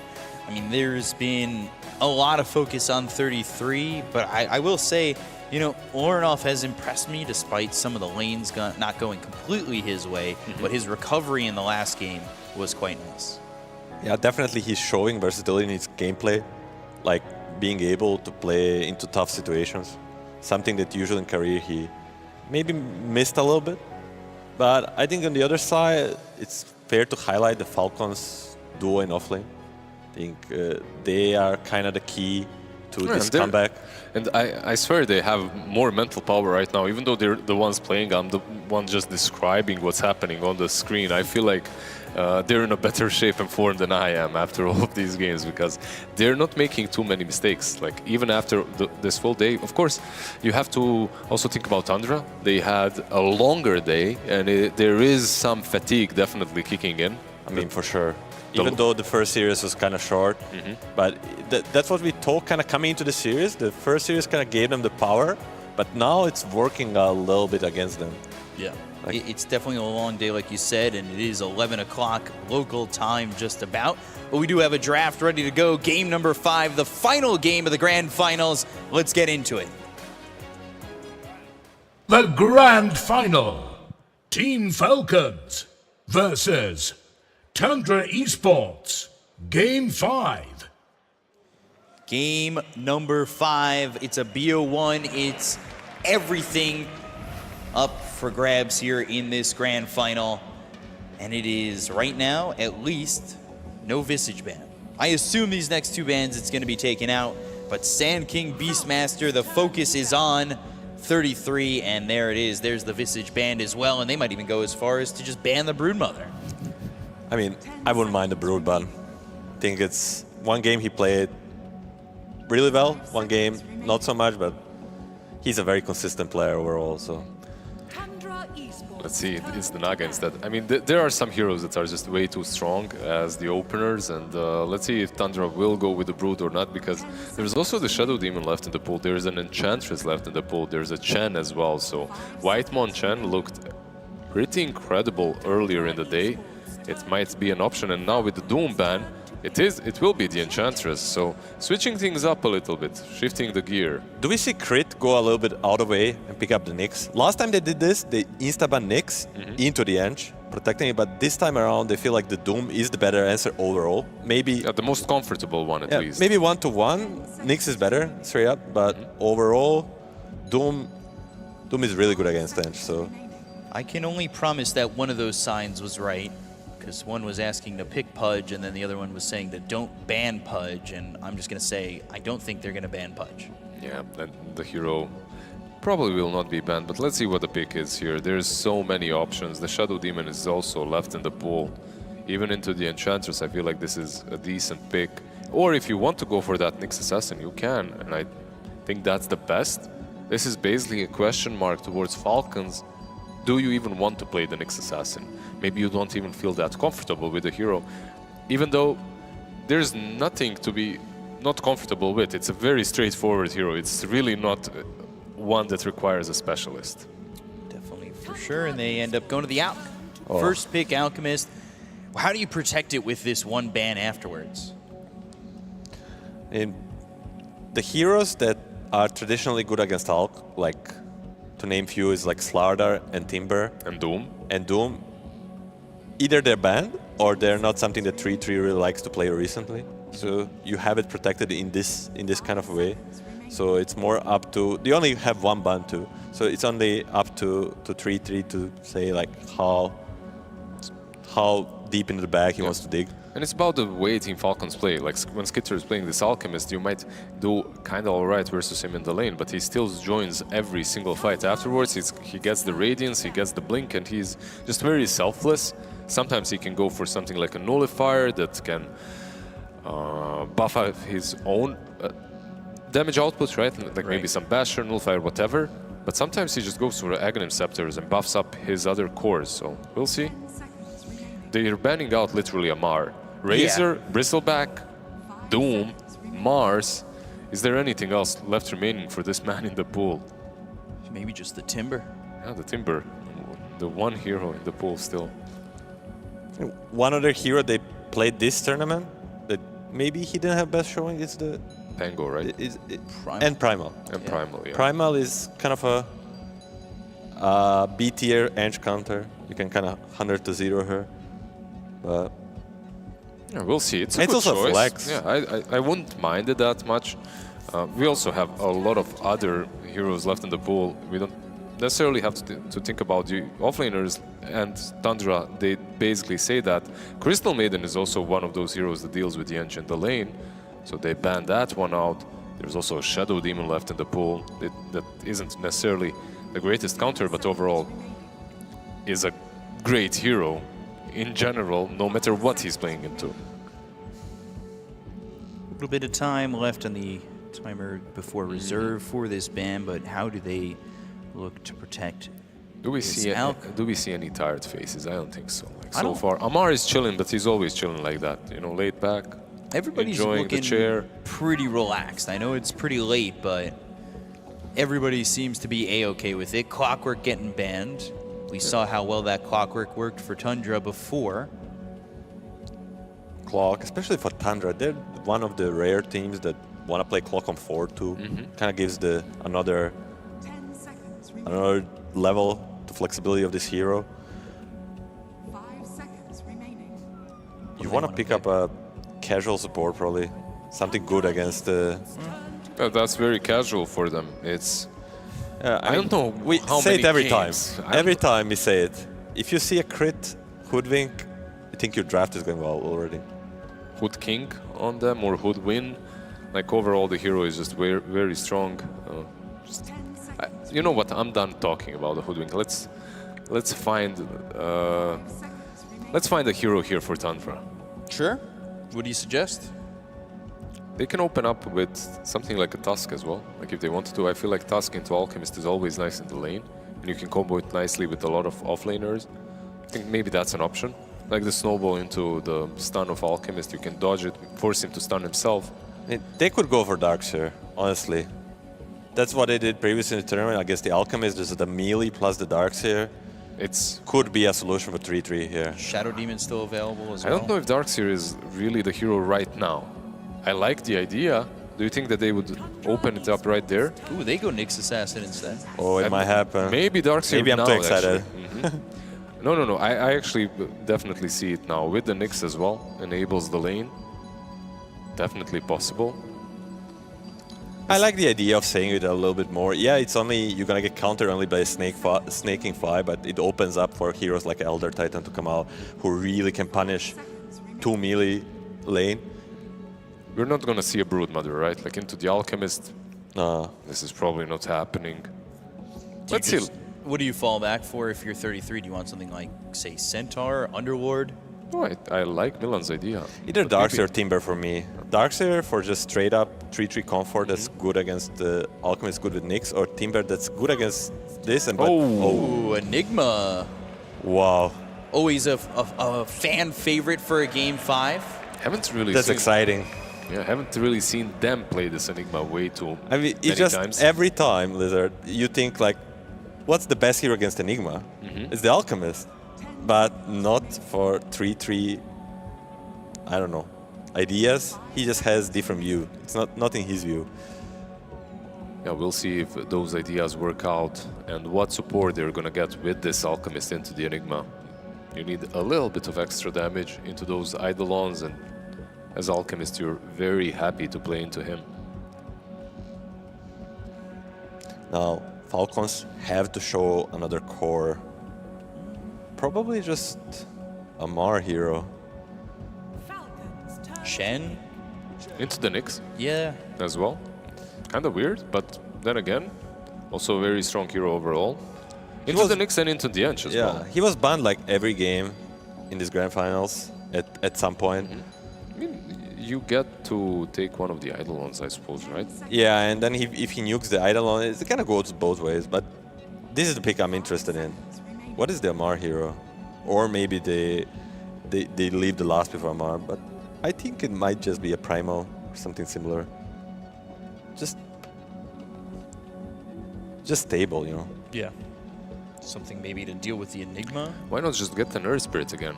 Get that guy on the mid lane. Seriously. Because it can get countered by the next pick on Tundra, I guess, right? And it also previously in the series gave the kind of free game to Ember Spirit. They got the Pango instead. It's a flex. It's a flex. It's good against Enigma. Later down the line, you can buy the Basher to cancel the Black Hole. I like the Pango. We've been seeing early Ags on Pango with like Diffusal straight Ags. Maybe You we'll know, see the earlier Basher. in this tournament, we're probably not going to see it, but earlier in this tournament, teams, they did attempt to pick a Bloodseeker into him. Viper early.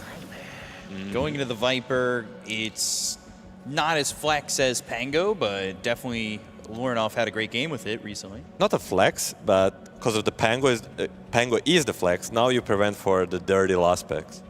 Like you don't have to worry about Amar picking up a Pango and getting Huskard or stuff like that. So they focus on the lane, don't go for the Ember for the game. They just want Lorinov to have a really good lane. Painting the sniper. A lot of Pudge enjoyers in the Everybody likes the Pudge, crowd. come on. Definitely. Don't. But the sniper.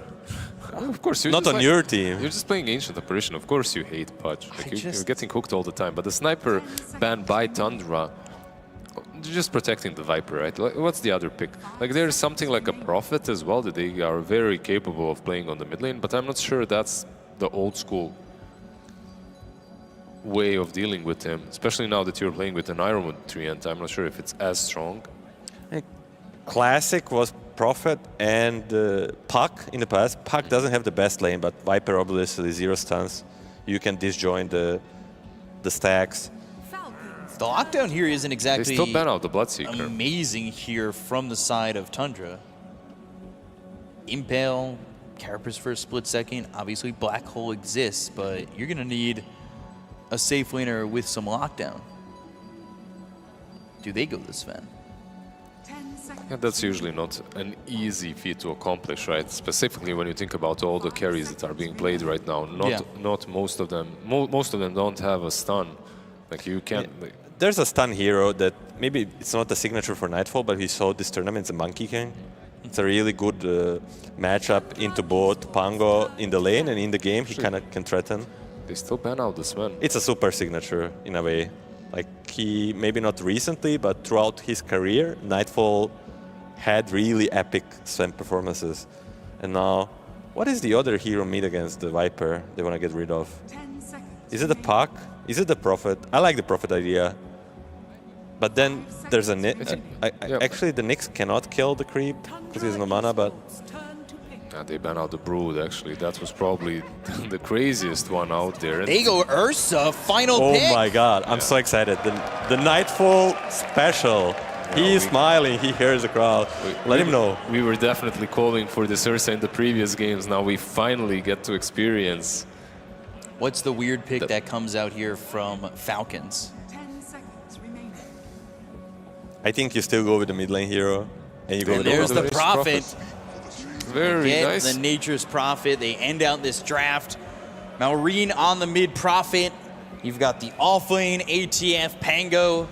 Ornoff back on that Viper he had such a good game with earlier in this series, and now with the Ursa, it's like Ursa Enchantress could be pretty brutal to go up against. It's a really strong lane.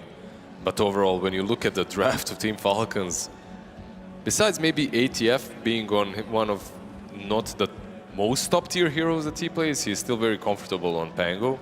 Everyone else has absolute signatures.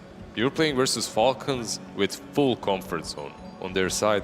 Of course, on the other as well, you've got this Ursa that Milan talked about for Nightfall, but I am already slightly leaning towards Falcons. We'll see. The execution has to prevail. So I'm trying to give thought to a prediction. What were you going to say, Milan? I agree with the sentiment that Falcons maybe have slightly more structured draft, but my heart, like heart of many an audience, I think it says just Epileptic Kid Ursa. I think the Nightfall, his Ursa is legendary, and it was made for this finals. So you're going Tundra? Yes. Wizard? Falcons. Falcons. Getting my analytical data in, and I think I'm going to go Tundra. Good enough. Good enough. I'm not going to explain why.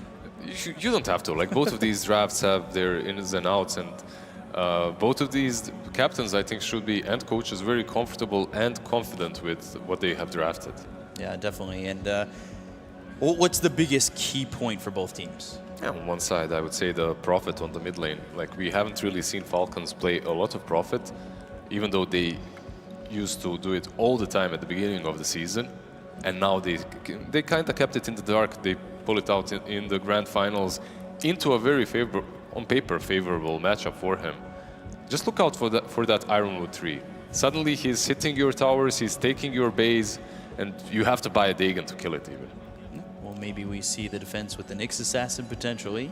But what are your thoughts? What's the key here for the side of Tundra? I think it's for both sides. Stability in the lanes, and then key point of this game is going to be Roches. Okay. I think both teams really want to take disadvantage to themselves because their lineup excel on it.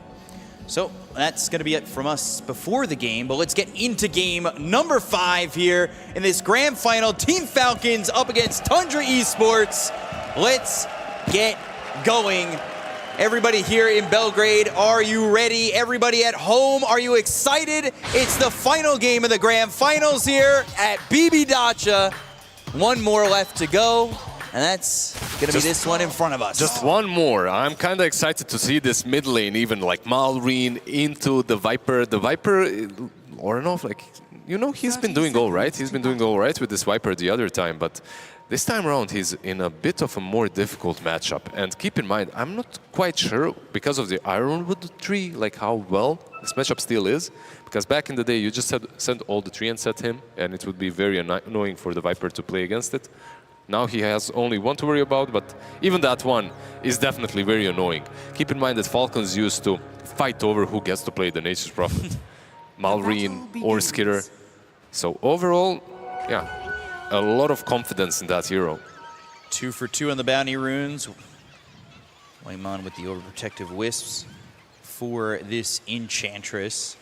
I'm interested to see how the Enigma does in lane, how 33 is going to play this one. A big ult possible here with the Enigma at all times when he's got the black hole. What's the build going to be? Is it going to be that Blink BKB, or are we going to see maybe something else. I mean, he's doing some cool stuff here. He tried to block and then also get that one creep to die and also block so the creep wave goes under the tower, but he didn't really manage to do any of those things. And Snaking stole one Eidolon away and denied another creep. So the beginning for Falcons is looking pretty damn good on that safe lane at least. Gotta protect Skitter, gotta get that Alk up and ready. We saw in the Alchemist game for Tundra that Alk went out of control. Yeah, he definitely did. Skitter, this time around, we'll see if he's set up for success. This lane does not look too terrible for him. Continuing to steal that Eidolon. We'll charge up that stun. Nyx Assassin not nearby, but 33 not going to take all that much damage. And when I say not too terrible, I mean this lane is really damn good for him, by the way. Nyx Assassin, we'll see how much he can help, but most of the time he'll be the one that's a bit greedier, right? Like as Nyx Assassin, you go into the woods, you kill some summons, maybe some creeps. That's what we saw with some of the games, most of the games with the Nyx Assassin, but there also were some of the games today, or I think the Nyx game today that, you know, the Nyx stayed in lane and they played aggressive. Did he? Like he was leaving towards that mid lane. He had 6 before. Well, once he got 6, but the lane had gone so well. Yeah, well, how did he get that 6 before his offlaner? I don't think he was going to the jungle. They were getting a couple kills down there. Yeah, absolutely. We'll see how well this mid lane as well goes. It's not only about the lane, by the way, when it comes to Prophet into Viper. It's just the way that Prophet likes to be playing. He's constantly off the map. He doesn't even have to lane. And then if Lorenov is out of position, you suddenly have that +1.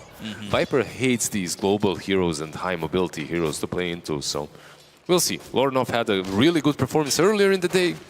Let's see if he can repeat it in this grand final game. I want to know how much you think that this late night vibe is going to change it for the teams, because we are closing in on the wee hours of the night, almost into tomorrow. Yeah, the scariest Dota is late at night, man. What do you mean? Like this is when the lights are off and the computer screen's the only thing lighting your room. Exactly. I feel like 11 p.m. is when Prime the real time. Dota starts. Exactly. Impale, stun, thrown over onto the Nyx Assassin. But the Malefice onto Skitter, not going to matter all too much.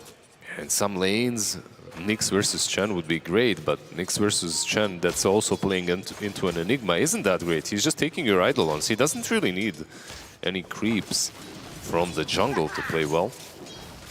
Not really, and trying to keep those Eidolons his.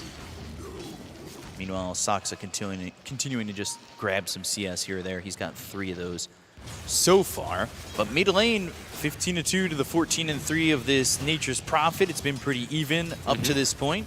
Yeah, but this is... You can consider this winning into the Viper, you know? Is it? I mean, of course. It's a hero that wants to dominate the lane. That's why you pick him for. Okay. So if you're kind of breaking even and you're not remember that other game when he played into the Storm? Storm was already jungling heavily at minute 3. This time around, he's actually even pressuring the Viper. He's winning the denies and kind of 2 CS above. Let's turn this around. Nightfall thinking about going on a crit. They had the enchant to slow down this Hoodwink, but Nightfall unable to get his paws onto that Hoodwink and get that kill. I also want to see what he builds in.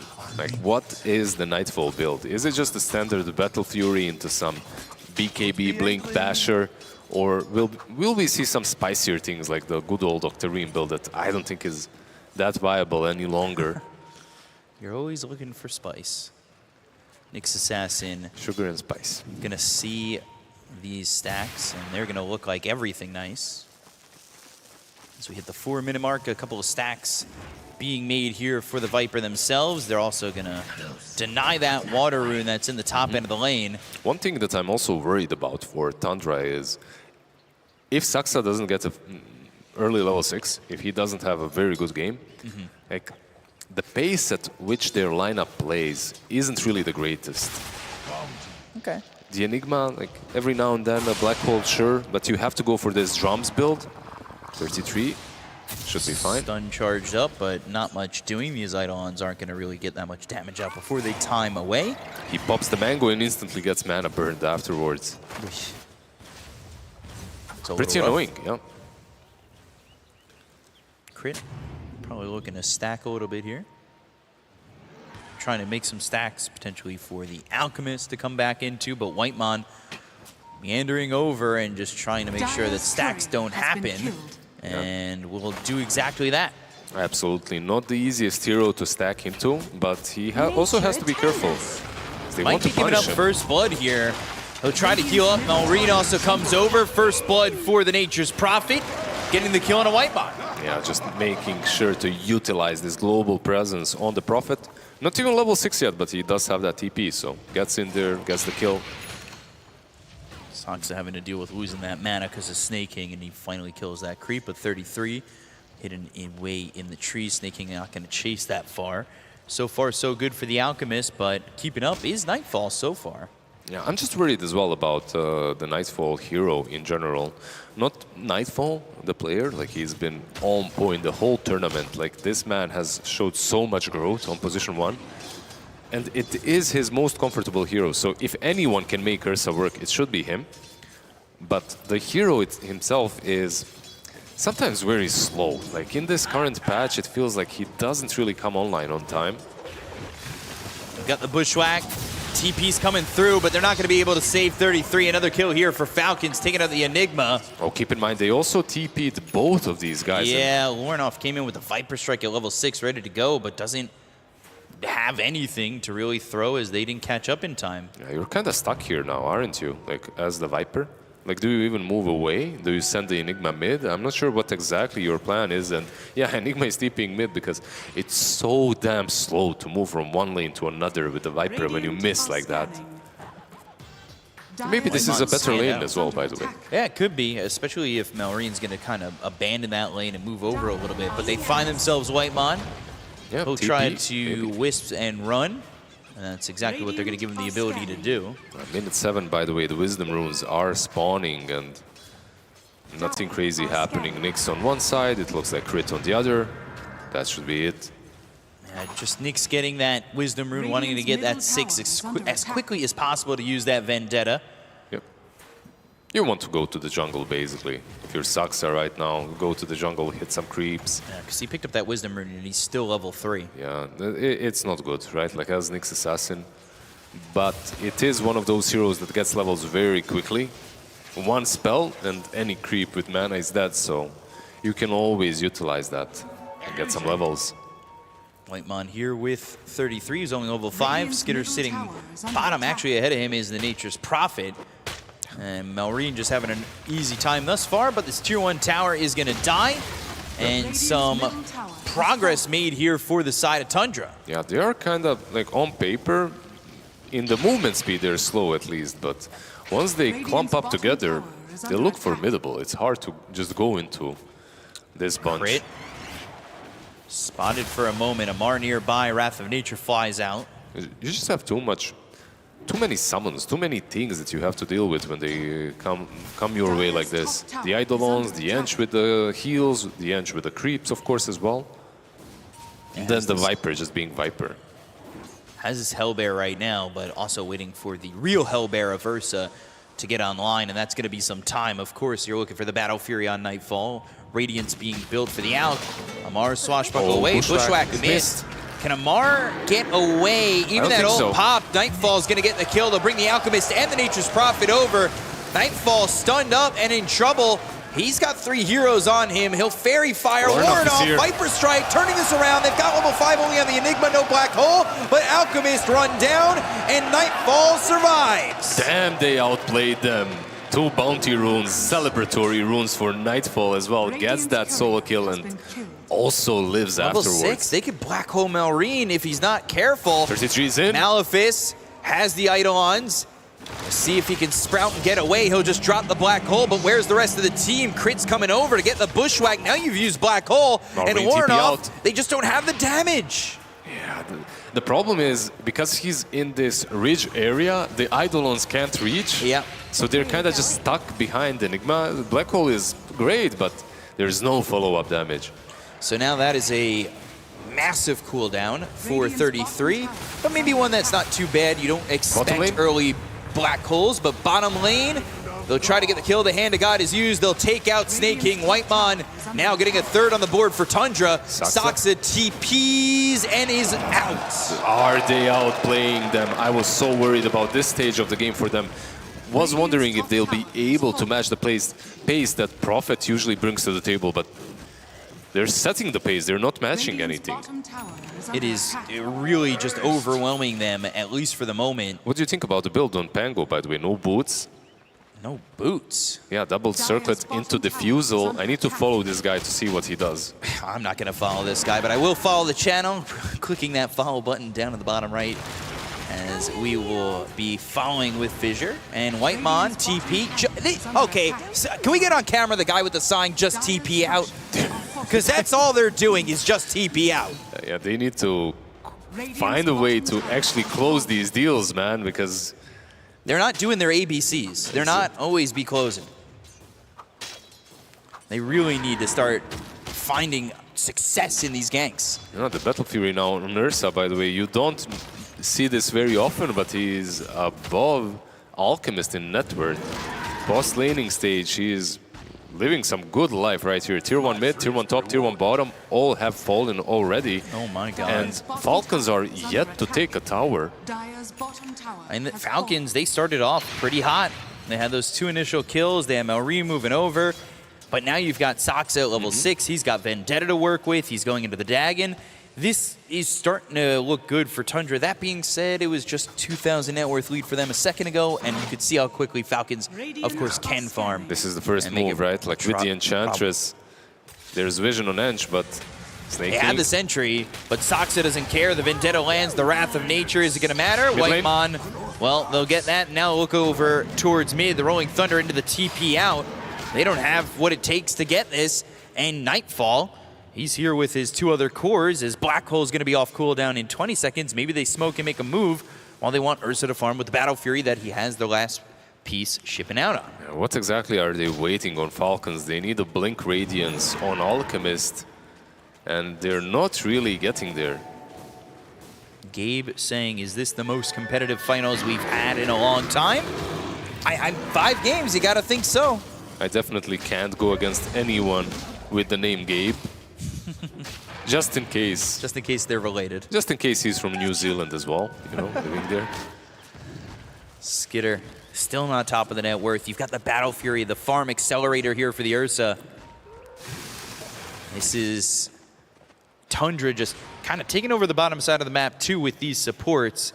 You'll have Vendetta soon again. Snaking, he might be caught anyway with the Vendetta on cooldown. 33 comes over, the Midnight Pulse takes out the trees, but they've got the Warpine Raider. Angle. They go and hit the Swashbuckle on a 33, but the damage on the Snaking is too overwhelming from Whitemon. The Bushwhack don't just TP out this time. They've got the Centaur to follow it up. Malrine comes over and grabs 33. his right click to get the kill. Crit's also dead. Down goes 33 to Amar. And it's a 2-for-2 trade, but one that you'd like more on Falcons with the kill on Enigma. Definitely the one, because you do manage to at least stop the bleeding, right? Soxa, he's still in. Amar not able to get the Rolling Thunder off. They'll take out the Pangolier and strip the shell from his back. Yeah, they're so on point with these rotations and just making sure that they have the amount of damage necessary. Nightfall even joining these fights with the Battle Fury. Now look He's at that close to a blink. He's very close to a blink. Like, this man is... Farm in. He's definitely doing exactly that, and he's keeping up, not only keeping up, but he's above the Alchemist, who's yet to complete his Radiance. And it's not like the worst timing for Skitter, it's just that Ursa is having a really good time. Ursa's having an amazing time. There is nothing stopping him yet. Minute 14, Soxa is actually going for the Wisdom Rune as well. Viper Strike, Rolling Thunder, there's the TP in from Malrine. They'll try to get the kill to the Viper. They should have Lauren off dead to rights. But they are losing the Wisdom Rune, by the way. Denied the Invis Rune, picked up the Wisdom Rune. Soxa and Nightfall both grab one. And those 2 Wisdom Runes on the sides. Aether Lens for the Enigma. An interesting approach. Like, there was a build long time ago, Aether Lens Shard, and that's what he's going for, you know? Like, it's a bit out there, and definitely haven't seen that build in a bit, but it's a good one. Like, you buff up your stun, the Malefice, you get the Aether Lens to use it from even further distance, and of course the Black Hole afterwards. So sometimes if you're worried that you can't go for utility and the BKB blink, this is the third option that you can go for, and 33, he always finds a way. Pinging out Saksa, having a lot of wards down here. Yeah, they have good vision on him. He's in trouble if he sticks around. He doesn't know that, but Amar... Why would the Pango stand like this? I just wonder, you know? Saksa, instead, he gets a creep and probably gonna use the Twin Gate. Nightfall, early Roche. Nobody near for the side of Falcons. Probably have no clue this is happening. They should know now, right? They're pinging the Twin Gate, but they can't rotate top. And like you said, maybe just no info. This is going to be first Aegis, 15.5 minutes into the game for this Ursa. Something you could definitely play around with, and especially when you've got this black hole early on. You've got Viper that feels strong without the BKBs on the side of Falcons. Even with them, it feels pretty strong. Shard going to be picked up here for the Enigma, too. Yeah, that's the Shard we just mentioned, with Boots of Bearing. Like, 33 really likes his boots. Oh, yeah. Like, he goes for them. Has he got Boots of Bearing every game? Yeah, I feel like he did. Maybe not on the Beastmaster game, but every other game. Or maybe he did, I'm not sure. I don't know. Every other game but the Beastmaster, I'm sure that he did. But the Beast, I'm not 100% on. Saksa trying to find these obscure routes. The sentries have been around all over, and they are going to have Saksa in the vicinity, trying to find anything, but they have kind of backed away from this Nyx Assassin. Yeah, he just killed the creep in the end, because the way they were retreating. Malrine caught. Oh, killed so quick. This bear just found you in the middle of the woods. You thought he was hibernating. You thought he was farming. You were wrong. That's high ground vision once again playing in their favor. Actually, it wasn't the high ground vision, right? Like it was just the Watcher that gave the vision. Yeah. The Radiant ward was there on the high ground. So even worse. Through, Ob's there, the stack is made, the acid spray, Skitter, wise to this. But Nightfall, he still gets rewarded. He's just rolling the map with the Ursa. This is basically how a good Ursa game used to look like, because we don't really see this hero very often. You get that Battle Fury, you get the first Aegis, and then you use it to just control the map, get that BKB up, maybe a Basher afterwards, maybe a Basher even before the BKB, and just take these team fights. Smoked up here on the side of Falcons. Can they find anybody? They might run into this Enchantress, but again, you're very willing to just be the gank.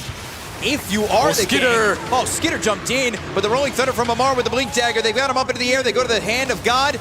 33 needs to wait for the Rolling Thunder to go into this black hole, but the damage is overwhelming. They get the kill on a 33. They're taking him to the Enigma, but now Amar, he's run down, killed off, and gone. They also got the kill to the Alchemist. 2 heroes dead on the side of Falcons. Well worth the price of just the Enigma and the Enchantress. Yeah, absolutely. Malrine, he didn't really want to join this fight. He's just on the top lane. Maybe he can use the ulti, but that's about it. And also after that fight, another thought comes into my mind about the Aether Lance, right? Like it's not only about the Aether Lance Shard build. You're playing into a Pangolier, so having that range from Rolling Thunder can come in handy with the way you use Black Hole. Potentially so. 4 staff next for Snake King as he's got the arcane boots as well as the mech. Malrine farming in the dire side of the jungle. 33, like you said, boots of bearing, but he's also looking for a 4 staff next. This is such a different build when you think about Enigma. Absolutely is. Keep in mind though, like this Enigma, whatever you build, you have to respect the late game potential from Falcons. I know we're only 19 minutes in, but I've seen so many games where they're just playing this Prophet until minute 60, 70, and then they start ratting you constantly with the Ironwood Treant level 25. I literally have some PTSD from it, so... Malrine here with Amar, and they find Whitemon, but again, this Ursa right onto Malrine. He's trying to get out. They've got the break. It's not going to matter. The Rolling Thunder comes in, but the Rod of Atos to rock down the Ursa even more. Nyx Assassin's here. They're going to try and get the kill in a crate with the BKB being finished off for Nightfall. He's able to fight for more.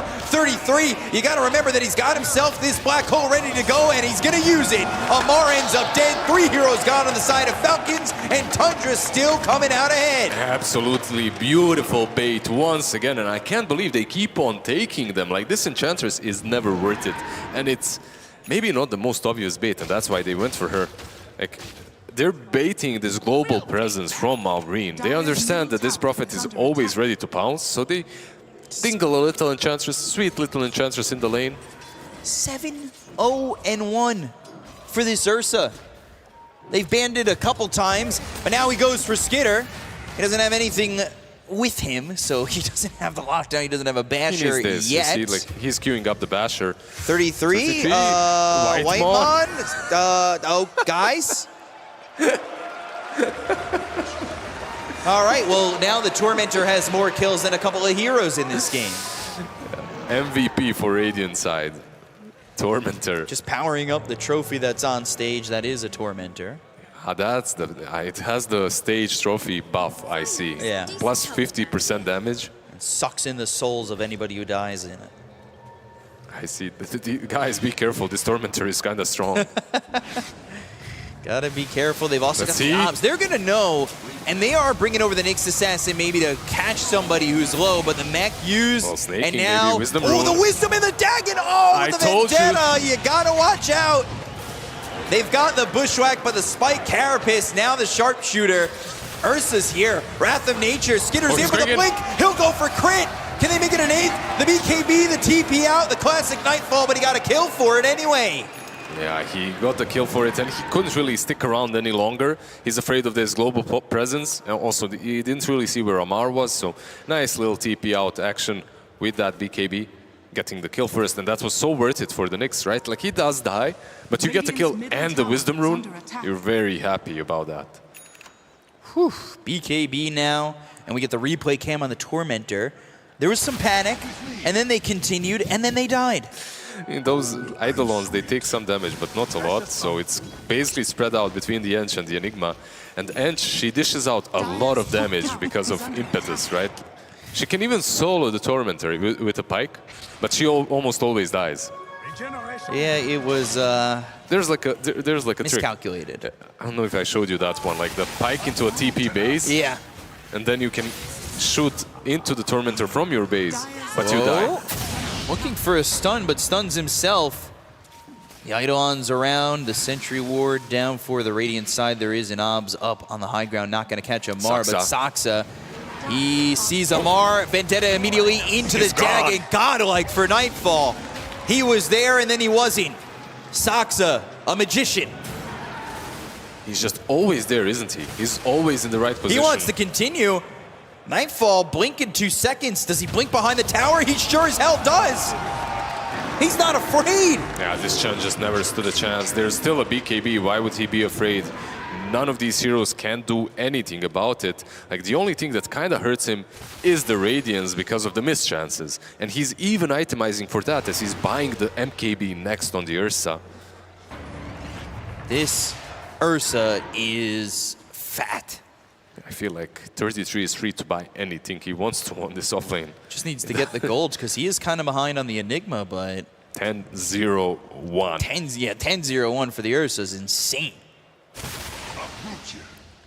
They're trying to, like you said, work against the Nature's Prophet's global presence by kind of baiting out these easy kills, knowing that he's going to try and TP in. They did that once bottom, as they keep now Nightfall smoked up and maybe looking for somebody to defend mid and jump on them. I don't know if you can even bait someone out for the Ursa, though. On one side, anyone can beat that guy, but on the other, Snake, Man, I need to bait him out. Dead. Snaking, he's dead already. He didn't know it. And he didn't know what hit him. And there's no counterplay at the moment for them. Because you don't have any hero that can deal with Ursa. Like, you need some sort of a BKB piercing. I mean, you need the Yules, honestly. That's like one item that you need into him. Maybe that'll come out, but right now it's the 4 staffs. Roche back up in 40. Ooh, the Vendetta, the stun, the Dagon again. And there is another kill for Saksa, this Nyx Assassin.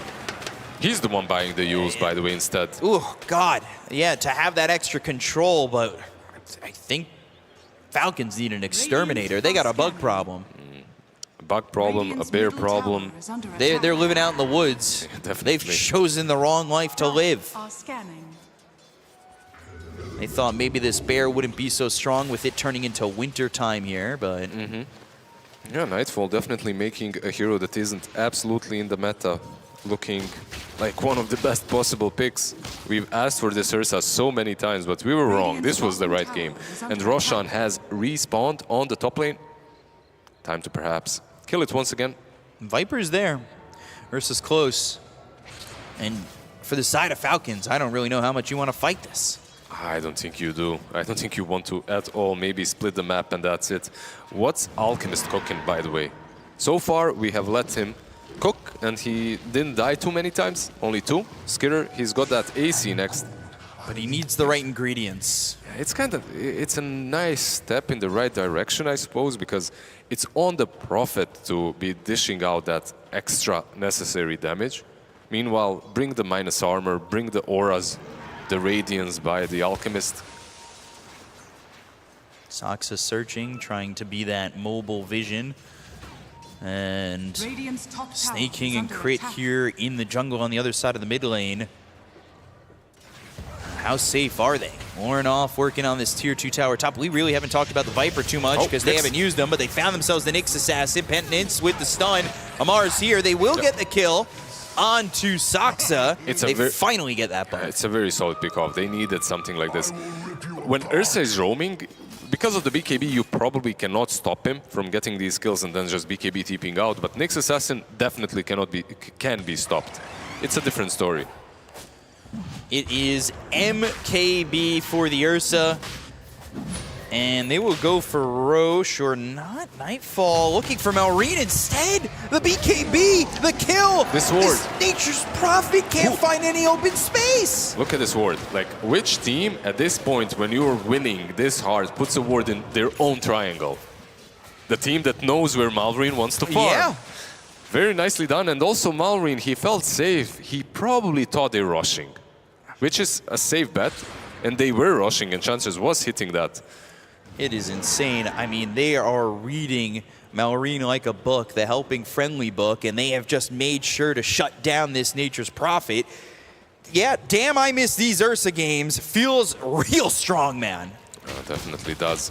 Alchemist is keeping up when it comes to the net worth, which is funny, considering one hero has 12 kills, and the other one still is keeping up with the net worth. It's insane. But he's level 22 already. Yep. What is the experience per minute with this Ursa? It's got to be insane. Saksa again, Wrath of Nature. Rolling Thunder gets into the Vendetta. They've got the dust. Spike Carapace for a moment. The Rolling Thunder, now they've got the stun. They'll get a kill again onto the Nyx Assassin. They're rotating in. Nightfall is already here through the Twin Gate. They need to be careful, and Chances is cutting them off. They're spotted. Crit. Sharpshooter. That's going to hit the Ursa, but they are going to get this kill onto this Hoodwink eventually. It's just a matter of time, and it will be Nightfall gets it. On the backlines, though, they get the Enchantress, and they'll kill off 33. They got the kill. They'll look over at this Alchemist. Is the Basher going to be enough to get the control? No, Nightfall needs to be careful now, surrounded by these Radiant heroes. Nightfall doesn't have Lornoff yet. Lornoff coming into the fight. They'll take the Aegis out of the hands of the Ursa. This is something that plagued Tundra in the last game, was having this Aegis and getting too confident. But the BKB comes out from Nightfall. He'll TP out and he'll get away. But Falcons come out ahead in that exchange. Yeah, they absolutely made this work. They've got the Glaive here. Malrine looking for Lornoff. Blink forward with the inhibit from the Diffusal, but they don't have enough to catch this Viper. Yeah, he was maybe hoping for that BKB to be baited out, but no such thing happened. Overall, Falcons, this is the reason this team has been absolutely dominant through the season. Even though it looks like they might be completely out of it, that this Ursa is unstoppable, they find a way. They always find a way. And one thing, Tundra, Saksa, you know, he's been hunting for a really long time. I think it's time to play with the team. Yes. You know, like a couple of that's more than enough. They have so many sentries on the Radiant side. They've given Falcons kind of a way back into it. Ursa, who had been leading the net worth for the entirety of this game, he is level 23, so the experience difference is huge between him and this Alchemist. But now Alk higher in net worth. That won't last for long because Nightfall has another kill on this Hoodwink. That's 14, if I'm correct, something like that, right? Quite a lot Might be a of baker's dozen. It's a lot, in any case. The Yules is completed as well. On the Nyx Assassin, going for that Ghost Scepter next. And go with the Aghanims. Stun. And now Saksa in trouble. Nightfall shows for a second. The stun's going to be thrown. They'll also have Malrine on the high ground. Curse of the Old Growth going to be thrown out, and Malrine's going to be able to help Skitter to get that kill. But again, it starts with this Nyx Assassin that's getting caught out. They're trying to get the BKB. They don't have Blink Dagger yet for 33, but that may not be in the cards. He may just use the Boots of Bearing to walk in and get these black holes. Now they've got the full Abyssal, though, on the Ursa. Yeah, that's definitely a bit of a difference, by the way. The offlane diff, like you can see it here, Pangolier is a bit more active with the item build than just the skill set that he has. Right. Meanwhile, on the side of Enigma, it's really great when they can go together and utilize this kind of a build. But if you're just trying to get some solo pickoffs or play these chaotic fights, he doesn't find an angle to get in and use his black hole. He's not really found the angle yet. They've used it in sparse situations. Malrine again going to be now using that Treant to cut the creep wave. They've got Nightfall getting another shard. This one for White Mom. They're 2 shards away from evening it to all of them. And the Basher on Alchemist kind of big as well, by the way. A very important item. The shard going to go the way of Out. So now he's got that Berserk Potion. Not too shabby. Not too shabby at all. It is an even game, 31 minutes in, and nobody's budging. Dire are scanning. Nobody's budging at all. You know what, Still when I see a hero have 14-0-1 score, I feel like the game should not be even, but somehow Falcons are making it look that way at least. They've definitely not stayed as 5 for the majority of this game, and I think that might be hurting Tundra a little bit. Of course, they're utilizing the global presence of Malrine to just farm everywhere across the map. Got this BKB on 33. If they can find an opening to go for the Alchemist, maybe they can find more. Whitemon's going to be the one up front. They'll look and find Snake King. That's going to be 15 kills now for Nightfall. Out of 15, how many are on Snake King, by the way? Because this Chen is... A lot of it on Malrine. I mean, the Chen is dead 7 times, so a good amount of them. The Hoodwink dead 6. So everyone a little bit, basically. Yeah. They're sharing the love with Ursa, who's tipping top now. Rolling Thunder, Ursa, maybe looking to get the blink into the Abyssal Blade, but Amar going to be too far away. Maybe not if he had gone for that after that bounce off those steps. Yeah, maybe he... Radiant's middle But you have tower to is under attack. probably BKB for that, right? Oh, and then you're risking it. You are kind of risking it there, but a chance for sure. Yeah, by the way, speaking of other heroes, we've been hyping this Ursa, but Skitter, full Abyssal completed now as well for him. They are... Again, on top of the network charts, as they tend to be on Alchemist. They're really fighting for that top of the net worth spot. Skitter is basically here to jump in, be that wall with the Radiance, with the Abyssal, and it's on Malrine to TP in the right position in the fight and dish out all the damage with Curse of Overgrowth. And just when you look at his item build, like he's got a Witchblade. He's got a Witchblade, Life Mirror, Shadow Blade, Pike. He's all about that right click. Compared to, I guess, let's say the Viper, who's 4,000 net worth behind. Yep. Who wants a Blink Dagger right now? Yeah, he's still kind of getting there, right? It's a very similar build to what he had in the last game when he played Viper. Abyssal was just finished now. Nullifier for the Alchemist. Blink Dagger now for the Enigma, so they do have the Blink Black Hole. They'll charge up the stun. Skitter moving forward. They see White Mom, but the Sproink for some distance. They have the break, Sharpshooter, and the kill. But can they turn this around? Nightfall thinks about chasing forward. They do have a gem down on the ground there they need to pick up. Yeah, Saksa gets it. They were thinking about counter initiating there, but... Regen Rune picked up. Saksa, he's going to be leading the charge on this. And Amar, he is going to roll away. Ooh, he BKB'd. And he BKB'd early. 33, he's going to be in trouble. The Rolling Thunder comes out with the Bushwhack. They'll get the kill into the Enigma. They'll take him out. Nightfall doesn't have a BKB to work with. So now he's on the run. The nullifier as well as the Rod of Atos is going to be thrown over on the Nightfall. They get the first hit pass from Skitter.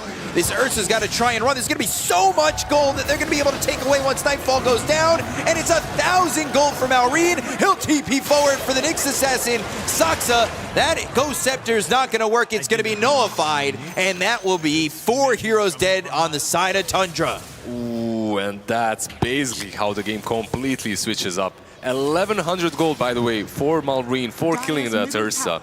Like you mentioned, 4 heroes dead. And the BKB usage, we talked literally about that a bit earlier, right? Can you really use the BKB to Abyssal the Pangolier? He tries to, he misses. And then he's vulnerable. And it's literally all she wrote. That's basically where you lose the fight. Of course, 33, he tries to follow up, but he gets out of position as well. Okay, Warnoff gets a Mar. They lose their tier 3. And they're gonna lose this mid-center axe. Just like that. Oh, 33! He's got BKB, he didn't want to go for it. I mean, there's no damage, there's no Ursa. Lorenov isn't dealing enough. He can kill off a solo Pango, but in that situation, there is no way. Saksa may be looking to wrap around and find some more control. Gets a little bit of vision, sees Snaking, the 4 staff away. And Saksa with the stun, Viper Strike, they'll find the Hoodwink, the Malefice, the Berserk Potion's not gonna matter. They get the kill there onto another. So they'll also take out that Ancient Creep. They're trying to hold on, but now finally the Ursa's back alive, and Roche 30 seconds away. I just love that Whitemon is going for double Hyperstone next, you know? He wants the Moon Shard? He just wants the Moon Shard around. He wants that attack speed, but what the problem with Enchantress right now is when you go for these builds, like you lack mana at some point, you know, and you do dish out a lot of damage. If you're given the opportunity. Pull roots and run. Parasma next for Malrine, and suddenly 60% win rate for them. Yeah, and what they were doing before and guessing and predicting the global presence of this Nature's Prophet, they've not been able to do with these last 10 minutes or so. They haven't caught him like that. Yeah, they haven't, because he's not the only one playing the map anymore. Before, he was the one that was kind of necessary. Now you have so many different heroes. This is it looks free. This is an Axe Blessing. Yeah, and it also looks free, and it's a big Axe Blessing for Nightfall.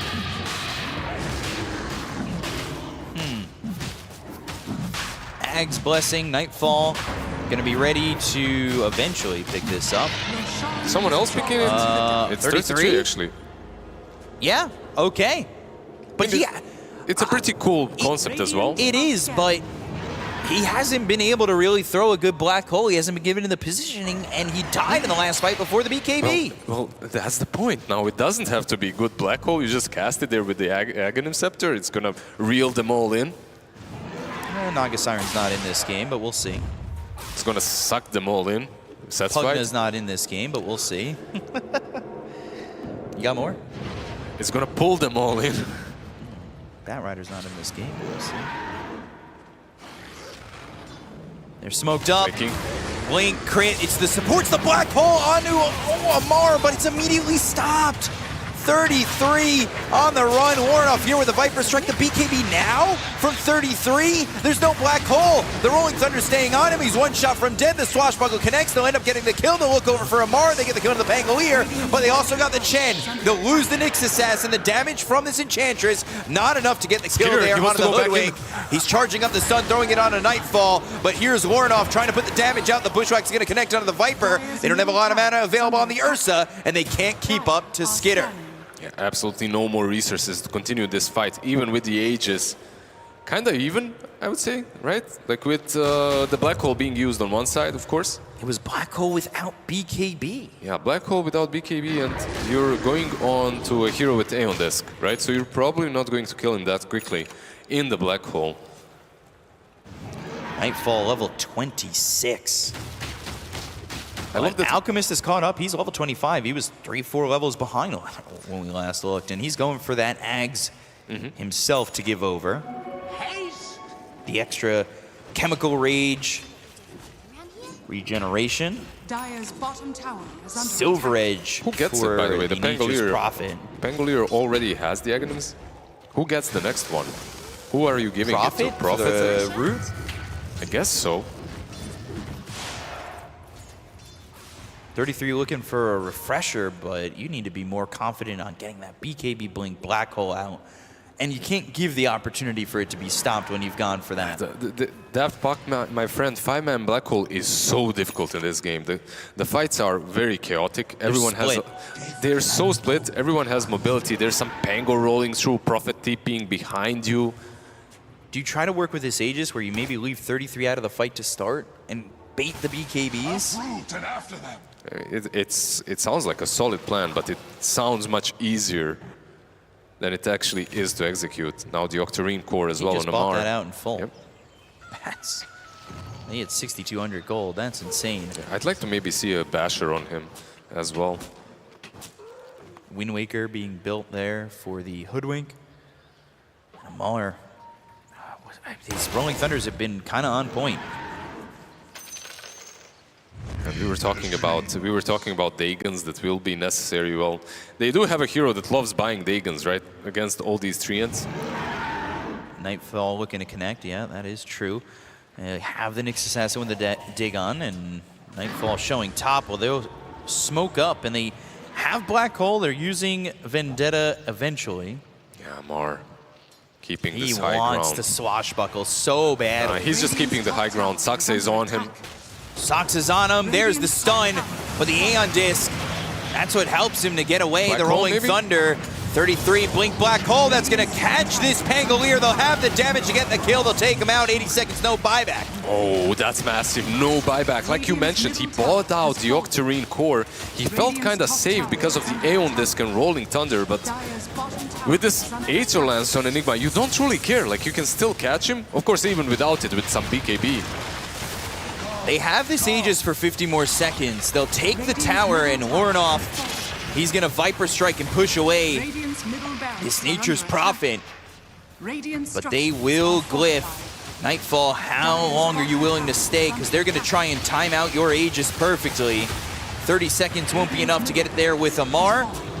But now they'll start to retreat. They took the melee racks, and they're the second team, unfortunately, to break the high ground, which means they still need that range racks to even up the lane. Yeah, maybe a Tormentor is an option. At this point, they kind of all have the shards besides the Viper. Viper would be good to have for the push. Definitely not a bad one. He's got the Butterfly as well, yeah, exactly. Malrine manages to snatch the other one, though. Steals that Wisdom Rune, stays invis thanks to that Silver Edge. And amplify damage here top. I love this. The BKB next, making sure that he's not controlled in these fights. As an Enchantress, sometimes you're going, you know, selflessly buying all these pipes, all these items for your teammates. Not Whitemon, not this game. Last shard picked up, that's for Crit. They didn't get it from Tundra when they were over on this side of the map. But can they figure this Alchemist Nature's Prophet combo out? They get a refresher on the Ursa. They're baiting this amplify damage, but eventually Lornoff just going to pick it up. This just might be a smoke, right? If they have it even. They're trying to buy out on a refresher for this Enigma too. They bought out on this Ursa. Yeah, he bought out the Butterfly. The refresher is there on Ursa, like you mentioned. Roche is not even close, and they know it, so.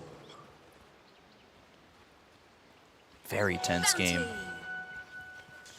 Just a lot riding on this next fight. Both these teams take your building so quickly that you do kind of need buyback, and Falcons understand that, where everybody on their team, Amar in 10 gold, is about to have buyback ready to go. They have the and Black they're Hole. going to have everybody ready if this fight happens across the river, where honestly, if Tundra take it here and they get a couple of kills, they may not be ready for the second wave. They have the refresher on Nightfall, but they didn't buy out the refresher on 33, and the Tormentor going to be taken on the other side, and that's going to be pinged out by Tundra, but the side of Falcons, they just TP away. Yeah, and they're kind of pinging it, but I'm not sure that, yeah, they should know, right? Everyone is TPing out, that's why they're not even going into the area. Maybe they're hoping to catch some stragglers. But nobody's straggling. Absolutely no one. They just instantly TP'd after taking that Tormentor.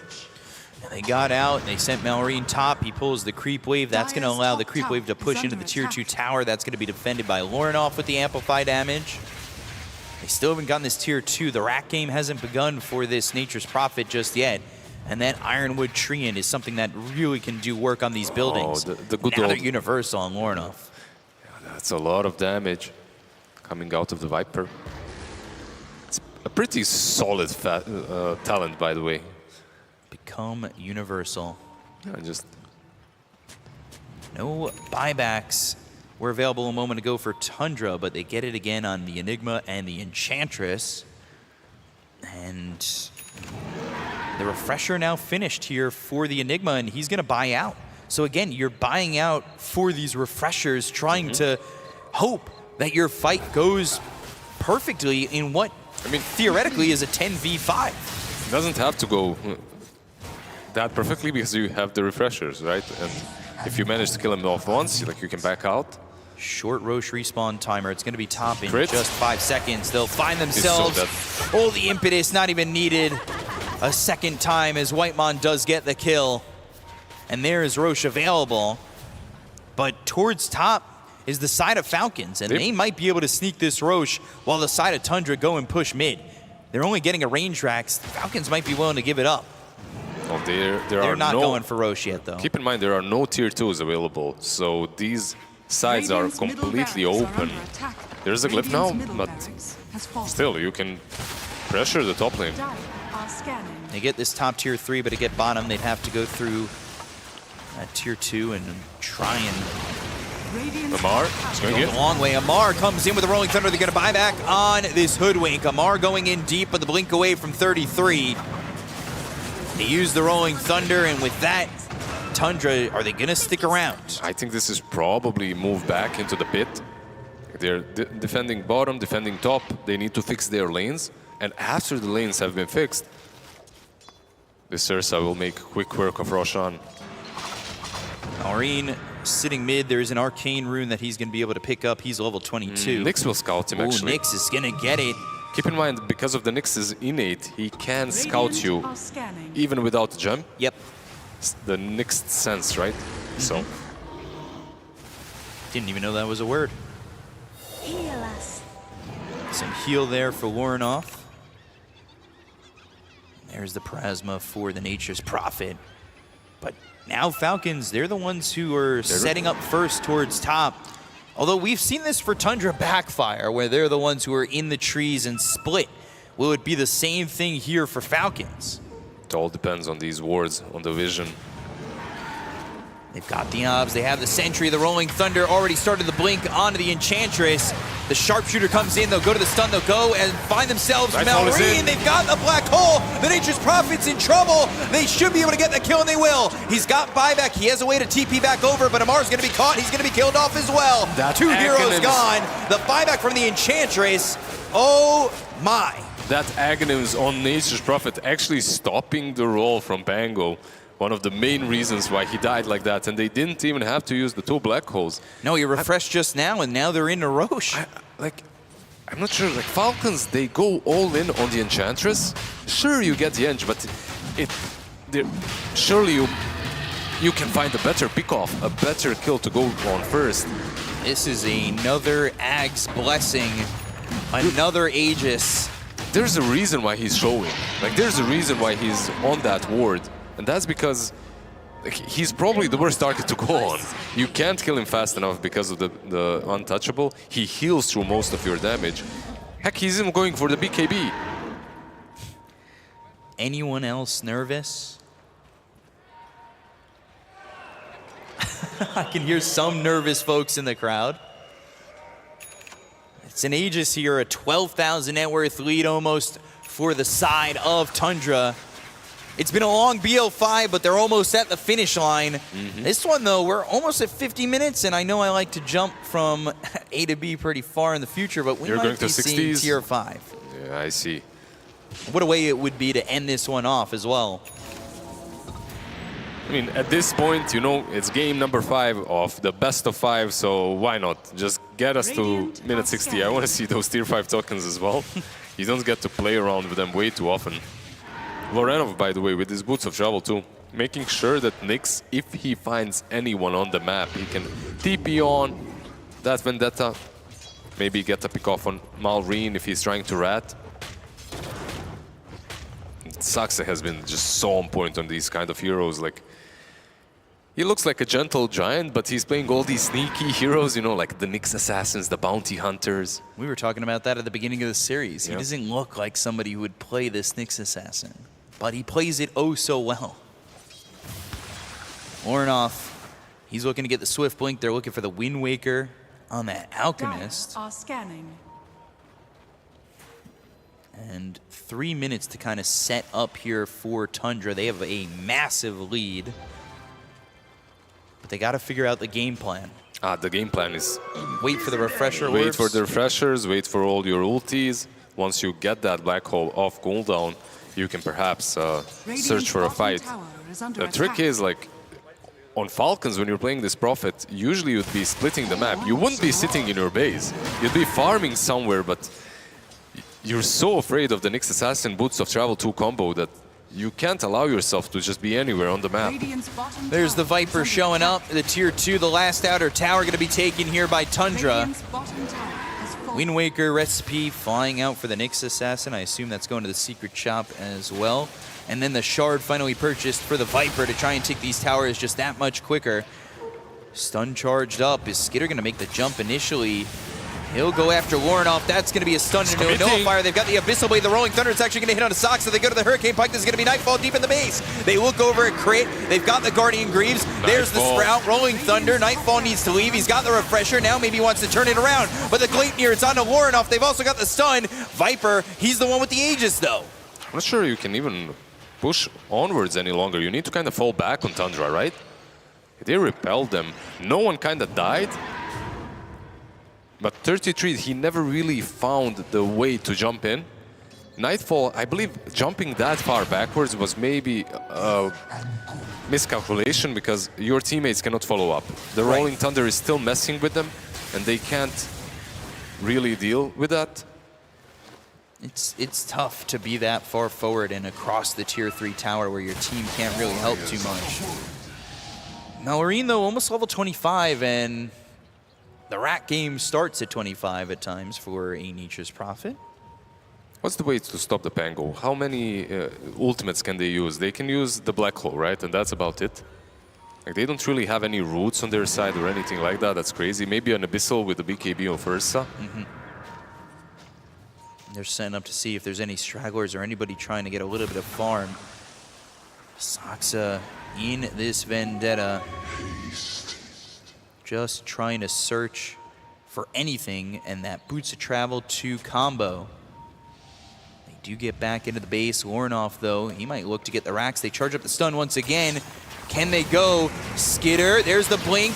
Into the Abyssal, they go for the Black Hole! It's gonna be onto the Alchemist, they'll get the Pango as well! He's in the Rolling Thunder, they get the count to Skitter, he's gonna have buyback! He's dead for 99 seconds, says he want to hold it, but the damage coming in, the Refresher gonna be used with the BKB coming out for 33! They look over at Amar, they get the count of the Pango here, they're gonna want more! Staking in trouble, the Impetus shots as well as the Viper gets the kill, they'll take it a third, they all have buyback! They've got the break onto the Viper, he's gonna stand his ground with his Aegis, hoping it kind of expires on him, but he needs to go heal up, regen, get back, and hope to reset. They didn't buy back, though, on this Alchemist or the Pangolier just yet. And Malrine, he's not even in the base. He's looking for the Revenant Brooch and trying to get some gold to get that ready to go.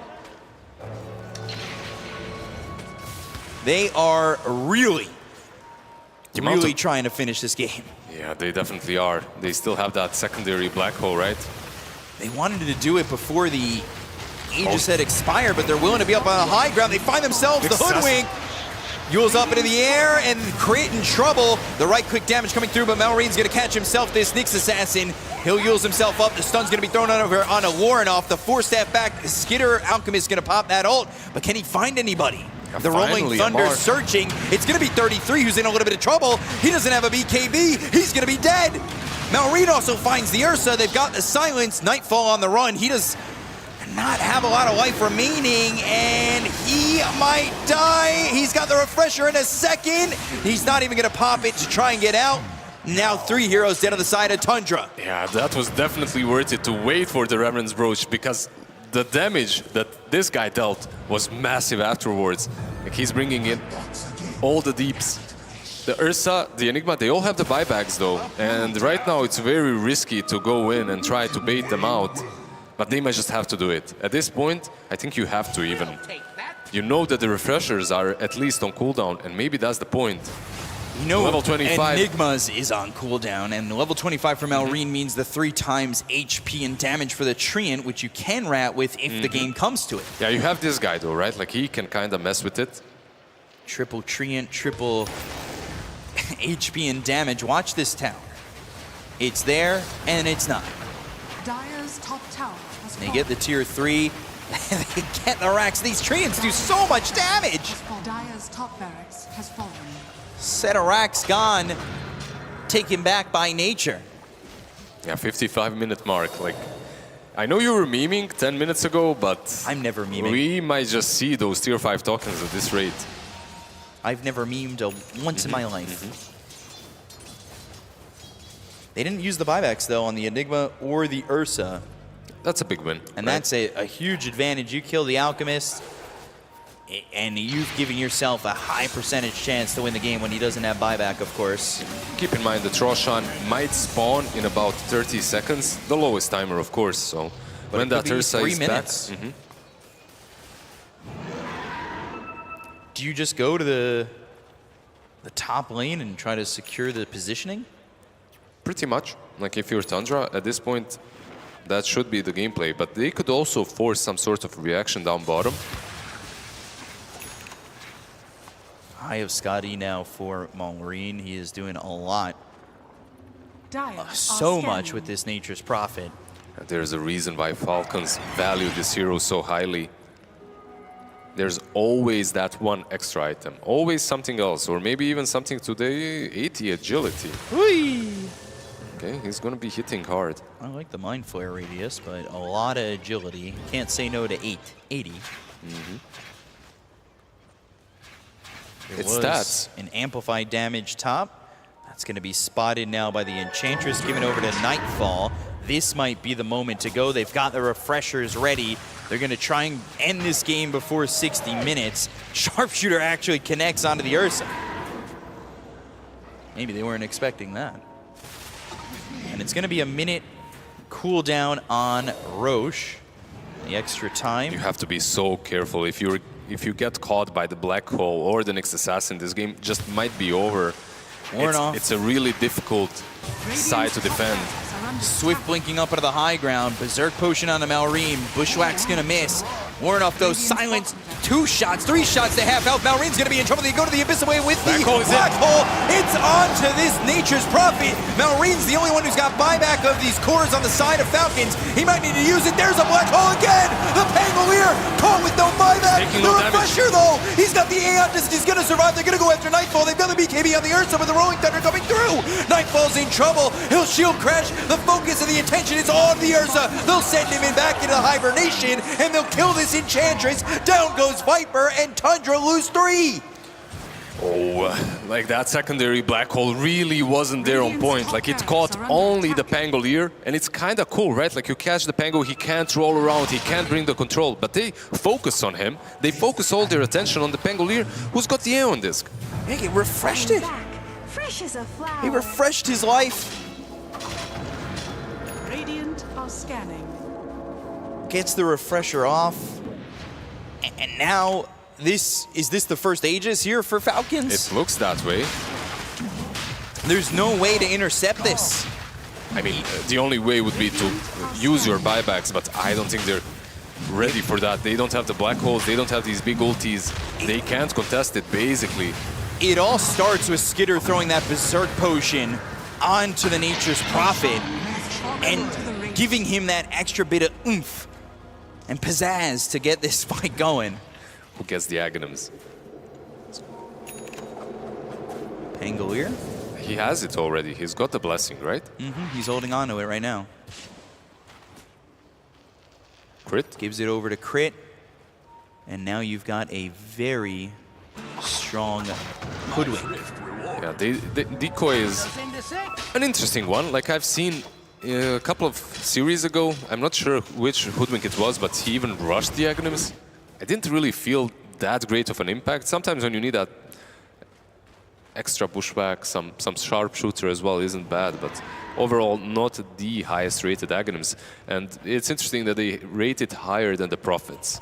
Like Prophets still without the Aghanim Scepter. It's a bit of a surprise. Nullifier is being built by Nyx Assassin, who's nowhere near it, but Ursa, who should have the extra gold for it soon. I guess you pocket the refresher and hope to get that off when need be. But the game is even. We have gone all the way back to even at 60 minutes for the tier 5s in this game number 5. And 60-minute mark, let's see what items they got, because look at the net worth difference. Sub 1K. Sub 1K. At the 60-minute mark. It's insane. Just remember that this Ursa started the game with 14-0, 15-0 at some point as well. Pirate's hat for Malrine. That, oh God. I shiver to think what these guys are going to get with these tier 5s. Actually, a mirror shield for the Ursa. What does Warnoff want? He's got that token available, but he hasn't chosen just yet. Maybe some Giant's Ring if we can get that. Who knows? We'll see. Keeping us in suspense. Keeping us really in suspense. Yeah, there's another one. Tier 5 token. He also goes to the Mirror Shield, just trying to reflect anything that comes his way. Enigma, this is a big one. Maybe Giant's Ring? I wouldn't mind a big swole Enigma at the end of this game, but we'll see. He's level 25 now, and he does pick the Giant's Ring. Chef's kiss. It looks like a boss out of a game. Straight out of Crownfall Act 4. It's really good on him, right? Like, getting this Giant's Ring overall for everything is nice, but being able to go over obstacles and barriers, yeah, basically. That's a big boy. That's a. It looks like some eternal god being in Dota. It really, I mean, that's what he is. Exactly. Just needed that extra oomph of the Giant's Ring. Arcanist's armor for the Nyx and the Hoodwink. By the way, Pirate's hat for the Enchantress. That's a feels good man right there. That's scary. I mean, he already has a Moon Shard. He just has to pick his targets properly. Like that last fight, he was actually targeting the Penguin in the Rolling Thunder, losing way too much mana and dealing no damage. Because you basically deal no damage through BKB, through Rolling Thunder. So you gotta pick those targets accordingly. It's just, it's so tense, both teams not wanting to fight yet. Presumably till they've got all these buybacks off cooldown and enough gold to afford them. Definitely. That being said, Nature's Prophet does have an Aegis. Yeah, we've reached that crazy point of Dota. Like, these next fights are going to be so hectic and chaotic. You know what I'd like for one more thing? I got the tier 5s. You know what else I'd like? For this crowd to make some goddamn noise. For one time in my life, can I control a crowd? That's got to be louder. That's got to be at least 10 times louder. I can't hear you back here. I'm a Belgrade. That was fun. Yeah. Get that one time. 30 seconds till this Aegis expires. They're starting to gain a little bit more net worth here for Falcons. It jumps up to 6,000. Look how hard this guy and how quick Malrine is hitting with the Nature's Prophet. Tundra looking to chop down his tree. All the analysis that you think you might have about the game goes basically straight into the dumpster. Because these next fights, they're all about who gets that first initiation, who gets to hit you first, because you will die in a matter of seconds. Yeah, the execution has to be flawless. They're even thinking about a Divine Rapier. So we're going to get tier 5s, you're saying? A 60-minute game in game 5 and potentially a Divine Rapier on an Ursa. Potentially, like he's moving into that secret shop area. He might sell the Battle Fury, buy it. Let's see. Gotta maybe hold buyback as well, or hope to get an Aegis. Maybe he waits on it for near Roche timing. Maybe he's just getting the gold as well, right? Could be. Is that nullifier on Ench too? Like Yeah, a lot of Ench damage. wants nullifier. Yeah, this man is pure DPS. Nothing else on this Enchantress, no utility, just pure all the damage. Even though you're doing damage as an Ench though, you still gotta buy the wards. Still gotta place the vision down. Look at this graph. I'm not sure he's the one doing it. He's forcing Saxa, poor old Saxa, on position 4 Nyx Assassin to do all the work. Man. You see, like, they understand that if they get gone on, there's no saving them. They didn't get any Book of Shadows or anything like that out of the tier 5s. Yeah. So they went for a lot of Aeon discs, one on the Nature's Prophet now as well. Just at least to have a chance to react once you get gone on. They're gonna try to react. They are close to level 30 here on Nightfall, about halfway to it. He's got 10,500 gold. He's got no boots. He's probably going to get rid of the Battle Fury and pick up that Divine Rapier, but the Disperser is next for this Pangolier. Not as good as it used to be, but still pretty damn strong. And there's that Divine Rapier purchased for the Ursa. Yeah, I don't think the Disperser nerfs necessarily He doesn't want to show it in the wave. Yep. He's keeping it out of vision for now. That is risky. Malrine just TPs in, swipes Swoops that. it, yeah. They take the outpost, buybacks across the horn. Available on the Enchantress in 15 seconds. The 10v10 that we've all been waiting for on the tier 5s. Falcons set up, maybe thinking about the Rolling Thunder. They'll go for it. They're going to blink forward, but they're not going to find anything initially. 33 is going to be hit up into the air. There's the Aeon Disc, so he doesn't need to use the BKB. He gets it off, but his damage is too much. He's dying. The Enigma, he's going to be dead. He used that BKB, and now maybe they want to leave, but they go to the Viper Strike. It's going to be on the Nature's Prophet, who's going to turn around and fight Warren off with the TP out with the Aeon Disc going to be used here by the Nature's Prophet. He gets away. No buyback used yet by the Enigma, but it was used by that Chen. There's the Sharpshooter. Skidder thinking about going in. That's going to be the Linken's Pop. They've got the Nullifier on to Skidder, the Disperser to speed them up. They've got the Bash on to Nightfall. They've got the Bushwhack for the control of the BKB turnaround. Skidder's low. Wind Waker, Warnoff, he's going to die. There's Nightfall leaving the fight. Sux is going to be caught. Spike Carapace isn't going to be enough. And it's 3 heroes dead on the side of Tundra. Yeah, they all have buybacks, but they will have to use them. This is a push coming your way for those Mega Creeps. Not that they matter that much anymore, but you have to use these buybacks. Not often do you see, by the way, a Wind Waker on an Alchemist. No. But it kind of did work there. It worked exactly as planned. Dagon to try and take out these Treants, but now the Rolling Thunder comes in. They're going to buy back on everybody else. They've got 3 buybacks used. The only one that was used on the side of Falcons was Chen in the previous exchange, but with that Rolling Thunder and the buybacks committed, they just TP away.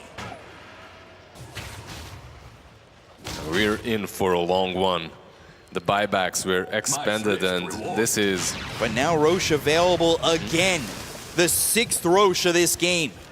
Yeah, let's see which one of these two teams is going to even go first. Please end, I have to pee.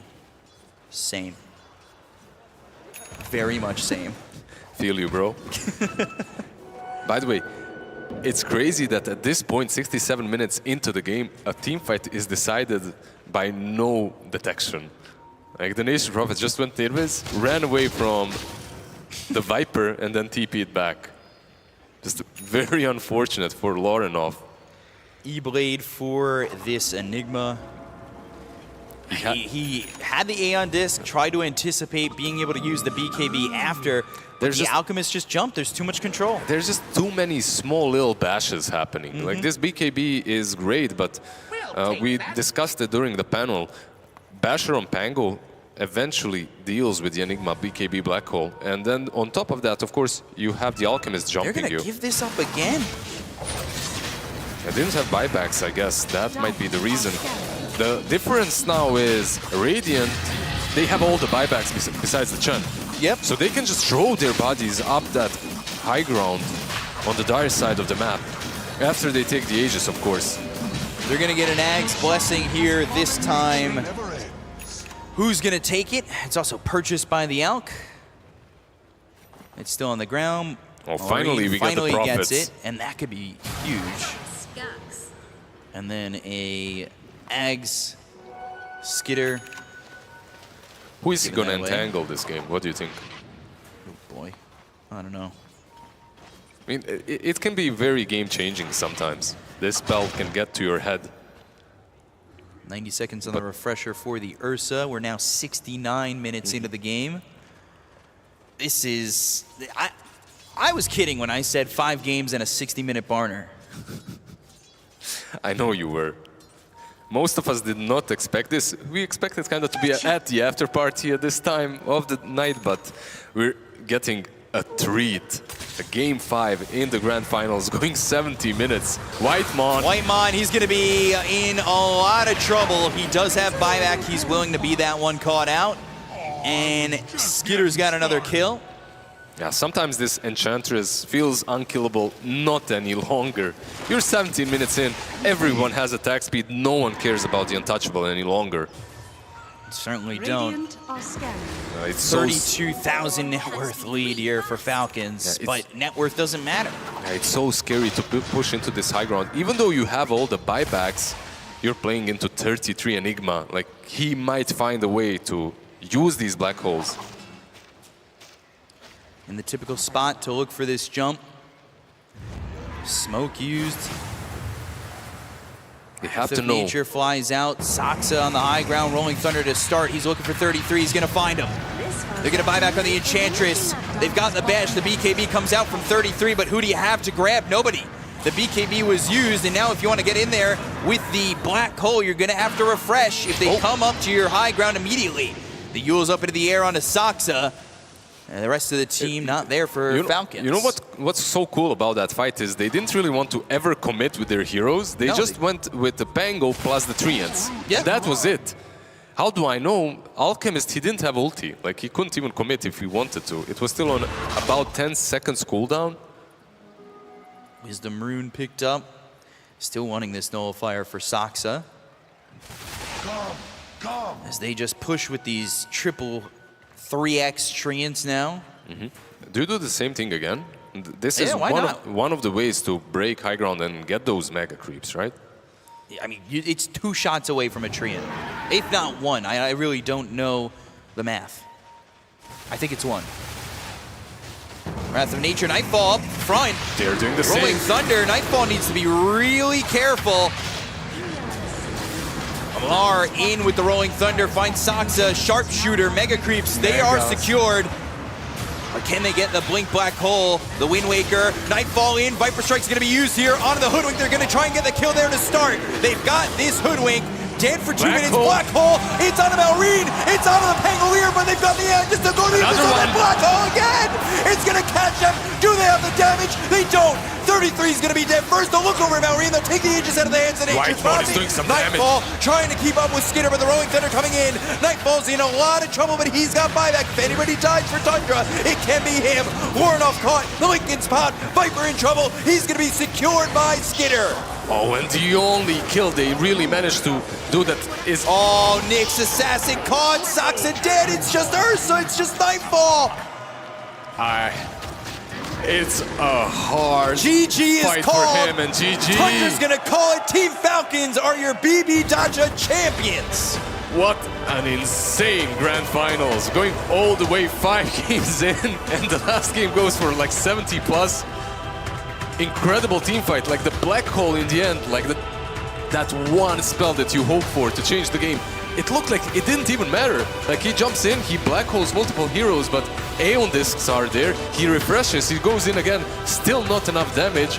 Ursa giving his best, hitting them all, but Falcons, congratulations, this was well deserved. Well deserved. There's almost a 70-minute delay on their reaction. They won the game, the GG was called. They're all sitting at their computers for 10 more seconds. It took them a finally bit. hit them. Yeah, I mean, we're past midnight here, and Falcons, they finally take the victory. Yeah, one grand final after another, meeting Tundra at TI as well. Finally getting their revenge a little bit afterwards. Oof, man, a full 5-game set as the teams will set to shake hands. Man, it just, what a game. You couldn't ask for anything better in a Game 5 situation. And that was just intense. We're going to send it over to the stage, get all the feelings and thoughts. Take it away. Give it up, ladies and gentlemen, for your champions! Team Falcons, they do it again in a spectacular fashion. 5 games, and we got some rewards for them. But first, lift your trophy, gentlemen.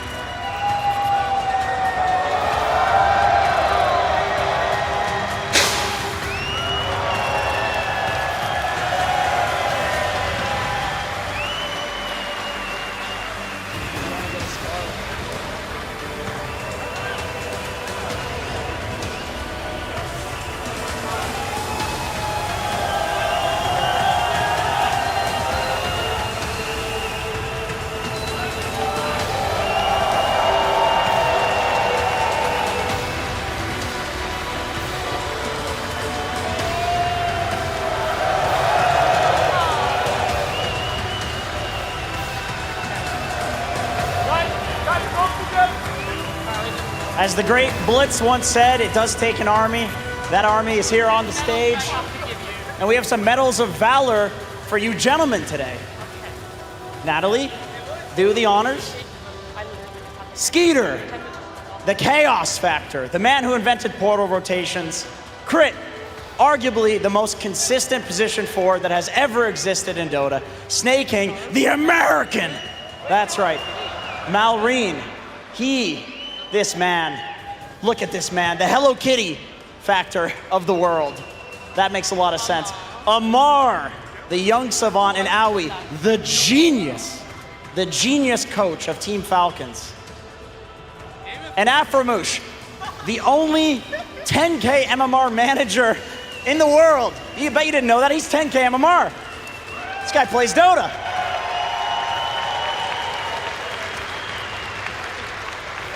All right, guys, we've given you everything that you have on here, but let's hear some words. Skitter, oh my goodness, game 5, going all the way. It was a long one for you guys. Who was keeping up the energy? How exactly did you bounce back from some of those rough losses? Listen, we even said game 5, like we don't know how the fuck we're gonna win, but we knew maybe low 25-3 and we can make it happen, and it kind of happened. It worked out for you guys. Salam alaikum, brother. Alaikum salam. How nervous were you guys backstage watching that grand final, game 5? Dude, I can't breathe. Trust me. How about you, buddy? Nah, we were losing our minds. Like, we had no idea who was going to win that game. I don't know. I don't know how we won. But you knew. You knew that you had it all along, didn't you, Amar? I am the best in the world.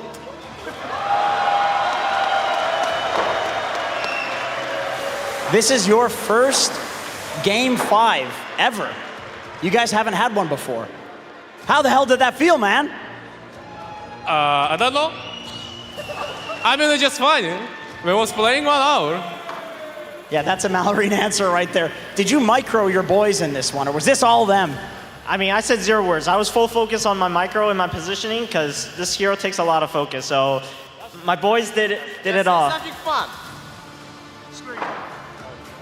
One more time. Screw you, Stas. Nightfall was beyond godlike in that game at about 21 minutes. What were the comms like? Who was keeping it chill? I think we're all somewhat chill considering it was like 16-0. But we knew they had like one hero and the rest were kind of just falling behind him. So if he didn't kill us all, we were fine. And how did it feel being the alchemist in that game? You know that he counters you. You know that he beats you late game. Were you like, screw it, let's just go 60 minutes? I mean, we had to be creative with the item builds. There were some wind wakers, they own this, some buyback shenanigans, so we had to really use our brains a lot to try to win this game.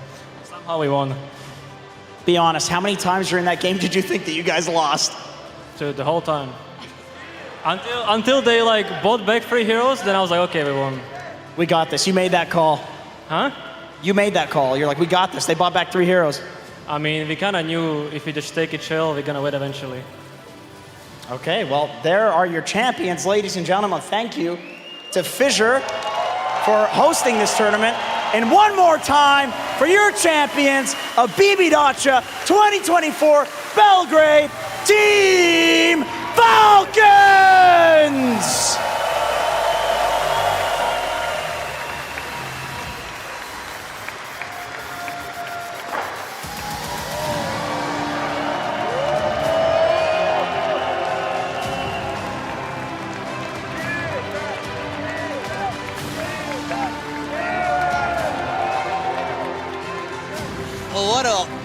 chunk of emotions there for the side of Team Falcons.